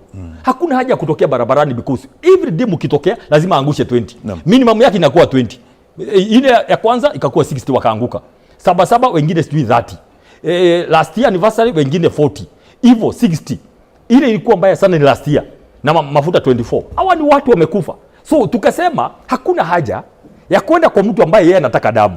Sisi tukae, tumeadhimisha, story imeisha. Jioni ifike, kesho watu waendelee. Na nimerudia tena tu Job. Kuongea hapa. Mimi Kenya na hope ni kwamba wale goons ambao serikali ilikuwa imepanga iwa demobilize because sisi tumekaa amani tuko nyumbani isiwatoe saa 11 ianze kuvuruga mabiashara za watu. Mimi nasema hivyo tena. Labda kauli yako ya mwisho Mark, kauli ya mwisho tu kwa sekunde kama 30 hivi tafadhali. Nataka tu kuomba viongozi wa upinzani wajaribu kuwa serious people. Ni watu ambao wako na mchezo mingi. Na hata leo jioni najua sasa hivi wanatayarisha kuandika ile speech wataenda kutolea maybe huko Serena. Naona wameacha vijana ambao wanasema tu wanaongoza kwa wamebaki hapa peke yao. Mimi nataka kusema hivi. Kenya kwa wingi kote kumekuwa na hali ya amani na tuendelee kuzidi amani. Tuache kusikiza hizo porojo na propaganda za wale ambao wako upande wa upinzani. Hakuna kitu ambacho watu wanaelewa. Alright. Labda Samson kauli yako ya mwisho dakika 30 sekunde 30 tu. Asante. Nikimalizia niseme hivi. Kwa mwenzangu hapa na wengine ambao wanaungua hii ugonjwa ambao tunaita delusion of gender. Nataka niwaambie vizuri wangoje waone the will of the people prevailing in 2027. It doesn't matter how desperate you are because we know one William Ruto is desperate to lead this country, is desperate for another term, and that is why you've seen him insisting that hawa watu hawana ni maoni, they don't have policies, they don't have agendas, because he knows very well, ameshatuonyesha sisi kama Wakenya na vijana agenda zake, policies zake, na ndio sababu tuko wa leo mahali tuko sababu yake. So nataka niambie Mark na wengine ambao wako na hiyo ugonjwa, wanaungua hiyo ugonjwa ya delusions of gender, wagoje waone the will of the people prevailing in 2027. Asante. Asante sana mtazamaji, na kabla nikuje jamvi hapa hivi tunaarifiwa kwamba shughuli za kawaida zimetatizika kidogo katika mji wa Naivasha pale vile ile ni kaunti ya Nakuru baada ya maafisa wa polisi kukabiliana kidogo na vijana maeneo hayo. Yule kamanda wa polisi kaunti ya Nairobi ambaye ni Isa Mahmud ameweza kuwaomba wale ambao wanataka kuwasilisha maua katika bunge hapo kufanya hivyo, na punde tu baada ya kufanya hivyo kuondoka ili kusishuhudiwe purukushani zozote katika eneo hilo. Usalama unazidi kuimarishwa katika jiji kuu la Nairobi kufuatia maandamano haya, na kufikia sasa tunaarifiwa kwamba maafisa wa polisi wamewatia mbaroni takriban vijana 29 kufuatia maandamano haya ama kuhusiana na maandamano haya, akiwemo yule mwanaharakati Bob Njagi. Na sina la ziada, itanilazimu nimetia kikomo hapo kwa sasa, na nitakuwa namkabidhi kipaza sauti David Kagina ambaye atakuwa anaendelea kukupasha mengi zaidi kutoka maeneo mbalimbali. Shukrani sana. Mimi ni Omondi Job Onyango. Asante.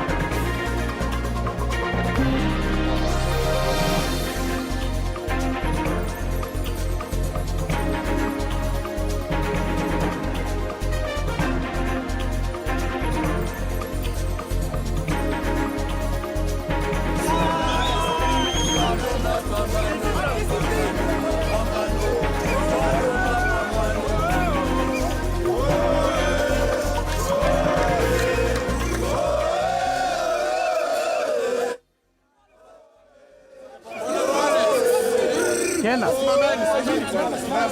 Sawa Kena. Tuvute. Tukua wide. The power belongs to the people, and we are the people. It's not we are who elected us. We are the one who elected us. William Ruto must respect the will of the people. Kama hawezi tuheshimu, sisi tutamchagua kwa ballot paper na 2027. Lazima aende nyumbani. Na Rawi mwenye alikuwa anasema Kenya ni kubwa kuliko sisi wote alisha.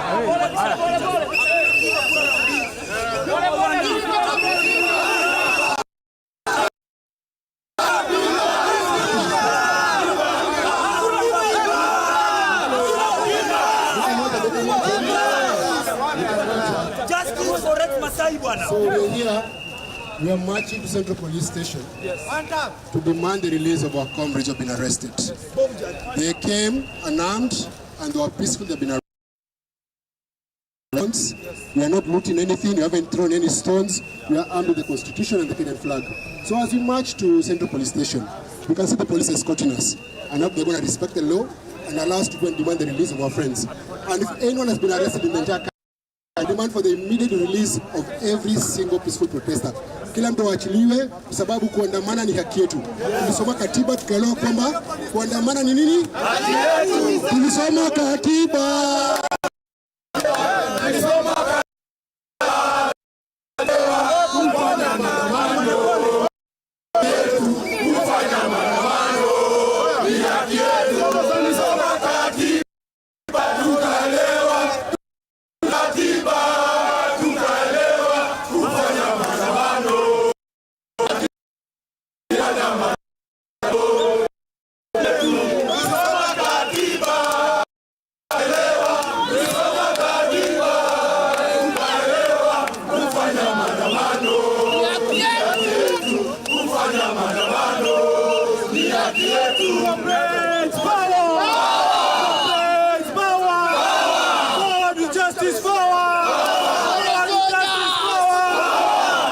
Police killing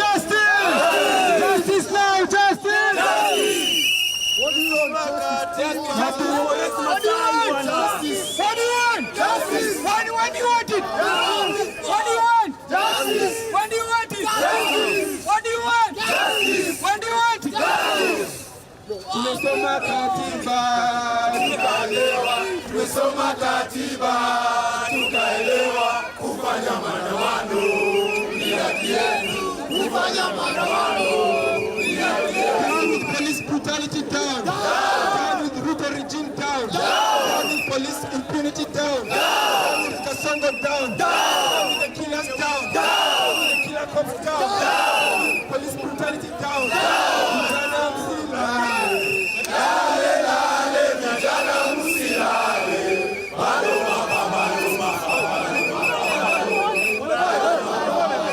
mapambano, mama msilale, lale lale, mama msilale, bado mapambano, mapambano, mapambano, bado mapambano, maweka msilale, lale lale, maweka msilale, bado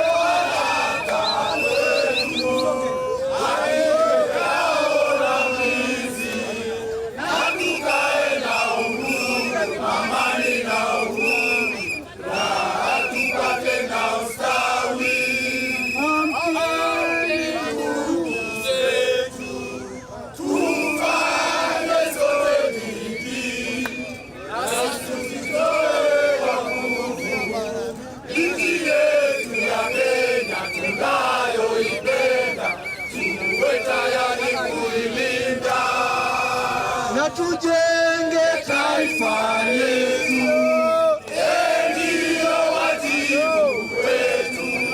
Kenya istahili heshima, tuungane mikono pamoja kazini, kila siku tuwe na shukrani.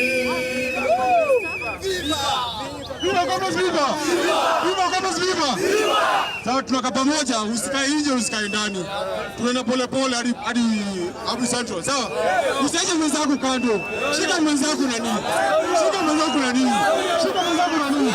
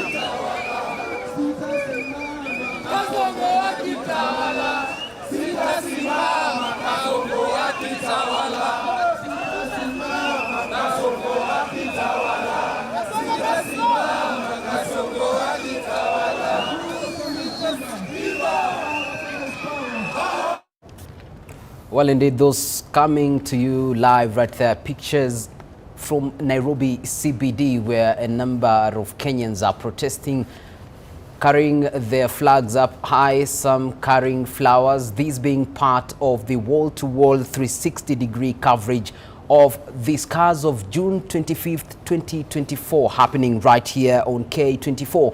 I'm David Kagina, and I'll be taking you through this segment. And right now, just to bring you to what up to speed towards the latest on our desk, is that we have news that up to 29 people have so far been arrested as a result of today's picketing. Up to 29 people have so far been arrested as a result of today's picketing, and this is inclusive of Kitangela's renowned activist who was earlier abducted in 2024, Bob Njagi, whose location is yet to be known even as we speak as at now. And even as we await more updates, and as I look forward to bringing you up to speed to what's the situation in different parts of the country this afternoon, let's cross over to Kitangela, where residents earlier were giving their views on the day, and even as you get a picture of how the situation looks like. But it is important to note that Police Inspector General is expected to be arriving at Kitangela any moment from now. But first, let's hear what the residents had to say about today.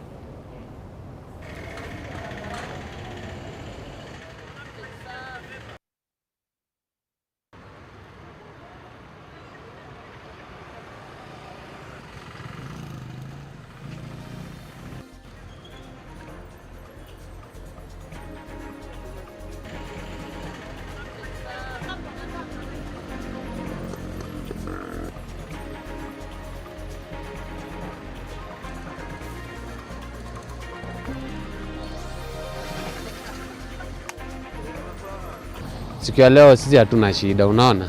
Hatukuwa issue na maandamano. Sisi tulikaa tukafungua mboka, tukaingia mboka. Sasa shida ni hao makarao venye wanauza tension. Makarao wanaingia huku ndani, wanaanza kuzia watu uoga. Sasa watu wafungui mboka. Mimi naweza sema hao makarao warudi tu party yao, waache sisi tufanye biashara. Jua makarao akiingia huku ndani wanauzia watu uoga, watu wanafunga kazi. ama karao wakiweza tu wabaki tu pale. Unaona sisi hatujakuja hapa kwa barabara, si ndio? Sisi hatujakuja kuandamana. So waache kuingia huko ndani, waache kutuharibia biashara. Hao wabaki huko, watu waache tufanye busy. Sisi tulikuwa tumeamua itakuwa peaceful. Unaona? Juu hata tukitoka kwa nyumba, sisi tulitoka tukisema, unaona hata hatuna vuvuzela, hatuna mawe, hatuna nini. Hii ilikuwa tu ile kuwakumbuka tu. Hata tulikuwa tufanye hadi candle lighting, lakini wote wamekataa, unaona? Wameshika mpaka watu wenye tulikuwa tuende na hatukuwa na shida sisi. Sasa kama tulikuwa tuadhimisha hii day na amani, hao wanaleta mambo ya sijui ya vurugu huko ndani. Kwanza huko hivyo chini huko, wameshika vijana karibu 4. Na bado huku jua tujua wameshika wangapi na bado wako operation. Hatuwezi endelea mabiashara kama tunavurugwa. Na makarao bado wako civilian, wanashikana wengine wako civilian. Si wavae manguo tuanze kuwaona, waache kututishia maisha. Mimi nilikuwa nimepanga kazi yangu ikuwe fine, hata kama maandamano ikuwe peacefully. Kama ni kurudi kwa nyumba turudi wote tukiwa safe. Sisi kama vijana leo tumeamua hakuna mtu anafaa kufe. Zero pressure. Sisi wakaji wa Kitangela this time tumeamua peacefully maandamano. Leo mimi naona tu kukuwe na amani. Sioni haja maandamano. Inakaa kuna maandamano ikuwe peaceful. Tusikuwe na mgogoro kati ya vijana na makarao. Juu bado tukiwa na mgogoro bado naona vijana wanakufa. Makarao wenyewe pia wanaumia na pia wanachoka. Pia ni binadamu. Na tumeumia sana juu leo tujafungua biashara. Tumeumia juu hatujui tutakula nini leo. Mapolisi wameka tension huku kila mahali. Nimefungua kutoka asubuhi hakuna mtu nimenyoa. So serikali itabidi mjirekebishe ama tuwarekebishe. Well, those are complaints of residents from Kitangela right there, complaining about how business is at standstill and not as usual as had been anticipated. And right now I'll bring you back to Nairobi CBD, where along University Way we have a number of protesters who are marching, and we're being informed that they're marching to Central Police Station, where they are set to demand for the release of those who have been arrested. The number we can at least speak to is 29. Among them being Bob Njagi and one of our guests earlier this morning, Acheng Alam, the Secretary General of Amka Changamka movement, who was arrested earlier today. And so the pictures coming to you live from University Way. They are headed opposite from the Central Police Station, but we anticipate that probably they are looking at taking the turn at the Nairobi University roundabout.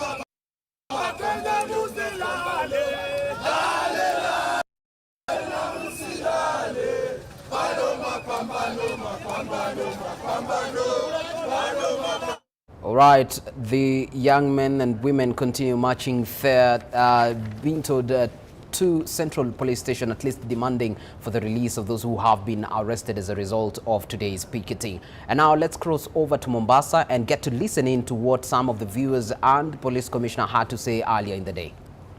Tax Kenyans was shelved. The government was dissolved, a new cabinet established, IEBC commissioners were appointed, among other changes for our nation. Above all, that moment dawned on us with precious awakening that we must jealously guard towards bequeathing a decent nation to our future generations. The young people of Kenya did not shy away from envisioning a nation built on the foundation of respect for human rights, where citizens are treated with dignity. Unfortunately, Instead of listening and actualizing their dream, the state opened fire against them. We shall never forget. We send our word of pole to the families, relatives, and friends of all the fallen compatriots and victims of their unlawful actions, including those who were maimed in the course of the events. We continue to reminisce all who lost their lives in the Republic. Here at Coast, we remember Comrade Joash Ombati, Comrade Dennis Otieno, Comrade Emmanuel Tata, and Comrade George Kariuki Gathogo. We are reminded that they paid the ultimate price for the progress of this nation. It is unfortunate that according to IPOA, only 3 cases have been filed in court out of 62 people who lost their precious lives. This is 2 years post the fact. The political class have resumed position in lethargy and wastage of public resources. They are abusing court orders like the case of Owino Uhuru and Ebola. We are stuck with systems that are quick to take lives but very slow to hold perpetrators accountable.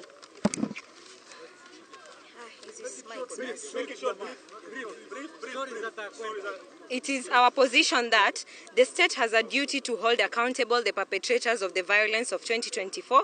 It is not enough to issue money to the families of victims and survivors of the events of 2024 without addressing the actual problem that led to their injury. There is urgent need to respect the right to protest as enshrined under Article 37 of the Constitution of Kenya, including here in Mombasa.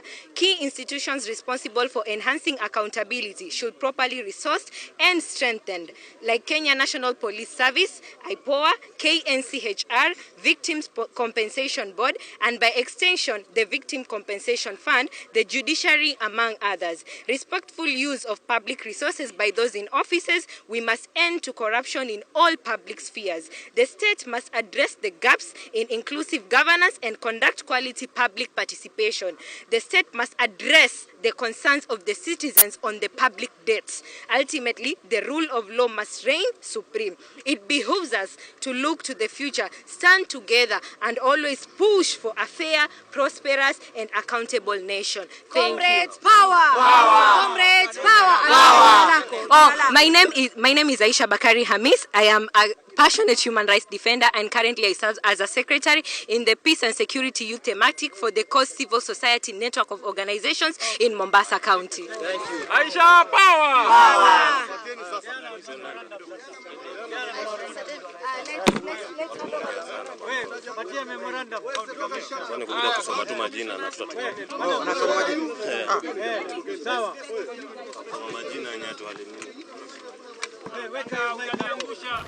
All right, those pictures right there coming to you are those from Mombasa, and we just get back to Nairobi and see the progress of where the gentlemen and ladies protesting today have gotten to, even as they head and march towards Central Police Station, where we are told they are claiming the release of those who have been arrested so far, the number standing at 29.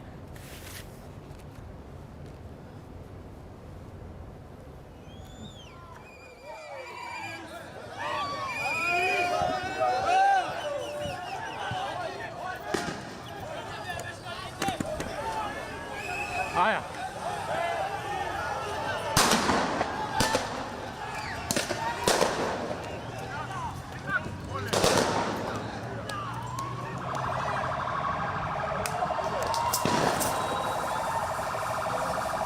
Wewe toka mbele, toka mbele.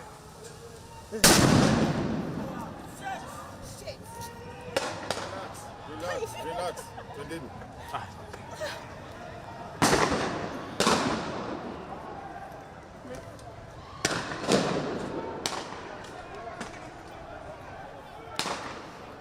Those are tear gas canisters right there that are being hurled at the protesters by police officers from all directions. It appears they were sandwiched by police officers who barricaded a university way from the University of Nairobi roundabout and Central Police Station, and most of them have been forced to flee for safety. Only one of them is seen right there holding a placard and a flag and masking, or rather covering his face also in a flag.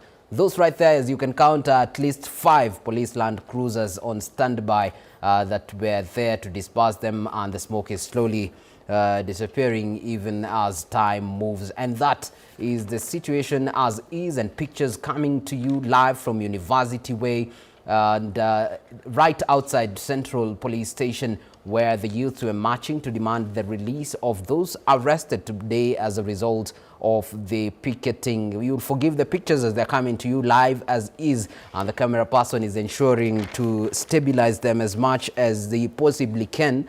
But this is the nature of live pictures.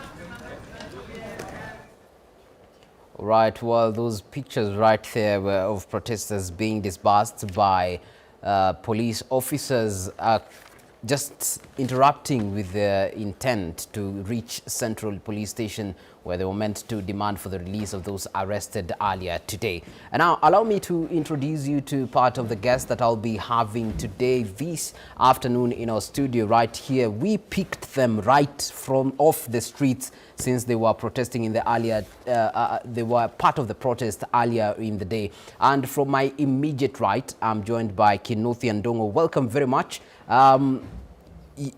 You were telling me of how you've walked for the greater part of your journey to our studios right here. What was the situation in the streets today? Thank you, David, for hosting us. And maybe we start by at least remembering those martyred, young people that are the reason we are on the streets today. Of course, as we had expected, that it has been very difficult for young people to access, various places in the country today. And a few instances I've seen on my way to Nairobi and also to the studio is that police are not allowing young people, even on motorcycle or Uber or any, any public means to access, the city. So I'm surprised, and again, I'm not surprised, because that is, of course, what we expected. But I can still see, pockets of young people from different neighborhoods, trying to gather and join in this nationwide commemoration.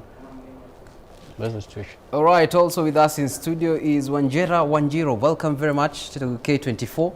I saw you earlier in the streets, speaking even at Parliament, even as you laid wreath and the flowers right there. How did you leave the streets looking like? Thank you for having me. I'm very happy to be here with my comrade Kinuthi, who we have been organizing for quite some time. Today is a very important day to us as young people of this country, and everybody wherever they are, I'm sure they remember that 2 years ago we tulikuja streets in numbers to reject a finance bill. Some of us did not go back home, and we are here to commemorate them. We are here to remember them. We are here to remember that the struggle continues. The struggle for a better Kenya continues. Now, we did go to lay flowers at Parliament. Tulipata barricade. We do not understand why there needed to be a barricade. Today's protest was a peaceful march. It was mainly centered on the parents of the victims of police brutality of 2024. So we were not armed. We just had flowers. And we were not even as many. Police were more than we were today, kwa sababu watu waliuziwa uoga jana na juzi. So leo, people were less than we have been in 2025 and in 2024. But even in that, in being less, we could still see how afraid the police are. Some comrades have been arrested. Mimi nimetoka hapo mbio. Mimi na Sophie tulikuwa tushikwe.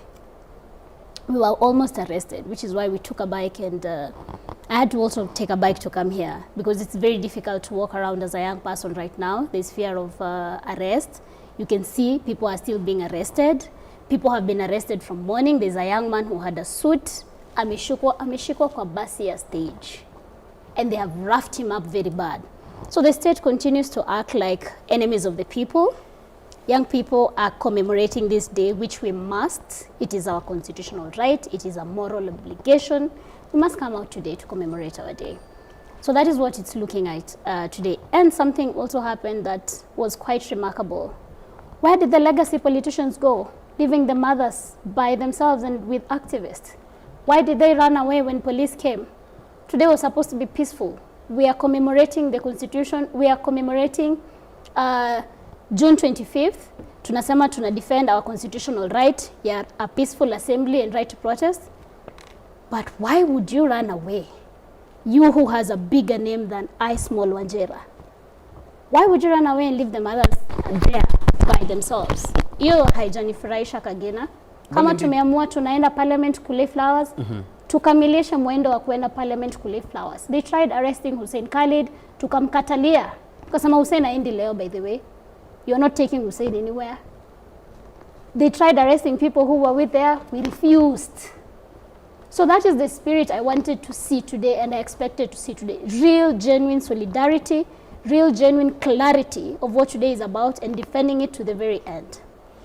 The so-called legacy politicians, as you've put it, we saw them coming and join you earlier today together with the parents of those who were affected by the protest in 2024.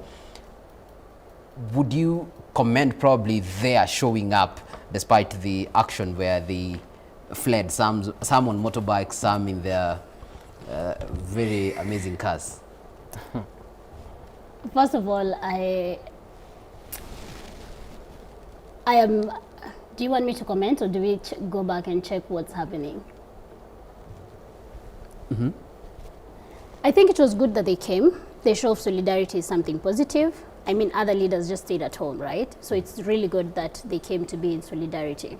But my expectation was that solidarity to the very end. The mother stayed, despite police presence, despite the intimidation, despite the risk. And them being there strengthens even those comrades who are there and they're afraid, because they have, I would say, a bigger immunity than we do. I mean, they've been there for long. They're respected, well respected within the nation. So I did expect that there would be more solidarity towards this cause to the very end, but they were nowhere to be seen when we were going to Parliament. But I appreciate that they made the time and they came, but I was disappointed that they left in a hurry in their vehicles and their matatus and left the mothers there. What did they think was going to happen to those mothers? And to us even. All right. As for now, we have Majibu Kitsao, who is currently live right outside Central Police Station. We'll cross over to him and get the latest update from right there. Majibu, if you can hear me, please bring us up to date.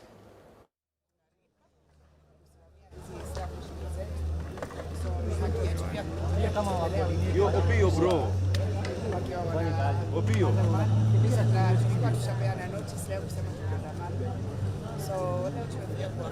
Piga sina studio.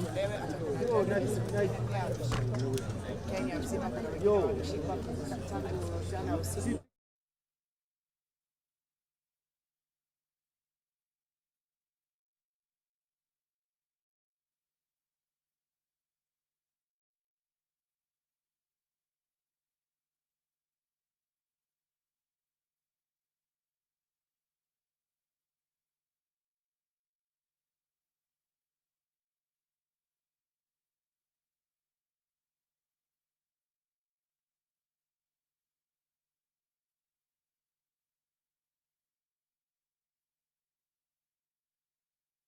My panelists right here. Wanjira and Kinothe, you are people who have been on the streets for quite some time during these public protests since 2024. That's when we started interacting with you. I witnessed you being roughed up severally on the streets by police. Would you say their conduct today was any different? No. The only difference is they haven't yet started firing tear gas, but they are arresting people and they are roughing up people. I mean, that comrade who was arrested with a suit in the morning, we saw how they roughed him up. Kinuthia here has been a victim of being roughed up even worse than I was, if you remember the protest of June 2024. So the police conduct has not changed one bit. Even if today is a commemoration, look at what's happening still. People are being roughed up on the streets. And why we continue to fight Kagena is because katiba ya Kenya inatuambia kama wa Kenya tuko na haki to peaceably assemble. Police are supposed to be wanatuzindikisha, wanatuprotect. They're mandated by the constitution to actually protect us and protect life. So why we continue to protest is because we are rejecting the continued degradation of the people by the police. We are rejecting the assault to the Kenyan constitution every time Kenyans come to the streets. We are rejecting ati hatuwezi zungumza kwa nchi yetu. Hatuwezi andamana bila kuogopa kushikwa, kupigwa risasi ama kuabductiwa.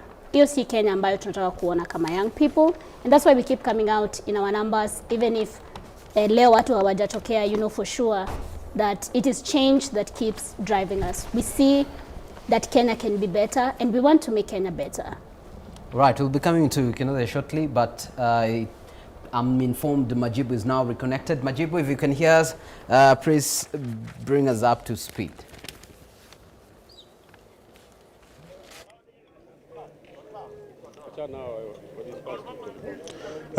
Kagina, kama unavyoona ni picha za moja kwa moja nje ya kituo cha polisi cha Central katikati mwa jiji la Nairobi, na ni waandamanaji tu ambao waliweza kuzuiliwa kufika hapa, kwa maana kumbuka kwamba hapo awali dakika chache zilizopita walikuwa wamekita kambi nje ya majengo ya bunge, na walifika pale kusudi ikiwa ni kuweza kuweka maua pale nje ya majengo ya bunge, mahali ambapo baadhi ya waandamanaji waliweza kupoteza maisha yao kwenye maandamano ya mwaka wa 2024.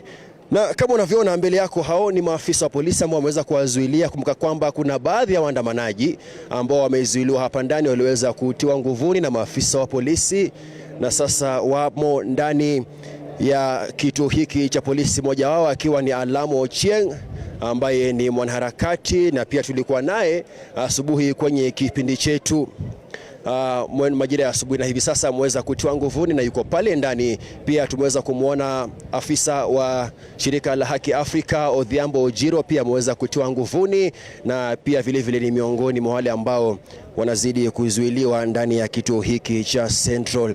Kwa hiyo walikuwa wanawasili hapa bila shaka kuweza tu kuzungumza na maafisa wa polisi ili kuweza kuwatoa wale wenzao ambao wameweza kushikwa na wako hapa ndani, lakini maafisa wa polisi wakasema kwamba hamna anayepaswa kuweza kuingia ndani ya kituo hiki cha polisi, na ikawa ndio hivyo basi tukaweza kushuhudia vitoa machozi dakika chache zilizopita. Hapo awali pia vile vile kumbuka kwamba Kagina, msafara huu uliweza kuanza katika hoteli ya Serena, na tukua pale tuliweza kumuona kinara wa chama cha Wiper Kalonzo Musyoka akiwa ameandamana na mwenzake wa chama cha PLP Martha Karua.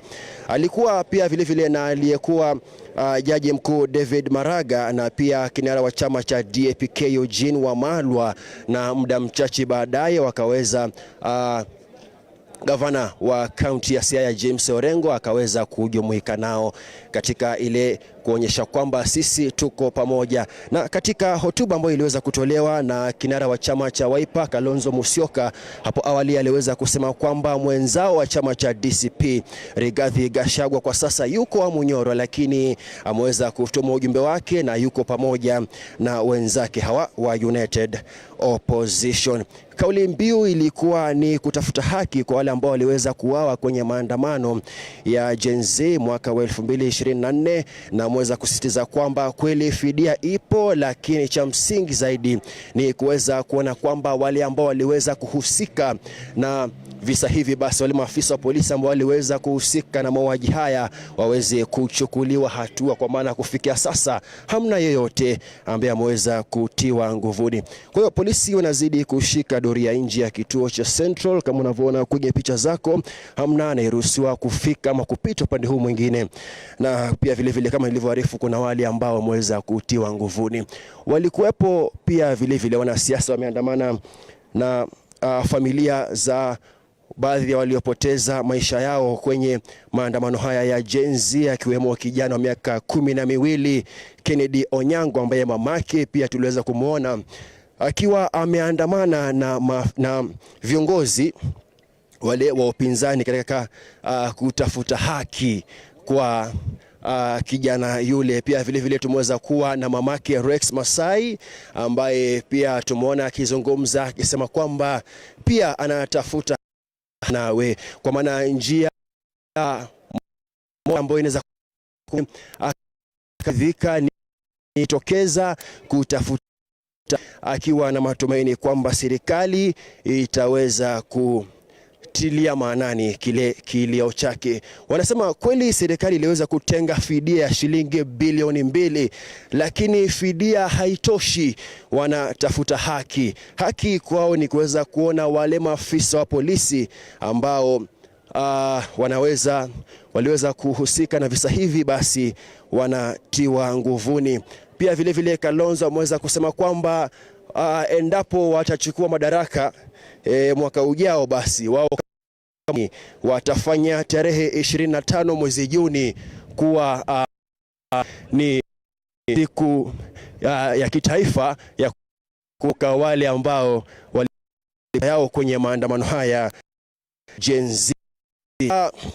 Wameweza kusema kwamba pia wale ambao wameweza kusalia majumbani sasa shughuli za kulemaza katikati mwa jiji la Nairobi, wale ambapo serikali ya leo basi itakuwa ni ya kawaida wafanyakazi kuweza kujitokeza kuendelea na shughuli zao, lakini kile ambacho tumeweza kukishuhudia hivi leo ni tofauti kabisa na yale ambayo yaliweza kuzungumzwa awali kutoka kwa serikali. Hivi sasa tuko kwenye kivukio hiki cha Nairobi. Muda mchache uliopita waandamanaji vile waliweza kuwa hapa juu, wanaharakati, lakini wafanywa na maafisa wa polisi. Kwa hiyo hii ndio taswira. Shughuli za uchukuzi katikati mwa jiji la Nairobi zimeweza kulemazwa. Shughuli za kawaida za kibiashara pia zimeweza kulemazwa kabisa. Na hapo awali basi polisi waliweza kufunga baadhi ya barabara kuu za kuweza kuingia katikati mwa jiji la Nairobi. Ile barabara ya Mombasa waliweza kufungia katika mzunguko wa Nyayo, na upande huu mwingine pia wale wanaotoka maeneo ya Lang'ata pia hawakuweza kuruhusiwa kupita mbele ya kivukio hicho. Na hapa mbele pia katikati mwa jiji la Nairobi katika eneo la GPO pia polisi waliweza kushika doria kali from right outside Central Police Station. And now let's cross over to where Linda Mwananchi member, that is James Orengo, is currently speaking to the press. Let's hear what he has to say.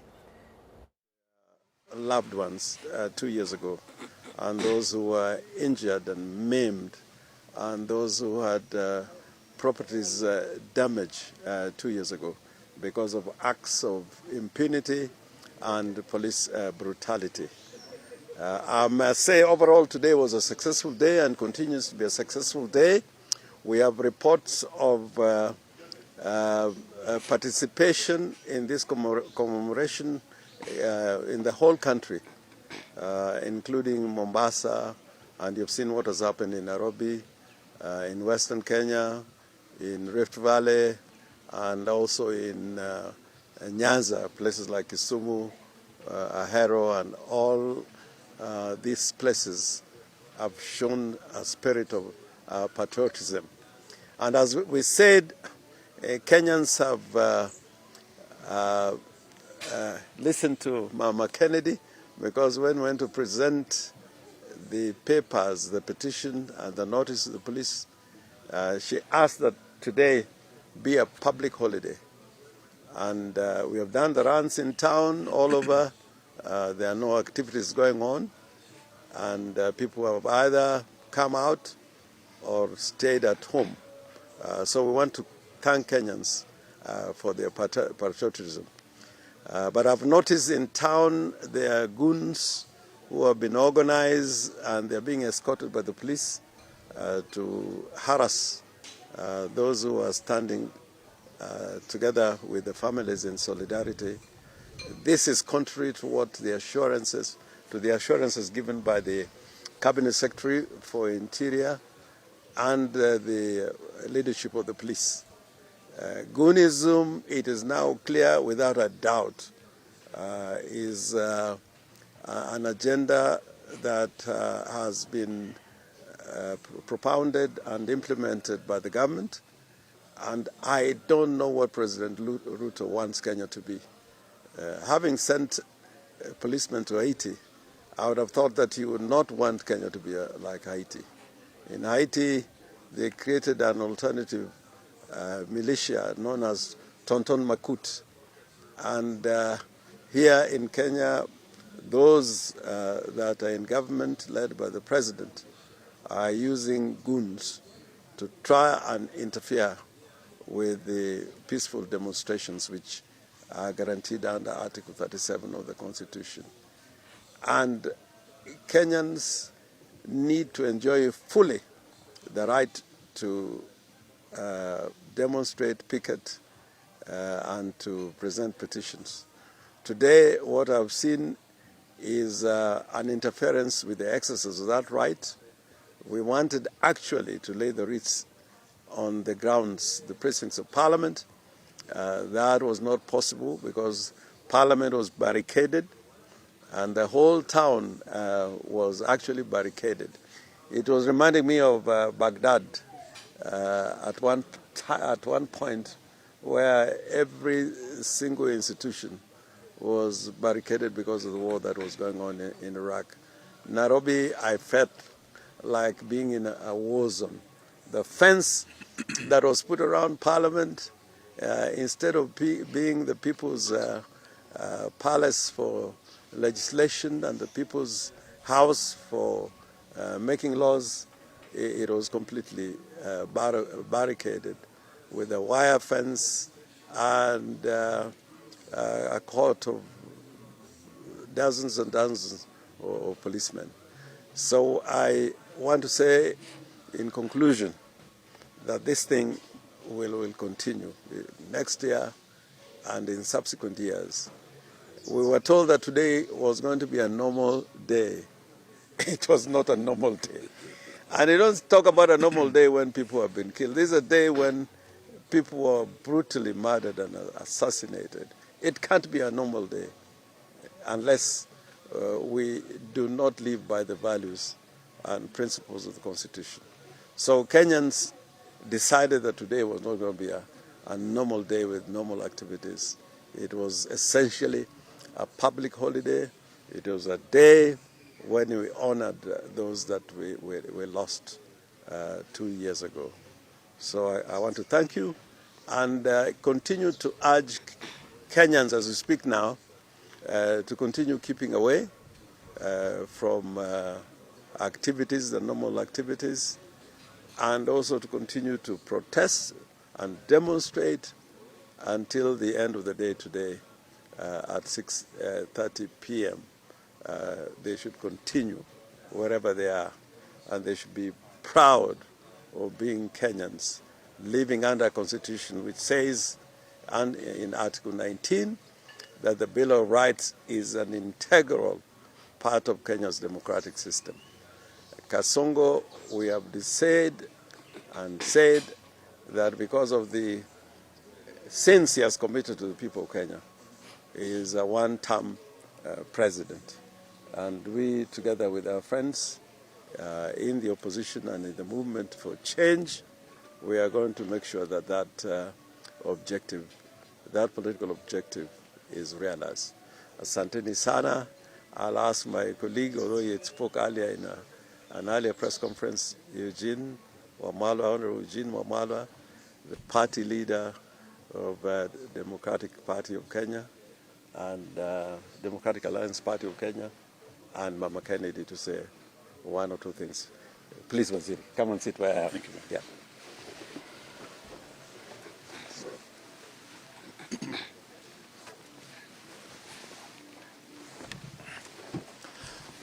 Thank you very much, Governor Orengo and members of the Fourth Estate.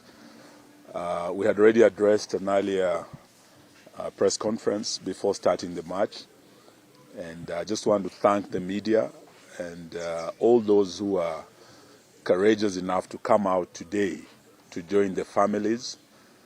Amongst them is the mother of the youngest victim of the 25th June killings, Kennedy Onyango's mother. You do recall he was only 12 years and he took the highest number of bullets. When we started the march today, Mama Kennedy told President Ruto and his government that they were here to commemorate, to remember their children, to honor their heroes, and they did not want the violence and the threats to prevent them from enjoying that constitutional right under Article 37. We are happy that the march has been successful. The march to Parliament was peaceful, and the people have demonstrated, as Governor Orengo had said, that when the people say it will be a public holiday, they have the last say. And today it has turned out to be a public holiday. And as the incoming government, we will ensure that future memorials on this day will be formalized as a public holiday to celebrate the courage of our young people who came out to demand good governance, to demand accountability. So today's march was a march for justice, a march for accountability. It's not enough that this government has given 3 million shillings to the families. What the families are asking for is justice. That the rogue officers who shot and killed these children, the investigations, the arrests, the prosecution be done so that each family can get justice, and that all those who misused their firearms and who took away young lives are held to account now and in future. The other issue is that apart from the families who lost their dear ones who have received 3 million shillings, those who are injured, who have received some compensation, we do know that there are others who are abducted, who are tortured by the same police, who are traumatized up to now and have not recovered. Not a shilling was given to this category of victims of police violence. There are also enforced disappearances. Today we are with the mothers, about 3 of them whose children disappeared in those demonstrations. Again, this government has not deemed it fit to allocate or direct any resources towards compensation of the victims of enforced disappearances. So we would be holding hands with the families in their quest for justice, in going forward to ensure that all those victims affected, those who lost their lives and limb, those who were abducted and tortured, and those who have disappeared never to be recovered, that all those equally deserve justice and compensation. So let me allow the mother to also speak on behalf of other parents who are still mourning their children. Asanteni sana.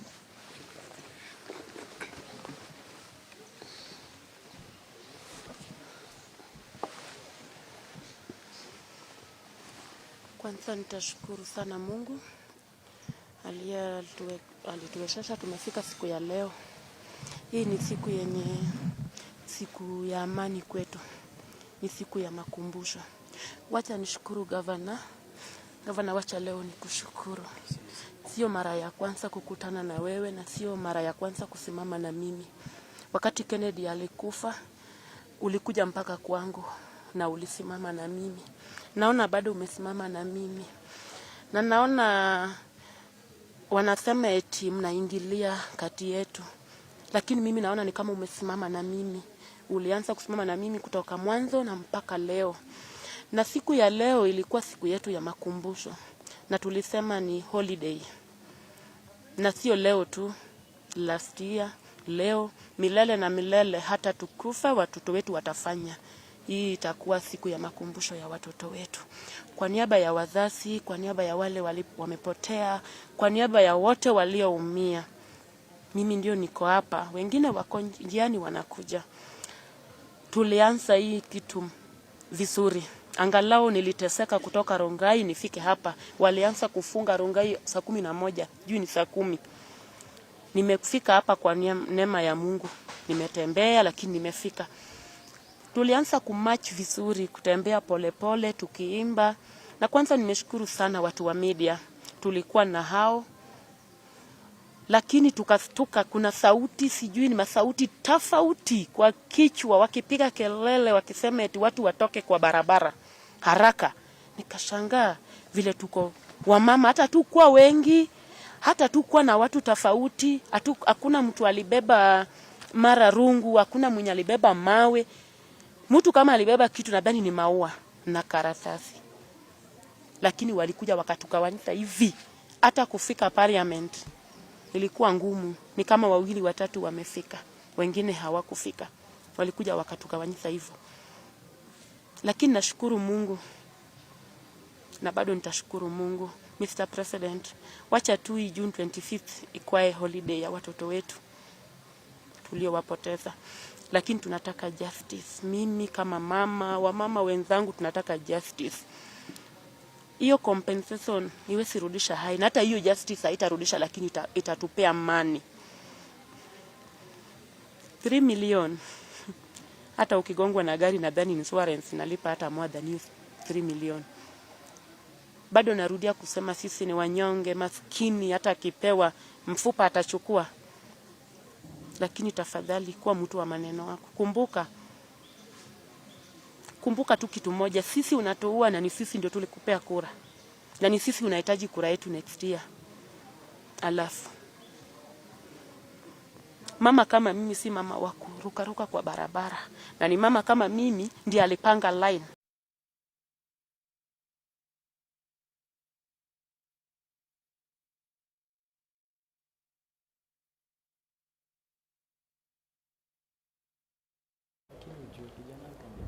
Right, and we continue right here from the conversation where we left it at, asking Kenothia, where do you think police changed tact from how you've witnessed in 2024 and 2025? You know, today's procession and how they acted cannot, be viewed in isolation. Remember, just a few days ago, we had people protesting in Mathare because of the alleged, not alleged, because this is confirmed, the abduction of at least 3 young men who are also mobilizers in that community. Today, you'd realize also, because the backward spokesperson of government, his name is Mwaura, had mentioned that it's going to be business as usual, that businessmen should, continue their businesses. But again, today, it is again the police that have enforced an economic blockade on the whole country, so that now it was impossible for even people to come and continue with their businesses.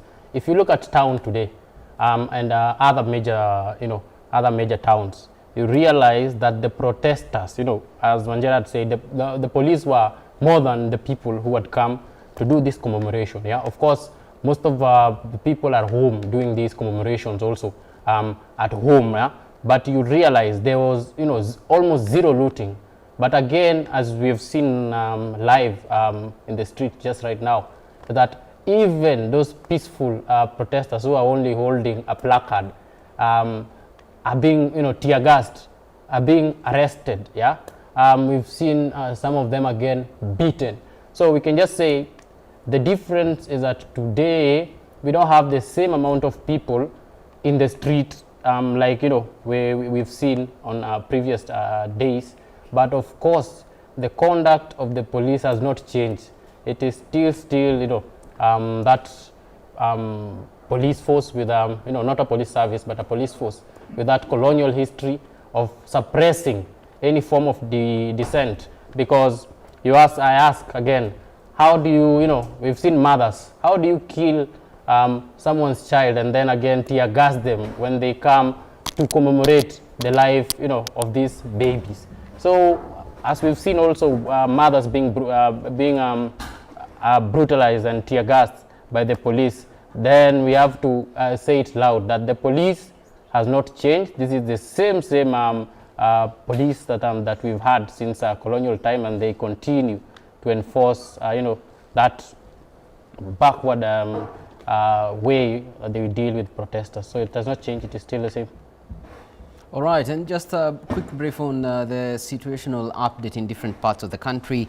The situation in Wote is calm, with, however, police officers have been forced to use tear gas canisters to disperse protesters who were barricading the road in Wote, that is Makueni County. In Nakuru, the police officers have blocked the Nakuru-Nairobi highway at Rironi, diverting all vehicles below 7 tons to use the Ngecha-Kabuko-Limuru road and only allowing heavy trucks to access Kikuyu Southern bypass. And so road users, led by long-distance buses, are lamenting over the issue. And right now, you will see pictures that will be coming live to you from Githurai. This is Githurai 45, right at the roundabout.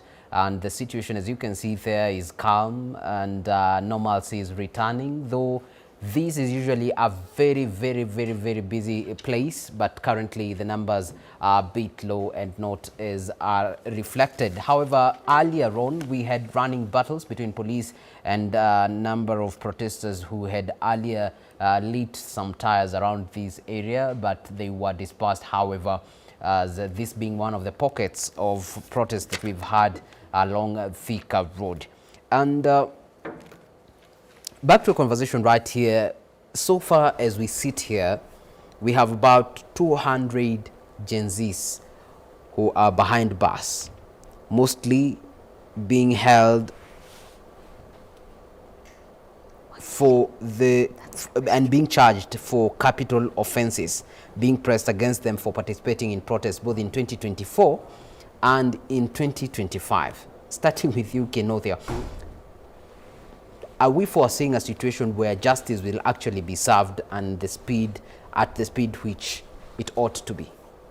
Thanks, Kagina.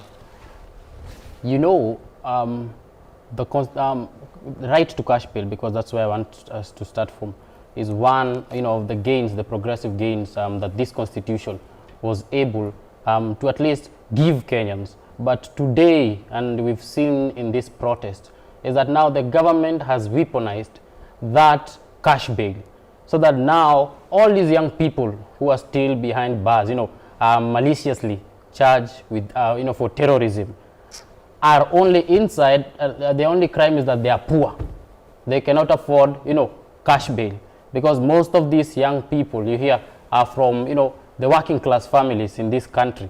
And so even today, as we commemorate those who were killed by this outgoing regime, we are also remembering those who are still behind bars, being maliciously accused of terror charges. And again, thank some of those advocates that have been doing a lot of selfless work, trying to pursue justice for these people. But of course, this is just another government tactics to continue intimidating mostly young people from the informal settlements with punitive jail terms and such charges. So of course, as things are, it is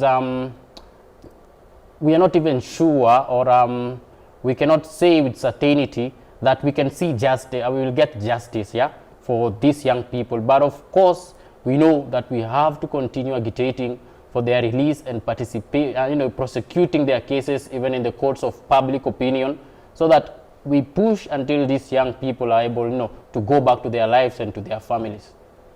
Right, Wanjira, even as we commemorate 2 years later, there are several things that the Gen Zs were pushing for, away from the Finance Bill 2024. This included accountability and responsible leadership, some changes that they were demanding in government.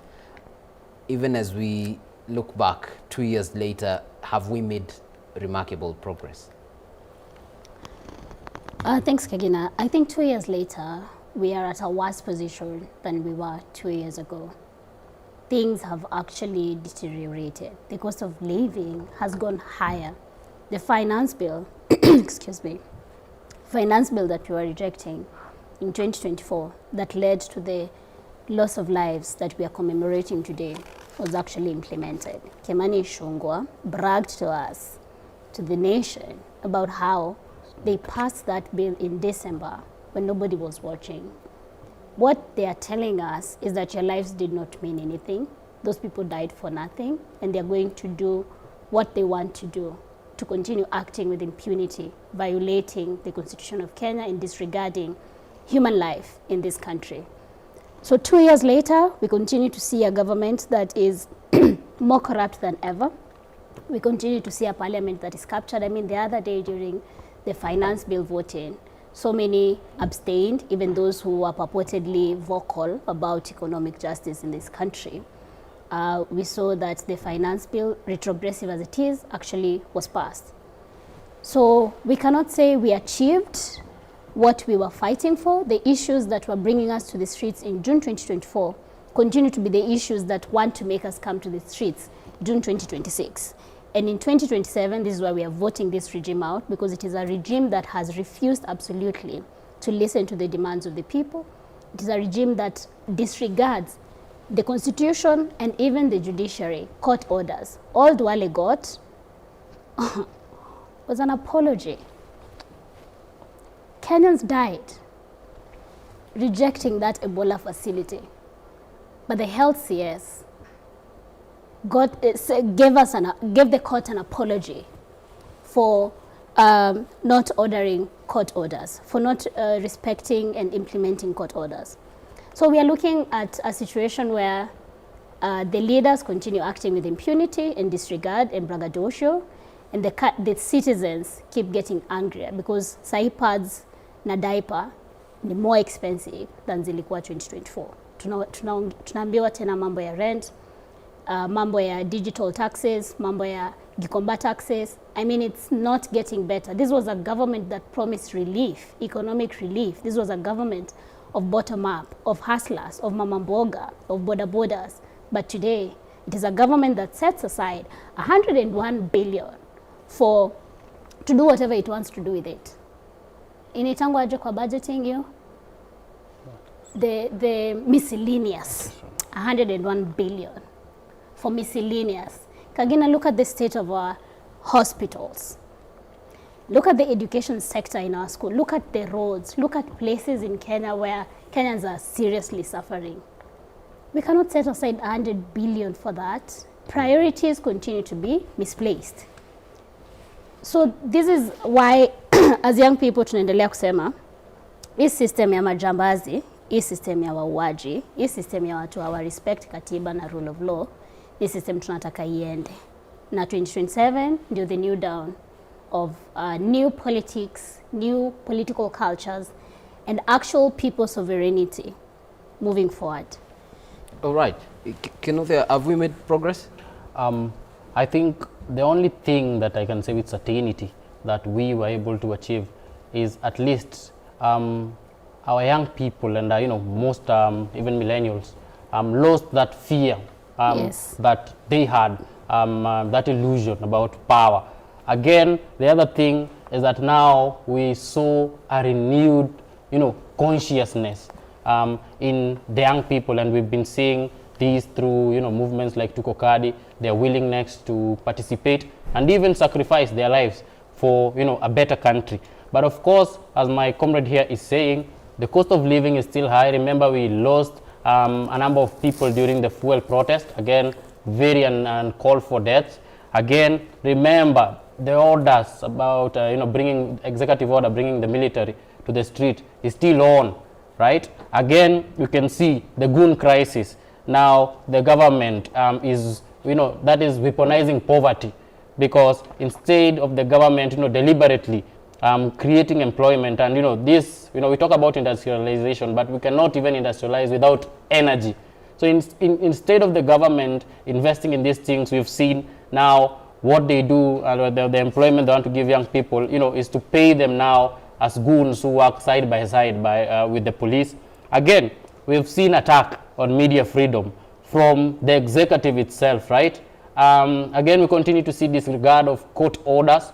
Again, abductions now even at a higher level, at a regional level, where now our government is even collaborating with other failed regimes across East Africa to abduct progressives who are fighting for at least rule of law and democracy. Again, we've seen the debt crisis is even worse than it was.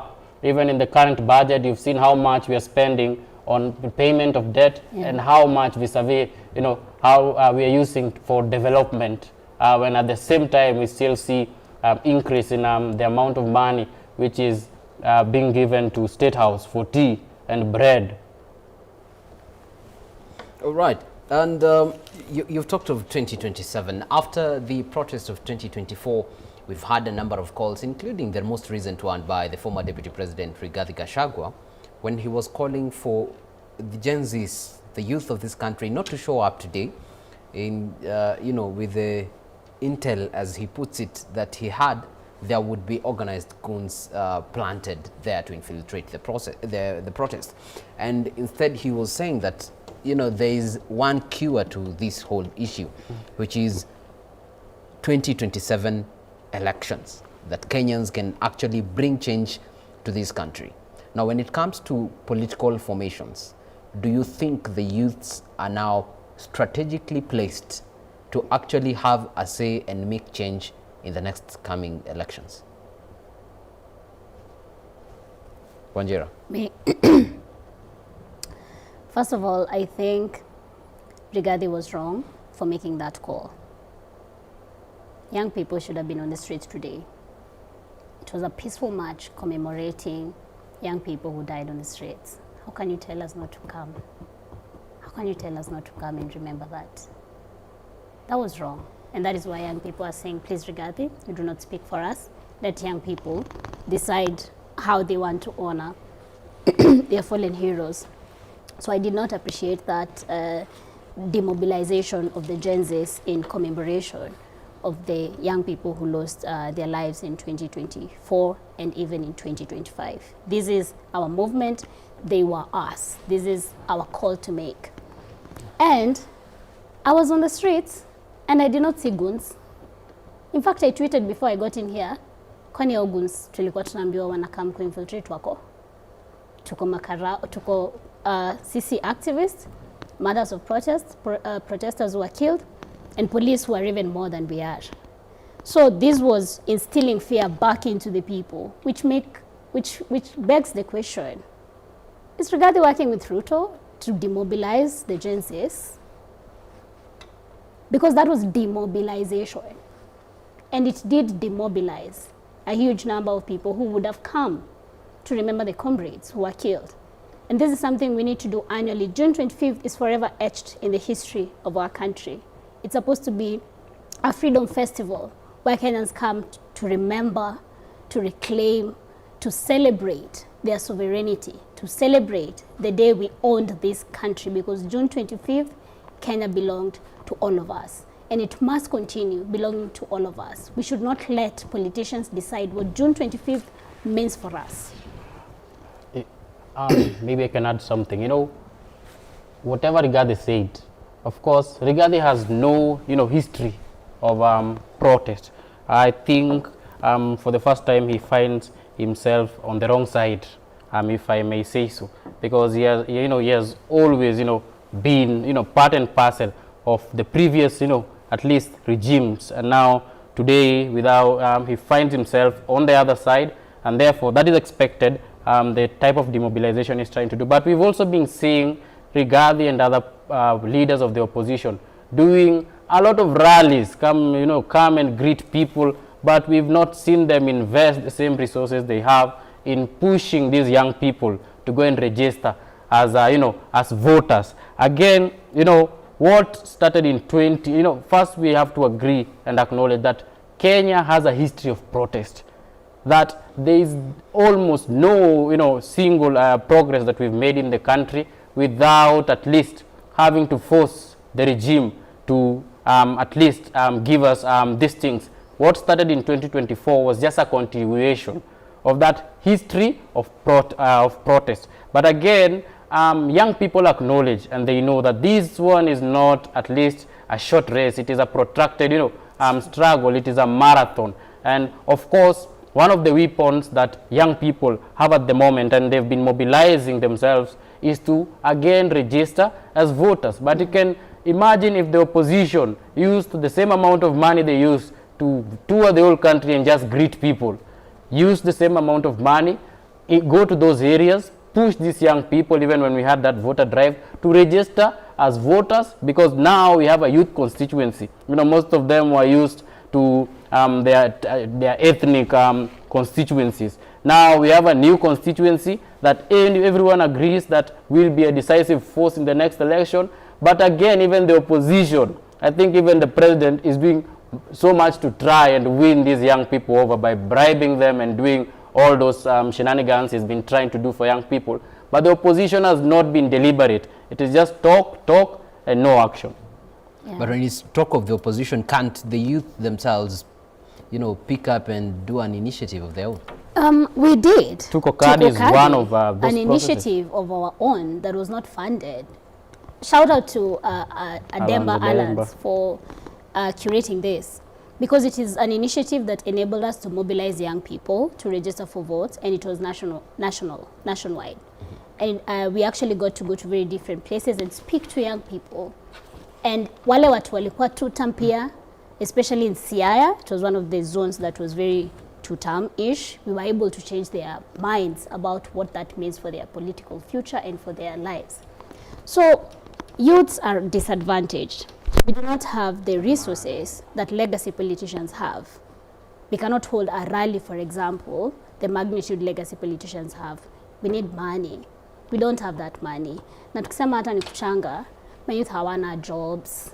So ile kidogo unapata, unashindwa ni kukula utakula, ni rent utalipa, ni luku utapiga, ama utachangia movement. So we are at a disadvantage in terms of our resources.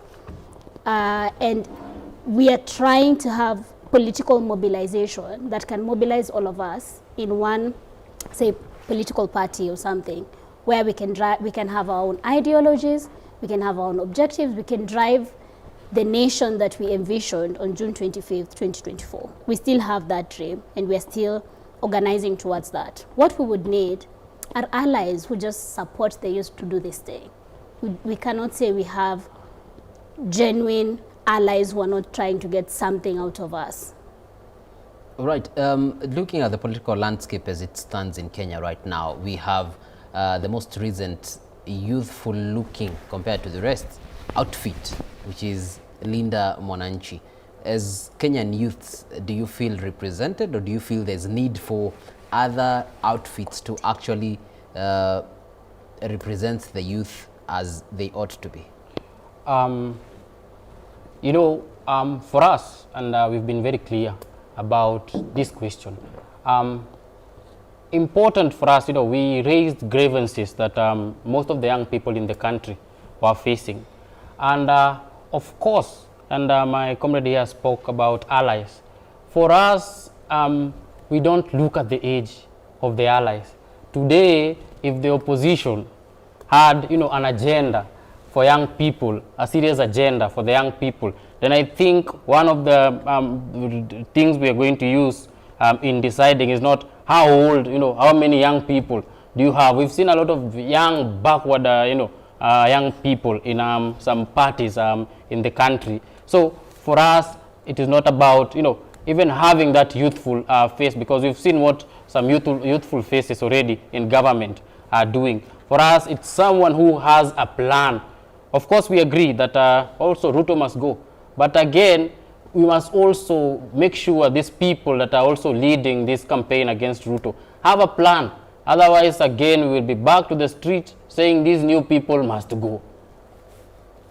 All right. And for the pictures coming live to you, we can see this young gentleman right there, resting on the tarmac built by his taxes, appearing to be having a conversation with those picketing right next to him, and right next to them is an unmarked police Land Cruiser without a plate right there. And they appear to be having a conversation, details of which we cannot establish as of now, and that is the picture on the left of your screen. But on the right, that remains to be Roysambu, no, the Githurai 45 roundabout, right about there, where you will find a very active market on a normal day. But today we are seeing little to no activities right there, with a few boda operators right on standby, hopefully seeking to get customers and go by their day and get bread to break this evening. We also have police officers who are doing their patrols right there, since we have a truck packed right at the roundabout, and this is reflective of the situation in very many other parts of this country today, where the contrary to what would have been the fear of many that it would not be very peaceful, the situation appears to be very pleasing to the eye, as the situation is purely calm. Citizens going about their activities, those picketing within the Nairobi CBD, as is on the left of your screen, continuing to do so, even with police right next to them without interruption, save for the pocket of protesters who had attempted earlier on to access Central Police Station, where they were seeking to demand the release of those arrested during today's protest. And so far, from the numbers that we have, we have at least 29 that have been arrested today. However, before today, we had at least 200 youths who are in remand, awaiting prosecution of charges that have been meted against them, some of which are capital offenses. And just to continue with the conversation we were having right here, for some time the youth have been accused of just engaging and making noise and not following the institutions as established. For example, making noise about lack of established voter registration drives and working on their own without really following the law as it ought to be, in terms of following through whatever they want to raise through institutions. Kinothia, do you agree with that line of thought?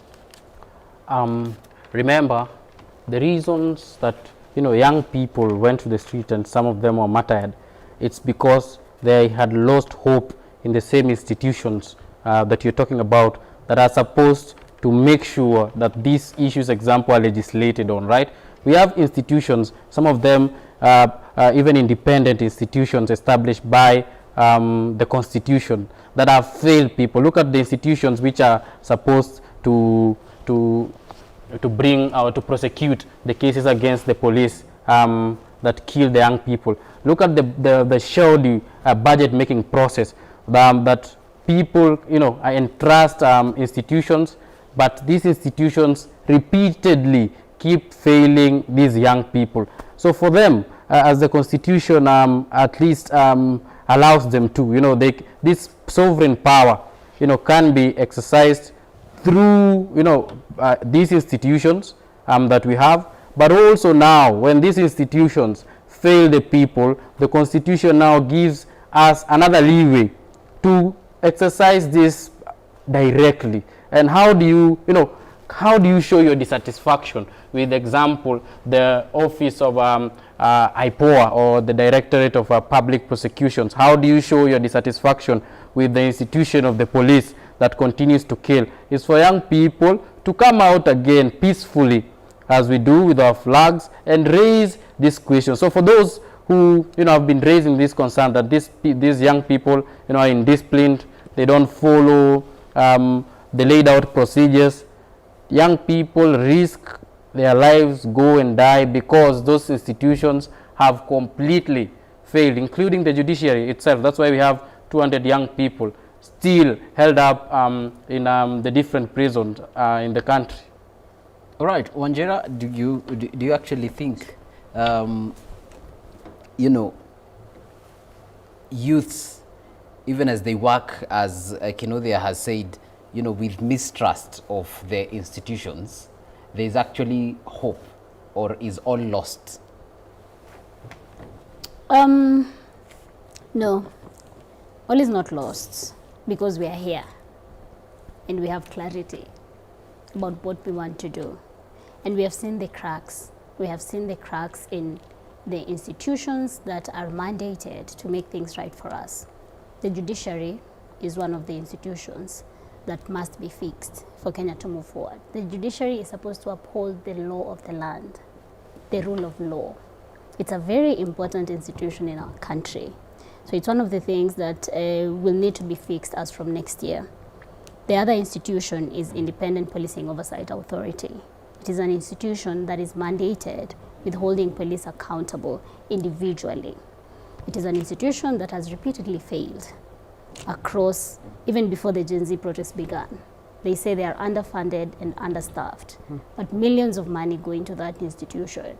The work that we do at Mathare Social Justice Center is probably more in terms of holding police accountable, because we've managed to take Killer Cop Ahmed Rashid in court, who was killing youths recklessly in Mathare constituency, and we do not have as much money as, say, IPOA has. So we feel that these are institutions that are supposed to have leaders who are very clear on what the law says and who are very strict on implementing. We also know that we have to institute some changes that bring about this needed change. Ni lazima tukue nchi ambayo inasema ukituibia tunakuhang without fear. Because these people who steal from us steal our futures, steal our dignity, steal our promise of a better country, and they have no repercussions. Do you know how dangerous that is, Kagina? Hata nilikuwa naandika article fulani na Kinuthia, there's a book that's coming out that we are writing. And nimesema, these guys have graduated from stealing millions to billions of shillings because they know there is not going to be any repercussions. We know for sure. We know for sure SHA is being looted. Sisi tunakatwa do yetu, inaenda SHA, tunasikia mabilioni zimepotea. Do you know how hizo vitu ziu ni shock? Nasema bilioni. Na imagine how much even just 1 billion could bring change to one institution like Mama Lucy Hospital. How much it would staff, how much it would bring the instruments that are needed for the mothers and the people that frequent there. So our country can be better, but we need to be more strict than we are. We keep saying we have a really good constitution, we keep saying we have really good institutions, but there needs to be serious reforms in these existing institutions so that we can advance collectively. And to the question of accountability, as you have put it,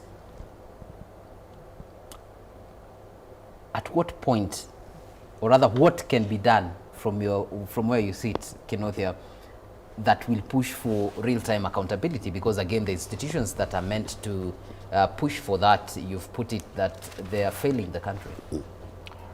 You know, and I'll try and marry that with what the government has also been trying to do.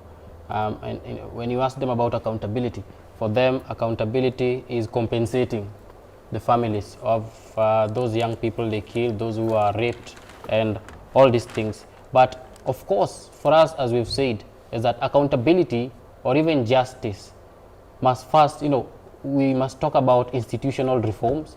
We must talk about prosecution of those who are liable, those who gave orders. You see now, people like the current deputy president was even rewarded for killing, a lot of young children. Again, importantly is that for us to even talk about accountability, the grievances that led these young people to the streets also must be addressed. And then from there, that is when we can start talking about accountability. Right, and just a quick update, still following on the events that are currently happening in the country as it stands, even as you get pictures of protesters who appear to be walking away from where they had camped, that is right next to the bridge at University of Nairobi, is that in Meru, 5 people have been arrested in the town in connection with the ongoing nationwide protests, according to Imenti North Sub-County Police Commander, that is Ambrose Chalo. And while he was speaking during the security operation, Chalo assured residents that police officers were on high alert to safeguard lives and as well as property across Meru town and its environs. The 5 arrested being accused of planning to disrupt activities and cause unrest within the town, and so businesses now continue as usual, as is the situation in many other parts of the country. Not so long from now, we will be crossing over to Oscar Ngonjiri, who is currently in Githurai, and he will be giving us an update at least of what is the current and actual situation on the ground as it stands. And now it's almost 30 minutes past 2 o'clock. Ideally, on a normal protest day, normal referring to this date in 2024 and in 2025, today is relatively calm and relatively peaceful, as you would say. Most of the activities are currently going on. Would you say, Kenothia, that as people who were looking at picketing today, has the objective been achieved? Anytime we go to the street, the idea is to, it is to do propaganda around the issues that are affecting us. So today we've seen the whole country, reflecting on the commemoration of these young people and all these things we've been discussing. And most of the times, you've said that the streets are relatively calm today. Remember, it is the police that will always provoke these peaceful protesters. So of course the objective of today has been achieved. Look at the different media stations. This is what people are talking about. Go back home. This is what everyone, even children, are talking about. And the most important thing is that those issues that we were trying to highlight today, have been the, the debate the whole day and shall continue, that way even as we head to Sabasaba. All right, Wanjira, as you left home, now as you return, would you say you have achieved the objective of the day? Yes. I was here to remember the Gen Zs who were martyred on June 25th. I did exactly that. We laid flowers at the Sengenge at Parliament, kwa sababu wamekataa tupite. But I was here today, and it mattered that we are here today. I think I've achieved my objective. All right. And even as we continue with the conversation, now let's cross over to Githurai roundabout, where we have our reporter Oscar Ngonjiri with the latest. Oscar, if you can hear me, over to you. Shukran sana mwenzangu David Kagina ukiwa pale kwenye studio, nasi tuko hapa kwenye maeneo ya Githurai ambapo tunaendelea kufuatilia yale ambayo yanafanyika siku hii ya leo, ambapo kulikuwa na matarajio makubwa kwamba kungekuwa na maandamano ile ambayo imezoeleka kwa kawaida, ile ya polisi wanakimbishana na wananchi. Hapa tulipo ni katika eneo la Githurai katika kaunti ya Nairobi, na kwa wakati huu kuna utulivu kama unavyoona picha hizo bwana Kagina. Kuna utulivu wa aina fulani, hata ukiweza kuangalia kuna wananchi ambao wameanza kujitokeza, wanaelekea katika shughuli zao hapa na pale, kumaanisha kwamba utulivu umeweza kukithiri katika siku hii, ambapo kulikuwa labda kuna matarajio kwamba hili lingekuwa ni eneo mojawapo ya yale ambayo kungekuwa na vurugu, labda vile vile mshike ama makimbizano ya polisi na wananchi. Lakini hapo awali kulikuwepo na mshike kidogo hivi, wakati ambapo maafisa wa polisi ambao wameendelea kupiga doria hapa siku kutwa walipokuwa wafurusha wale ambao wanajaribu kupora wananchi wananchi ambao wanaelekea katika shughuli zao. Lakini ukiangalia kwenye picha hiyo ni kwamba wana bodaboda ama wale ambao wanaendesha bodaboda wako kwa wingi, wamejitokeza. Mara nyingi ni kwamba wale ambao wanaendesha bodaboda wanaelekezewa vidole vya lawama kwamba wao ndio huhusika katika maandamano haya. Lakini hii leo ukiangalia katika picha hiyo utaona kwamba hii leo wametulia tu, wanangojea wale abiria ambao wangeweza kuwabeba. Maafisa wa polisi wameendelea kupiga doria katika eneo hili. Kile ambacho tumeweza kuona hapa tangu tulipokuwa maeneo haya masaa ya asubuhi ni kwamba usalama umeimarishwa kwa kiwango cha juu sana. Maafisa wa polisi wa vitengo vya aina mbalimbali, ikiwemo ni wale ambao ni wajasusi wakitembea na magari yale ya kijasusi na magari zingine za kila aina zimetolewa kwenye kambi ili kwamba usalama ukaweze kuimarishwa katika eneo hili la Githurai. Kwa hivyo hapa hatujaweza kuona kile ambacho tunaweza sema ni shughuli zimetatizwa kwa kiwango kikubwa, ila tu wanabiashara hawajaweza kufungua biashara zao kwa sababu ya hofu ya kile ambacho kinaweza kikatokea. Itakumbuka kwamba kinara wa chama cha DCP alikuwa ametoa wito huu kwamba wananchi wangebaki manyumbani kwao badala ya kutokea kwenye barabara na kuweza kufurugana na polisi. Lakini ni kana kwamba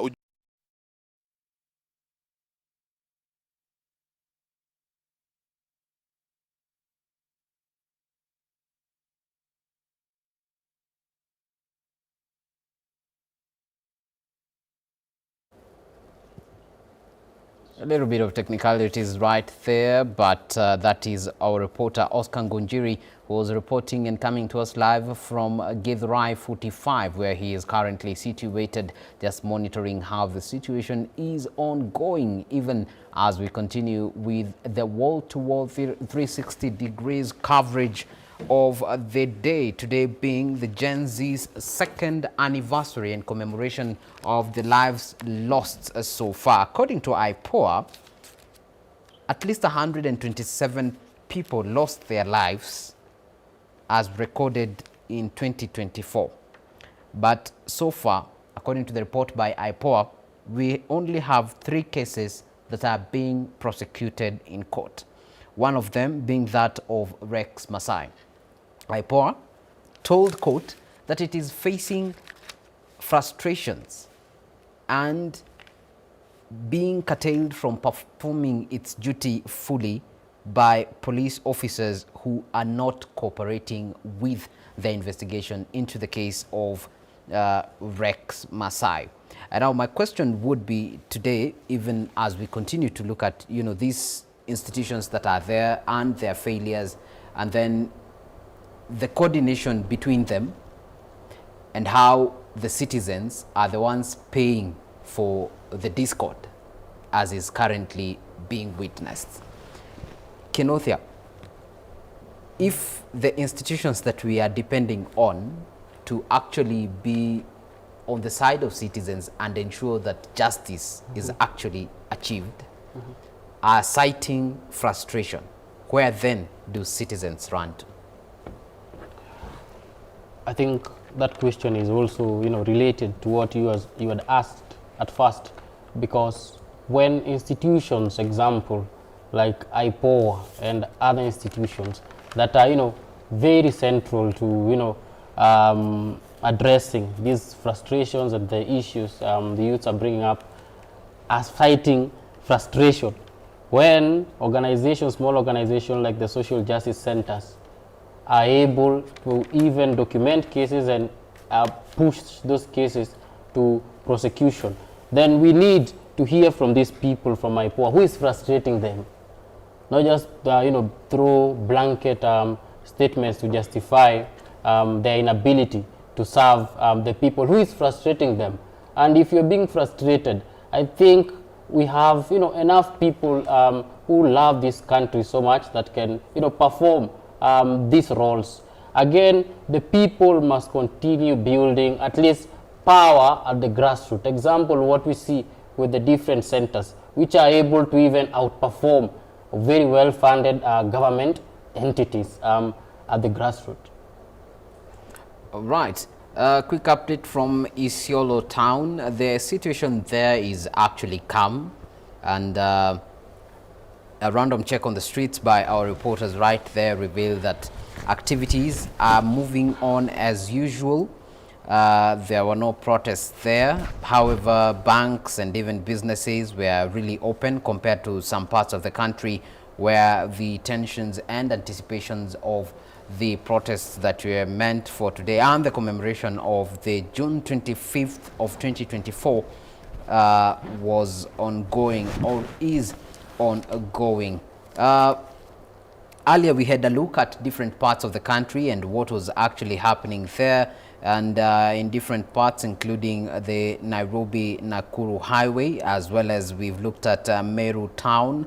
Activities in Makueni, the situation now being calmer than was earlier on, where we had the cat and mouse game between police officers and the protesters right there.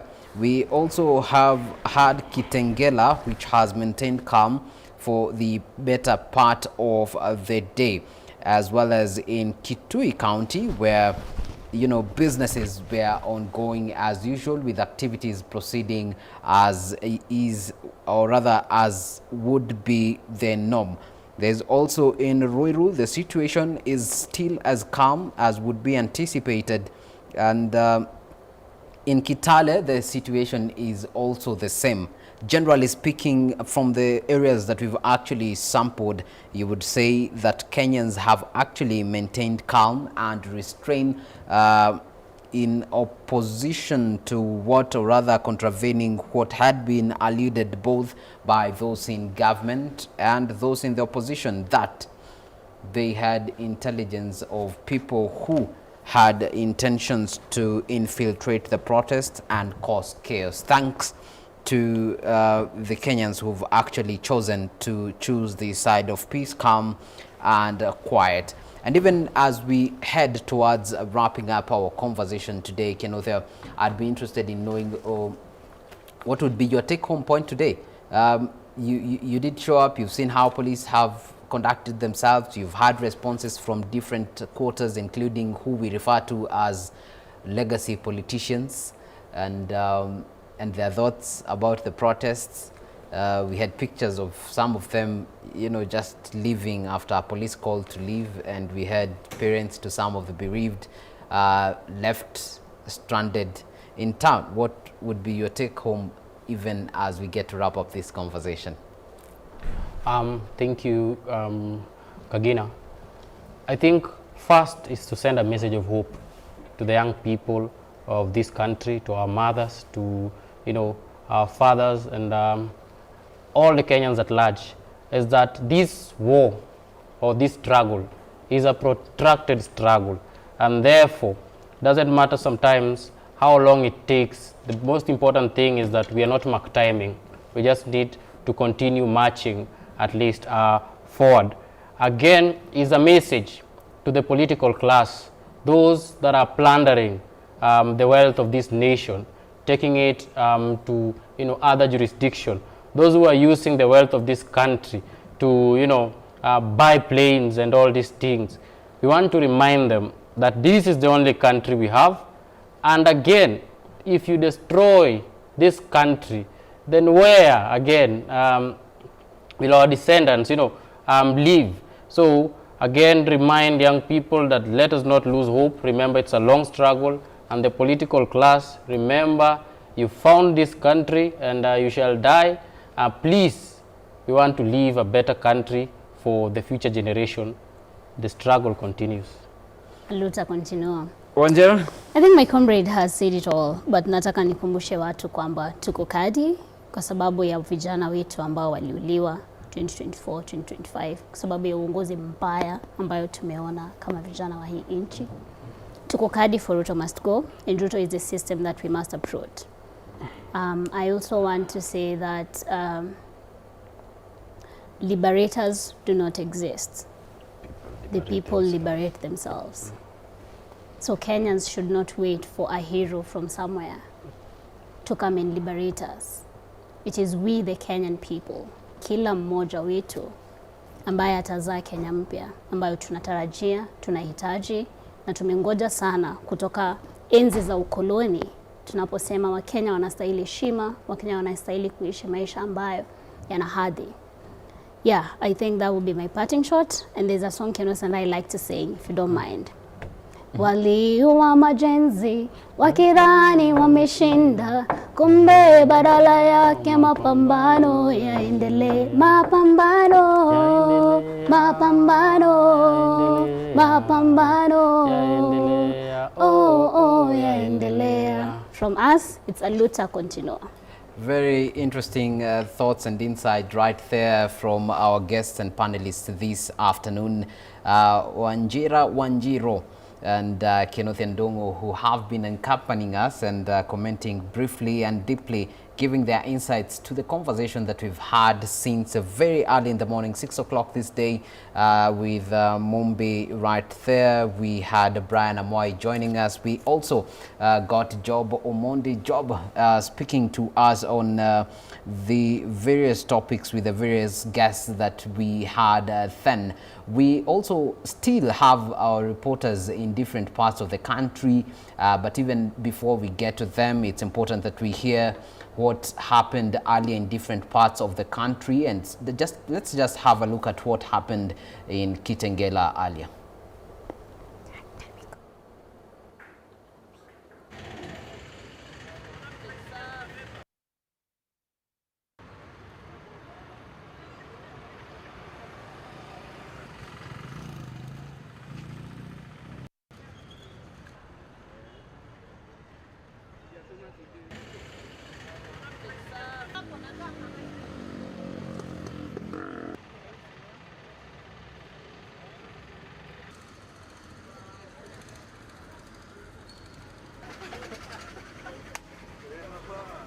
Siku ya leo sisi hatuna shida, unaona? Hatukuwa issue na maandamano. Sisi tulikam tukafungua mboka, tukaingia mboka. Sasa shida ni hao makarao venye wanauza tension. Makarao wanaingia huku ndani, wanaanza kuzia watu uoga. Sasa watu wafungui mboka. Mimi naweza sema hao makarao warudi tu party yao, waache sisi tufanye biashara. Jua makarao wakiingia huku ndani wanauzia watu uoga, watu wanafunga kazi. Hao makarao wakiweza tu wabaki tu pale. Unaona sisi hatujakuja hapa kwa barabara, si ndio? Sisi hatujakuja kuandamana. So waache kuingia huko ndani, waache kutuharibia biashara. Hao wabaki huku, watu waache tufanye busy. Sisi tulikuwa tumeamua itakuwa peaceful, unaona? Juu hata tukitoka kwa nyumba, sisi tulitoka tukisema, unaona hata hatuna vuvuzela, hatuna mawe, hatuna nini. Hii ilikuwa tu ile kuwakumbuka tu. Hata tulikuwa tufanye hadi candle lighting, lakini wote wamekataa, unaona? Wameshika mpaka watu wenye tulikuwa tuende na hatukuwa na shida sisi. Sasa kama tulikuwa tuadhimisha hii day na amani, hao wanaleta mambo ya sijui ya vurugu huko ndani. Kwanza huko hivyo chini huko wameshika vijana karibu 4. Na bado huku jua tujua wameshika wangapi, na bado wako operation. Hatuwezi endelea na biashara kama tunavurugwa. Na makarao bado wako civilian, wanashikana wengine wako civilian. Si wavae manguo tuanze kuwaona, waache kututishia maisha. Mimi nilikuwa nimepanga kazi yangu ikuwe fine, hata kama maandamano ikuwe peacefully. Kama ni kurudi kwa nyumba turudi wote tukiwa safe. Sisi kama vijana leo tumeamua hakuna mtu anafaa kufe. Zero pressure. Sisi wakaji wa Kitangela this time tumeamua peacefully maandamano. Leo mimi naona tu kukuwe na amani. Sioni haja maandamano. Nakaa kuna maandamano ikuwe peaceful. Tusikuwe na mgogoro kati ya vijana na makarao. Juu bado tukiwa na mgogoro bado naona vijana wanakufa. Makarao wenyewe pia wanaumia na pia wanachoka. Pia ni binadamu. Na tumeumia sana juu leo tujafungua biashara. Tumeumia juu hatujui tutakula nini leo. Mapolisi wameweka tension huku kila mahali. Nimefungua kutoka asubuhi, hakuna mtu nimenyoa. So serikali itabidi mjirekebishe ama tuwarekebishe. All right, that's the voice of people in Kitangela right there. And now let's cross over to what happened earlier in Murang'a and have a listen in where our reporter Alfred Miner is located. Mtazamaji, kama unavyojua, leo ni siku ya makumbusho ambayo ni ya kukumbuka wale vijana ambao waliuawa mwaka wa 2204 ambao walikuwa wameuawa kwa sababu ya maandamano. Na sasa tuko katika mji wa Murang'a, ambapo hapa mji wa Murang'a biashara inaendelea kama kawaida. Mahali nimesimama kwa upande wangu wa kulia kuna kituo kikubwa cha magari. Hapa ndio magari yote katika mji wa Murang'a inatua, na hakuna biashara vile inakuanga sana, lakini magari ambayo yanatoka pande ya Mathio ya huko Keriaine kuja hapa mji wa Murang'a inafanya kazi kama kawaida, lakini hakuna magari ambayo yanaelekea upande wa Nairobi. Lakini hizi biashara zingine zote zinaendelea kama kawaida. Ningependa tuongee na wakazi wa Murang'a ambao wengine wao wamefungua biashara zao, wengine hawajafungua biashara zao. Labda wataweza kutuelezea ni kwa nini hawajafungua biashara zao. Nianze na mkaaji yuko hapa, utatuelezea kwa jina lako na kulingana na mambo yalivyo, wewe hapa mji wa Murang'a unayaona vipi? Asante sana. Kwa majina naitwa Boniface Maina ama Bonewan. Mimi ni mfanyabiashara hapa. Duka langu iko hapa karibu na stage na nimefungua. Mimi nilifungua mapema kama kawaida kwa maana hatuna pesa na tunahitaji pesa. So hatutaki hiyo maneno ya kufunga biashara. Sisi tuko tayari kulinda biashara zetu, na hapa Murang'a biashara mingi zimefunguliwa, isipokuwa kuna wateja juu watu hawaja kuja, juu magari haziendi, ziko huku kwa stage na hakuna abiria. So sisi tumefungua biashara, na vinye tunataka kuuliza serikali juu tunaona huku polisi ni wengi, wako kila pahali, tungewauliza watusaidie kulinda biashara, na kama kutakuwa na maandamano ikuwa ni maandamano itaenda na utaratibu kulingana na kikatiba, juu watu wamepewa haki na katiba ya kuandamana. Tungeuliza polisi wasaidie kutulindia biashara zetu. Asante sana. Na mtazamaji, kama unavyoona wachuuzi wa matunda hapa ndio, wacha niseme hapa ndio katikati ya mji wa Murang'a. Hapa chini kuna duka kubwa la uzaji inaitwa Maathai Supermarket, au hawajafungua leo, lakini kuna duka zingine kama vile Magunando au wameweza kufungua. Nimepata wanauzia wateja wao. Kuna mabenki hapa, naona kuna Unitas, kuna Cooperative Bank, kuna Amica Sacco, kuna benki mingi hapa zimeweza kufunguliwa. Nataka niongee na mchuuzi mmoja hapa wa matunda aweze kutuongelesha kwa ufupi. Karibu. Kwa majina yangu naitwa Waboi. Kulingana na wewe, maandamano inafaa kufanywa kwa amani ama maandamano isifanyike ndio hawa vijana labda wasiweze kujipata taambuni, wasipate taabu? Vile ningetaka kusema wasitokee, juu sasa wakitokea tena wanasema kuna wenye walikufa, na ni ukweli walikufa. Sasa wakitokelezea tena wengine tena wakufe, tutakuwa tuna shida tu, walikufa. Kwa hivyo vijana waweze kukaa nyumbani. Karibu hapa, naona kuna mfanyabiashara mwingine. Karibu na uweze kutupea maoni yako kuhusu vile mambo yalivyo. Kulingana na mambo yalivyo hapa mji wa Murang'a tangu asubuhi. Sijui kama umeweza kuona waandamanaji, sijui kama umeweza kuona goons. Juu sasa umesema kazi yako ni bodaboda na najua umepenya. Labda sijui kama unaweza kuwaona. Kwa sasa sijawaona, lakini tunatarajia maneno vile inakuanga Murang'a wanakujaga masaa ya alasiri afternoon. Kwa hivyo wana serikali wanafaa kuwa wawe chonjo kuangalia kulisisaliza kuvulugu biashara za watu ziweze kuendelea kama kawaida vile walivyofungua. Nashukuru. Asante sana Bwana Pius. Ningeweza kuongea na mfanyabiashara mwingine hapa atuelezee. Nasikia Pius akisema hao vijana wenye kufanya uharibifu wanakujanga jioni. Sijui mmejipanga vipi kama wafanya biashara wa Murang'a? Murang'a tunatuma message mzuri kwa serikali. Hatuwezi ruhusu dakika hata moja kijana ambaye ni mkora ama mtu wako na ukora wake anafikiri leo ndio ile siku atakuja kuvuja duka ya mtu ama kuingia kwa biashara ya mtu aibe ama aende na kitu. Ajue sasa, sababu tuliona saa nyingine serikali ama askari ni kama wanaregea. Sisi tumejipanga, hakuna mwizi ataiba kitu yetu. Saa hii biashara kwa hii nchi kumezoroteka ni kubaya. Kwa hivyo hatuna nafasi ya kupatia mwizi. Shukrani. Asante sana Bwana Mugure. Na umesikia mtazamaji vile wakazi wa Murang'a wamesema na wafanyabiashara wametokelezea, lakini hawajakuja hasa kufanya biashara, wamekuja kulinda mali yao, na wanapea onyo vijana ambao wanaweza fikiria wanaweza kuja hapa kuleta vurugu.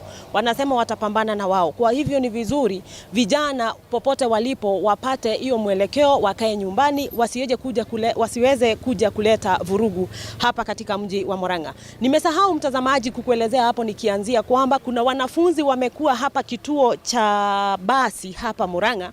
Wanafunzi kutoka shule fulani kwa Mathioya waliachiliwa leo, na nasikia ni kama walikuwa mahali walikuwa wameenda trip, lakini wakakuja wakaachiliwa, na kwa sasa wako tu hawana namna vile wanaweza kufika mji wa Nairobi. Na kurejesha kwako studio kutoka hapa mji wa Murang'a, jina langu ni Sera Wamboi Mwangi. All right, and that right there is Sarah Mwangi, not Alfred Maina, as I had earlier indicated. And now we cross over to Eldoret, where our reporter Timothy Seymour has been camping since morning.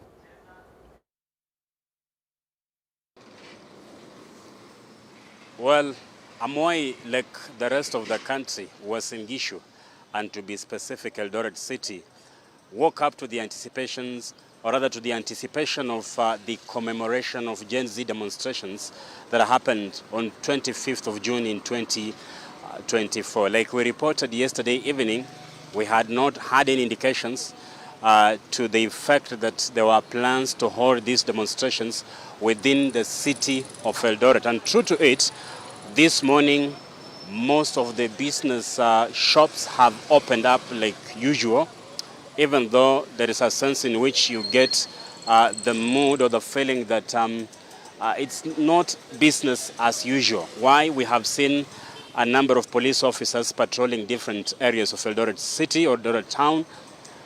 They started very early in the morning. We are told that this is a precautionary measure. Rightly so, why one would argue, because way back in 2024, Eldoret in the morning was looking very calm, very peaceful, until sometime in the afternoon when hell broke loose. In fact, it was at this very right place where we are standing right now that the demonstration launched and became very devastating when the day lapsed. Much of the business property, of course, encountered losses after they were, of course, attacked by marauding groups of youth and goons. And just as part of the precautionary measure, like I said, police are also taking specific, or rather guarding specific business premises. Like 1.5 kilometers from the CBD, there is one of the clubs that was actually robbed in 2024 and subsequently in 2025. This time around, on your way to town, you will see a number of police officers who are there just to make sure that should anything happen, the owner of the premise does not go through the same fate he went through in the last 2 years. But within the CBD, except in the morning right now, there is no semblance of police presence. You'll just see 1 or 2 police officers walking by just to, be on the alert in the event of anything. But so far, so good.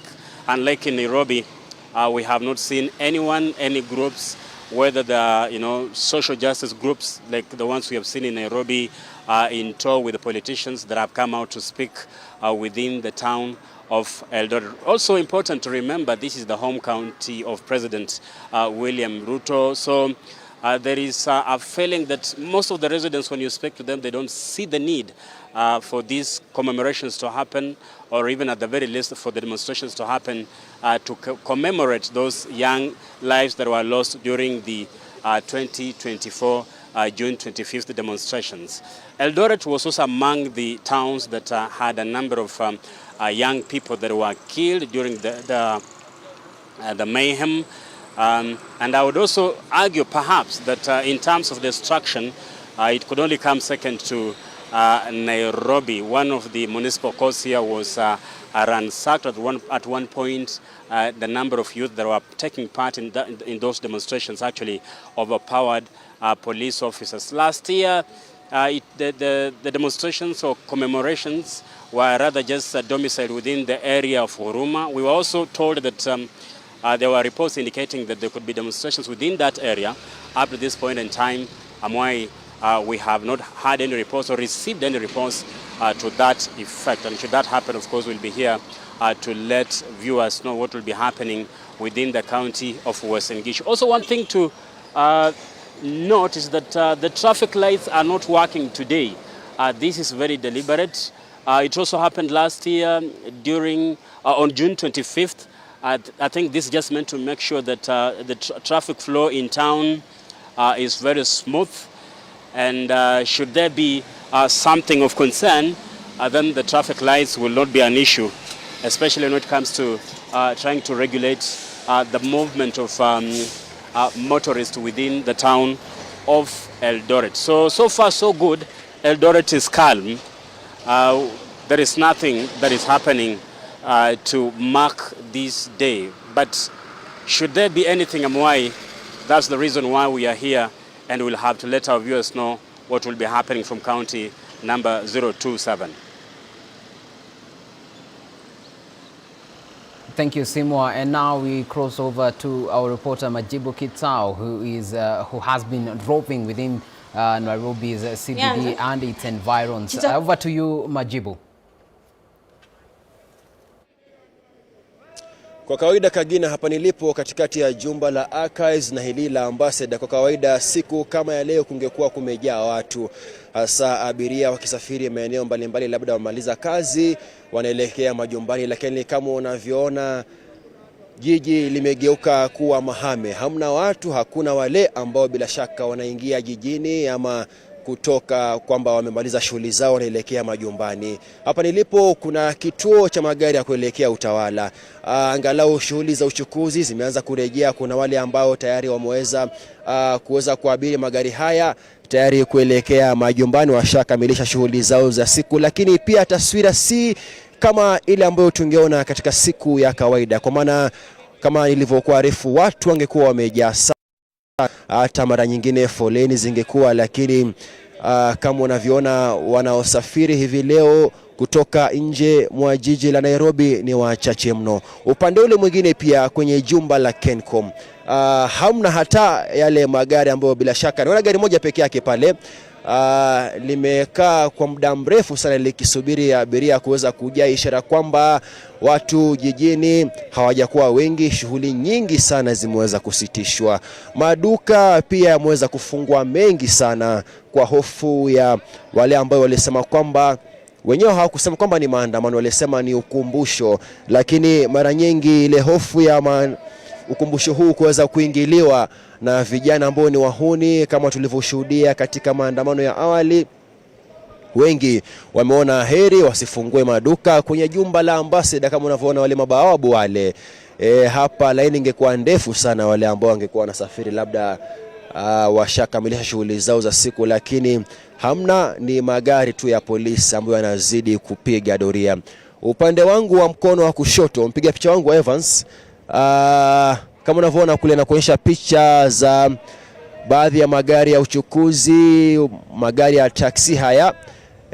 Si mengi sana, pia maduka yameweza kufungwa upande ule mwingine, na si hali ya kawaida kwa siku ya wiki kama ya leo.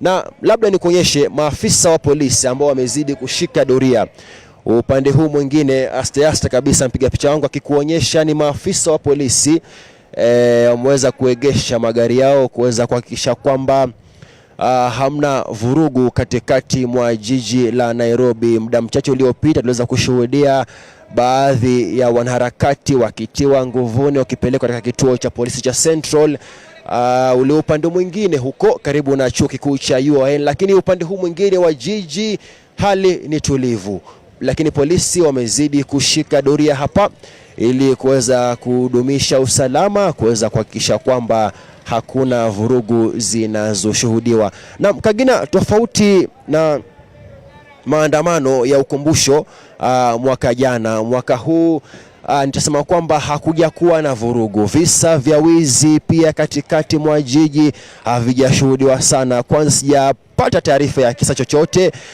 cha mtu kuweza kuporwa. Hiyo ni ishara kwamba wale vijana wahuni basi kama walikuwa jijini leo wameshindwa na kazi. Ni maafisa wa polisi ambao wamezidi kushika doria kila kona ya jiji hili la Nairobi. Awali niliweza kuarifu watazamaji wetu kwamba barabara za kuingia katikati mwa jiji ziliweza kufungwa, lakini sasa shughuli za uchukuzi zimeanza kurejea. Magari yanazidi kuwasili kwenye hivi vituo vya kuegesha magari wakisubiri abiria basi kuweza kupata wale ambao walikuwa wamesafiri jijini hii leo waweze kurejea majumbani mwao katika hali ambayo ni ya utulivu. Kuna wale ambao wameweza kutua nguvuni, niliweza kuarifu hapo awali. Baadaye pia mwendo wa majira ya asubuhi kabisa kuna wale viongozi wa United Opposition ambao waliweza kutoka katika hoteli ya Serena wakija hadi katika majengo ya bunge, wakaweka maua pamoja na familia za wale ambao ni waathiriwa wa maandamano haya. Baadhi waliweza kupoteza maisha yao nje ya majengo ya bunge, na ni pale ambapo basi wanaharakati hawa, viongozi wa upinzani na familia za waathiriwa waliweza kuelekea na kuweka maua. Baadaye polisi wakawatawanya.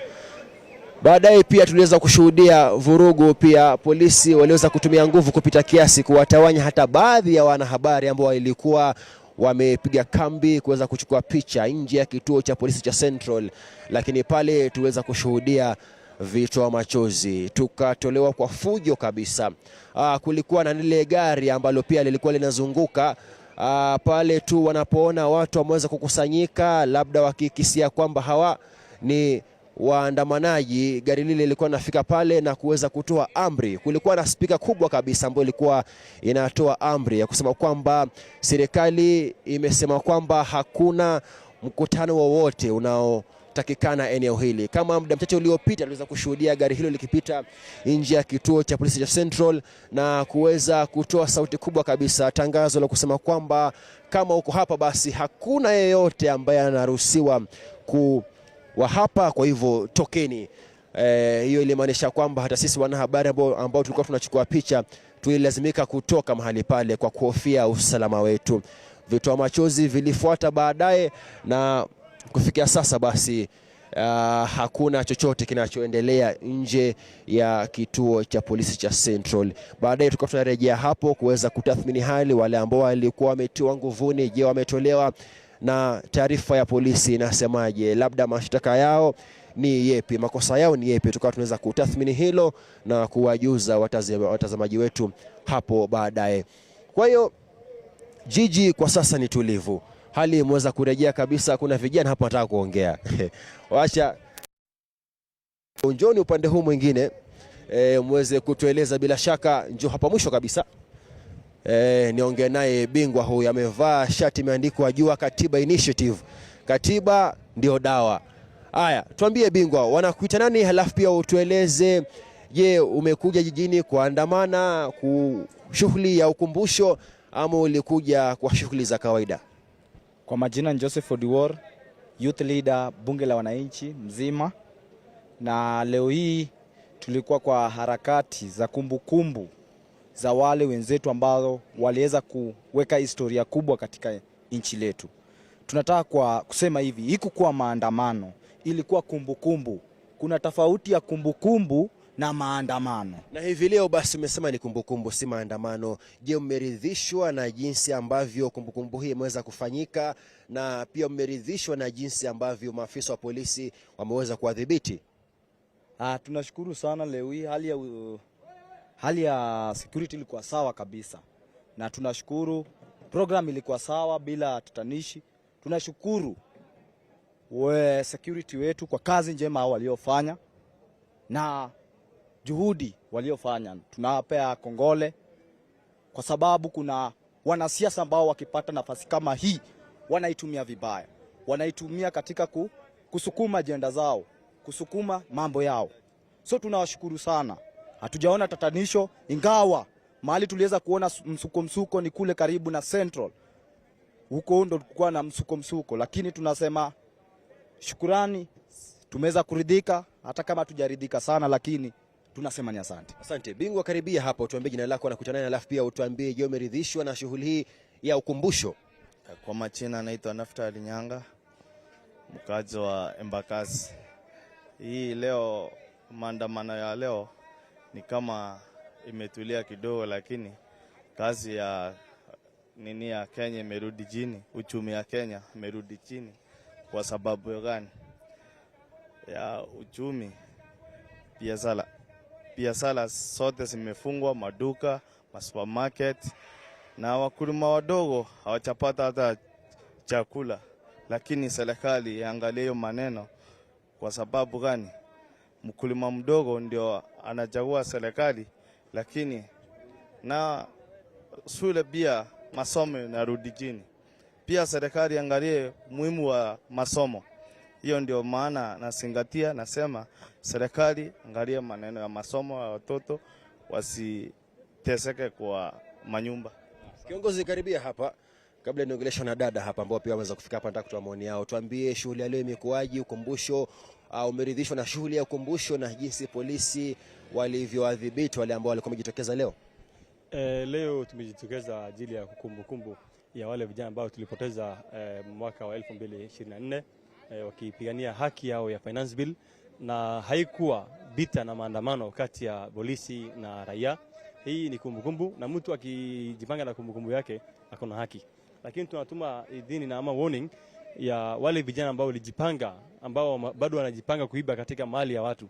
Hawa wasiharibu jina ya Gen Z na wasiharibu jina ya wakaji wa Nairobi. Kuna mali zingine ambao wana target haswa side ya Isili ama side ya Ledhuli, hizi zingine za biashara. Hawa vijana wewe ukipatikana uuliwe, wewe si Gen Z, wewe ni mwizi. Hiyo naye ni dawa ya kwanza. Na dawa ya mwizi naye ni kufunga maende nyumbani ama uliwe. Hiyo ni dawa ya kwanza. Ya pili naye ni Gen Z wakikumbukumbu ama wakijipanga kukumbuka wale vijana ambao wenzao ambao waliuliwa, ambao wakati wao iliisha.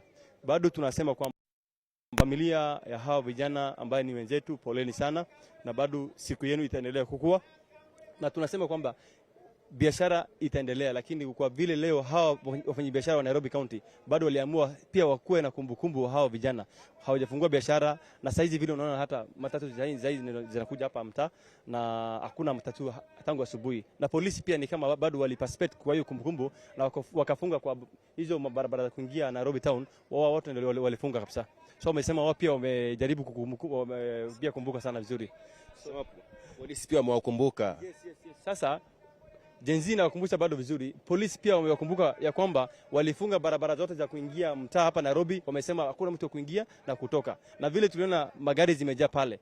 Na bado tukisema watu walinde wananchi. Na polisi pia bado wanalinda wananchi, na wakisema kwamba wanakumbuka na nyinyi. Asante sana. Asante. Karibia hapa pia utuambie maoni yako.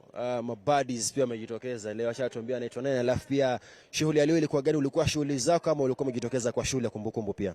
Nilikuwa nimejitokeza, lazima tungekam to replace my youth wenye tulipotezanga 2024. Manze ilikuwa so painful, lazima tungejitokeza. Manze na naweza sema makarao leo wamekuwa fair, hawajakuwa na mambo mingi, wamekuwa tu maintain peace pia wao, tunawashukuru. Lakini venye leo walifunga shughuli ndo bado imetuboju. Sasa tuko na dona tuwezi kula man. Hakuna hata maji tunaweza buy, unaona? Manze, lakini tunasema ni one time siku zote bana. Na tuna keep peace, na Ruto must go, na tuko kadi siku zote. Haya, mwenzako pia karibia hapa atuambie, hataki kuongea huyu. Haya, director amesema jambo nishakusikia mzee. Mwingine ambaye angependa pia kutoa maoni yake bingwa. Haya, wanasema yametosha hayo.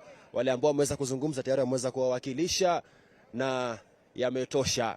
Kwa hiyo ndio taswira katika eneo hili la Archives, katikati ya jumba la Archives na hili la Ambassador. Tayari wale ambao wamejitokeza kuandamana, wengine wanaelekea majumbani mwao. Shughuli ni tulivu kabisa jijini, lakini si kama kawaida ya siku ya wiki. Awali pia tuliweza kushuhudia baadhi wakijitokeza nje kulinda maduka yao kwa marungu, ili kuweza kuhakikisha kwamba wale ambao wamejitokeza na nia ambayo si ya kumbukumbu, nia ya kupora mali ya wafanyabiashara hawa, basi hawapati nafasi kabisa. Kwa hiyo mwasikia wakisema kwamba angalau polisi leo hawajaweza kuwadhibiti kama walivyodhibitiwa mwaka jana kwenye kumbukumbu hizi, basi na wangependa basi hali hiyo iweze kuendelea hata katika siku za usoni. Kwa hiyo kutoka katikati mwa jiji la Nairobi, eneo hili Kagina, narudisha studioni, lakini kama pia unatoka studioni unaelekea nyumbani, nikwambie jijini hali ni shwari kabisa. studio. Thank you, Majibu, right there. And earlier now, we had the Inspector General of Police, Douglas Kanja, in the company of his Deputy Inspector General, Gilbert Masengeli, were earlier in Kitangela, where they also spoke to the press. And this is what they had to speak of in regards to the barricades that we witnessed this morning. Our country is safe and secure. From the north to south, from east to the west, our country is safe and secure. Number two, today we know this is the day that the agencies wanted to do the remembrance of what happened on, in the year 2024 June. And yesterday, even our CS came out very, very clear. They said that there is no one who is prevented from demonstrating, picketing, because it is allowed by the law. As long as we follow what is allowed by Article 37 of our Constitution. And I'm happy to report that even in Nairobi town, I have seen Kenyans laying, leaves and flowers at Parliament there, and they were escorted by police and in a peaceful way. And I'm happy. I'm happy as the Inspector General because we want a peaceful country, all of us. And security of our country is a collective responsibility for all of us. We cannot say that it's one part to ensure that we are secure. No, no, no. All of us, we must do whatever is reasonably possible to ensure that our country remains safe and secure. And that's the reason why I'm saying that right now I've been doing louds, checking on how we are doing. And I'm happy to report that in all the areas that are affected, they are very okay. The reports that I'm getting from the commanders in the field is that everything is running okay. Yeah, that we don't have any problem. What we are doing is what we refer to as intelligence-led policing. So if there are indications indicating that there are those who are helping to come and introduce trouble in Nairobi and elsewhere, we will not allow that to happen because we are aware. And that's why I'm saying that police does not work alone. We work with others. We work with you people. We work together with other security providers. So we have got a lot of information. We have got a lot of intelligence on what is to happen. So whatever kind of actions you see NPAs taking, it is because it is well guided by the available information shared by you. So far? We have seen a number of people who have been arrested. Yes. I don't know the numbers because right now we are yet to start getting reports from the field. But if there is any person who has been arrested by the police, the usual procedure must follow, whereby the available evidence is reviewed, and if it can be able to start before a court of law, then they will be taken to the court. If that is not the case, then set free immediately. Yeah. Just lastly, I think I have stated my position on that. That any person who has been arrested, or even those who are going to be arrested later on, the processes and the procedures are going to be followed as guided by the law. So you need not worry about that.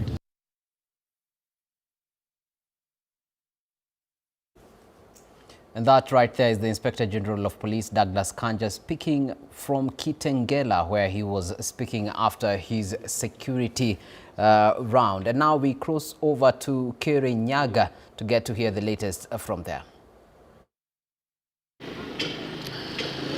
Ni siku ambayo kulitarajiwa kungekuwa na maandamano ya kumbukumbu ya vijana ambao waliweza kupoteza maisha yao mwaka jana kufuatia maandamano ya jenzi wakiteta kuhusiana na mswada wa fedha ambao uliweza kupitishwa pale bungeni. Lakini hapa kaunti ya Kirinyaga mambo ni tofauti, kwani kuna utulivu na shughuli za kila siku kwenye maeneo mengi ambayo tumeweza kuzuru zinaendelea kama kawaida. Kuna yale maduka ambayo yameweza kufunguliwa, lakini mengine yameweza kufungwa, huku wenyewe wakiogopa labda kungekuwa na na maandamano ambayo yangekuwa yanaharibu biashara zao. Lakini sasa hivi tu tumeona maafisa wa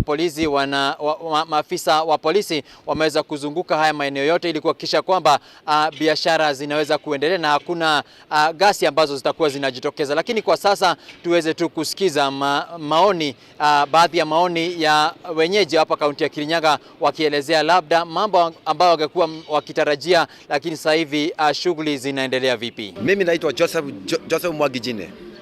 Mimi ni mkazi wa Kirugoya. Mimi ile kitu nataka kusema na kuambia serikali ni kitu moja tu. Sisi tulijitokezea 25 kuitisha haki yetu. Na badala ya rais kusikia kilio chetu, yeye ni kutoa order ya kupiga sisi risasi kwa mguu. Sasa tunataka kusema hivi. Sisi wakati alikuwa anataka 2022, wakati anataka urais, alikunja akauza na akatupromise ati yeye atatutoa juu, atupeleke juu. Atutoe chini, atupeleke juu. Si ndio? Ni kweli ama si kweli? Ni kweli. Alituambia bottom up. Badala ya kufanya hivyo wakati tulimpatia kula akapata urais. Badala ya kufanya venye alituambia, kazi yake ni kutoa orders ya kupiga sisi mzazi kwa mguu. Si ndio? Na sasa tunasema hivi. Wakati tulijitokezea 25 June kuitisha haki yetu, yeye kuenda kumuitisha haki yetu, kitu ya kwanza yeye mwenyewe ni kutoa askari ama amali yote Kenya mzima. Vijana wao mchagua akasababisha kalie kiti, akatoa order wapigwe risasi. Ni kweli ama si kweli? Si ndio? Si walipigwa risasi. Hao watu si walikuwa wameenda kuiteza haki yao. Ukikopeswa na mtu deni, ukienda kumuitisha, badala ya kulipe deni, nikukupiga risasi. Kweli huyo mtu ni muungwana kweli?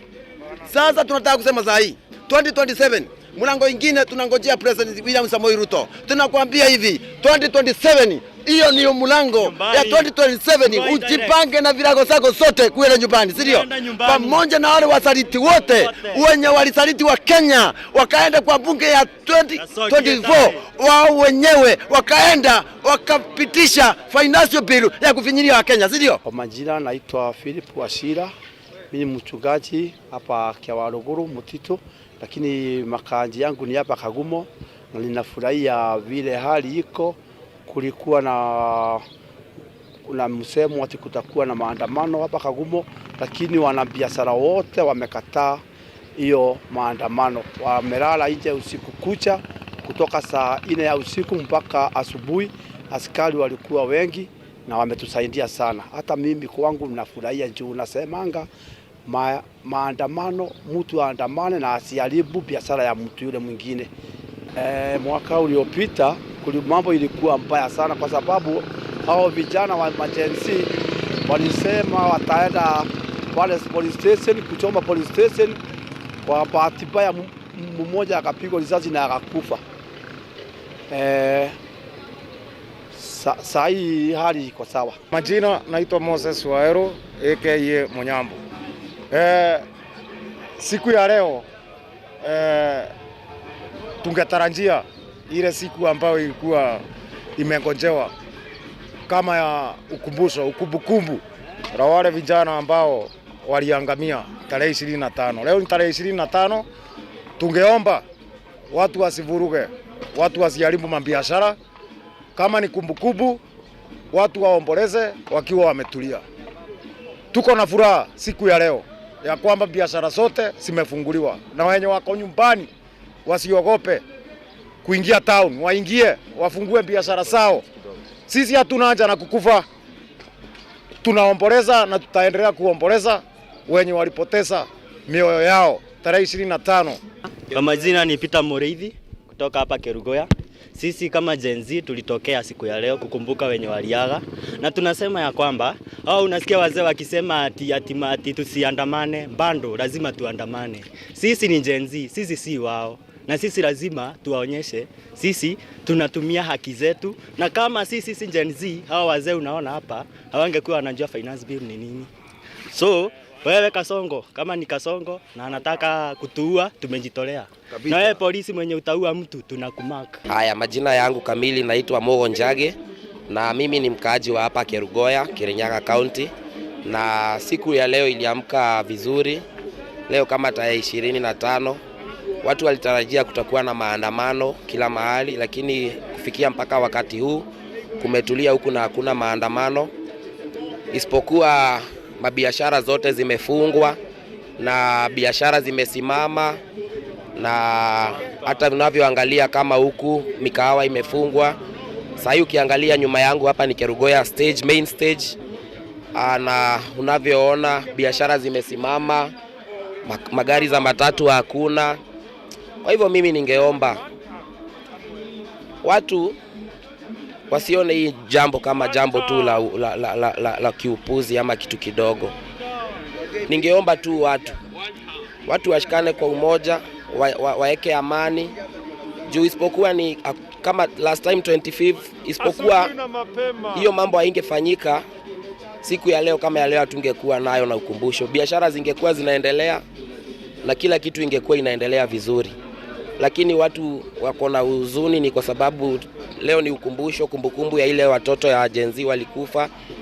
Mimi ningeomba serikali siku kama hiyo ikiwa ifika tena, wacha wasitumie nguvu mingi, wasitumie hasira, wasitumie pressure, ili tusikaweze kupoteza mioyo ya vijana tena.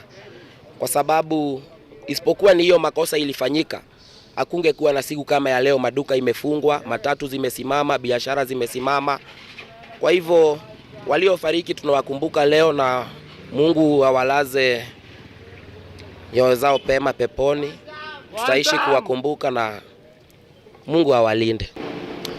Bila shaka hivyo ndivyo maneno yako hapa kaunti ya Kirinyaga. Shughuli zinaendelea kwa kawaida, na inafuatia shughuli ambazo ziliweza kuendeshwa hapo jana na kamati ya usalama hapa kaunti ya Kirinyaga ikiongozwa na county commissioner na pia kamanda wa polisi eneo hili, wakiweza tu kutoa onyo kali kwa wale waandamanaji ambao wangekuwa labda wanaandamana siku ya leo, wakiweza tu kueleza wasiweze kuharibu mali ya wenyewe na labda kuleta ile vurugu ya kuhakikisha kwamba biashara zingefungwa. Lakini sasa hivi tutaendelea kutazamia ili kuona labda shughuli zitakuwa zinaendelea vipi, lakini kwa sasa hivi hakuna maandamano yote ambayo yamekuwa hapa kaunti ya Kirinyaga, lakini tutasubiri tu tuone vile mambo yatakuwa yanaisha siku ya leo. Kwako upande wa studio. Well, indeed, that is a reporter coming to us live from Kirinyaga County with the latest update on what has transpired there. And as you can see, most of what is happening in many parts of the country is that we're witnessing a lot of calm. And the pictures coming live to you right now are those of several police land cruisers doing their rounds, patrolling Nairobi CBD, currently towards the downtown part of the city, and they're just moving in their troves. And you can observe that we have people now beginning to move around their activities. This is at the roundabout right at the end of Haile Selassie, and people are resuming their activities, though not in the numbers that would be expected in an ordinary day, but nothing much is being expected here. And as you can observe, there are some people here holding clubs and their reflector jackets. This is a quarter of business people who did show up today, and their main reason for showing up in this manner is in the interest of protecting their businesses from any possible intrusion from anyone. And most businessmen within the city have had actually gotten into this arrangement where they raise money and pay these young people who act as security to their premises just to avoid looting as would be witnessed. And right now we're going to cross over to Githurai, where we had our reporter Oscar Ngonjiri speaking to some of the residents earlier. Let's get to hear what they had to say.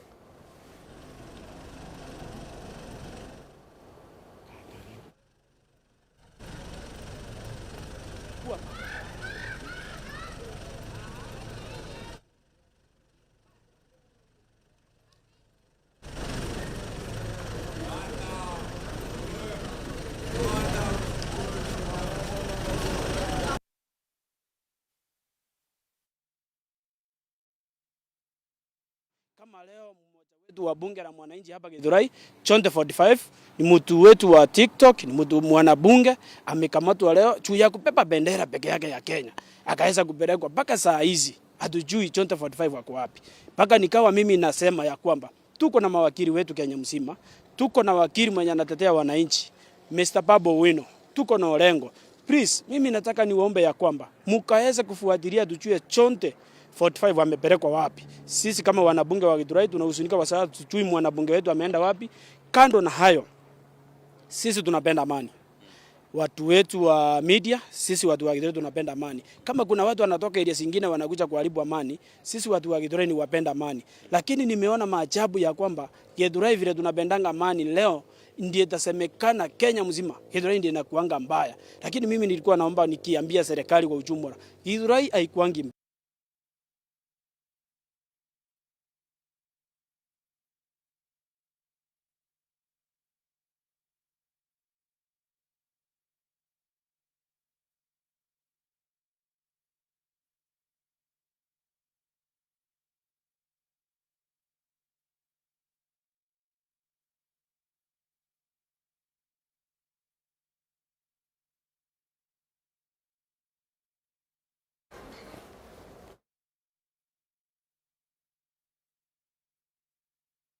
All right, and those right there are just some of the voices of the residents of Githurai as we're getting to witness them. They were earlier having the conversation with our reporter Oscar Ngunjiri, who has been situated there observing and monitoring the situation as it unfolds. And even as I get to release the guests that we had here in studio this afternoon, Wanjiru, yesterday we had protests within Mathare, and the main cause of it was you protesting, one of you who had been arrested or abducted. Abducted. Is it known who took him? It is not known. It is three unknown men who put him in a black Hilux that had no number plate. He was taken at 11 a.m. on the 20th of June. You remember 20th was the second day of Maandamano on June 2024. So this is Maxwell Kiarie, popularly known as Chair in Mathare Hospital Ward. He's a youth leader there. He's influential in local politics, and he's been missing since 20th June to date. Today is 25th.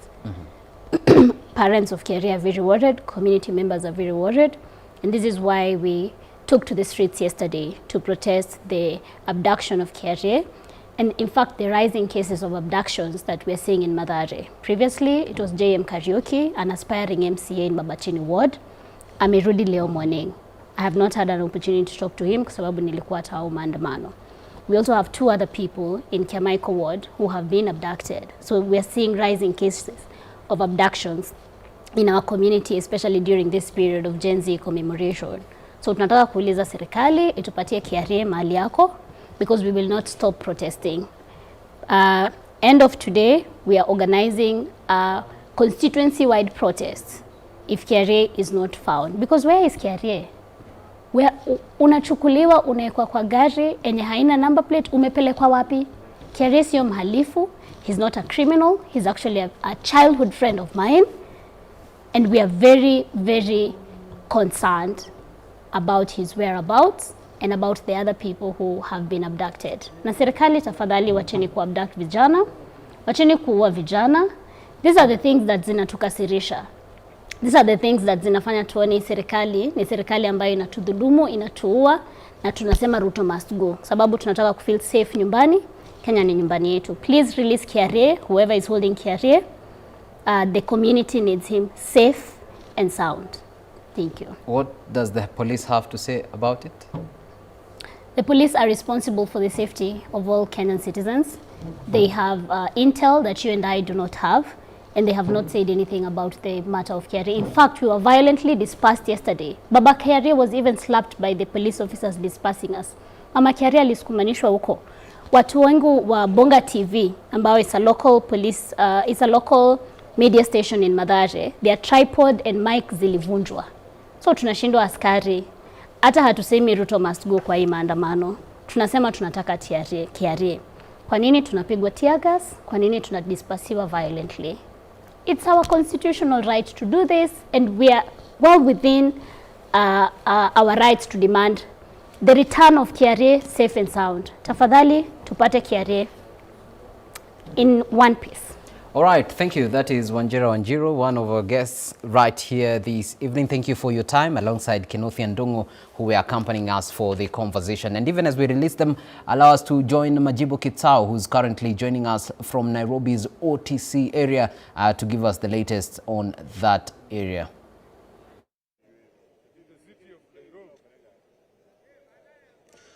Kagina, niko eneo la OTC, nishatoka archives huko, sasa niko OTC. Na niko na baadhi ya wafanyabiashara ambao wamejitokeza kulinda biashara zao. Wanasema wakiona gun leo wanakuvunja vibaya sana. Acha niongee na wao. Kiongozi nani?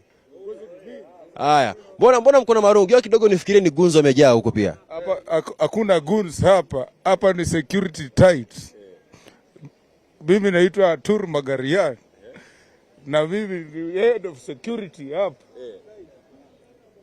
So umeamua leo polisi, nyinyi ndio polisi leo. We are policing.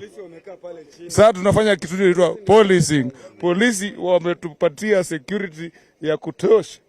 Sasa pia sisi tunajipatia security. Tunalinda biashara zetu. Hatutaki guns hapa hii town. No guns, no guns. Safi, wanasema polisi wako lakini pia wako wa kufanya policing na marungu zao. Acha niongee na wengine. Bingo unaitwa nani, alafu mbona leo umejitokeza kulinda biashara na kuna yule ambaye mmemshika labda mkamfunza adabu kidogo? Wako, mimi ni Yobra Changirai. Mimi jamaa wa CBD hapa OTC, ndo mboka yetu tunashughulikaga hapa 1212. Kama leo sasa tunafanya shughuli yetu kwa mdogo. Mambo imeenda fine. Hakuna ile, hatujaona mambo shike hapa. Tuko tu bie. Safi, amesema uko bie. Yobra Changirai, tuko na Yobra, wewe mgeni ndaka simu yako studio. Kiongozi unasema hamjalipwa na mtu? Hatulipwi na mtu. Tumeamua tu biashara zetu zisiharibike. Na penye tunafanya kazi pia silete problem. Si ati mtu ametopea pesa yote. Si tuko sawa hapa. Kazi zetu za kawaida zitarudi kesho na tutafanya. Hii ya leo imeharibika, leo kwanza tumekosa do. Mimi leo nilifaa kupata 300 sina. Kwa sababu ya hii maandamano. Kuna kijana mwenye mmemshika labda ni gun mwenye mmemfunza adabu kidogo leo? Kuna moja tulipata pale chini, lakini sisi hatukufunza, tulipatia maafisa wa polisi. Tulihand over kwa GSU pale na wakapiga shughuli yao na kaisha. Sasa sijui vile wameenda. Hivyo tu. Safi, bingo inakuaje leo na hali imekuaje? Biashara, wale ambao mlikuwa mnawatarajia labda guns ambao wamefika labda kuharibu biashara, hali imekuaje kiusalama upande huu? Kwanza nitasema shukrani kwa siku ya leo. Tumekuwa na amani, hatujakuwa na furugu kama ile tumezoea. Tulijipanga. Leo tumetokelezea kwa wengi. Tumekuja tumejihami, tumelinda biashara zetu. Leo wale watu wenye walikuwa na hisia mbaya na mipango yenye wamepanga ya kufuruga wamekuja wakaona kulingana na kikosi venye kimejipanga. Leo uoga at least tukawauzia uoga, wakarudi maeneo yao. Wengine tukawakimbiza wakarudi mijini kule ndani. Sasa leo tumefurahia kwa sababu biashara yetu ijaguzwa na mtu yeyote, na tunasema tuzidi kuwa hivyo na tuzidi kuungana kwa pamoja, kwa sababu tumegundua leo umoja ni nguvu na utengano ndio udhaifu. Tunasema umewauzia uoga na wakanunua. Lazima wanunue. Lakini tunashukuru, tumejaribu kadri tuwezavyo. Hakuna kitu ambayo tumepata kwa serikali, kwa bila mtu yote. Tumeamua kujitokeza tu. Sisi ni watu watao. Naona hii jeshi yote hii, kuna watu kubeba mizigo, kuna watu kupanga magari, kuna wenye kuna biashara hapa, kuna watroli. So ukiona area yako kama last time ulichafua hii area. Unaona hii area. Hata Murkomen wazia akatembea, hata hii nyumba hii hizi zilibomolewa zote. Hapa kulikuwa tu ni mabox, makava za simu. Sasa leo hata sisi waje wakuje tu wajaribu wabunje hata mmoja. Wamekuja tumewarudisha wengine kama 3 4 pale chini roundabout kwa Kamkunji hapo karibu na country bus, tumeonyesha kidogo pia wajue venye tunafaa kujipanga. Tushamaliza hapa hii kundi, tukimaliza tunaenda kumochoa. Ndio hiyo sasa. Hapo ni kumochoa. Halo. Kama unavyoona ndio hawa wameshikilia marungu, pia nimeshikia rungu yangu. Ole wako kama wewe ni guni, nikikupata sasa na kuvunja pia mimi. Nikuonyeshe taswira ilivyo upande huu mwingine.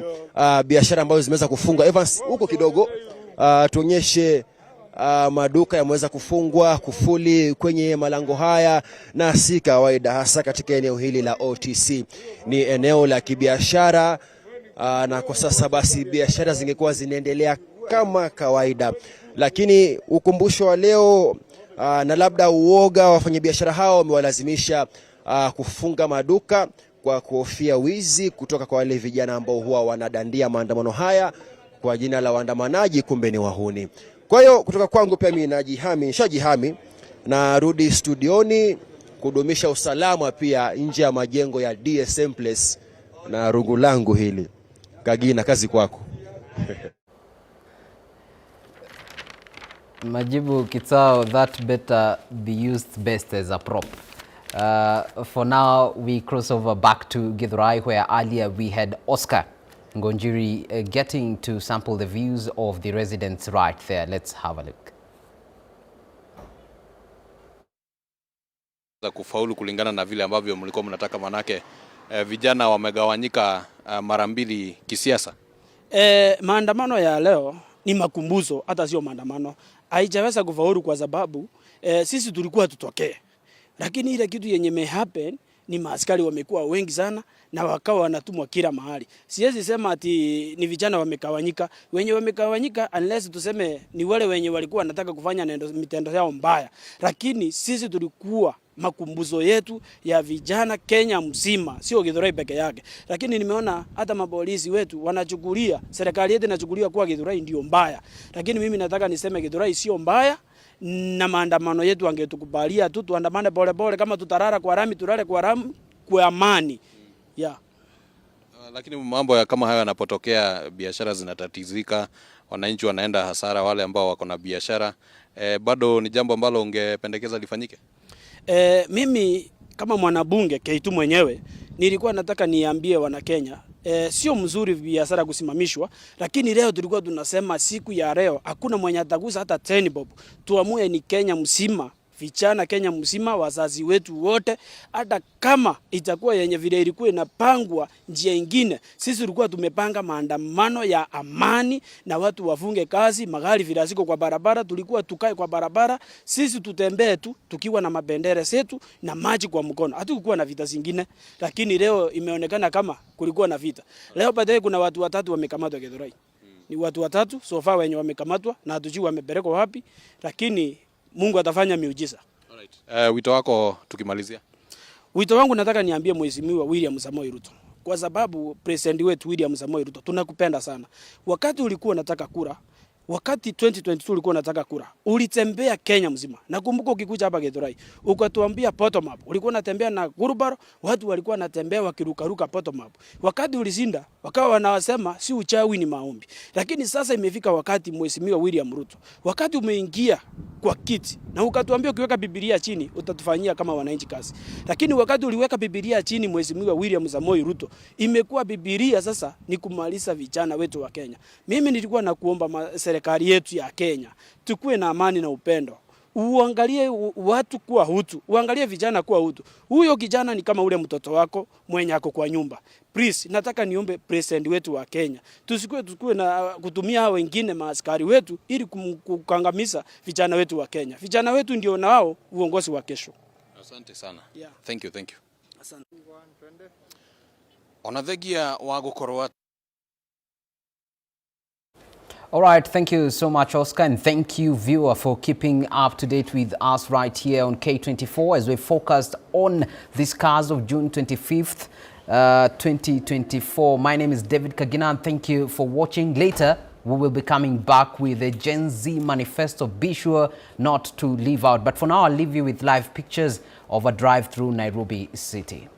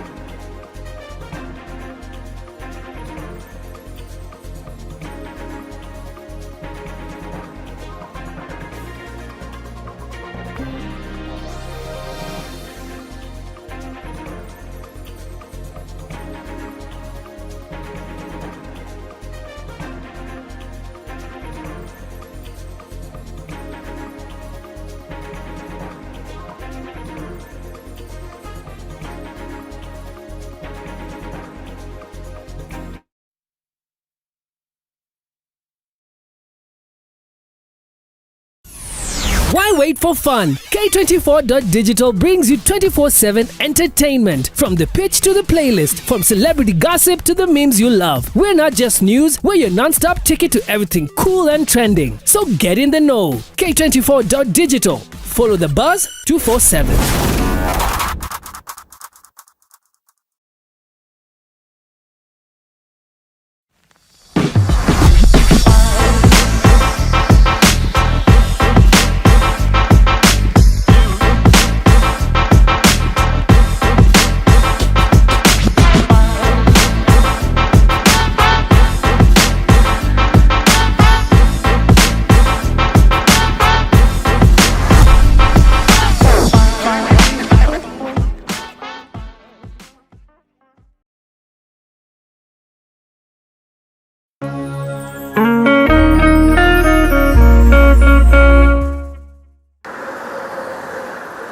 Gharama ya mafuta inazidi kupanda na shinikizo ni kwa wanaotumia magari kwa shughuli za kila siku. Nashaona tofauti ya kuendesha gari ya mafuta na gari ya gas.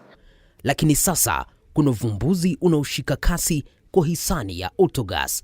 Kutoka niwekewe gas niko na miezi 6 sasa.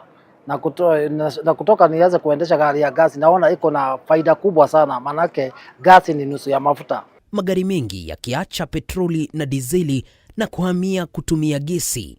Pahali nilikuwa natumia petrol station nikiweka mafuta ya 4000, sasa hivi ninaweka 2000 na chapa the whole day. Lakini je, teknolojia hii ni salama kiasi gani? The safety of this system is too high compared even for that of petrol. Na inaweza kuwa mustakabali kwa usafiri nchini Kenya. Tunafaa kufanya kitu inaitwa education, just basic education about autogas, na to make sure kila mtu ame-understand. Usikose makala maalum kuangazia swala hili Ijumaa hii saa 3 usiku kwenye runinga ya Kameme TV.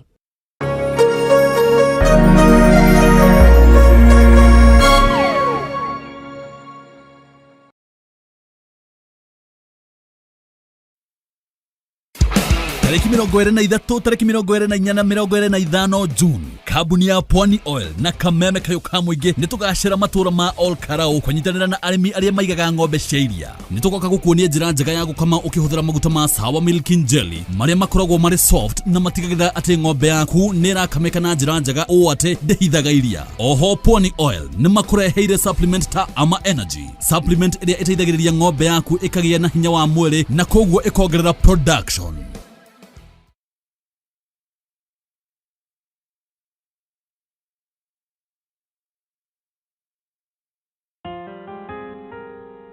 Mtumaini Bwana kwa moyo wako wote, wala usitegemee ufahamu wako mwenyewe.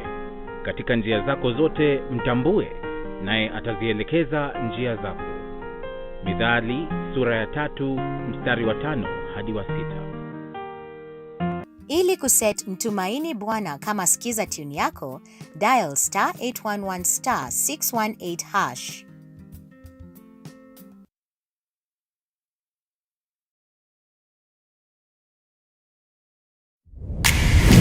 Kwenye Star Times, bei chini, burudani juu. Enjoy kids entertainment, the best football, Hollywood movies, gripping dramas, and so much more at fantastic prices. Buy the aerial decoder at only 1,399 shillings and the dish decoder at only 2,499 shillings. Say yes to unmissable entertainment. Recharge your monthly subscription today and get upgraded to the next higher bouquet for 1 full month. And enjoy Teen Titans, Ben 10, and Pokemon Hunters on Cartoon Network, Gangs of Manila on ST Novella, and Come Back to Me on Novella E+, TNA Wrestling and Blockbuster Hollywood movies on TNT.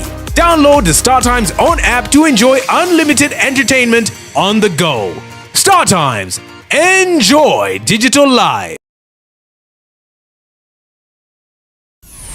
Why wait for fun? K24.digital brings you 24/7 entertainment. From the pitch to the playlist, from celebrity gossip to the memes you love. We're not just news, we're your non-stop ticket to everything cool and trending. So get in the know. K24.digital. Follow the buzz 247.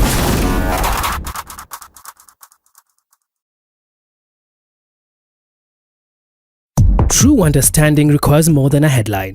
The People Daily app delivers our trusted in-depth journalism directly to you. Get comprehensive reporting, insightful political analyses and special features optimized for your life on the go. Get the stories that deserve your attention wherever you are. The People Daily app. News that moves with you.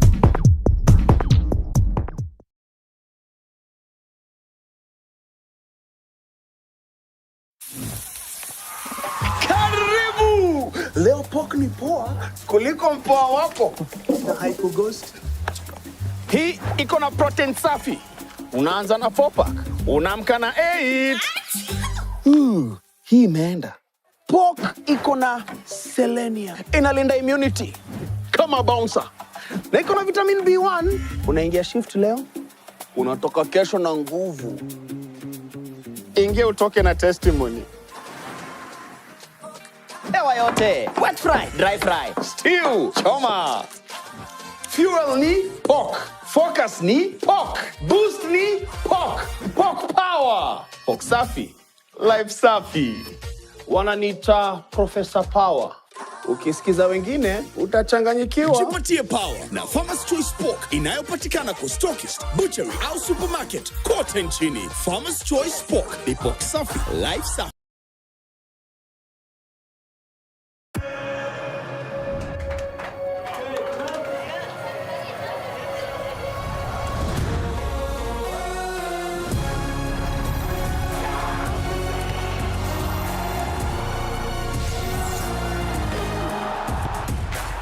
From 11th June to 19th July, everything can wait. The FIFA World Cup 2026. Get DSTV access for as little as 1,450 Kenya shillings today.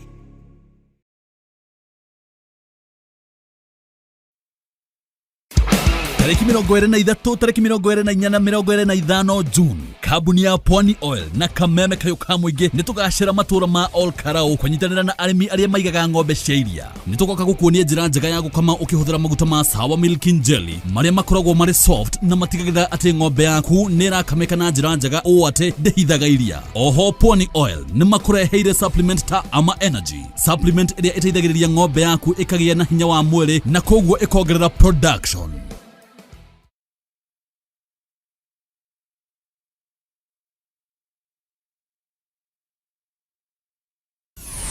Why wait for fun? K24.digital brings you 24/7 entertainment. From the pitch to the playlist, from celebrity gossip to the memes you love. We're not just news, we're your non-stop ticket to everything cool and trending. So get in the know. K24.digital. Follow the buzz 247.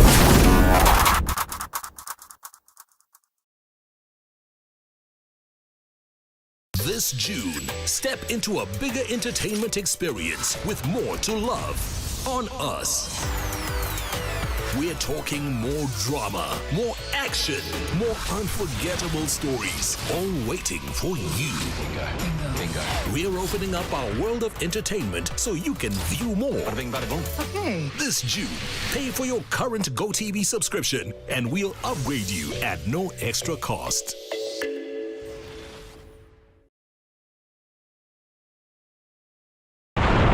Kuma rucinĩ tene Akenya marokaga kuroka mawĩra-inĩ mao o rĩrĩa maratete nyina, o mũndũ akĩhoga kwĩmathĩra umithio wake wa o mũthenya. O ta andũ arĩa angĩ, John Kimani arokaga kũrĩmia na ngari ĩno yake ya ũkui wa mũingĩ mwena wa Eastern Bypass kaunti-inĩ ya Kiambu. No ũndũ wa mwanya nĩ atĩ o kahora nĩ athiĩte acenjetie mũrutĩre wake wa wĩra, akĩeherera ũhũthĩri wa dithũrũ na betũrũ harĩ ngari yake na kũhĩmbĩria ũhũthĩri wa gas. Wagĩra bypass na Ruiru na Thika na ngari yakwa ĩhũthagĩra gas na nĩyo ngũkĩte kũnyua, na gas nĩ kĩndũ kĩega mũno tondũ